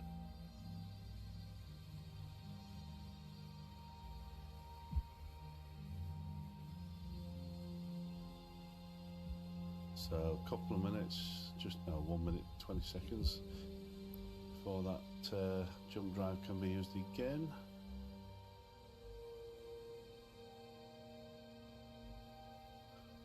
Just being cautious because I could go in and not need it, but good chance I will.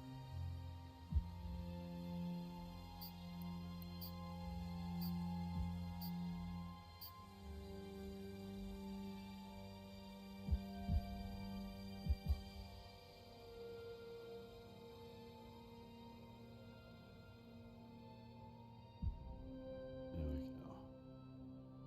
40 seconds.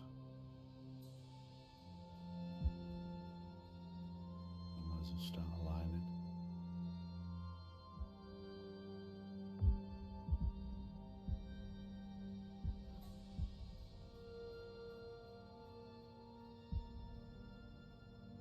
Right, might as well go. Warp drive active. Should be ready when I get in. That was only the first pocket. We've got 6 pockets.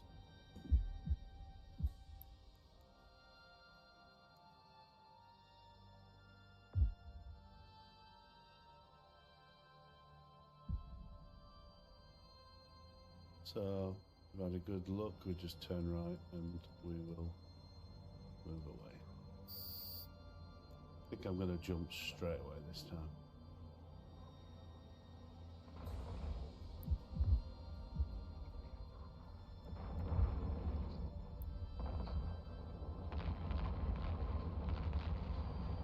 DPS is coming in thick and fast. I'm going to burn as well.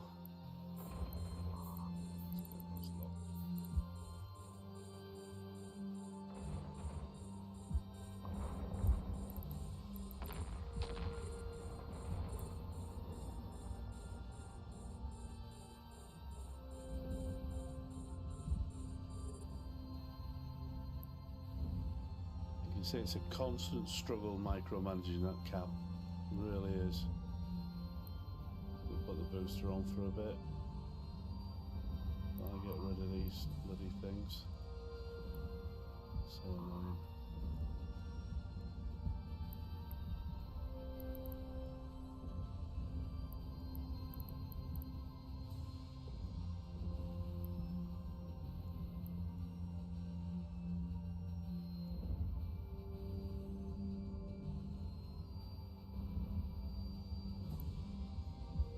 Their range is pretty damn good.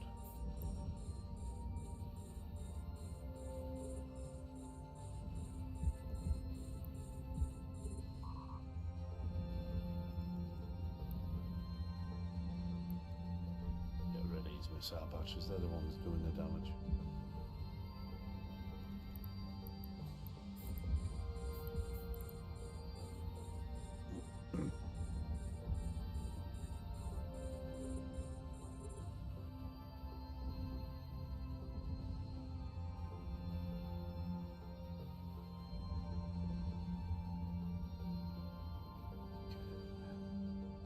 Get rid of Tiddler.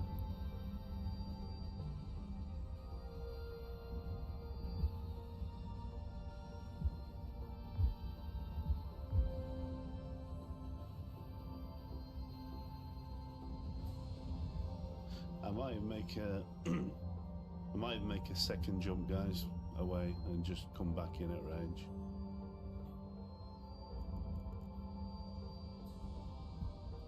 Like say 300 kilometer lock-in range plus 222 on the cruise. So I would be just out of range, but I can obviously come back in range. Take these out.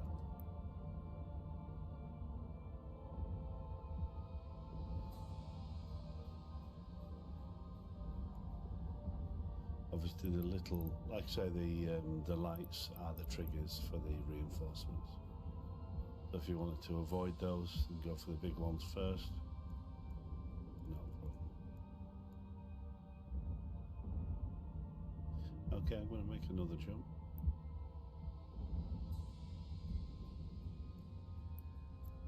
Reload.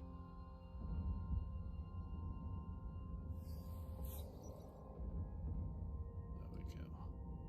They're still hitting me at that range. My God, I'm in trouble.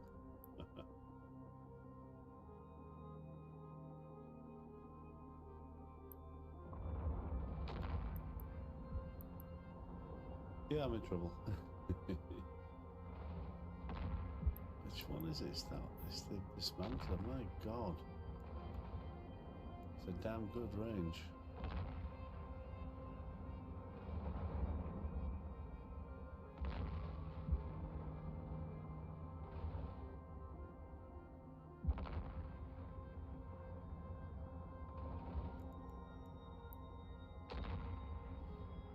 Right.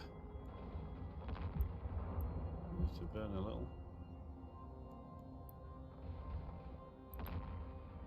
Start getting in range and getting rid of these big ones. There's more coming, but they're not aggro. Thank God.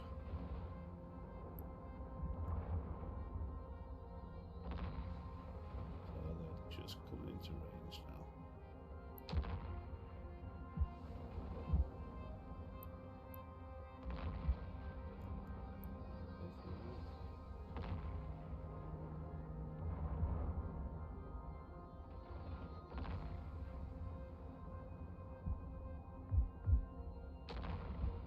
Yeah, transversal up.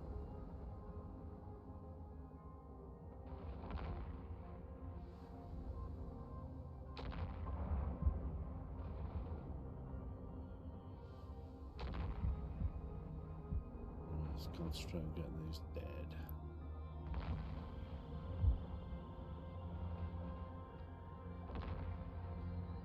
Unbelievable.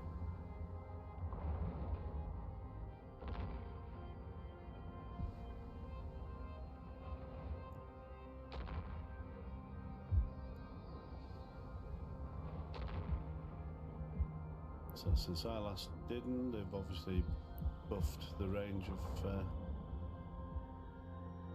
rats.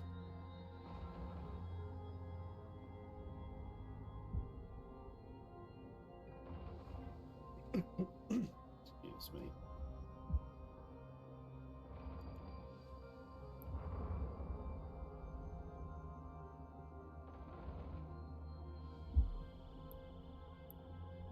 Start looking easy.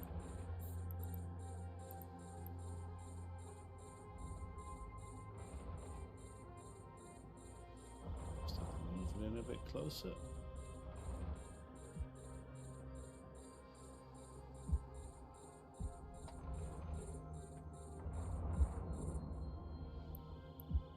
Right, so shield should recover now. Let's get rid of these.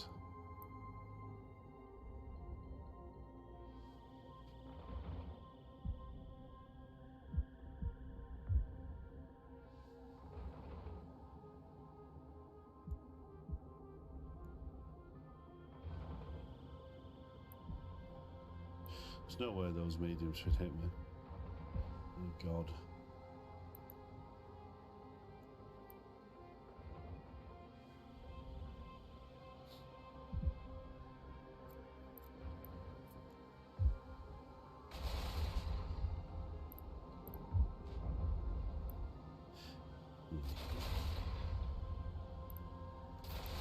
It's locked up. Come into range shortly.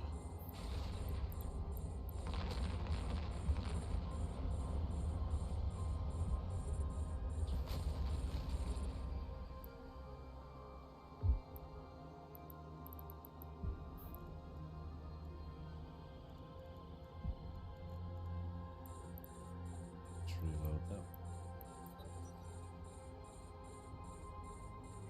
Okay, big one's in range. Let's do it.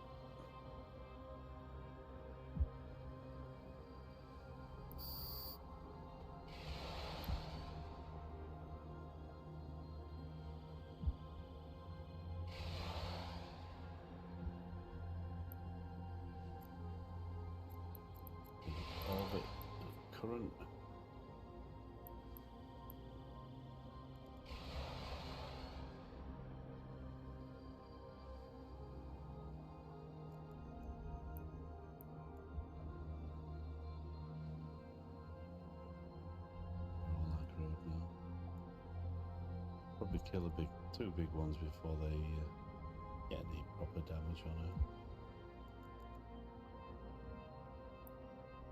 Next one.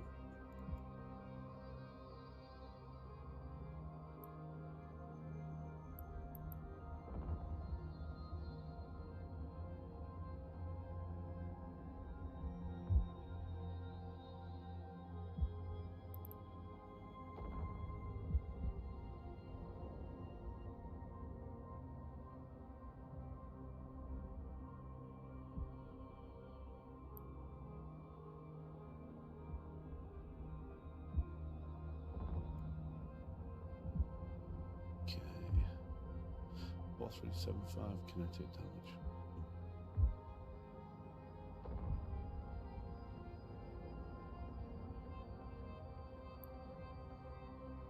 Kill these two, that'll be another. Might be another reinforcement spawn if I kill these two lights. I think. Yeah, that'll be it.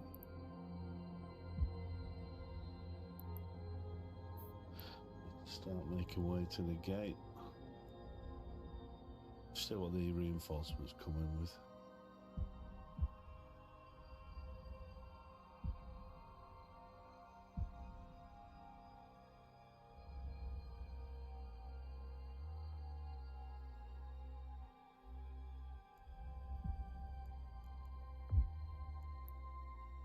Let's get that shield damage down.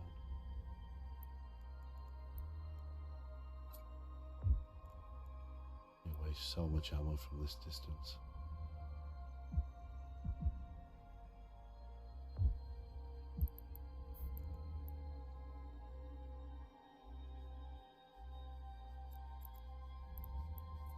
Let's go back to orbiting.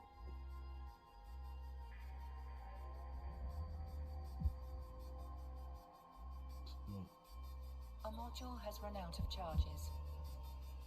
There we go. Another two lights. Let's get everything out.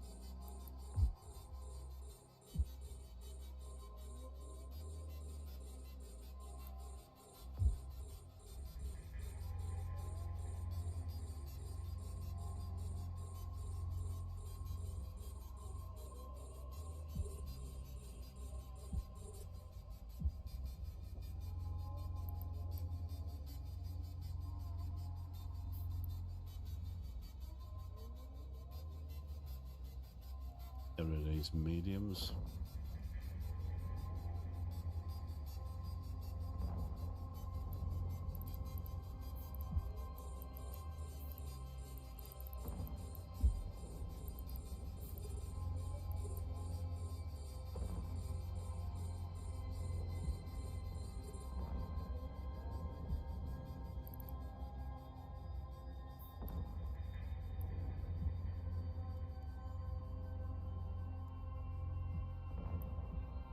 Don't know if these two are trigger. I think this one's a trigger.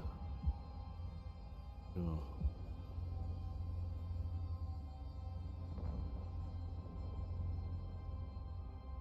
We'll see.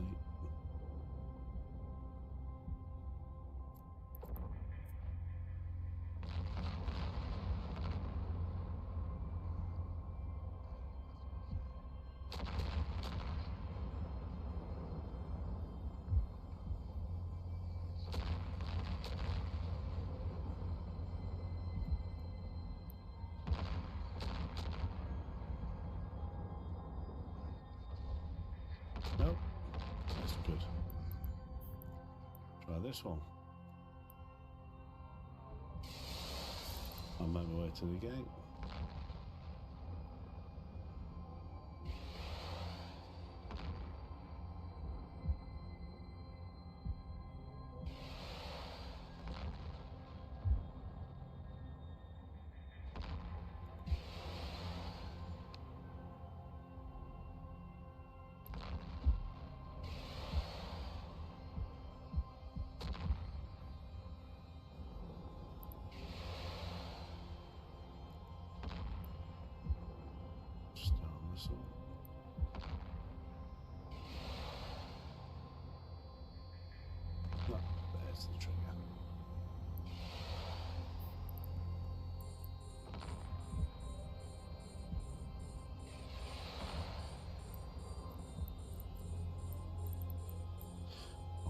Get back this distance.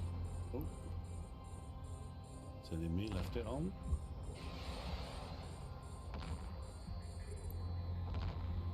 A module has run out of charges.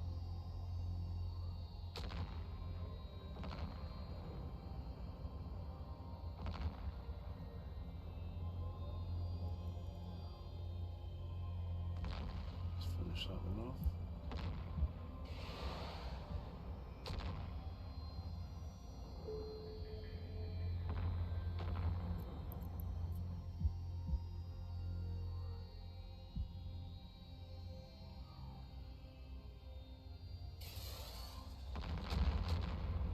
I love that skin.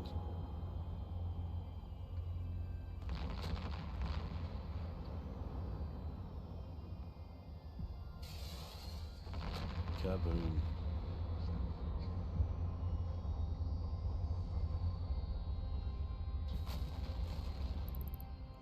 Let's take this one out.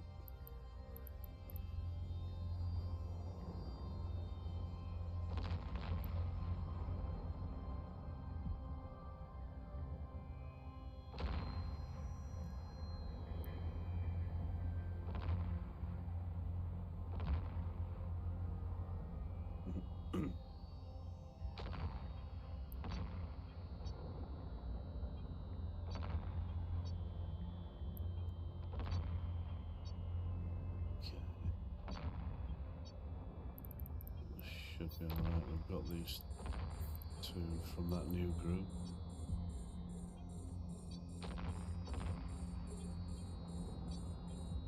We'll just get this one killed and this one.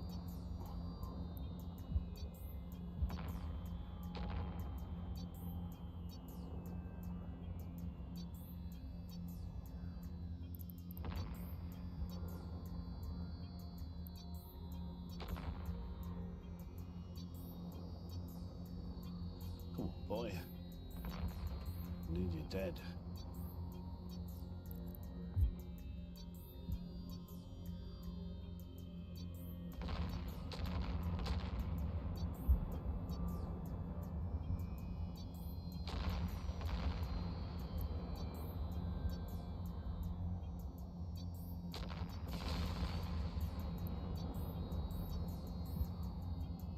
Just not dying quick enough for me. I'm used to Tango kills. Tango kills. Right, let's get the little one.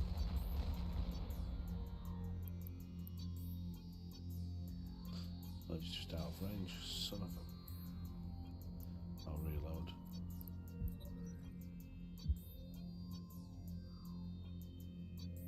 He's staying... No, he's coming in. He's coming in. There we go.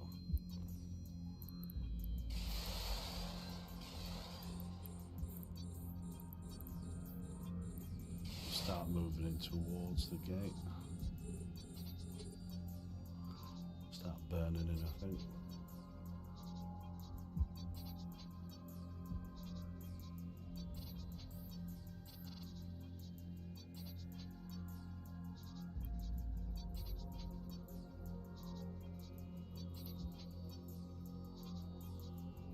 See if there's a spawn with this one.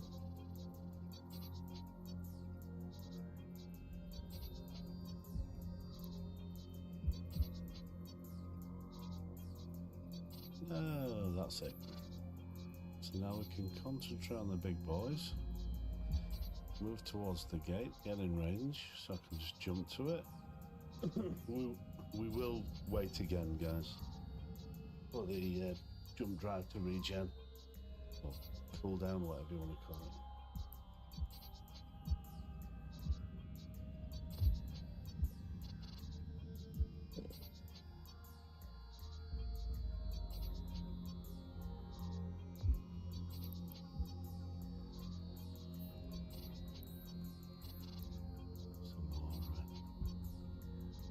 Cycles. Give it a couple of cycles.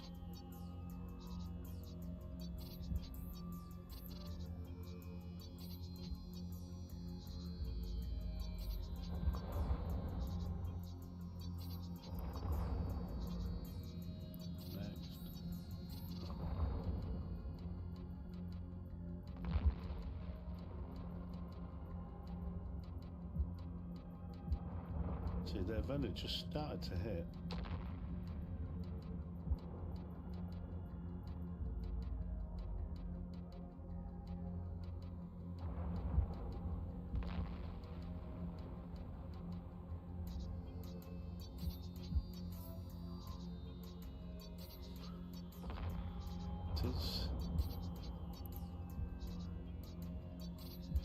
Like I said, guys, if you want to salvage, there's plenty of salvage in this mission. It's one of those. Blockade, that's another one you really do want to salvage. Get a lot of stuff out of that, especially the insignias people want.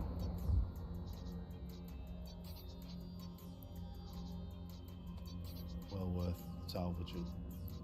If I was doing this just on my own without streaming, I would have Fozzie on and he would be following in a Noctis. Just tractor beaming everything in.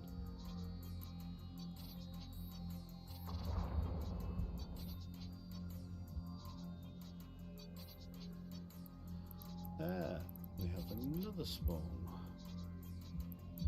So this time it was the big boy.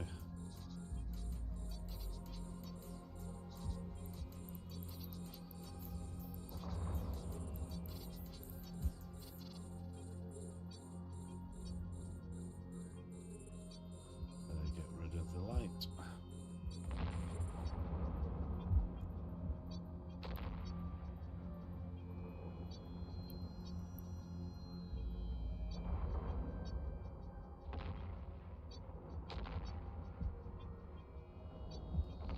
Transverse.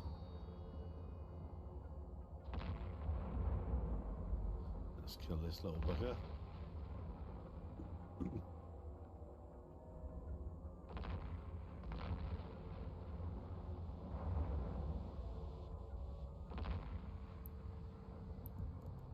Okay, he's dead. It just doesn't know it yet. Oh, I don't know, I might have to hit him again. That one didn't do that much damage. Swine. This time, bad boy. There you go. Get repping. Plenty of cap right now.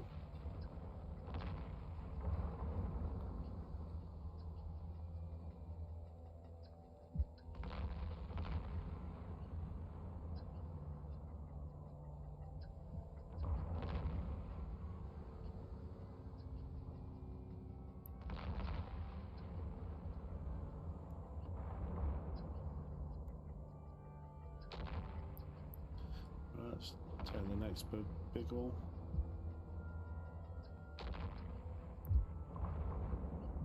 Like I say, you wasted a bit of ammo at this range, guys, but it's Tech 1 ammo, so it's not hugely expensive. I don't mind wasting it. It's no big deal. Let's bring that to a stop.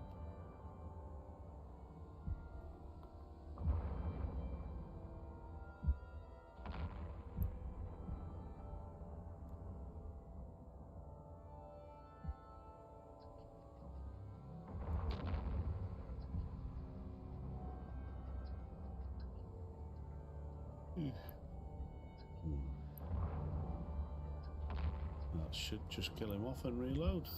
Sweet. A module has run out of charges.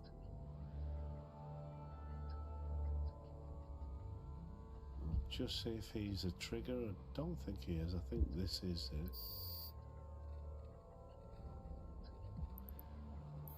What's the pro? Push the gate. There you go. Yeah. So job's a good one. We'll jump to the gate, and now we're on cooldown, which is 3 minutes.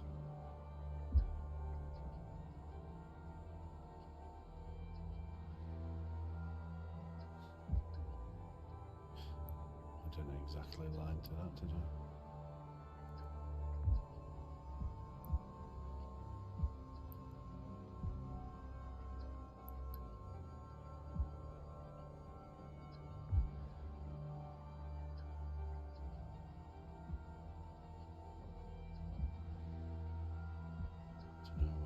put rocks in the gate.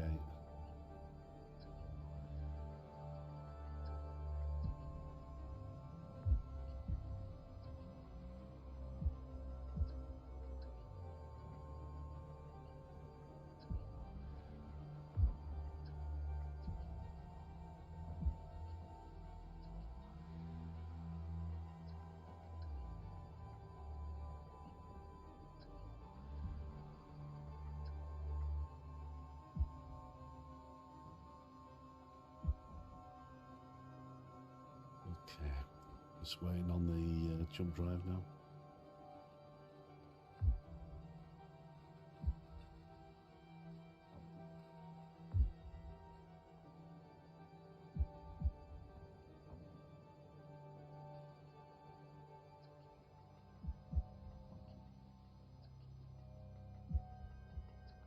Quite a few wrecks out there, guys. Yeah, well worth salvaging. Through all the 6 rooms, well worth it.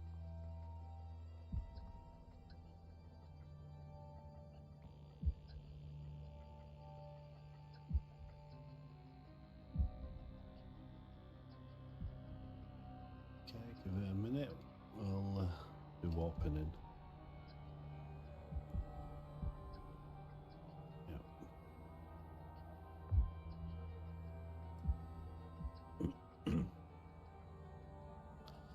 I'll align now.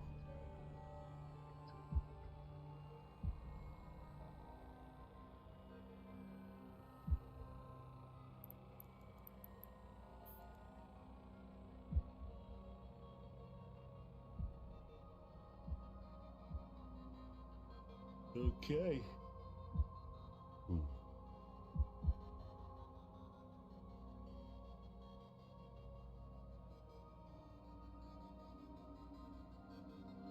Right, let's warp in. Warp drive active.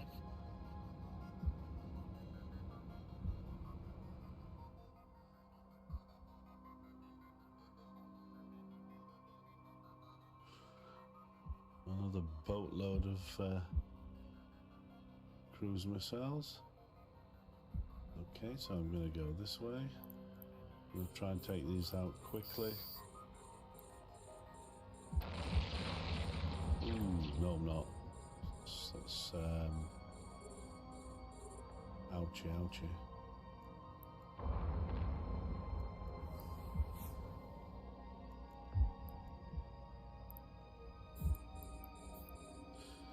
Little ends.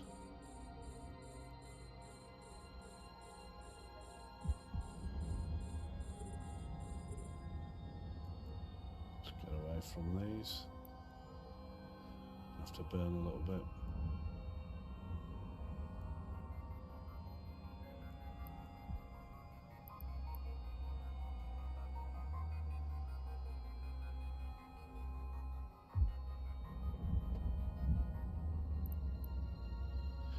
Okay, so I'll just put 1 on each of those because they do die quickly. So I'll be rid of them pretty soon.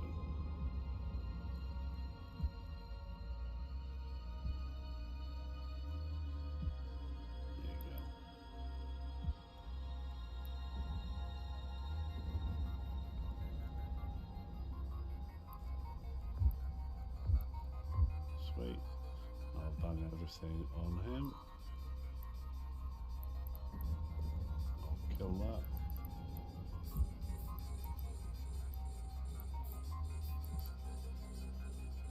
Just keep moving away from him.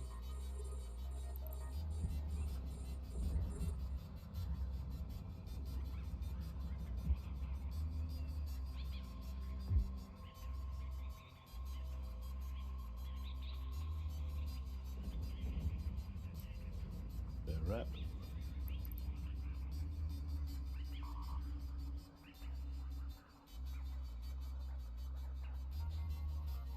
If this one doesn't trigger, I might leave that one and just get rid of some of these first because he's at a decent distance.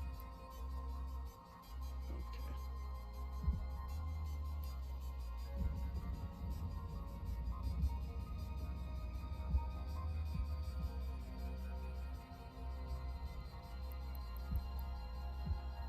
boost it.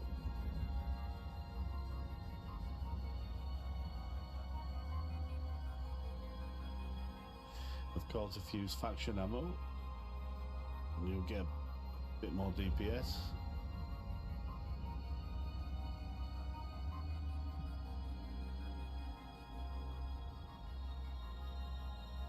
Or you could use the Module has run out of charges. advanced high precision. Again, not cheap.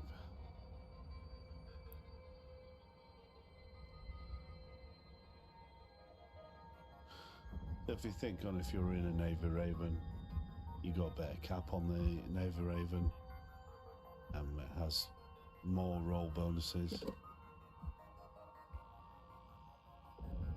That's obviously one of the ships to consider from moving up from the standard Raven. Personally, I love Matengo. That's where I'm going to stay.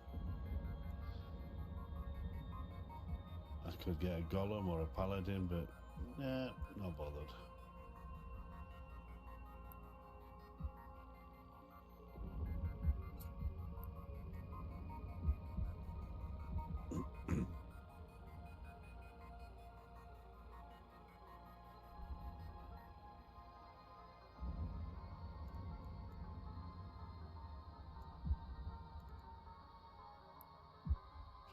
Shield.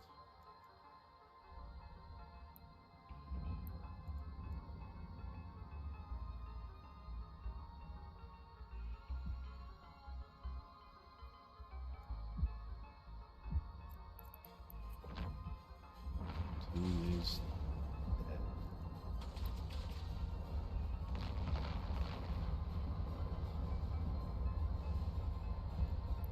let's kill that one.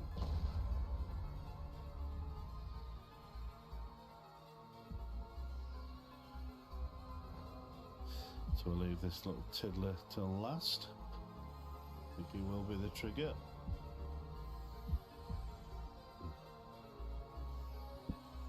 Let's have a look. Let's give it a try.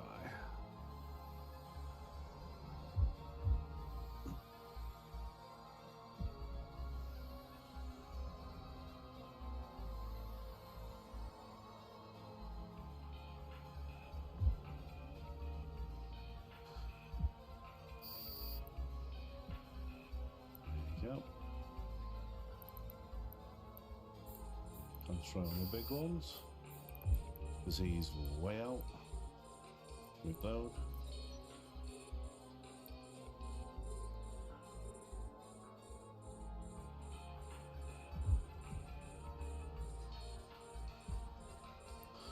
Okay, let's finish the big ones off.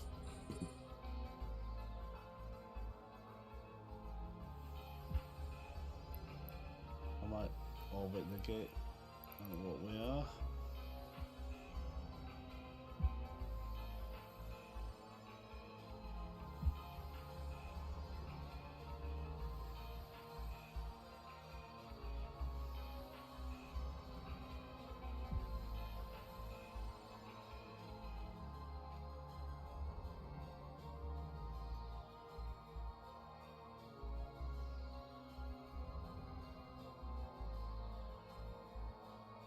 That one's slowly burning, but 163 away.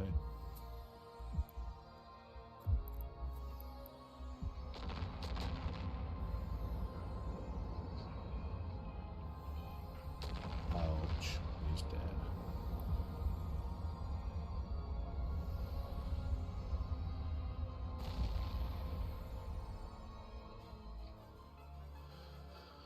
Let's take this one out.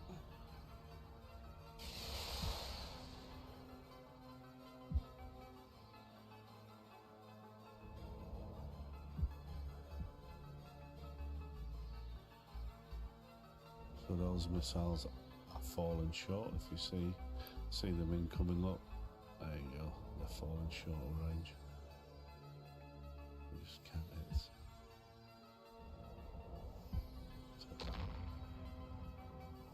And that one.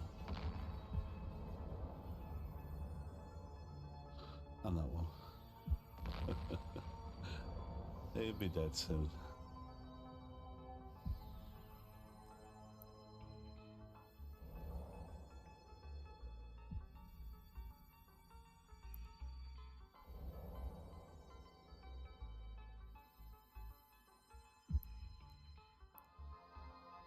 Let's go for this one now.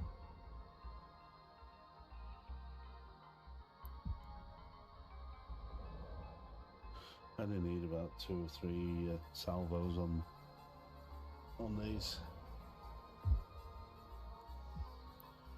I think that'll do.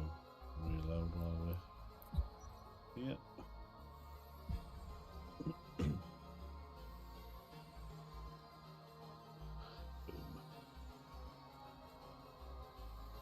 Let's finish this. Yeah, trigger. Should be a trigger.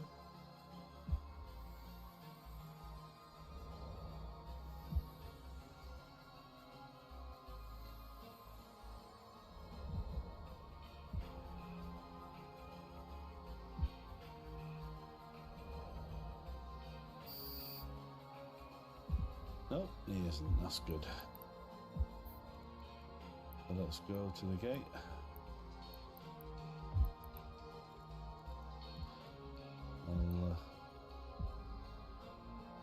I'll burn a little bit to the gate. In fact, we will overheat.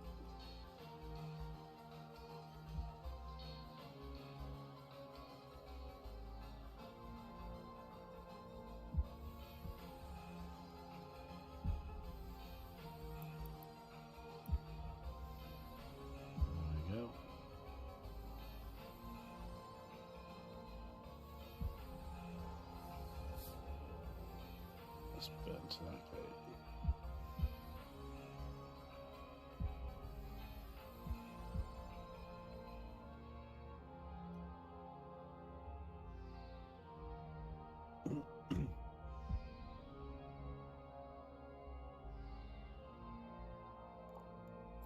Reload while we're here, all the time. So we've damaged a few things.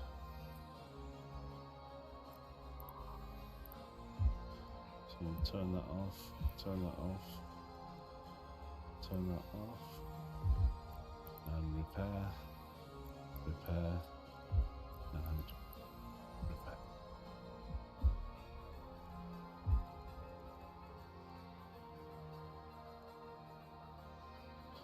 Two minutes.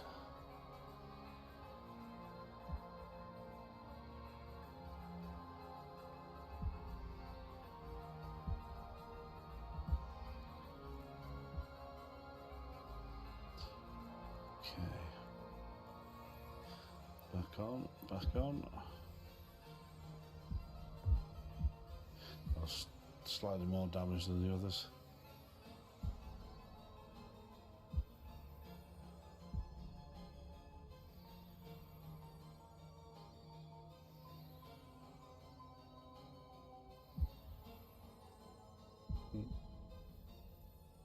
Right.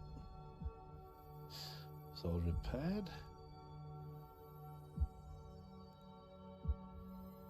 1 minute 15 left.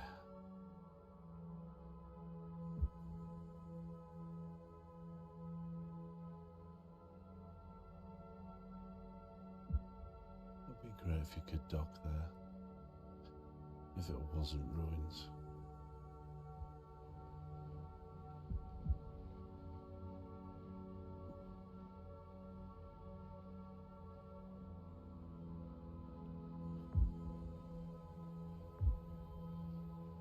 Just going to get in position.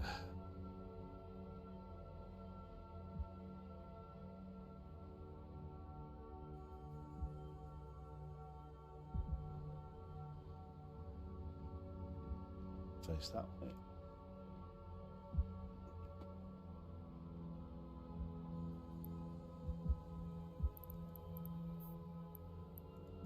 Right, let's warp in. Warp drive active. We've only done, this is the 3rd room now. Blimey, 3 more to go. I know why they're blitzing now. It's close.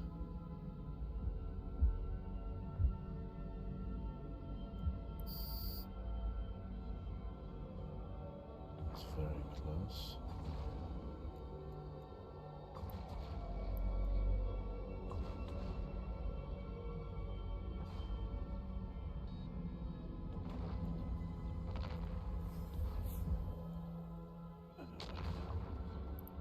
Let's kill the big ones.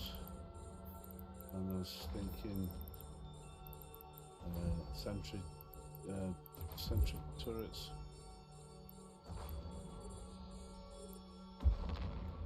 Perhaps I'm going to kill those first.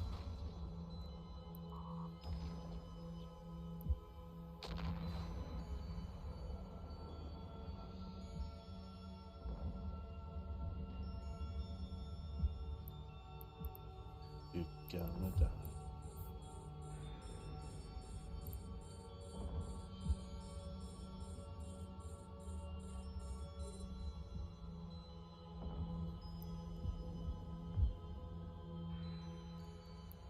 Okay. That's good to me.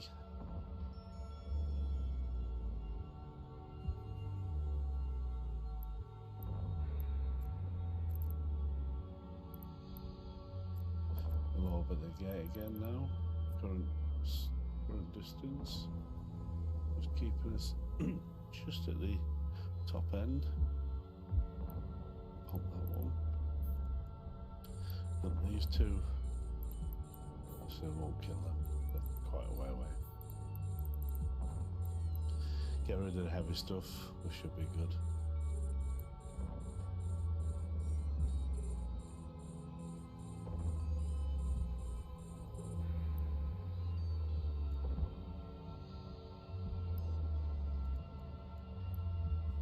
This one.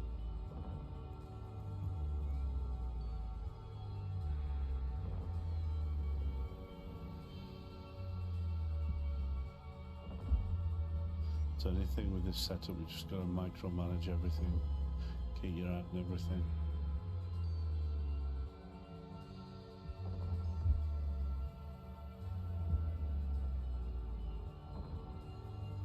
Get these two killed.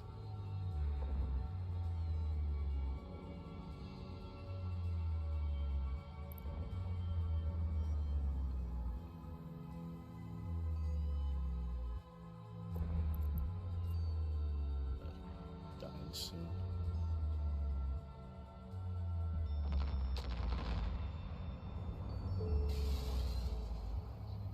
Okay.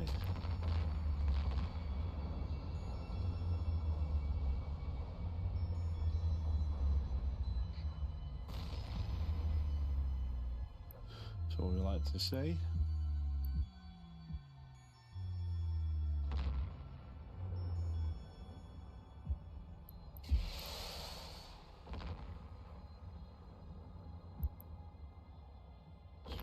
This one. A module has run out of charges.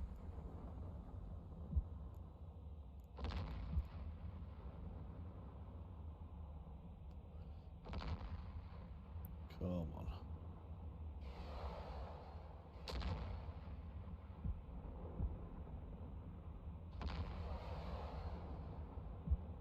They do take forever to get there.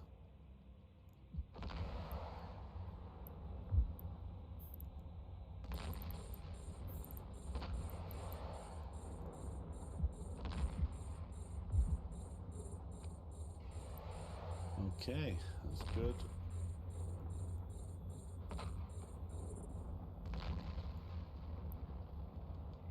So that should just need a couple. Okay. Just one. Alright, just one then.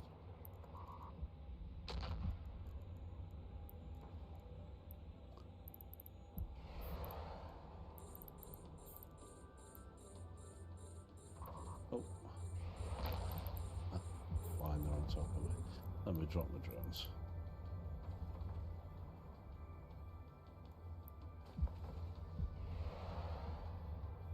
Drones on them.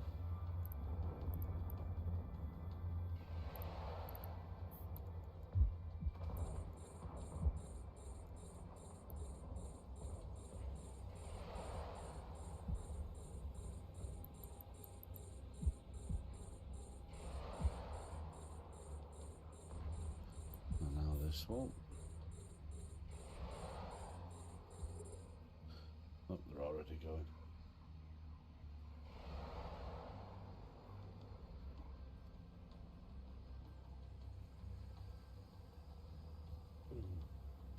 Okay. We might get a spawn at the end of this one.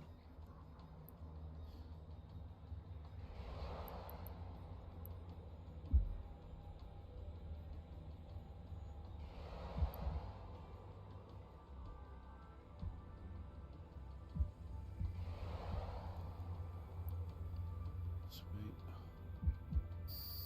There you go.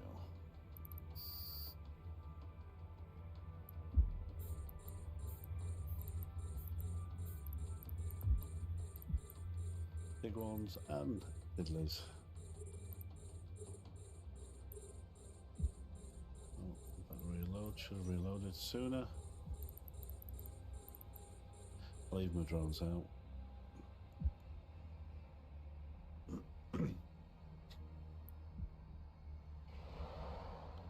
If you are struggling, guys, you can always leave your drones out. They'll get the aggro, or they might get some aggro. Take it away from you, but you don't all of the time, but sometimes you do. Just gives you that respite.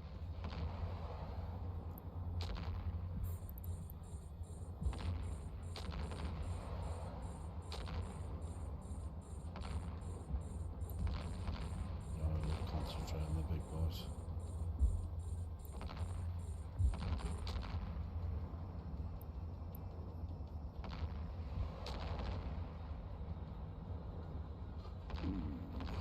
One more. Tell me there's one more in the pipe.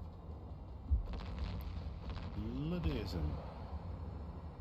Hate it when it does that.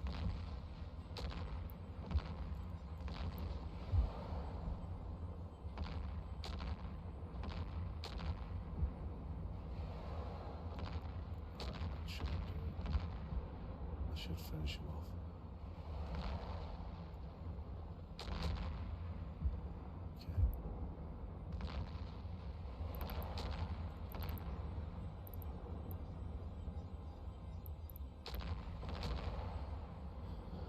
What, 72 on the drones. Wondered what the range was.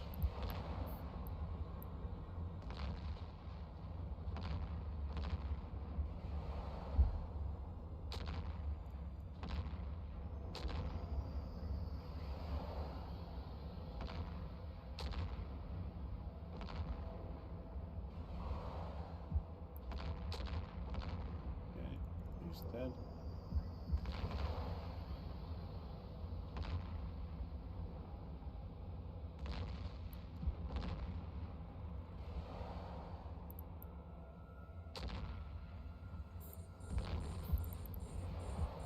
These tiddlers killed.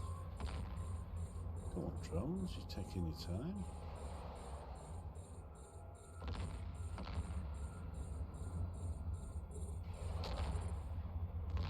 There really should be Vespers, but I hope.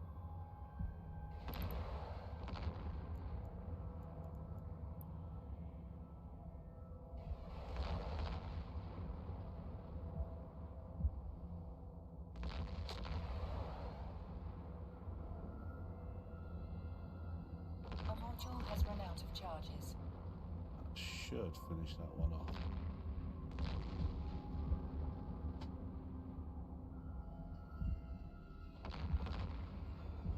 Again.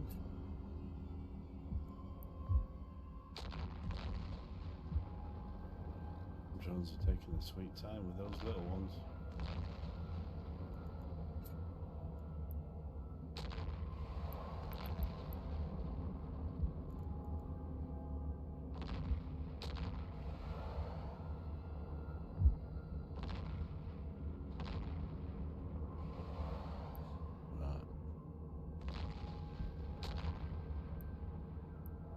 Drones need to focus.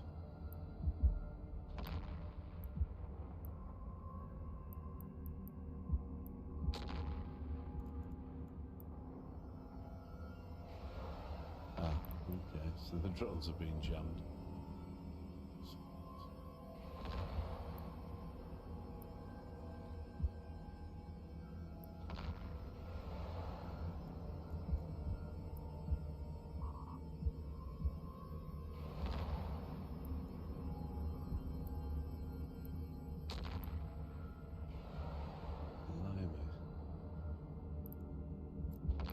And I've only got 3 left in space. That's right. Get rid of these guys.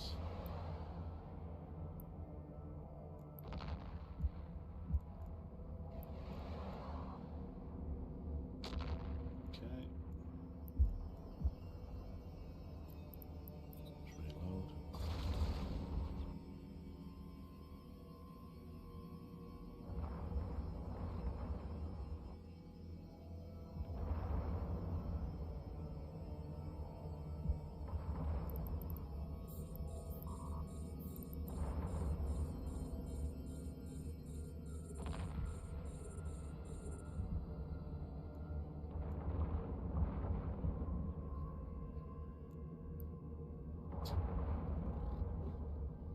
Let's get these buggers.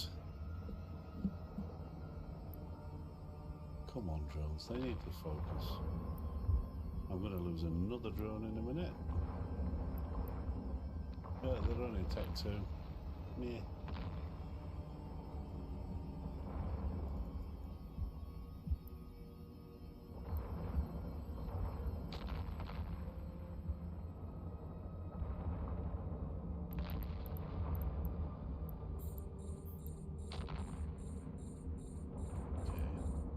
Killing these pretty quick, these big ones. They're pretty close, but thanks kind of hold them with the odd rep. Or 2, or 3. Drones have split up again. Keep doing that.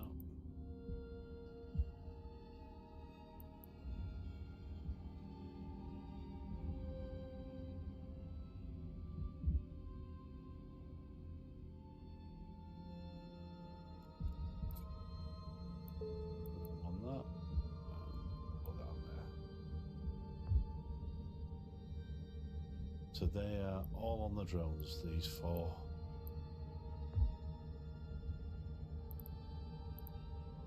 That's what I mean by the drones taking damage for you.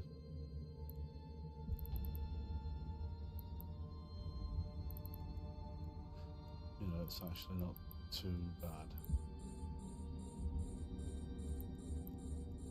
And I've killed them, I'm going to split my guns. Don't need all of them on these. So 2 on that one, 2 on that one, and 2 on that one. Oops.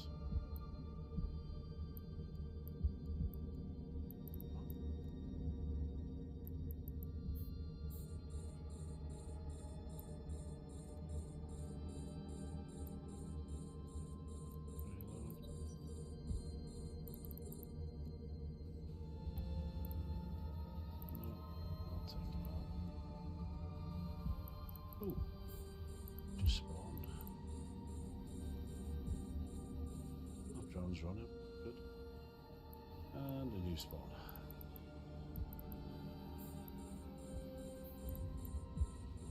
There he is.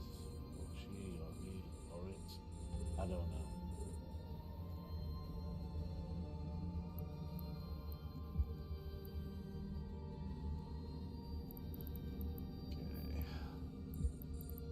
Wait till these come in, the drones can have them.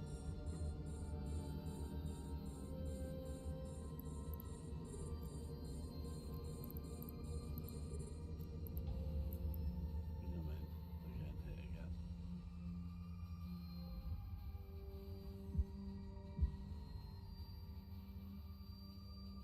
All that lot are hitting the drones.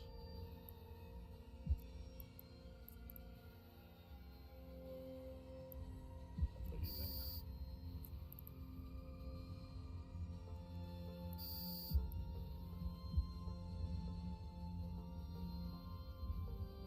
so I should get all the aggro now.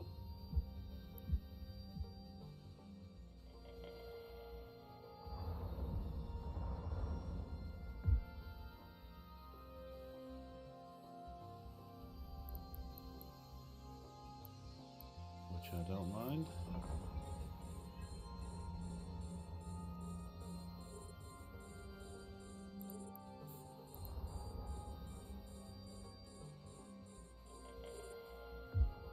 Looking good.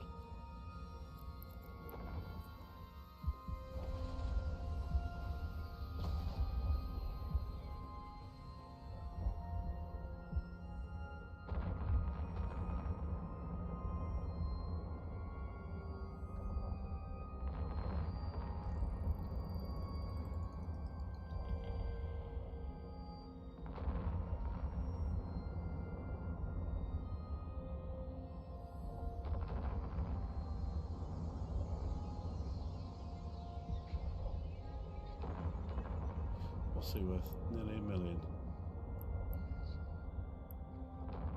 He's dead now.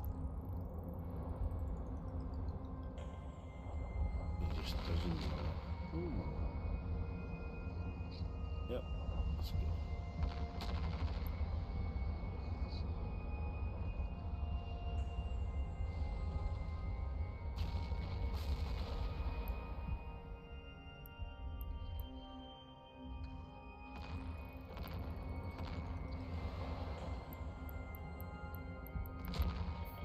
Boy there, let's have him.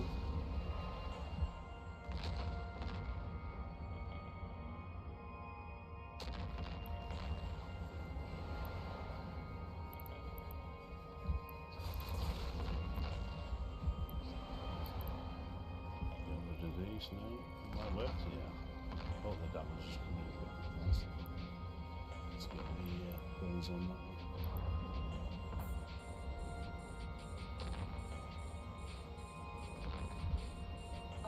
Has run out of charges.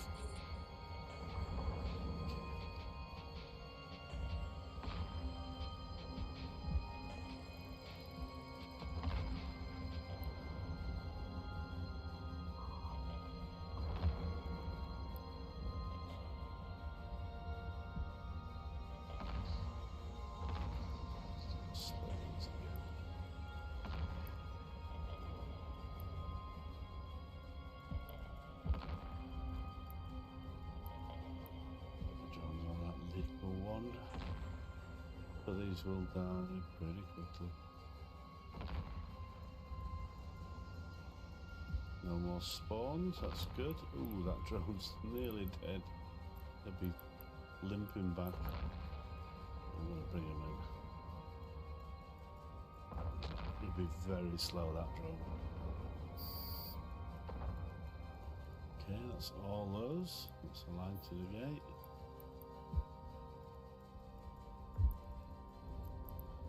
We'll reload while we're here.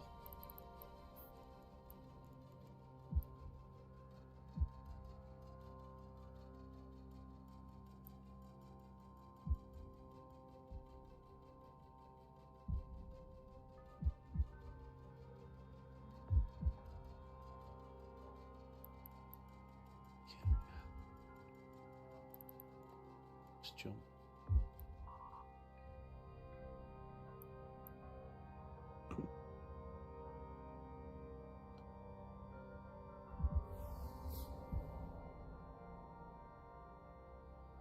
Okay, so we just need that to recharge now.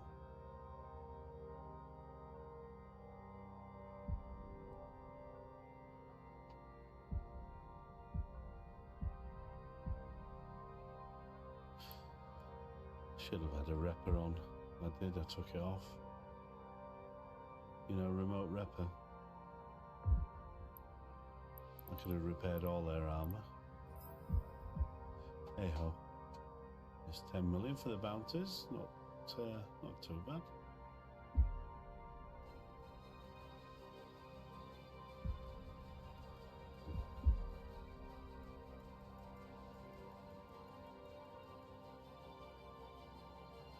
So we've got a couple of minutes. Reactivation delay. cooldown period, recharge, whatever.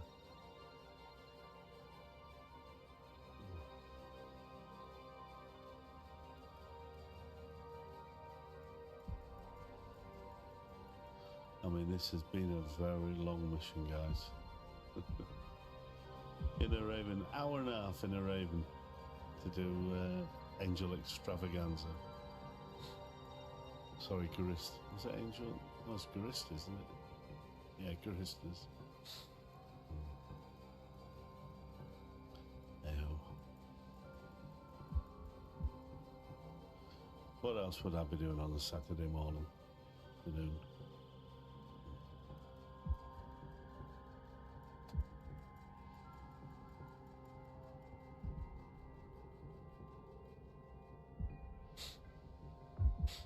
Let's have a look. Bit of time. 1 minute.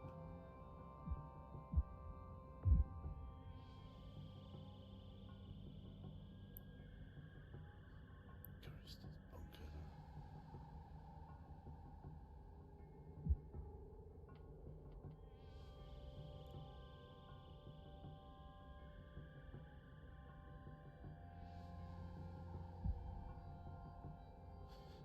Cluing. Oh, we've already done it, guys. So, shall we do it?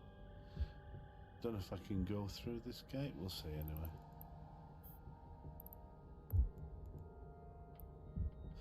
Didn't think so. And guess what? I took out the Carista's diamond tag. Anyway. So, there you have it. Carista's Extravaganza.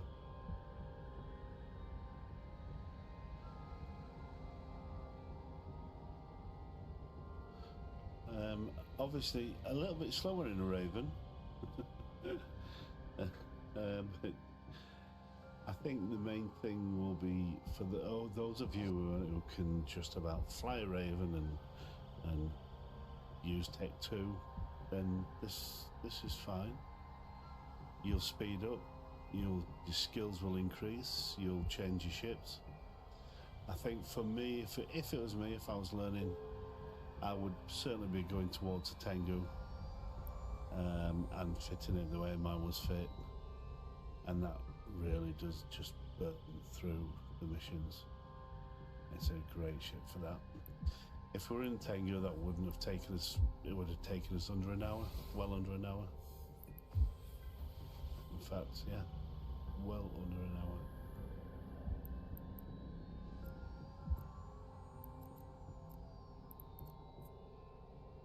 Warp drive active.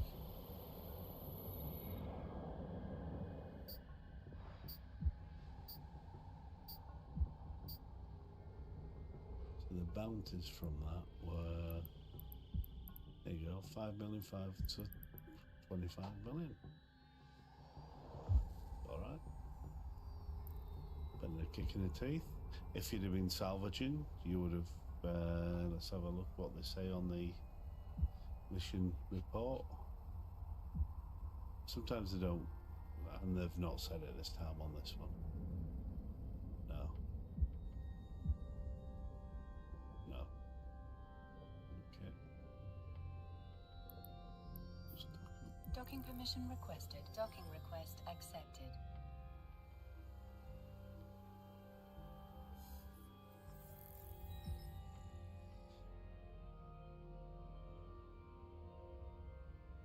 Okay, let's tell her we've done it. Thank you very much. She won't forget this.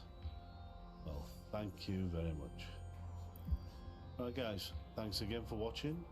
If you'd like what you see, please like and subscribe, and I'll be on again. I think we'll probably look at doing missions in a Gila next lot. So, yeah, look forward to seeing you all then. Bye-bye. Take care.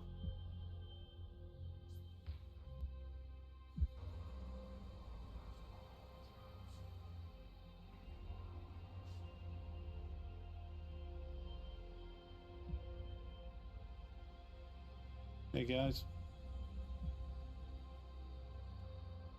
be with you in a second.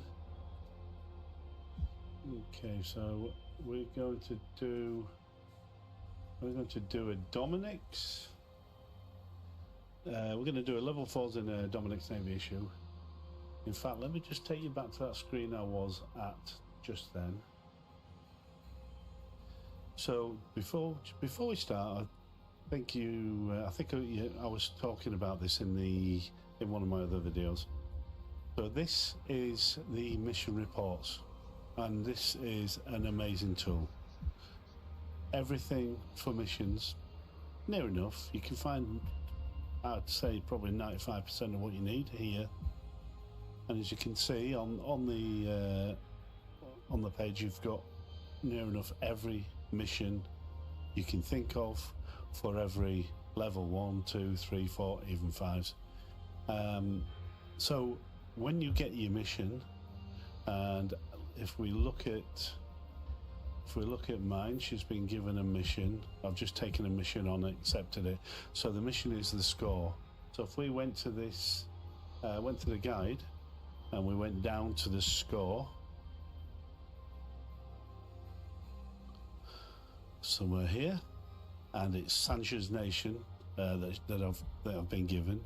I mean, I know that's EM and thermal all round. If you just to double check, you can go here, have a look. You've got EM and thermal. That's damage to resist and damage to deal. So it's both, both and both. Sometimes it can change. Sometimes you need an Omni tank, depending on what you're doing. And you can see below there you've got videos. It's been done in a Macarial, a Sniper Maelstrom, a Caldari Navy Raven, a Sentry. I might actually do that. Sentry Dominic's, which is what we're doing today, and a Gila. Of course, the Gila gets his medium drone bonuses. So looking at this, you've got an area here where it says Blitz, where you can actually blitz it if you're wanting to just pummel away and get your loyalty points and just not bother about earning the bounties off the ships. I'm not too fussed. To me, I'll just get the bounties and get the loyalty points, but it takes me a bit longer. But however you want to play it, that's fine. So that's your blitz. Clear first room, clear second room, kill the battleship in the final room. The centre's plague lord if present, otherwise the furthest battleship. Once you get used to these, you'll know, guys, and you can fly in and do what, blitz it if you want. Then it gives you the breakdown of what's going to happen. So the first pocket will be this lot. The next lot will be this lot. There's no aggro when you warp in. Attacking group 3 will aggro the entire pocket. So what's group 3? That's what you have to work out. But it's a very good tool, this. And then at the bottom, it'll tell you what you get in bounties, what the loot's worth, and what the salvage is worth. And even for the miners, it'll tell you what there is in asteroids in each pocket. Crazy. So so very, very good tool. I'll put the link in the description, guys. But that's a keeper for sure. Okay, so I'll knock that back to them. We'll go back to this. So I've already accepted the mission. So let's have a quick look at the ship. So I've just quickly set this up, and I've gone for with this. I always do sniping. I don't want to get up close and personal, so I want to get in position at good range, snipe with wardens, and if they do start, which they will get on top of you. If they do start making their way, I usually leave them. If they get within 50 kilometers, I'll use this.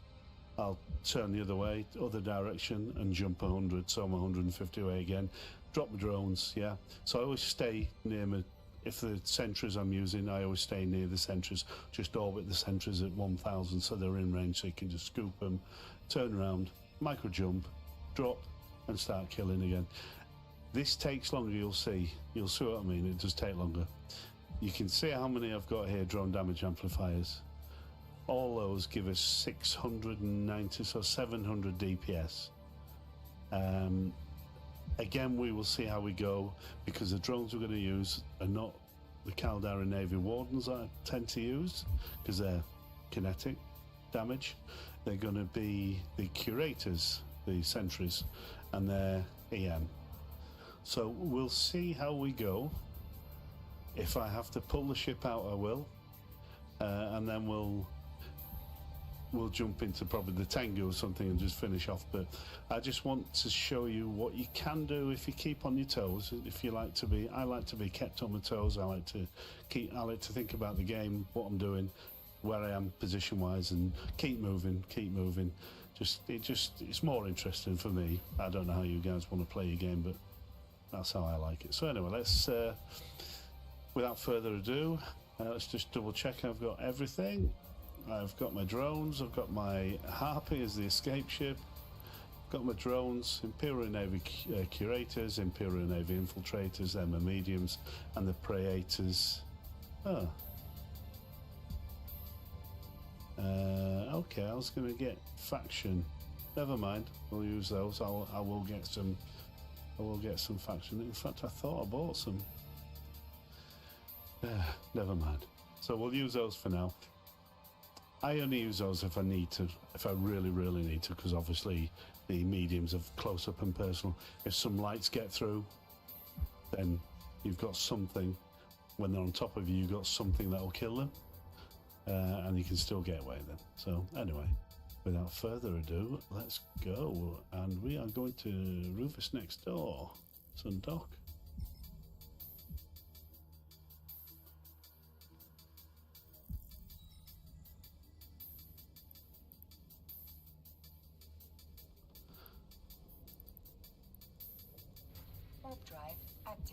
So on here, on the top, while we're warping, I'll show you we've got drone amplifier augmenters. Sorry, drone link augmenters. Type Tech 2. I've got a little tractor beam just in case I do need to drag someone's wreck with a nice juicy loot in it, and that gives me a range of what, 24. Yeah. So I've got this is purely sniping this ship with drones. That's all it is. I've got an armor repairer there just as a backup, just to get me out of the poo.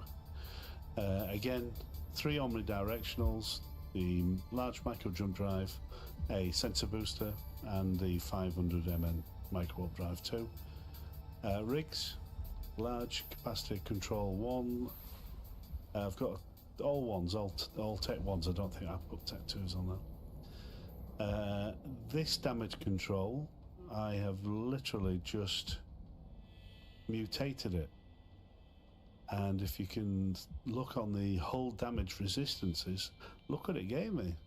45% and 45% on thermal as well, EM and thermal.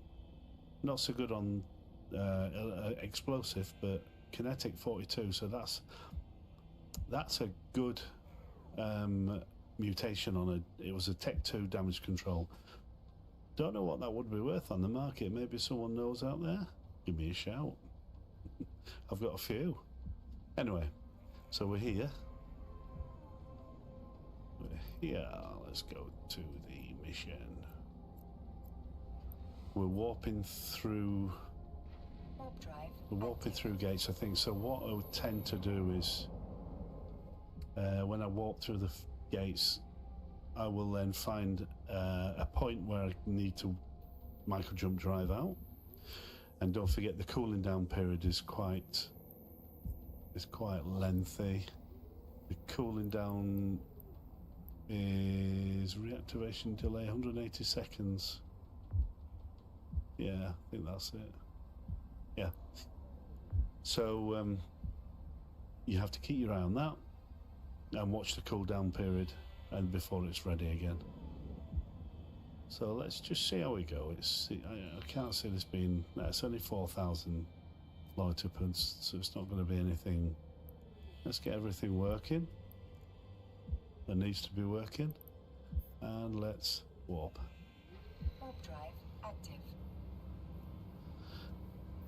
Never been a huge fan of these ships, but they are many moons ago. I'm bouncing off the gate. The Dominic's was an awesome drone boat. I used to nano it, Nano Dominic's. Amazing boat, but obviously it's been nerfed many a time. But they're quite bulbous and bulky, and Galenti is not my favourite. No. Anyway, we'll see what she does here. So let's turn around so you can see the gate. So I like to, at the end of this mission, this room, I will then get about 100 away from the gate, so I can turn micro jump drive 100, bang on it, and then warp into the next room. Just makes things a bit easier. So let's have a look what there is. So I've 180. I've done a 180, and now I'm going to micro jump drive.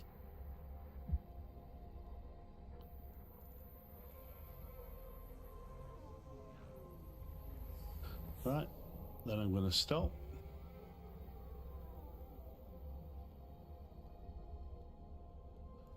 Just let my speed drop to a crawl, and then I can drop the curators. I don't know what these are going to be like as far as range. Like I said, I've not used these for a long time. So let's just launch the drones. Okay. Right, let's just see what we got.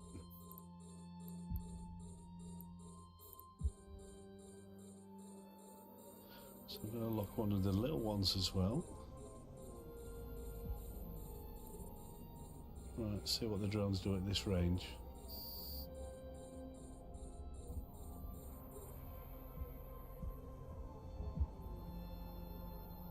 So that's not brilliant. They're missing. So I will let them crawl if they're going to crawl to us. Are they going to move? They're not even aggroed.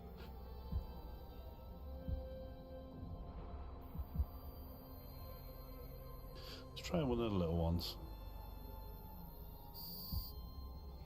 This is why I like to use the Caldari Navy Wardens. Right, so we're gonna have to come in a bit.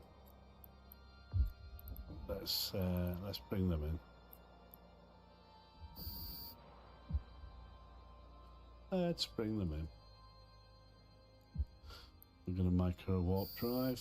There we go. We're getting aggro now, so they will start coming in.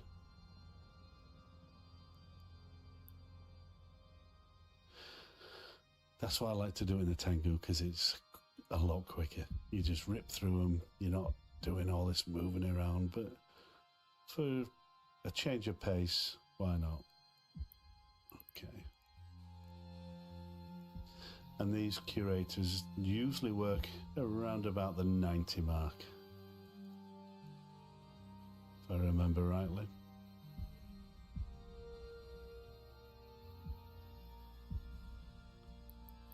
So I'm just slowing down, and I'll drop the curators in a minute. So these are starting to crawl towards me. So, but like I say, the Caldari Navy Wardens, 150, 160, and they're hitting and doing damage. Right, let's launch the drones.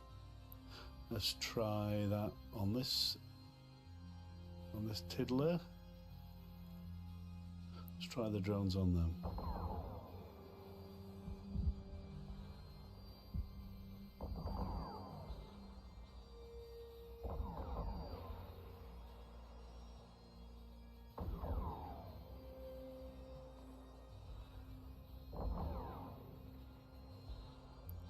Right, so I'm going to try something else. Oh, finally. Jesus. Took long enough, didn't it? Like I said, it's usually around about the 90 mark they start hitting.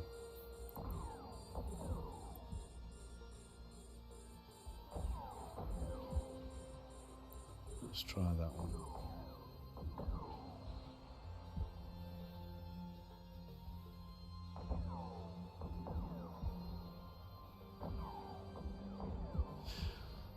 We just have to let them get closer, I'm afraid.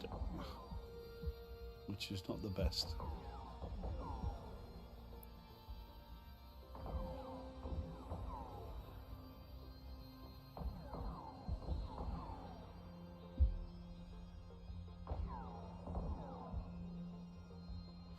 Now.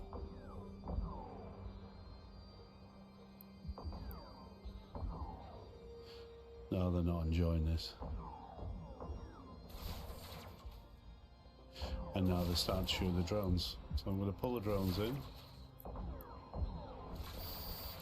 And I'm going to drop the heavies.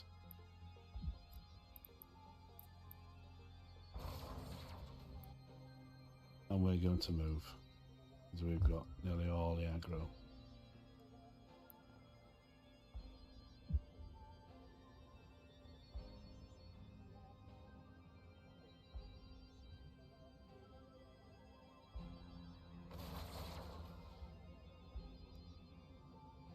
So I'll do a 180 about turn, and we'll see if we can just let the drones do their thing.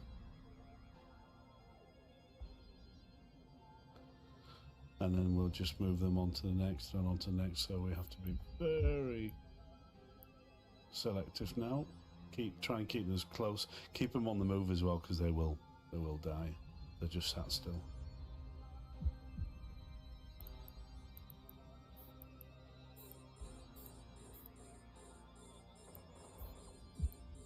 Next. Not bad for Tech 2. I like the faction drones because they're more robust. They can take a pounding. So you've got to keep your eye on your drones because they can die very quickly if they're left idle. You've got to keep them moving, keep them spinning around the enemy.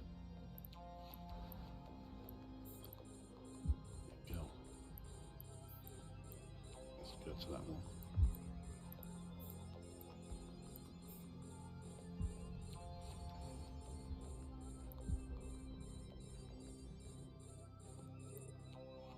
So we're at range, so I'm going to orbit where we are. So I'm just going to keep my transversal up.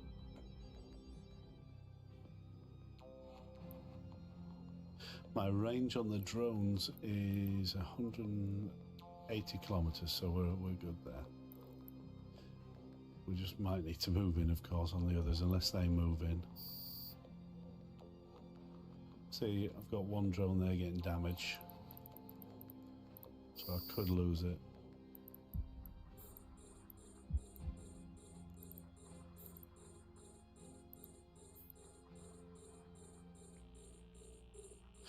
You really do have to keep them on the move.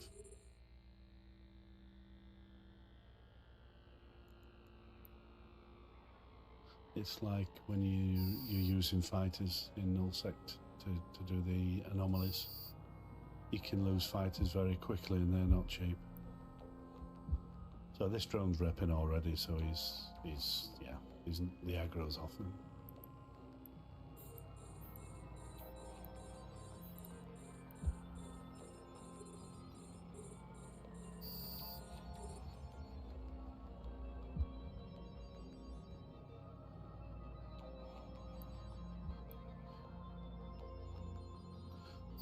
Okay.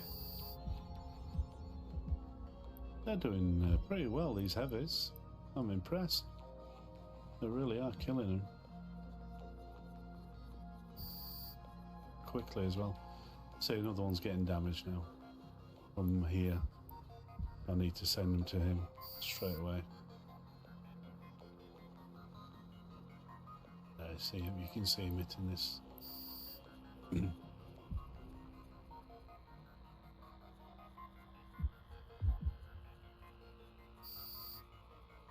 Sweet.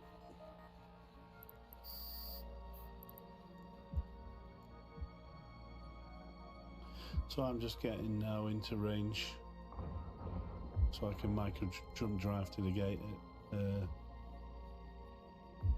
just about 102, and I'll let those kill the last nightmare.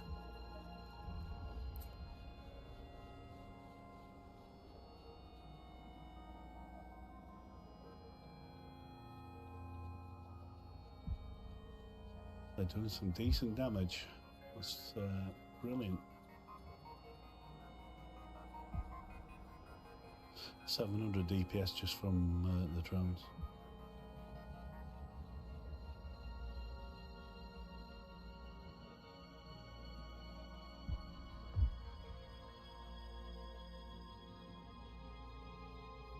Oh, I got some spare. Yeah, I've got some spare, that's good.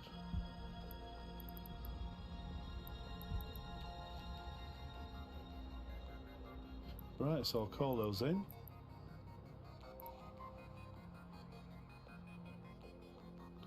How far away are they? No, they're close enough. I was going to say I'll jump to the gate and call them in, but they're here now anyway.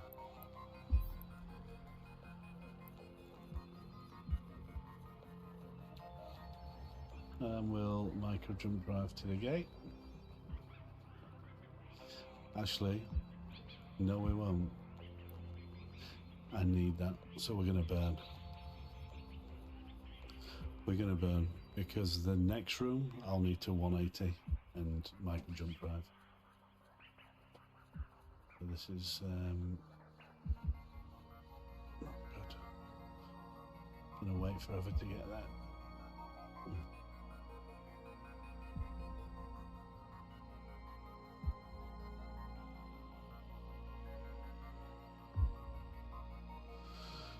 When we're doing over 1,000 MS.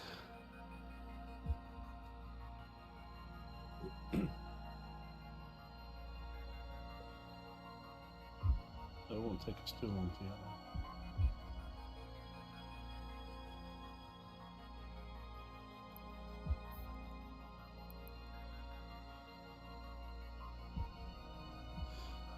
there. And like I say, if we're in the Tengu, would have been done through the gate now. Sorry, I'm not sure. Oh. Thank you, Alexa.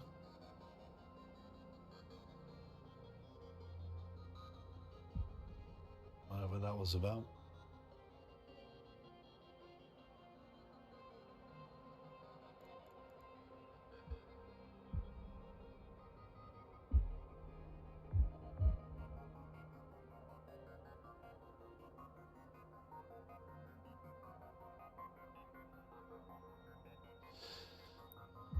Okay. The thing is, I could drop my drones and jump out, micro jump drive, but if they start getting hit, which they will, I'll lose them.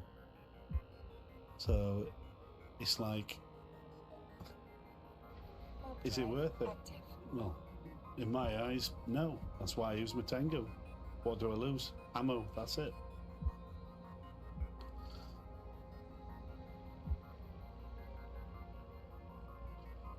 I think I might do another one with Fozzie rather than Anita in Macarial, and I'll get that fitted long range. Well, 1400 guns on it. So here we are again.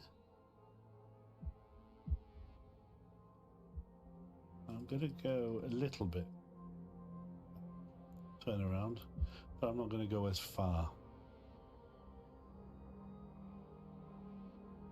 Let's just see. Now, I don't know which group is which, but we'll try those on the gate first. So I'll stop about here.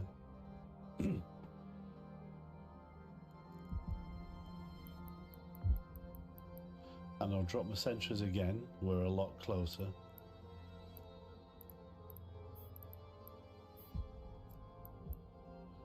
we'll try again. Ah, they're too far. Let's just do these at close.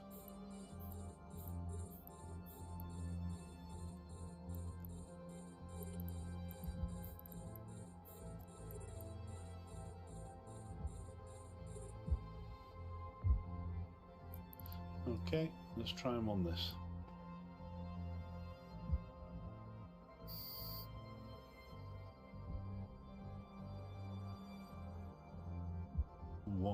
One's in.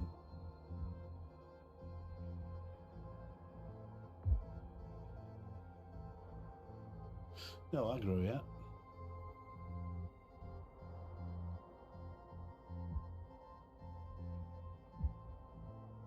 So straight away one of the drones is getting hit, but these are a lot tougher, these sentry drones. They can take a pounding.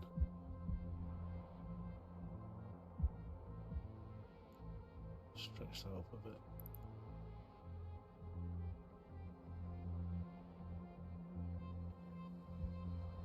But they're not hitting as good as the Praetors. So we'll scoop them up.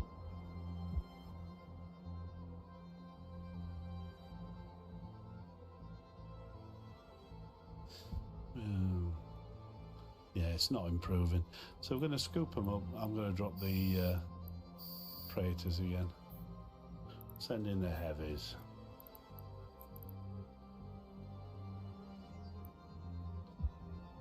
So we're getting aggro now.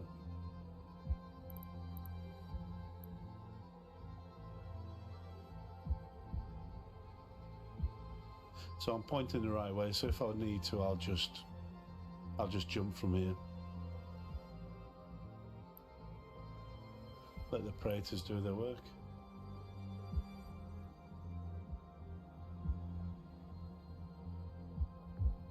There we go. Bang, straight in. Next.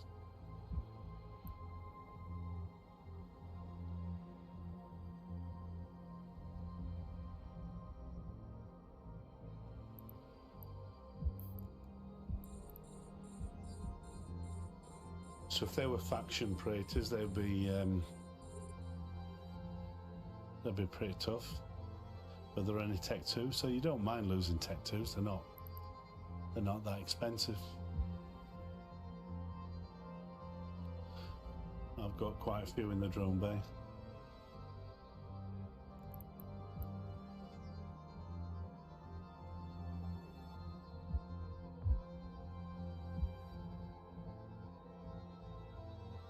Well, they're splitting now.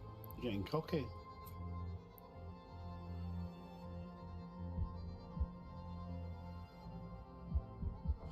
Got to get this one because he is attacking. Come on, boys.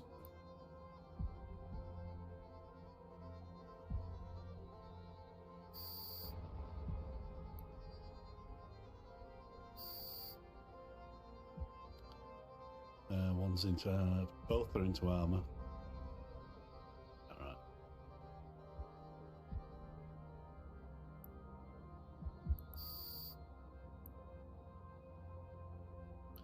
Now he started moving.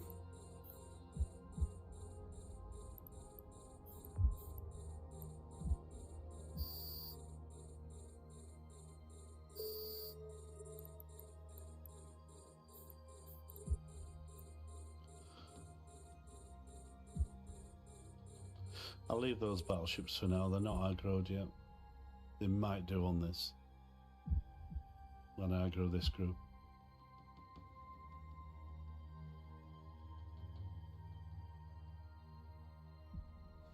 Come on, boys. They're slow. They're so slow. They're heavies. But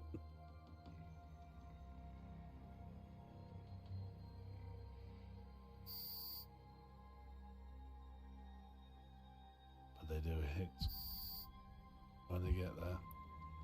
They pack a punch.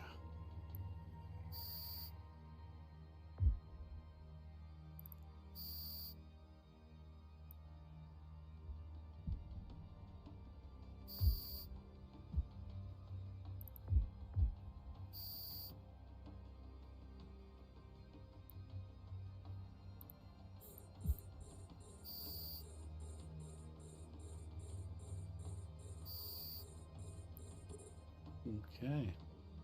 Right, they're hitting the predators now. Sons of bitches. They're gonna kill him.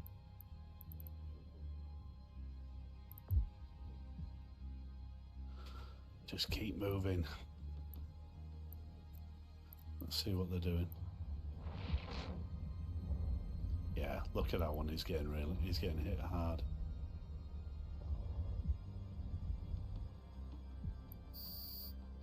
Right, kill that one.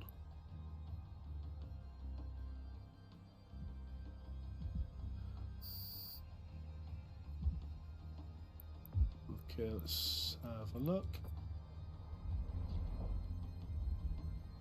He's bouncing off an asteroid.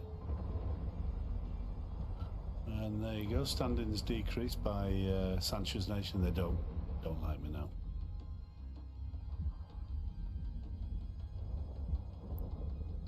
So look at the hammer this one's getting. And I've not lost one yet. I thought I might have lost one to these three. But as long as they keep moving, as long as you keep your drones moving. It's that transition from when they kill one and they move on to the next one. That's where they're vulnerable.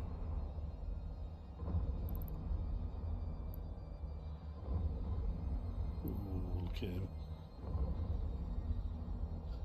But because these are heavies, they can't move super fast, you know, like the lights, but we don't get the damage then, do we?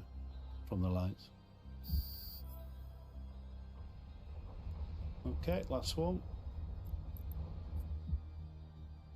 Let's look at that one.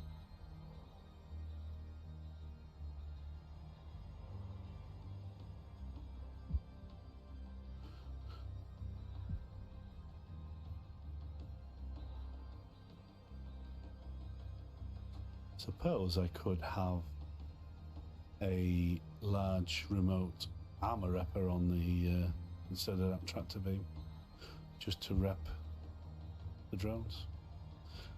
There you go. There's a thought.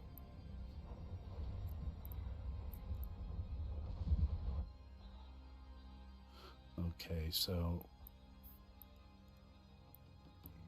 we need to get to the gate.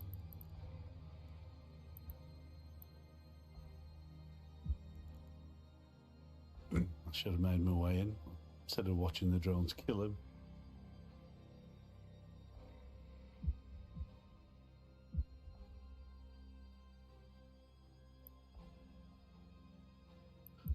Come on, slow coaches. But none of them got any hull damage.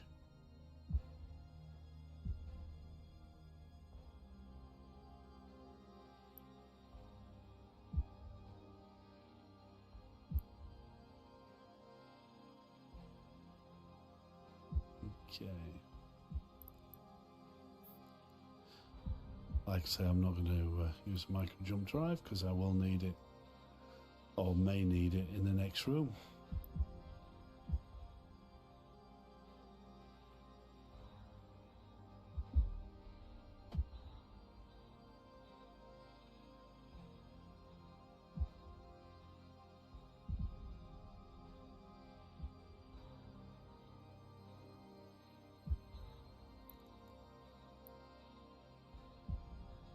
There we go.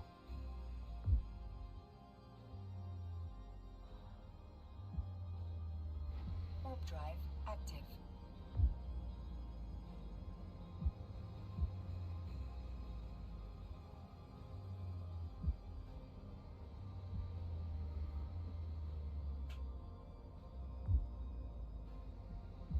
It's a lump, this ship. It's a really chubby little lump. But it does have its I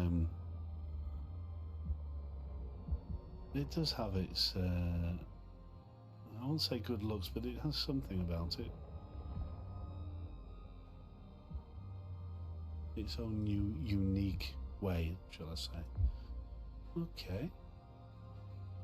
Should we try the sentries from here?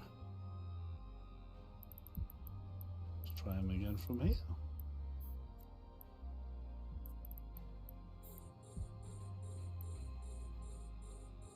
Let's try that little group.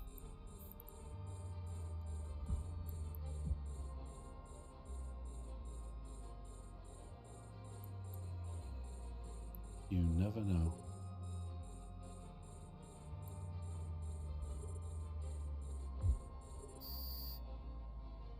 Insta-popped. That's the limit really for these drones then, yeah. Might do another with, even though, yeah, I'll do it with the Wardens when it's kinetic and thermal. You'll see the difference. The Wardens are just amazing. So you just have to pick and choose your missions then, won't you?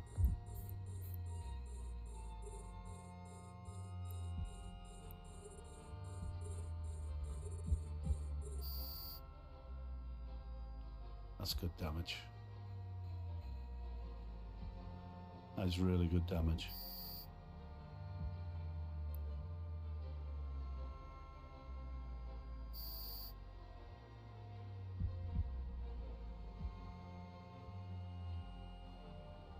And like I say, I've got the jump drive there if I do get into a bit of difficulty with the ship, because she's really no tank. She's just got the damage control and the armor repairer.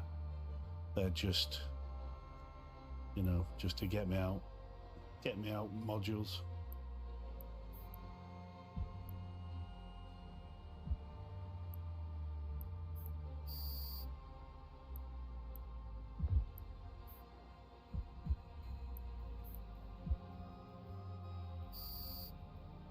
Okay, I think this is the last room.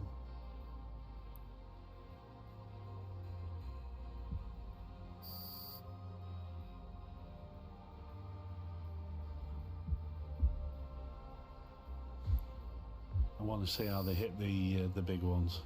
That centers, that might have something. Right, I'm gonna scoop them up and drop the creators again. They can finish them off.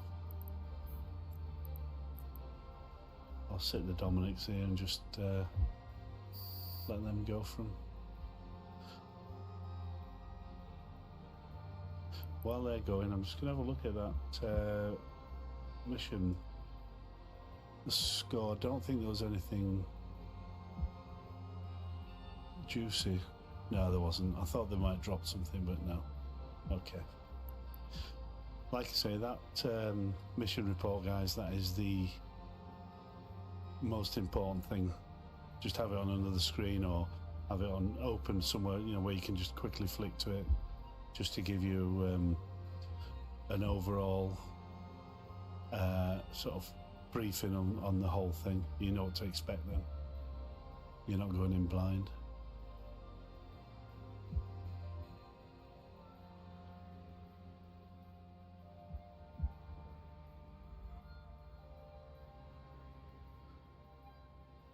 Come on, boys. You're taking the time.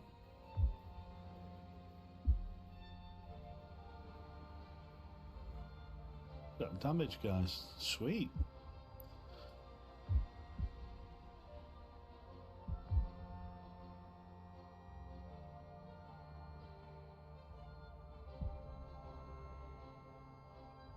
Let's have a look.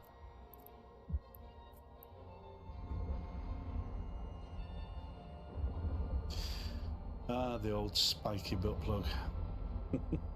As one of my old corpers used to call these Sanchez. Certainly the succubus and the other, can't remember what it's called now. They used to call them spiky butt plug, but hey.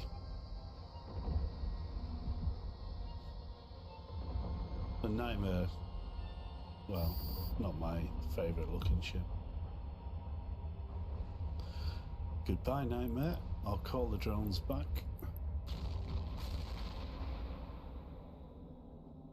Okay, and the mission should be done.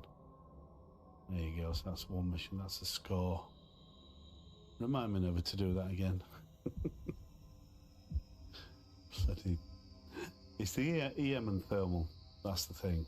If I've got kinetic and thermal, then the wardens, the Caldari Navy Warden Sentries, I will show you another mission with those on, because they really do rip through ships. Warp drive active. Never been able to get the curators work unless I'm right. Well, you saw how far away I was with this lot.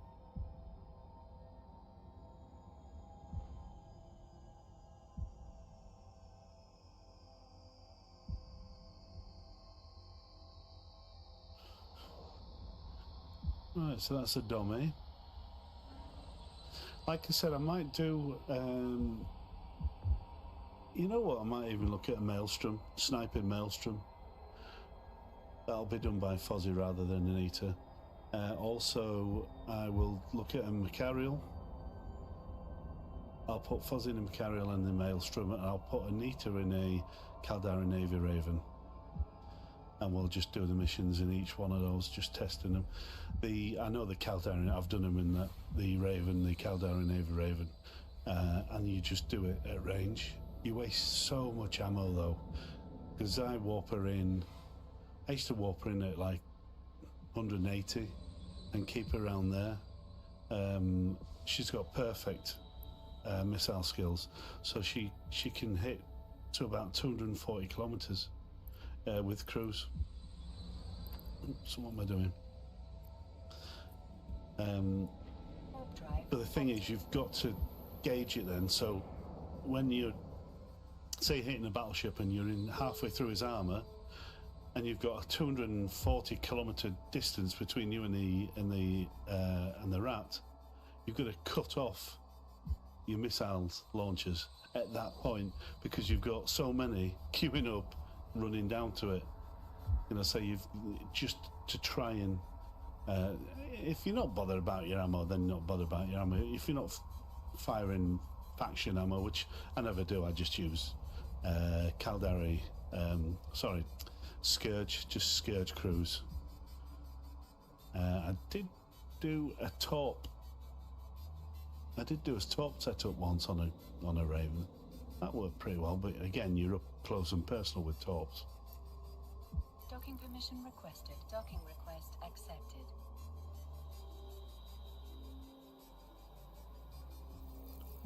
Okay, so that was that. Let's just complete that mission. Sweet. Not too many. Let's see how many. See how many loyalty points I've got now. And I've not been doing that many missions, but 211,000 loyalty points. So I do like this. This is great. I mean, I tend to buy these, you know, let's have a look at that. That's a +5. So I'll buy for 65,000 loyalty points. So I'll wait until, which I can buy 2 or 3, and I buy them and sell them in Jitter, the market. 130 million. They've cost me 65 million. So you sell 3, you're making a decent little profit on that. So it all adds up. And yeah, of course, if you have a look on here, you can get what you want. If you want them for you, I've bought a load of these. For Anita, you look at her augmentations. So she's only got +4s in. Yeah, she's only got +4s in. But the rest are all 5%ers. If you have a look, they're all ending in 5. So acceleration control. She's got nothing really to improve her. Let's say the you know, like your power grid, your CPU and things like that on the ship. She hasn't really got that. If you're looking at 5% bonus to afterburner, micro warp drive speed, that's all that is. The snapshot, that's the heavy assault missiles, because I have her in a Tengu most of the time. So that's really irrelevant for this with the drones. I suppose I could. I'm not going to rip it out. I don't know how much they are. Let's have a look. Let's have a look. I can't remember, but I know it's not cheap. The long-range targeting. So 5% bonus to max targeting range. See if I can see the price on that. No. And then shield operation. Again, she's not been on this certain mission. She's not been reliant on all these, any of these, because she's not using. She's in an armor tank ship. Well, she's in a ship that's got an armor repair on. That's about it. Rapid launch. So none of those really, apart from the long range and the acceleration control, were benefiting that Dominic's. But if I got into the Tengu, that would come into it. That would come into it. They'd all come into it. So these were put in. It's a shame you can't just unplug them and save them rather than destroy them and then plug in new ones. I'm sure CCP had the idea. Make more money, don't they? So yeah, so that's it. That's all she's got, and she has got nothing really to help her with CPU management and power grid management and all this lot. That's just skills. So you can see she's got 137 million skill points. Plus he's got more. He's got about 180. But that just, as you guys know, it just comes with time. So that's all it is. Or if you've got plenty of money, it comes with skill injectors.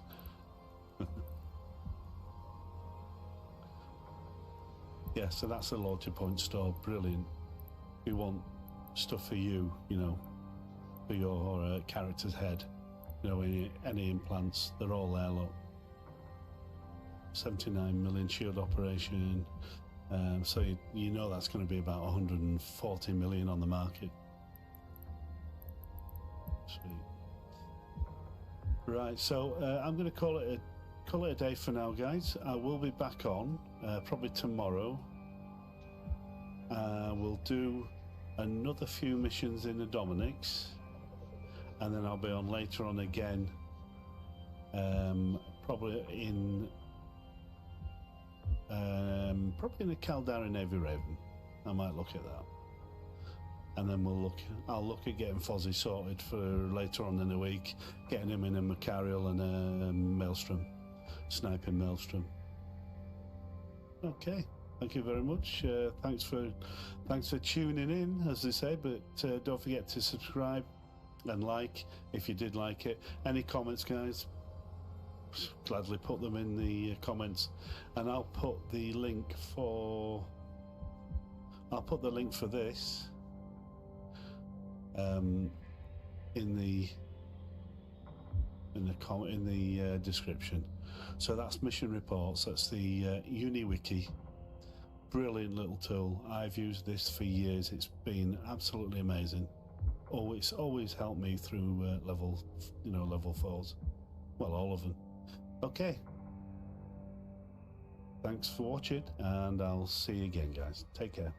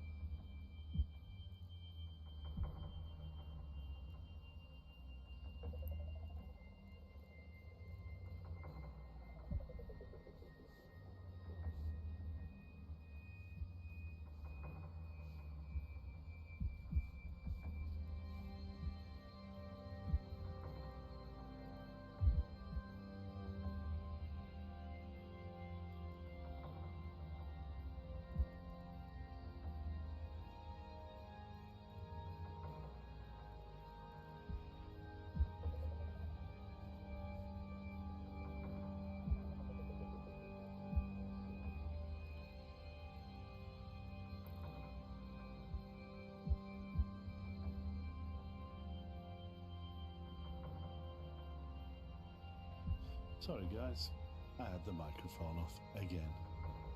So, welcome to another rattlesnake, which I've done. I've changed it a lot, as you've probably just seen on there without any sound. I've changed, she's been changed to a torp. She's got torp fitting with Caldera Navy torp launchers.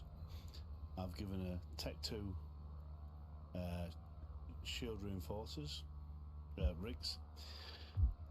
She's got a true Sancho cap power relay there, gives her 25% more, and I've gone with a passive tank.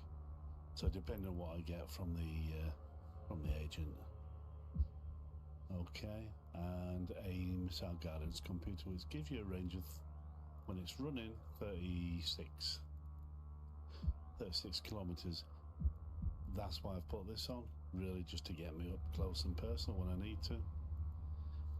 When this is running, it is still cap stable, so that's awesome. It's a 500 mn micro, just X.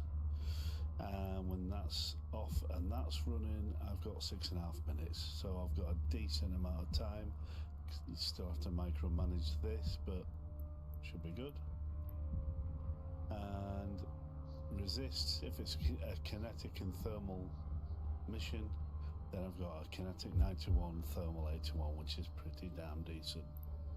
Okay, so anyway, let's see what she's got to offer us, and then we'll go from there.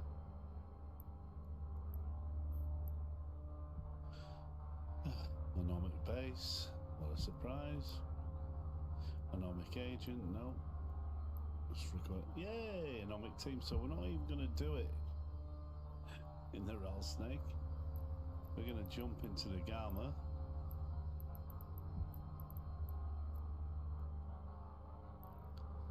And I am going to pull up my guide, the Gamma Fit. Well, not the Gamma Fit, but just what ammo. And it's a Hawk. So the Hawk, you orbit it at 20 kilometers. You use, for the Logi ships, Navy, Molnia, and for the Hawk itself, Monya Rage. So we'll accept that. That's a nice little start. Where is it? Okay. So and all we do with the Gamma is just speed tank it.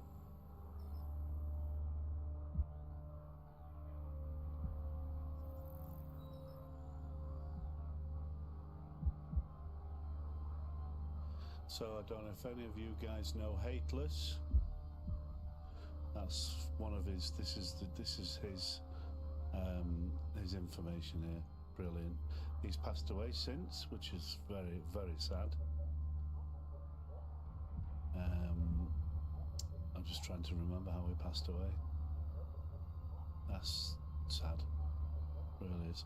Anyway, I'll move that back up there, and we'll get on our way.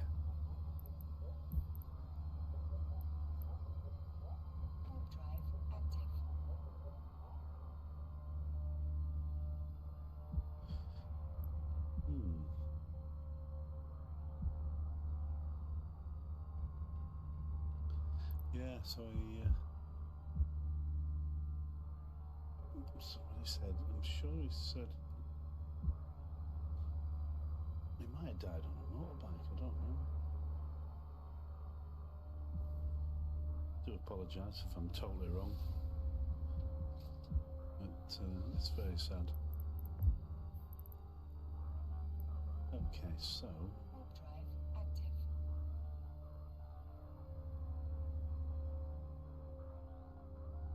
let's have a look.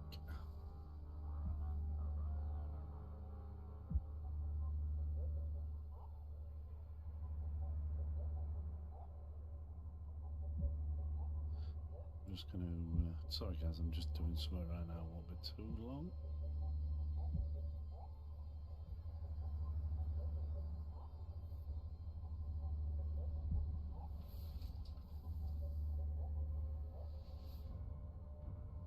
Okay, let's get to that system. Warp drive active.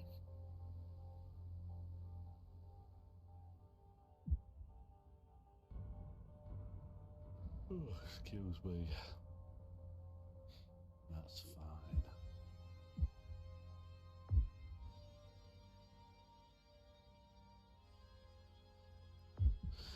Okay, yeah. So we'll get this done. We did accept. Yes, we did. Okay, so all we do is it's the Hawk, so we orbit it at 20 kilometers. There's 4 ships. There's a Jaguar, there's a Vengeance, there's a Hawk, and there's an Enyo. The Jaguar is the only one you orbit at 26 kilometers. All the rest you do at 20 kilometers. So when you orbit the main ship, the Jaguar, the Vengeance, the Hawk, or the Enyo, whatever it is. And then you take out the Lodger ships one by one, switch your ammo out to the other damage type, and then take out the main ship. And that's it. Job done. And you get 12,900 loyalty points. I spent most of mine. I bought a Navy Raven and sold it.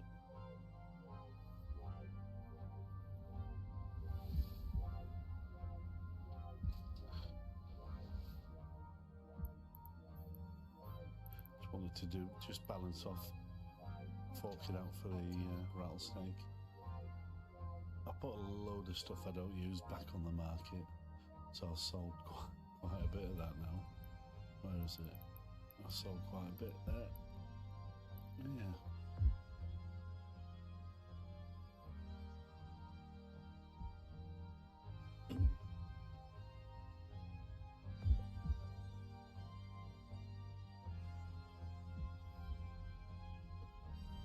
Okay.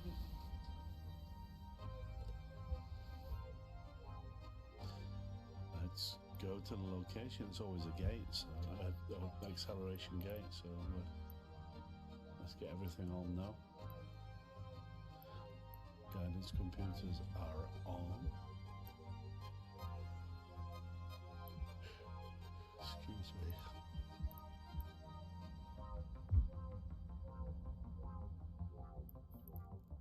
Let's go. Warp drive active.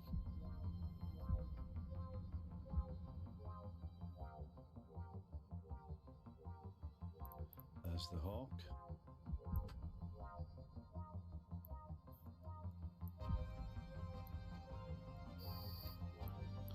And it is 20. Yep.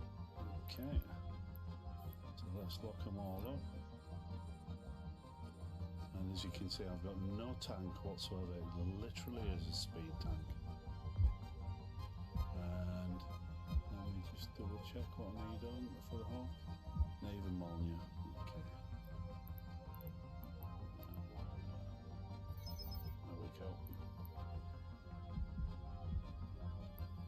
Oh, he's a little bit out of the way. So we'll have him.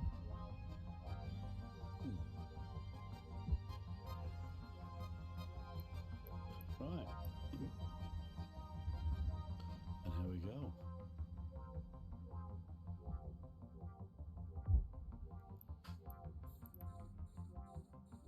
No way he was out of range. So Navy Molnia and then Molnia Rage. Rage.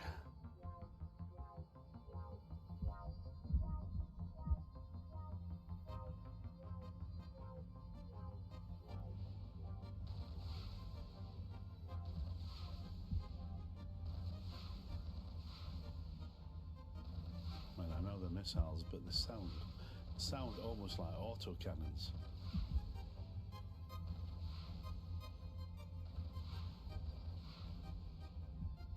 So once this one drops, the other one is defenseless then because he can't rep himself. And then the Hawk is obviously defenseless as well. Well, when it comes to repping anyway. Because he'd rip me a new one if I stopped.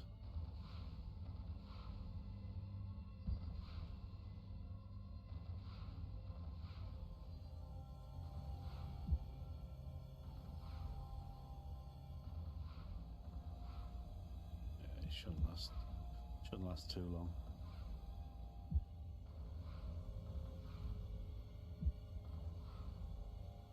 Yep, and now we switch to rage, and then we kill this big boy. Little boy.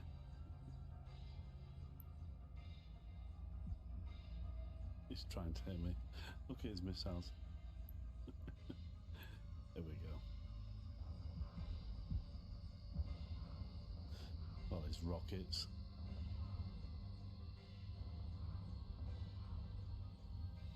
And he might drop something. It might drop something. It normally doesn't, but it has dropped a few things before now. Some juicy bits, but I never really bank on it.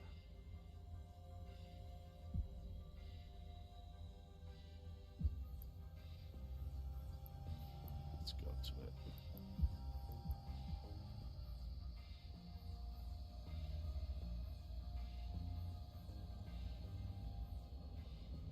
Let's see what there is.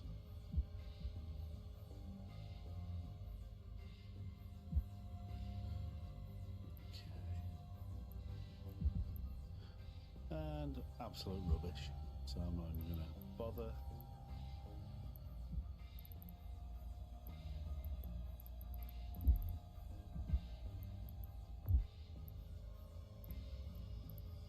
Trying to think, where is it? Who's that one? Okay, let's go. So that's done, so we'll just weigh that in and then we'll see what else she offers us.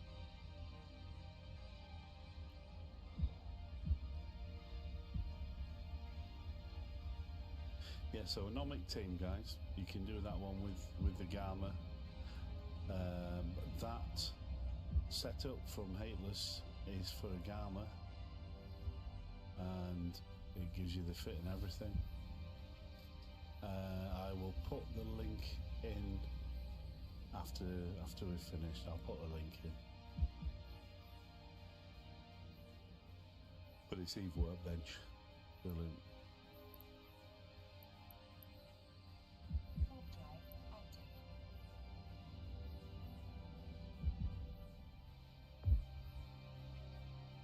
And that is actually suitable for alphas as well, guys.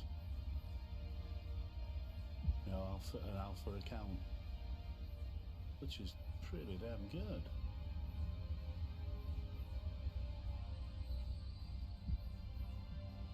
Just imagine if you had a few level 4s in a system, different stations, and you just went one to another, just doing anomic teams. My God, it has been done. We used to do it in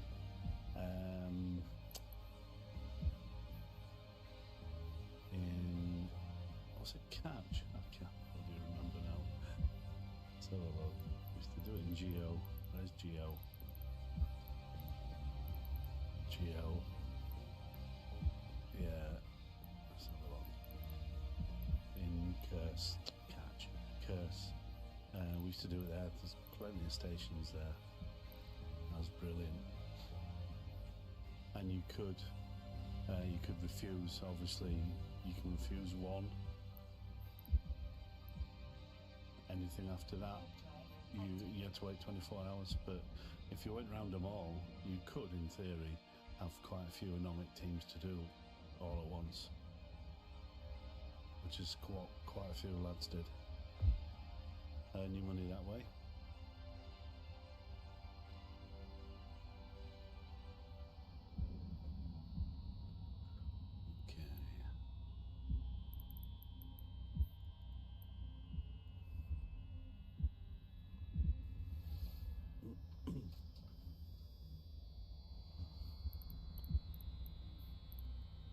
That's a nice little 10-minute mission for all those loyalty points. Like I said, I've spent most of mine.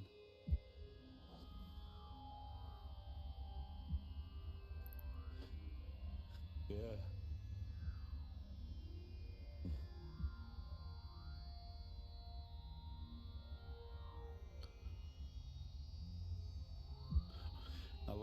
tells you everything now in that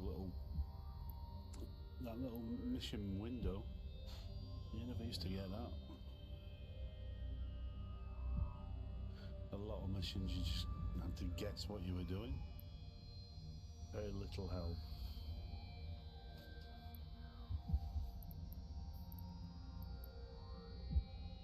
Warp drive active.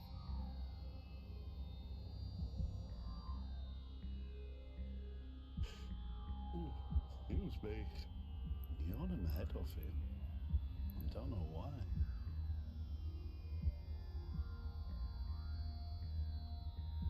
We'll just drop those down. Get those out of the way.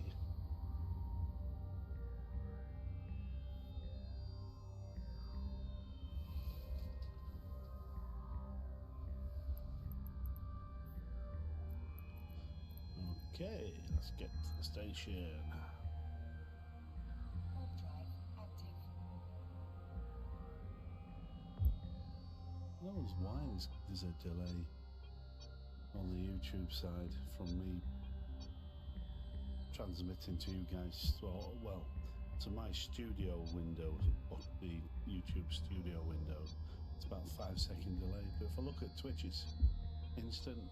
It's as live as I am now. Very strange. Docking permission requested. Docking request accepted.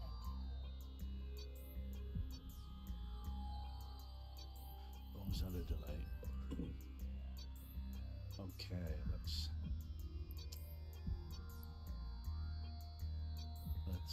complete the mission. Excellent.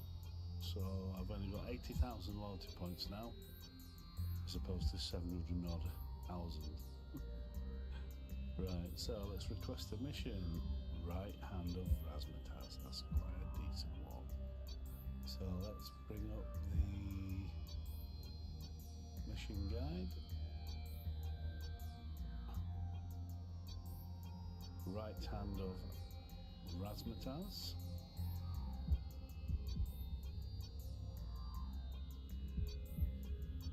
There it is, it's mercenaries, and it is kinetic and thermal to deal. Resist is thermal and kinetic. But remember rightly, I think it's more kinetic than thermal to resist as well. But anyway, so there we are. We have quite a few.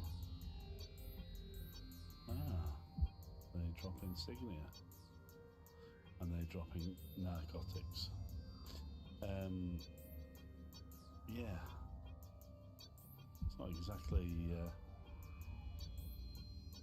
busy, but so it's been blitzed in an Ishtar, done in a Nightmare, done in a Navy APOC, done in a Dommy, done in a Raven Navy, a Sentry Dommy, a Gila, and a Manticore. But they've done the blitz in a Manticore, I was going to say. Okay. Manticore's a tiny little bomber, but it can certainly deal out that DPS with torps. Okay. So we'll accept it. Let's swap out into the Rattler.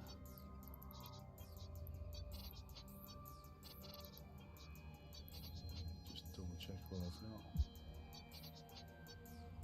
I've got Scourge in, that's fine. Don't know, I have nothing in there though, so we need to. And I think I'm good on there as well. We'll see how we go. Just need to get some torps in. Caldan Navy Scourge. And we'll put 7,000 in. And we'll. Yeah, I've got no javelin, so that's it. We're just gonna have to use them. Okay.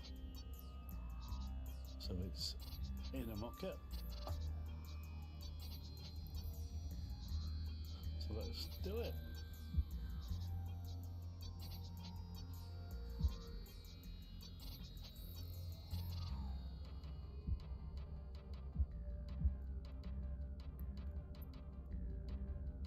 Right, this will be oh, hello. This will be a test of the ship's worth. Go up to location. Warp drive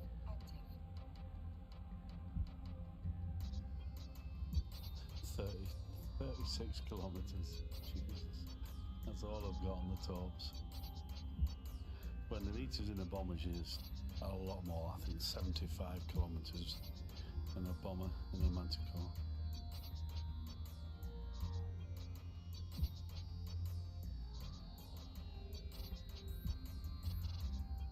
Anyway, we shall see how this goes.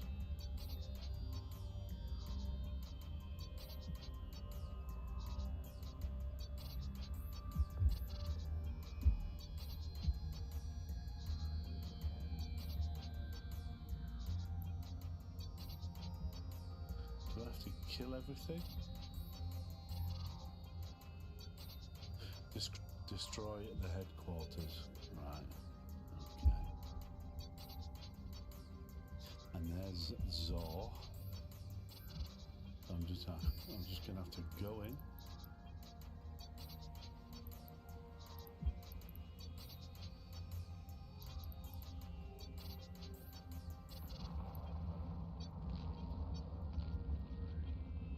Wow. Just gonna go up that way.